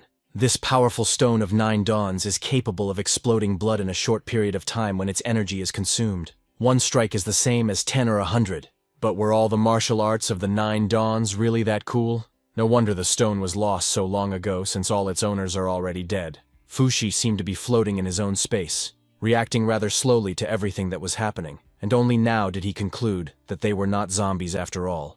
And if they weren't zombies, then he wasn't afraid. Besides, he had learned a lot during this trip to the tomb, so he wanted to write about it right now while the others were helping Jin get back on his feet. Finally, the time came when our heroes left the cave and stopped to rest at the guest house. It had been a truly dangerous journey, and the guys couldn't help but celebrate it, because the trip had been a success. Jing Dong was inspired by this journey, and was going to write a book about his experiences on the trip, and wanted to call it Mistakes in Search of Zombies in the Ancient Kurgan. Fushi rejoiced that they had managed to solve all 8 doors in this tomb, and all this was, of course, thanks to mathematical calculations. Of all those present, only Jing Qing looked rather strange. He was unusually quiet and pensive. Of course, this did not escape the attention of Shangli, who made him drink with her. She hadn't taken such a risk in a long time, and she obviously enjoyed it. Shangli didn't care about anything anymore. She wanted to get properly drunk and celebrate this trip with her friends. Jing Qing noted to himself that he should invite Shangli on more trips in the future, as it had a very positive effect on her. I request half a month. After crossing the Han River, they had to disembark and walk for several days until they reached the Ishui River. Then they would be able to board a boat and return to Luoyi Academy. Along the way, our hero entertained the boys with his stories. Jing Qing always came up with a variety of stories that left no one indifferent. People always thought up and invented possible plot developments themselves, so it was never boring with Jing Qing. Finally, our heroes approached an important crossing, which was located between 2 rocks and was very narrow. For some reason, Jing Dong began to laugh heartily, and Jing Qing did not even understand what the prince was laughing at. Shunli then explained that the young prince was just playing with imaginary thoughts and that it was not worth taking seriously. People said that the handsome Zhou Yu and the wise Zhuge Liang were very intelligent, but in Jing Dong's opinion, they were actually incompetent. If an army had ambushed them here, it would have been easy to capture them. The young prince's words had barely left his mouth when horsemen galloped toward them, ready to kill them.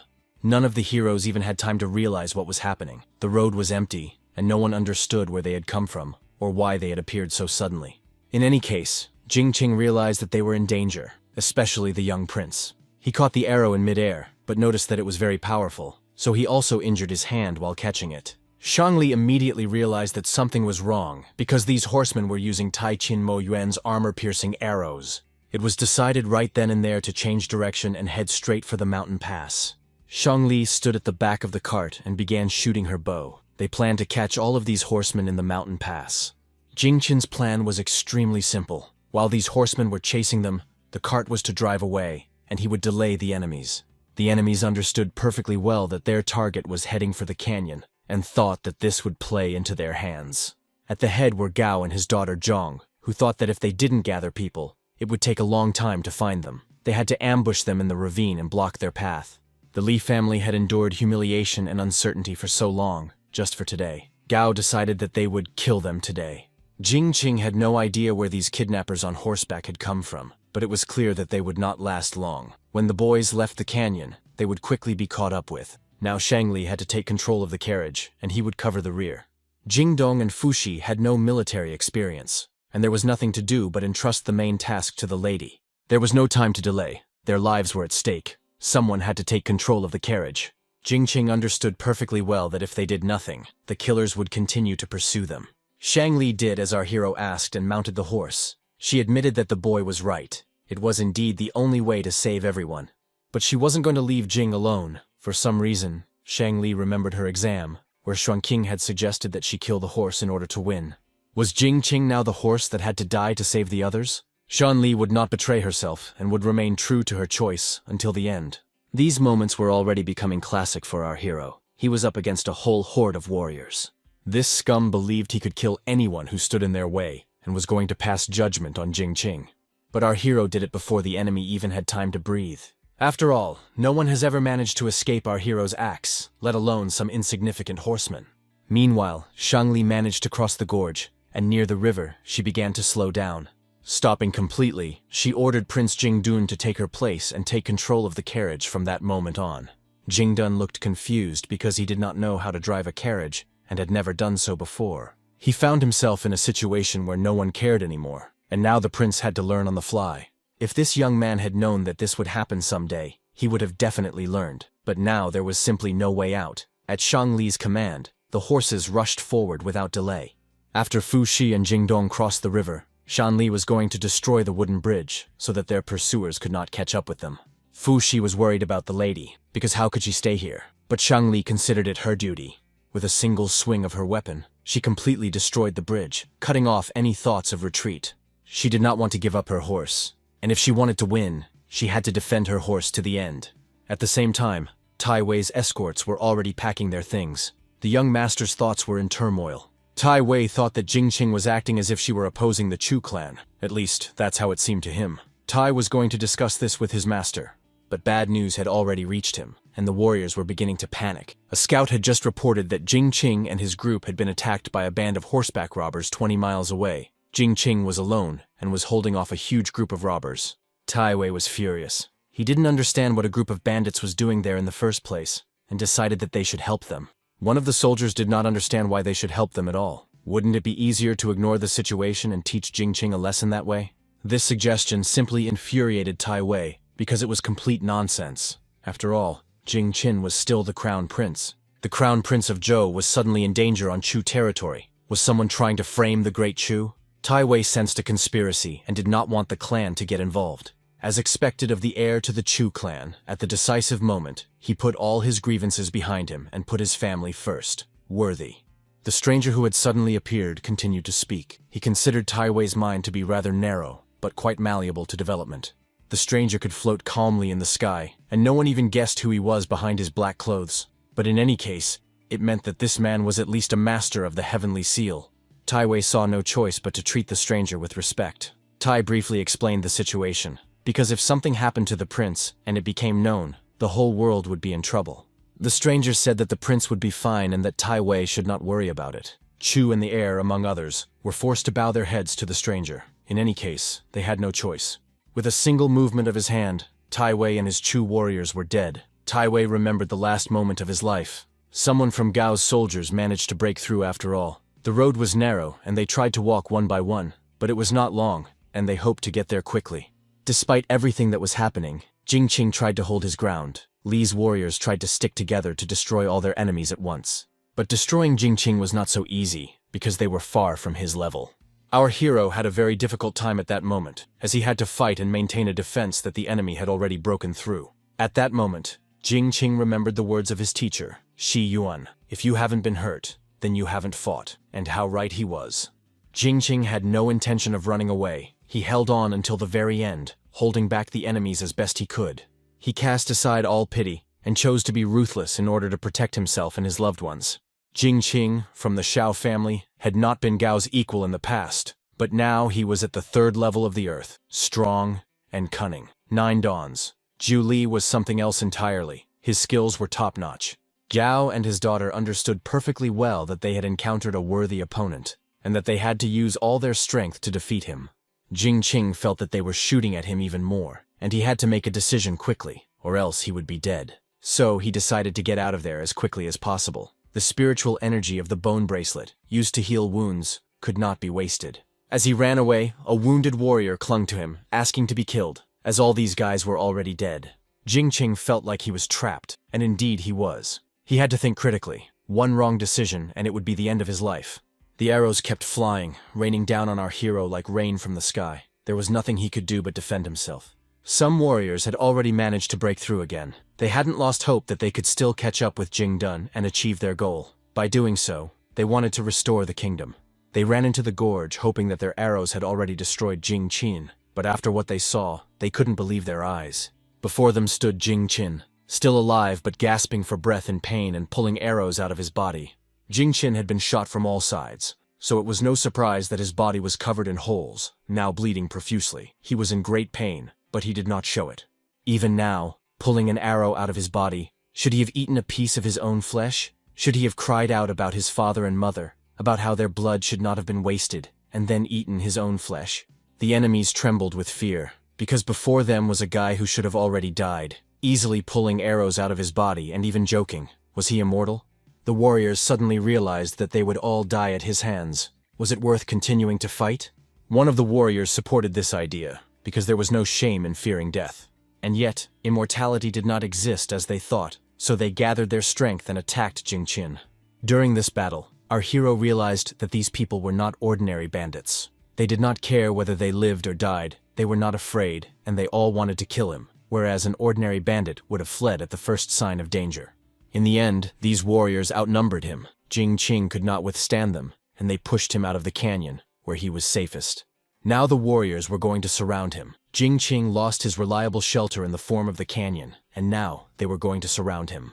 Our hero already thought he would not survive. His situation was difficult to envy, but he probably had no regrets. Knowing how hopeless the idea was, Jing Qin continued to fight until his last breath. He did not have time to get up before an arrow flew over his head. The arrow hit his enemy directly, killing him. The warriors quickly took this as reinforcement from Jing Qin, but the guy himself couldn't even understand what kind of arrow it was and who had shot it. This archer was very familiar to Jing Qin, and he probably didn't want to see her here, for he tried to save her life, even at the cost of his own. But Shangli was unstoppable. She still knew how to shoot, and was capable of doing so she had no intention of leaving Jing Qin alone against this horde. Such an act astonished Gaozhong. Where had it ever been seen that Shangli, a lady by birth, would return to the rescue to save her protector? The situation was heating up, and it was clear that these guys were impossible to kill. They had to either retreat or fight to the last. Meng Shangji was the noble daughter of the state of Qin, and enjoyed the favor of the great master Qin Yin. Gao thought strategically, because her murder could also affect many states, and of course, Gao's death would also affect Qin Yu. Shanli told our hero that Jingdong was already safe, but now they had to figure out how to get out of this mess. Of course, Jing Qing didn't know how to get out of there, so he lied to Shanli just to keep her from worrying and leave him alone, which the lady figured out. But the guy didn't want to admit it out loud until the very end, saying that he did have a plan to escape after all. In fact, the plan was extremely simple and obvious. Since they were already surrounded by enemies on all sides, they just needed to kill all the enemies and escape. But this was not a canyon, and it would be more difficult for our heroes to fight back. Still, they stood confidently. There were too many enemies, so Jing Qing asked Shangli to be careful, and she asked him the same thing, because he had been fighting here longer and needed to be vigilant. Our hero decided to take the southeast side, while the lady took the northwest. With the bone bracelet, Jing Qing completely forgot what fear of death was, and during all this time he even got used to pain. But suddenly, at that moment, he began to feel oppressed. Jing Qing once again felt that he was standing between life and death. This feeling of oppression did not arise from fear of death. No, he was not afraid to die at all. Rather, he feared for the life of his precious mistress. He was afraid that this girl would be injured, or that something would happen to her. Jing Qing and Shangli literally covered each other's backs, helping each other out when one of them was attacked by an enemy. During this time, they managed to kill only 6 enemies. Completely out of place. But Shangli decided to ask the guy to tell her a story so that she wouldn't feel so sad. Jing Qing did not refuse her request and decided to tell the story of Zhao Jilun, who was riding in a red cart with horns and picking up speed. That day, in the midst of chaos, Zhao broke into the 8-gate Golden Lock formation with a red soldier. The young master Liu Cheng expelled the warrior nicknamed White Death, and the warrior swore allegiance to Zhao Jilun. Jing Qing and Shangli were still holding up well, which Gao clearly did not expect, but he decided he could not wait any longer. Gao Zhong assumed that his father's martial arts skills were too dangerous. Gao had once driven Lord Li's chariot and served in the Imperial Guard. Once, he was supposed to die with his lord to repay him for his kindness. But now Gao wanted to stop enduring humiliation in a foreign country, and all this was only for today. He was happy to kill these guys. To his surprise, our hero noticed that they had stopped attacking. The reason was simple. The warriors retreated because they simply did not want to die at Gao's hands, for he would spare no one who stood in his way. Jing Qing recognized Gao, who was the manager of the Li family. He wished he could get rich so quickly. But what worried our hero most was the question of why the Li family had decided to attack the ruling Zhou family, the crown prince. Whatever the answer to this question might be, Jing Qing had no intention of backing down. During this time, he had grown fond of Jing Dun, who was not at all the arrogant boy he had seemed to him in the early days, and the Li family was clearly no friend to him. Two different forces clashed in battle, and Gao's power proved to be too strong for our hero. Jing Qing felt the first blow as if he had struck a mountain. Bayuxi's practice of the 4 powers of the King of Beasts was incomplete, and Gao only mastered the power of the barbarian bear, which caused him to lose his mind in fierce battles and unable to distinguish friend from foe. But this completely unleashed his fighting instincts. He was then able to challenge 6th-level masters with only the power of a 5th-level Earthlock. It was harder for Jing Qinyu to fight him than those ordinary soldiers, because he couldn't even break through Gao's defense. His blows seemed to vanish into thin air, and in the end, Gao threw him away. Seeing what was happening, Shangli rushed to help her friend so that no one would dare touch Jing Qin. Gao didn't care who he was fighting. Shangli tried her best to block the enemy's blows and defend herself, but Gao's blood and ki were comparable to a 6th-level master. The lady could no longer withstand Gao's blows and was thrown in the direction of Jing Qing, who was already running to her aid. Fortunately, she was fine, and even managed to land elegantly. Shangli was well aware of how strong Gao was, but she still had one technique that could break Gao's technique, only it took time. Jing Qing understood what the girl wanted, so he quickly took on Gao so that Shangli could prepare herself. And yet, if it weren't for Shangli, Jing Qing would probably have met a sad end. Now he was fighting so as not to abandon his precious mistress and not let her down, which gave him strength. Thanks to his barbaric nature, Jing Qing had no intention of yielding in strength to others, let alone Gao. The moment had come when they would test who was stronger. Gao Zhong, standing aside, did not understand how Jing Qing could be equal in strength to Gao, how he still had ki and blood left, and what kind of martial art was this anyway. Gao Zhong ordered the other warriors to go to Gao's aid, but would that save him from the fate that Jing Qing had in store for him? Jing Qing tried his best and managed to inflict at least some damage on this scum so that he would lose his concentration. Moreover, our hero's earthly level became even stronger, but if he continued at the same pace, he would encounter some difficulties. Fortunately, Shangli had enough time to focus and prepare everything necessary to carry out her plan. Shangli jumped up and fired the 3rd of 9 shots of the Golden Crow, which she had learned from her elf Ju. The arrow went straight through Gao's body, which clearly weakened him, but the story was not over yet, and Shan Li wanted to hear the rest from Jing Qin, because they still had a long battle ahead of them. Jing Qin continued the story. It was said that Zhao Jinglong disappeared very quickly after defeating his enemies. But now Shang Li wanted to talk about how Zhao Jinglong and Liu Chang had quietly disappeared. At the same time, 16 people remained in the camp, and Lai Hao's whereabouts in the camp were unknown. It was likely that Gao Zhong and Gao Dailian were holding him hostage. Xuan Qing had been secretly watching this group for over a month. According to her observations, their martial arts were mixed and of low quality. The strongest was Gao Dailian at the 5th level of Earth. The participants were very different, and it seemed that they belonged to representatives of many different countries. Xuan Qing also noticed that half an hour ago, when this group came out, they held a ceremony for the kingdom of Ba. More than 20 years ago, Ba was destroyed by the Grand Commander Qin Yin, the main army of Qin. The king of Ba, known as Lord Lin, a grand master of the god demon, died along with all his best warriors. The royal family was exterminated. Due to Qin Yin's ruthless tactics, Ba could not be restored. In most cases, some representatives of Ba, unwilling to submit to Qin, hid their identities and fled to other provinces. Unexpectedly, one of them turned out to be Gao Dailian.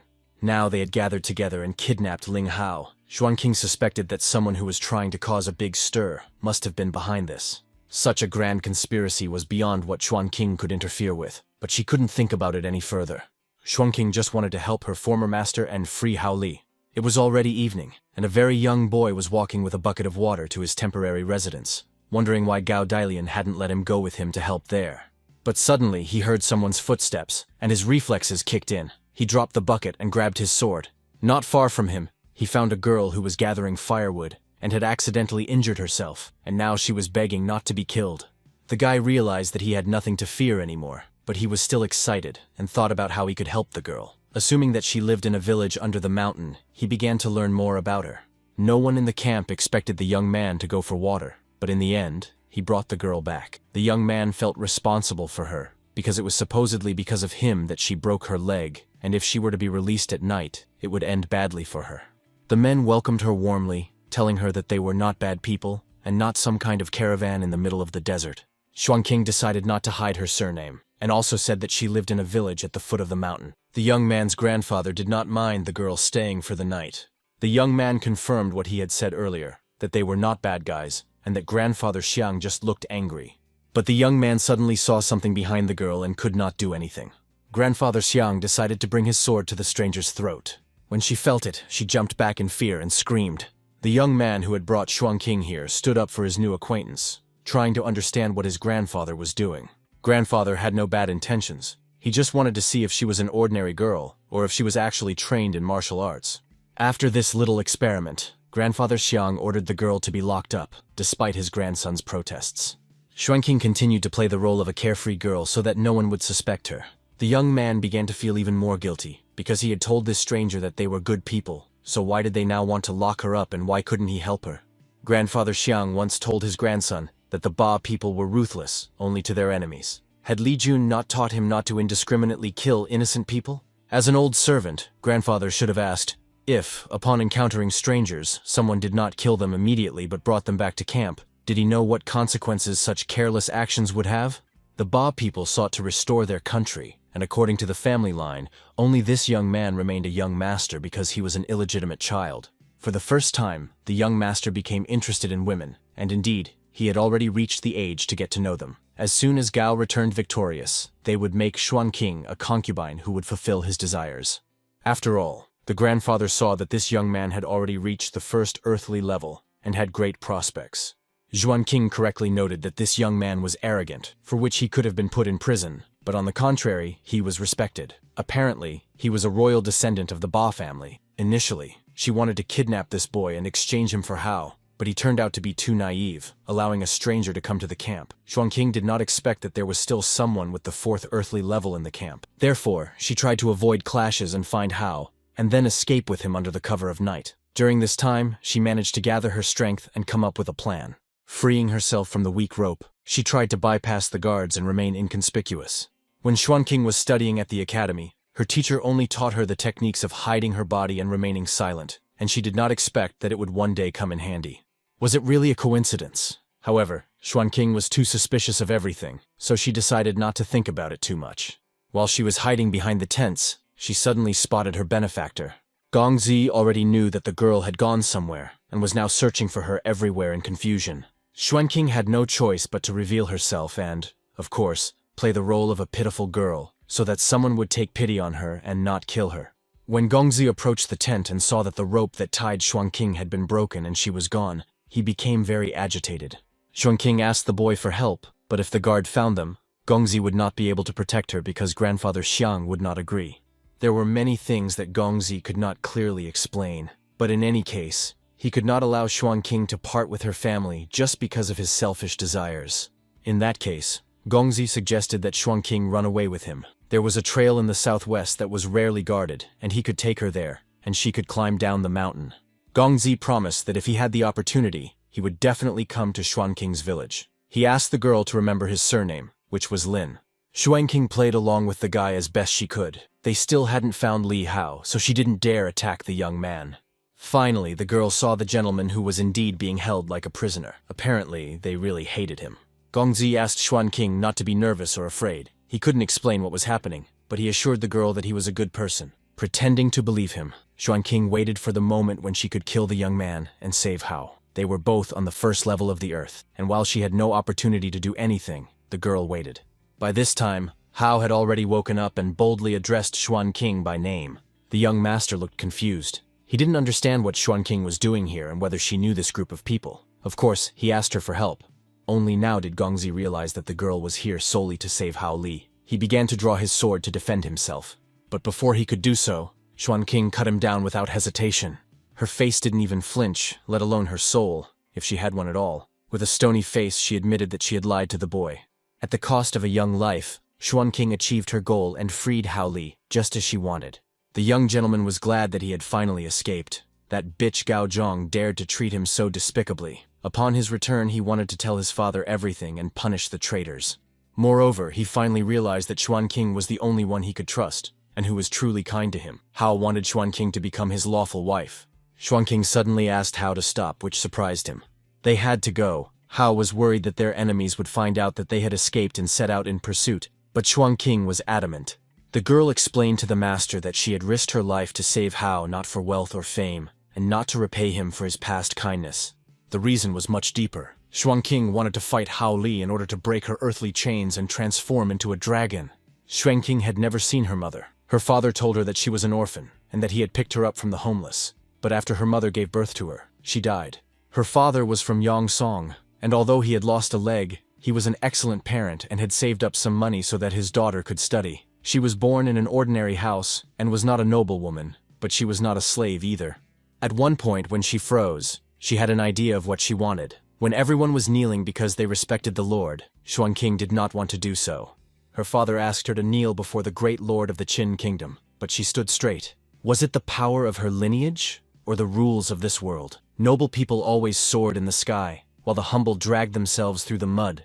As she stood there, she suddenly saw a light at the end of the tunnel. Through the dark clouds, rays of sunlight shone down on her. She didn't know what it was, but she remembered that moment very well, carrying it with her through the years until today.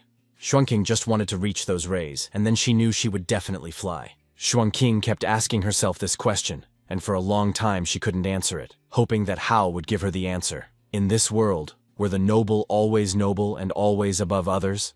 Should ordinary people in this world always be humble and obey the noble? Were the noble families of the 9 provinces truly noble and courageous? Hao understood that the girl hated the nobles very much, and assumed that someone had harmed her family. All she had to do was tell him who, and Hao was ready to use all the power of the Li family to take revenge on them, as long as the girl did not kill him. Xuan's mother died young, and her father also died of illness several years ago, so she had no deep resentment to avenge. Suddenly, Hao remembered that Xuanqing's father was a scholar, so Hao offered to support and revive her family. But in reality, Xuanqing was a commoner and had made up some facts about her identity to raise her status, nothing more. Hao Li felt like he was at his limit. After all, Wang Xuanqing was a commoner, and now she was attacking a nobleman? It was treason, and now the heavens themselves were angry with her. One only had to look up at the sky to see the thunder. Indeed, dark clouds completely covered the stars and the bright moon, and instead of calm weather, thunder roared. Did this really mean that the heavens blamed Xuanqing? Of course not. Xuanqing was sure that Hao Li was completely wrong. Since the heavens treated everyone the same, that is, like stupid dogs, it made no difference to them who was low or high in status. And if the heavens suddenly blamed her for her actions, then they themselves were to blame. Xuanqing felt no guilt. In that case, if the heavens themselves had made mistakes, why should they blame people for anything? Hao Li was dead. He had failed to defend himself against Xuanqing. Hoping to escape from one, he died at the hands of another. Xuanqing was barely catching her breath from the murder, and she smiled as she looked up at the sky. Rays of light shone through the dark clouds, but now it was not the sun, but the moon. Everything was almost the same as in her childhood, only in its own way. Xuanqing was unkind, unfair, unfaithful, and ultimately unbelieving. She was well aware of this. And despite all these things, she wanted to turn into a black dragon, fly among the clouds, and soar in the sky, to climb to the top and look down from above, in the hope that from that bright place she would be able to see things that ordinary people cannot see. For this reason, she did not regret betraying anyone, or perhaps even herself. She did not regret any of her cruel deeds at all, because she had finally turned into a dragon. At that moment, Xuanqing felt the 5th earthly chain on her body, the chain of Zhukaren. This meant that her qi and blood had risen to the 4th earthly level.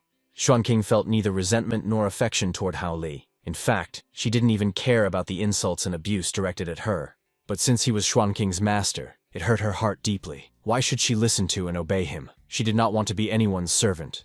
Only by killing her master with her own hands did she break her chains and find enlightenment. Standing over the body of her master, whom she had killed with her own hands, Xuanqing thanked Hao Li for allowing her to become a dragon by killing him. As expected of Xuanqing, she was uncontrollable and tried to go beyond the rules of the world. Whether it was a king, a master, or a teacher, they were all like a thorn in her side. The stranger did not understand why it was the 4th earthly level. The black carp turned into a dragon and flew into the sky, although it should have been at least the 5th level. The stranger assumed that there was probably something in this girl's heart that she couldn't give up. Once Xuanqing finally turned into a dragon, the stranger realized that he had not helped her in vain. The stranger killed everyone in the camp. The remaining Ba warriors could have pursued Xuanqing, but now they were all dead. On the other side, the young man and woman were able to fight off hundreds of warriors on their own, which was unusual. And all three of them were from Qin. So many talented people. Was this Qin's destiny? It was cloudy that night, and it looked like it was going to rain, although some people wouldn't mind the rain, because the night was hot. Jing Qing and Shang Li were finally able to sit down after a hard battle, and clearly did not refuse a refreshing rain. They didn't even have the strength to get up and wash themselves. Shang Li thought that Jing Qing would recover quickly, and waited for him to help her, but after that, it was difficult for him to recover. Jing Qing suddenly wondered, did the lady really see him only as a protector, a friend, and not even think of them as a man and a woman? Shang Li chose not to answer and asked him to help her wash her hair. The guys could only hope that these bandits would not return, since they seemed to have killed everyone. Jing Qing was happy that despite such a bloody massacre, he and Shang Li had managed to survive together. As they sat quietly and caught their breath, they heard the voice of the young prince Jingdun calling them. As soon as Uncle Yu found him, they immediately set off with Shi Yuan and Luvju to help Jing Qing and Shang Li. As always, Luvju demanded that all men, including Shi Yuan, stay away from her and her precious Shang Li. The mentor was very worried about her ward.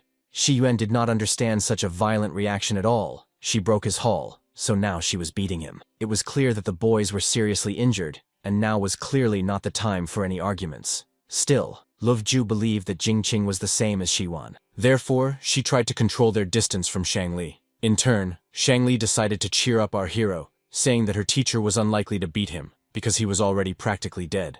The next day, the vice deputy, along with Shi Yuan, Luvju, Shang Li, and Jing Qing, arrived at the mountain lady, Dong. First of all, Lady Dong thanked the two for her nephew, for keeping him alive and well, but she regretted that they were not residents of Zhou, because in that case, she could have rewarded them more for such a good deed.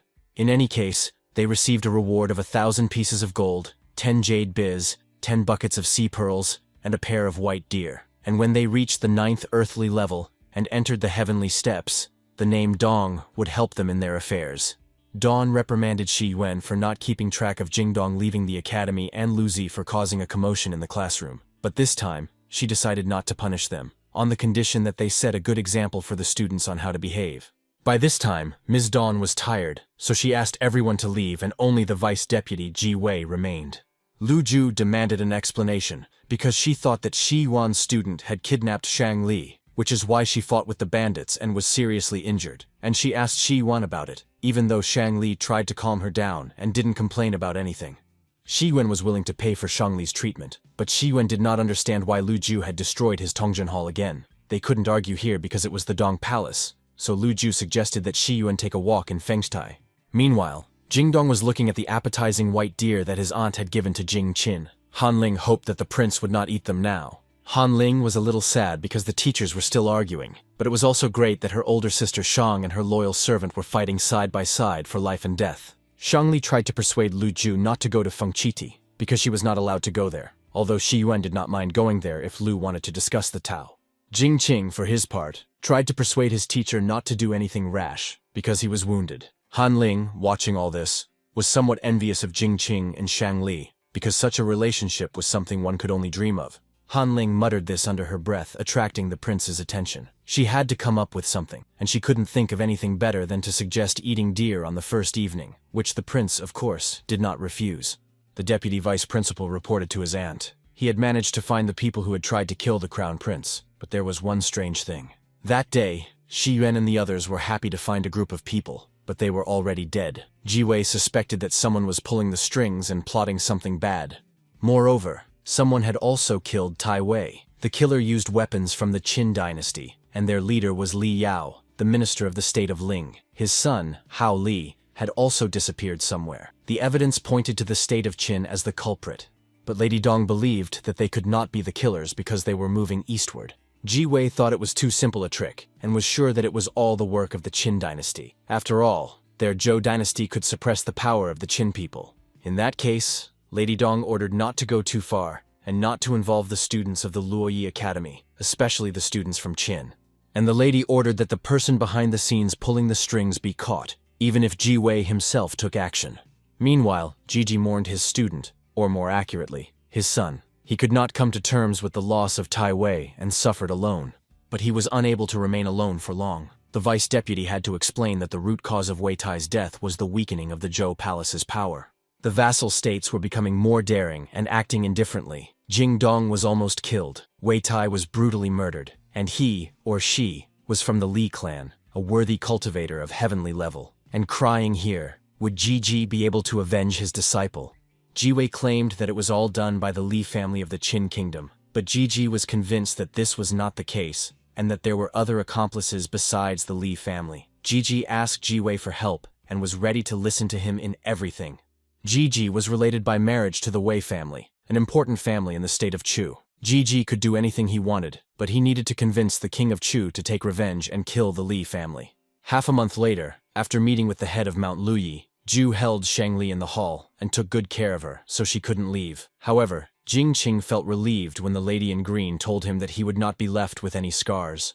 Jingdong was punished by his aunt for leaving Tongzhen without anyone's knowledge, and was now being re-educated in the vice deputy's hall. Due to the murder of Tai Wei and the assassination attempt on the prince, the relationship between Zhou's disciples became more tense. As a native of Qin, Jingqing did not become a target thanks to his merits in saving the crown prince. But to avoid trouble, he hid in the Tongzhen Hall, studying ancient letters that he deciphered on the Ju Li stone. Lu Viju severely damaged the Tongzhen Hall, but Shi Yuanyu didn't care. He didn't say a word about it. It was no longer dead, but Jingqing paid for the repairs. Our hero mainly trained only in his own hall. He studied new techniques, and this time, it was the Sanjiang technique, which was much more effective than pills. Jingqing became very strong during this time. Jingqing was also very happy that Tao Ju's house still hired him to appraise antiques, otherwise his bone bracelet would have cracked long ago. Han Ling already felt that her loyal servant was training all the time, both in his free time and when he wasn't free, and if Mrs. Shangli found out about this, she would start worrying again. But lately, the mistress had been sitting in her hall and couldn't even go out. Therefore Jingqing didn't worry about it, and trained with all his might. Only by becoming stronger would he be able to protect Shangli. Han Ling didn't understand one thing. Why was teacher Shi Yuan so strict with her while completely ignoring Jingqing? Jingqing trained every day, suffered injuries, and even without waiting for them to heal, continued to train, tormenting his body. Shi Yuan understood perfectly well that given Jingqing's talent, no one at Luo Academy could teach him, not even himself. Even if Shi Yuan rummaged through the Academy's secret book collections, he could only guess. Only when Jingqing entered Tianfeng would his body be able to withstand the fierce power of the ancient martial art of Zhu Li. Our hero had a difficult road ahead of him. Every time Jingqing destroyed himself like this, Shi Yuan had to sneak up and tend to his meridians so that he would not suffer hidden damage. It was very exhausting. Shi Yuan could only think about how unlucky he was to take on such a problematic student. Why did Jingqing end up with him? There was a strong wind outside, and the moon was shining brightly. Shi Yuan did not want to sleep at all, so he decided to take some wine and go to Sanjian Lake to relax there. As he pondered his simple plan, he felt a sharp, intense headache. Shi Yuan experienced this pain from time to time, and it annoyed him terribly, but there was nothing he could do about it. He hadn't even had a chance to get drunk yet, and his head was already aching. If his head hurt again, Shi Yuan was ready to cut it off and throw it to the dogs. A new day dawned. Han Ling noticed that her faithful servant had become much healthier overnight. Jingqing had trained for a long time yesterday, and he clearly needed some rest. In general, his body was enviable. Jingqing had no intention of stopping training. Shi Yuan told our hero to take a break. He didn't even hide the fact that every time Jingqing trained hard, it affected their teacher first and foremost. Now his students had to show him respect, go somewhere and play until evening, and not disturb him while he rested. The students, of course, guessed that their teacher had apparently been drinking all night, and now had a hangover. Jingqing caught himself thinking that if his teacher stopped being lazy, he would be shocked. Today, no one gave Shi Yuan any peace. Not only were his students bothering him, but someone was constantly visiting Jingqing. This time it was Liu Yi and Wei. Liu Yi conveyed the words of Mrs. Shangli. There was important news. Qin was sending envoys to the Luo Academy to offer his apologies. However, it was not an ordinary envoy who arrived, but Mr. Shang himself. The origin of these assassins was suspicious. The investigation was still ongoing, so why did Qin take the blame? The assassination attempt on the crown prince of Zhou shook the world. The investigation pointed to assassins from the Qin dynasty, which led to outrage in the country. The powerful Chu, using the death of Tai Wei as a reason, gathered troops on the border, threatening to attack Qin and take revenge for Zhou. Under pressure from many states, the ruler of Qin followed the advice of Lord Shang, removed Minister Lin Yao from office, and ordered the destruction of the Li family. The famous Li family of Yongsun's was destroyed. Only the eldest legitimate son, Lin Shu, was at the border. Where he was unknown. This move eased tensions between the Zhou and Qin dynasties, but it was still not enough. Therefore, the king of Qin specially appointed Prime Minister Shang Xin as ambassador to Luoyi to present the He-Pu Jade as an apology. Shang Li, along with many people, went out to see her father. Jing Qing was completely baffled. There were so many people in the streets that it resembled a civil uprising. The people were extremely dissatisfied with the appearance of anyone from the Qin dynasty. How dare they set foot on Zhou's soil? The people were still outraged. Despite these protests, Shang Xin behaved very restrainedly, completely ignoring the protests, because he had his own goal.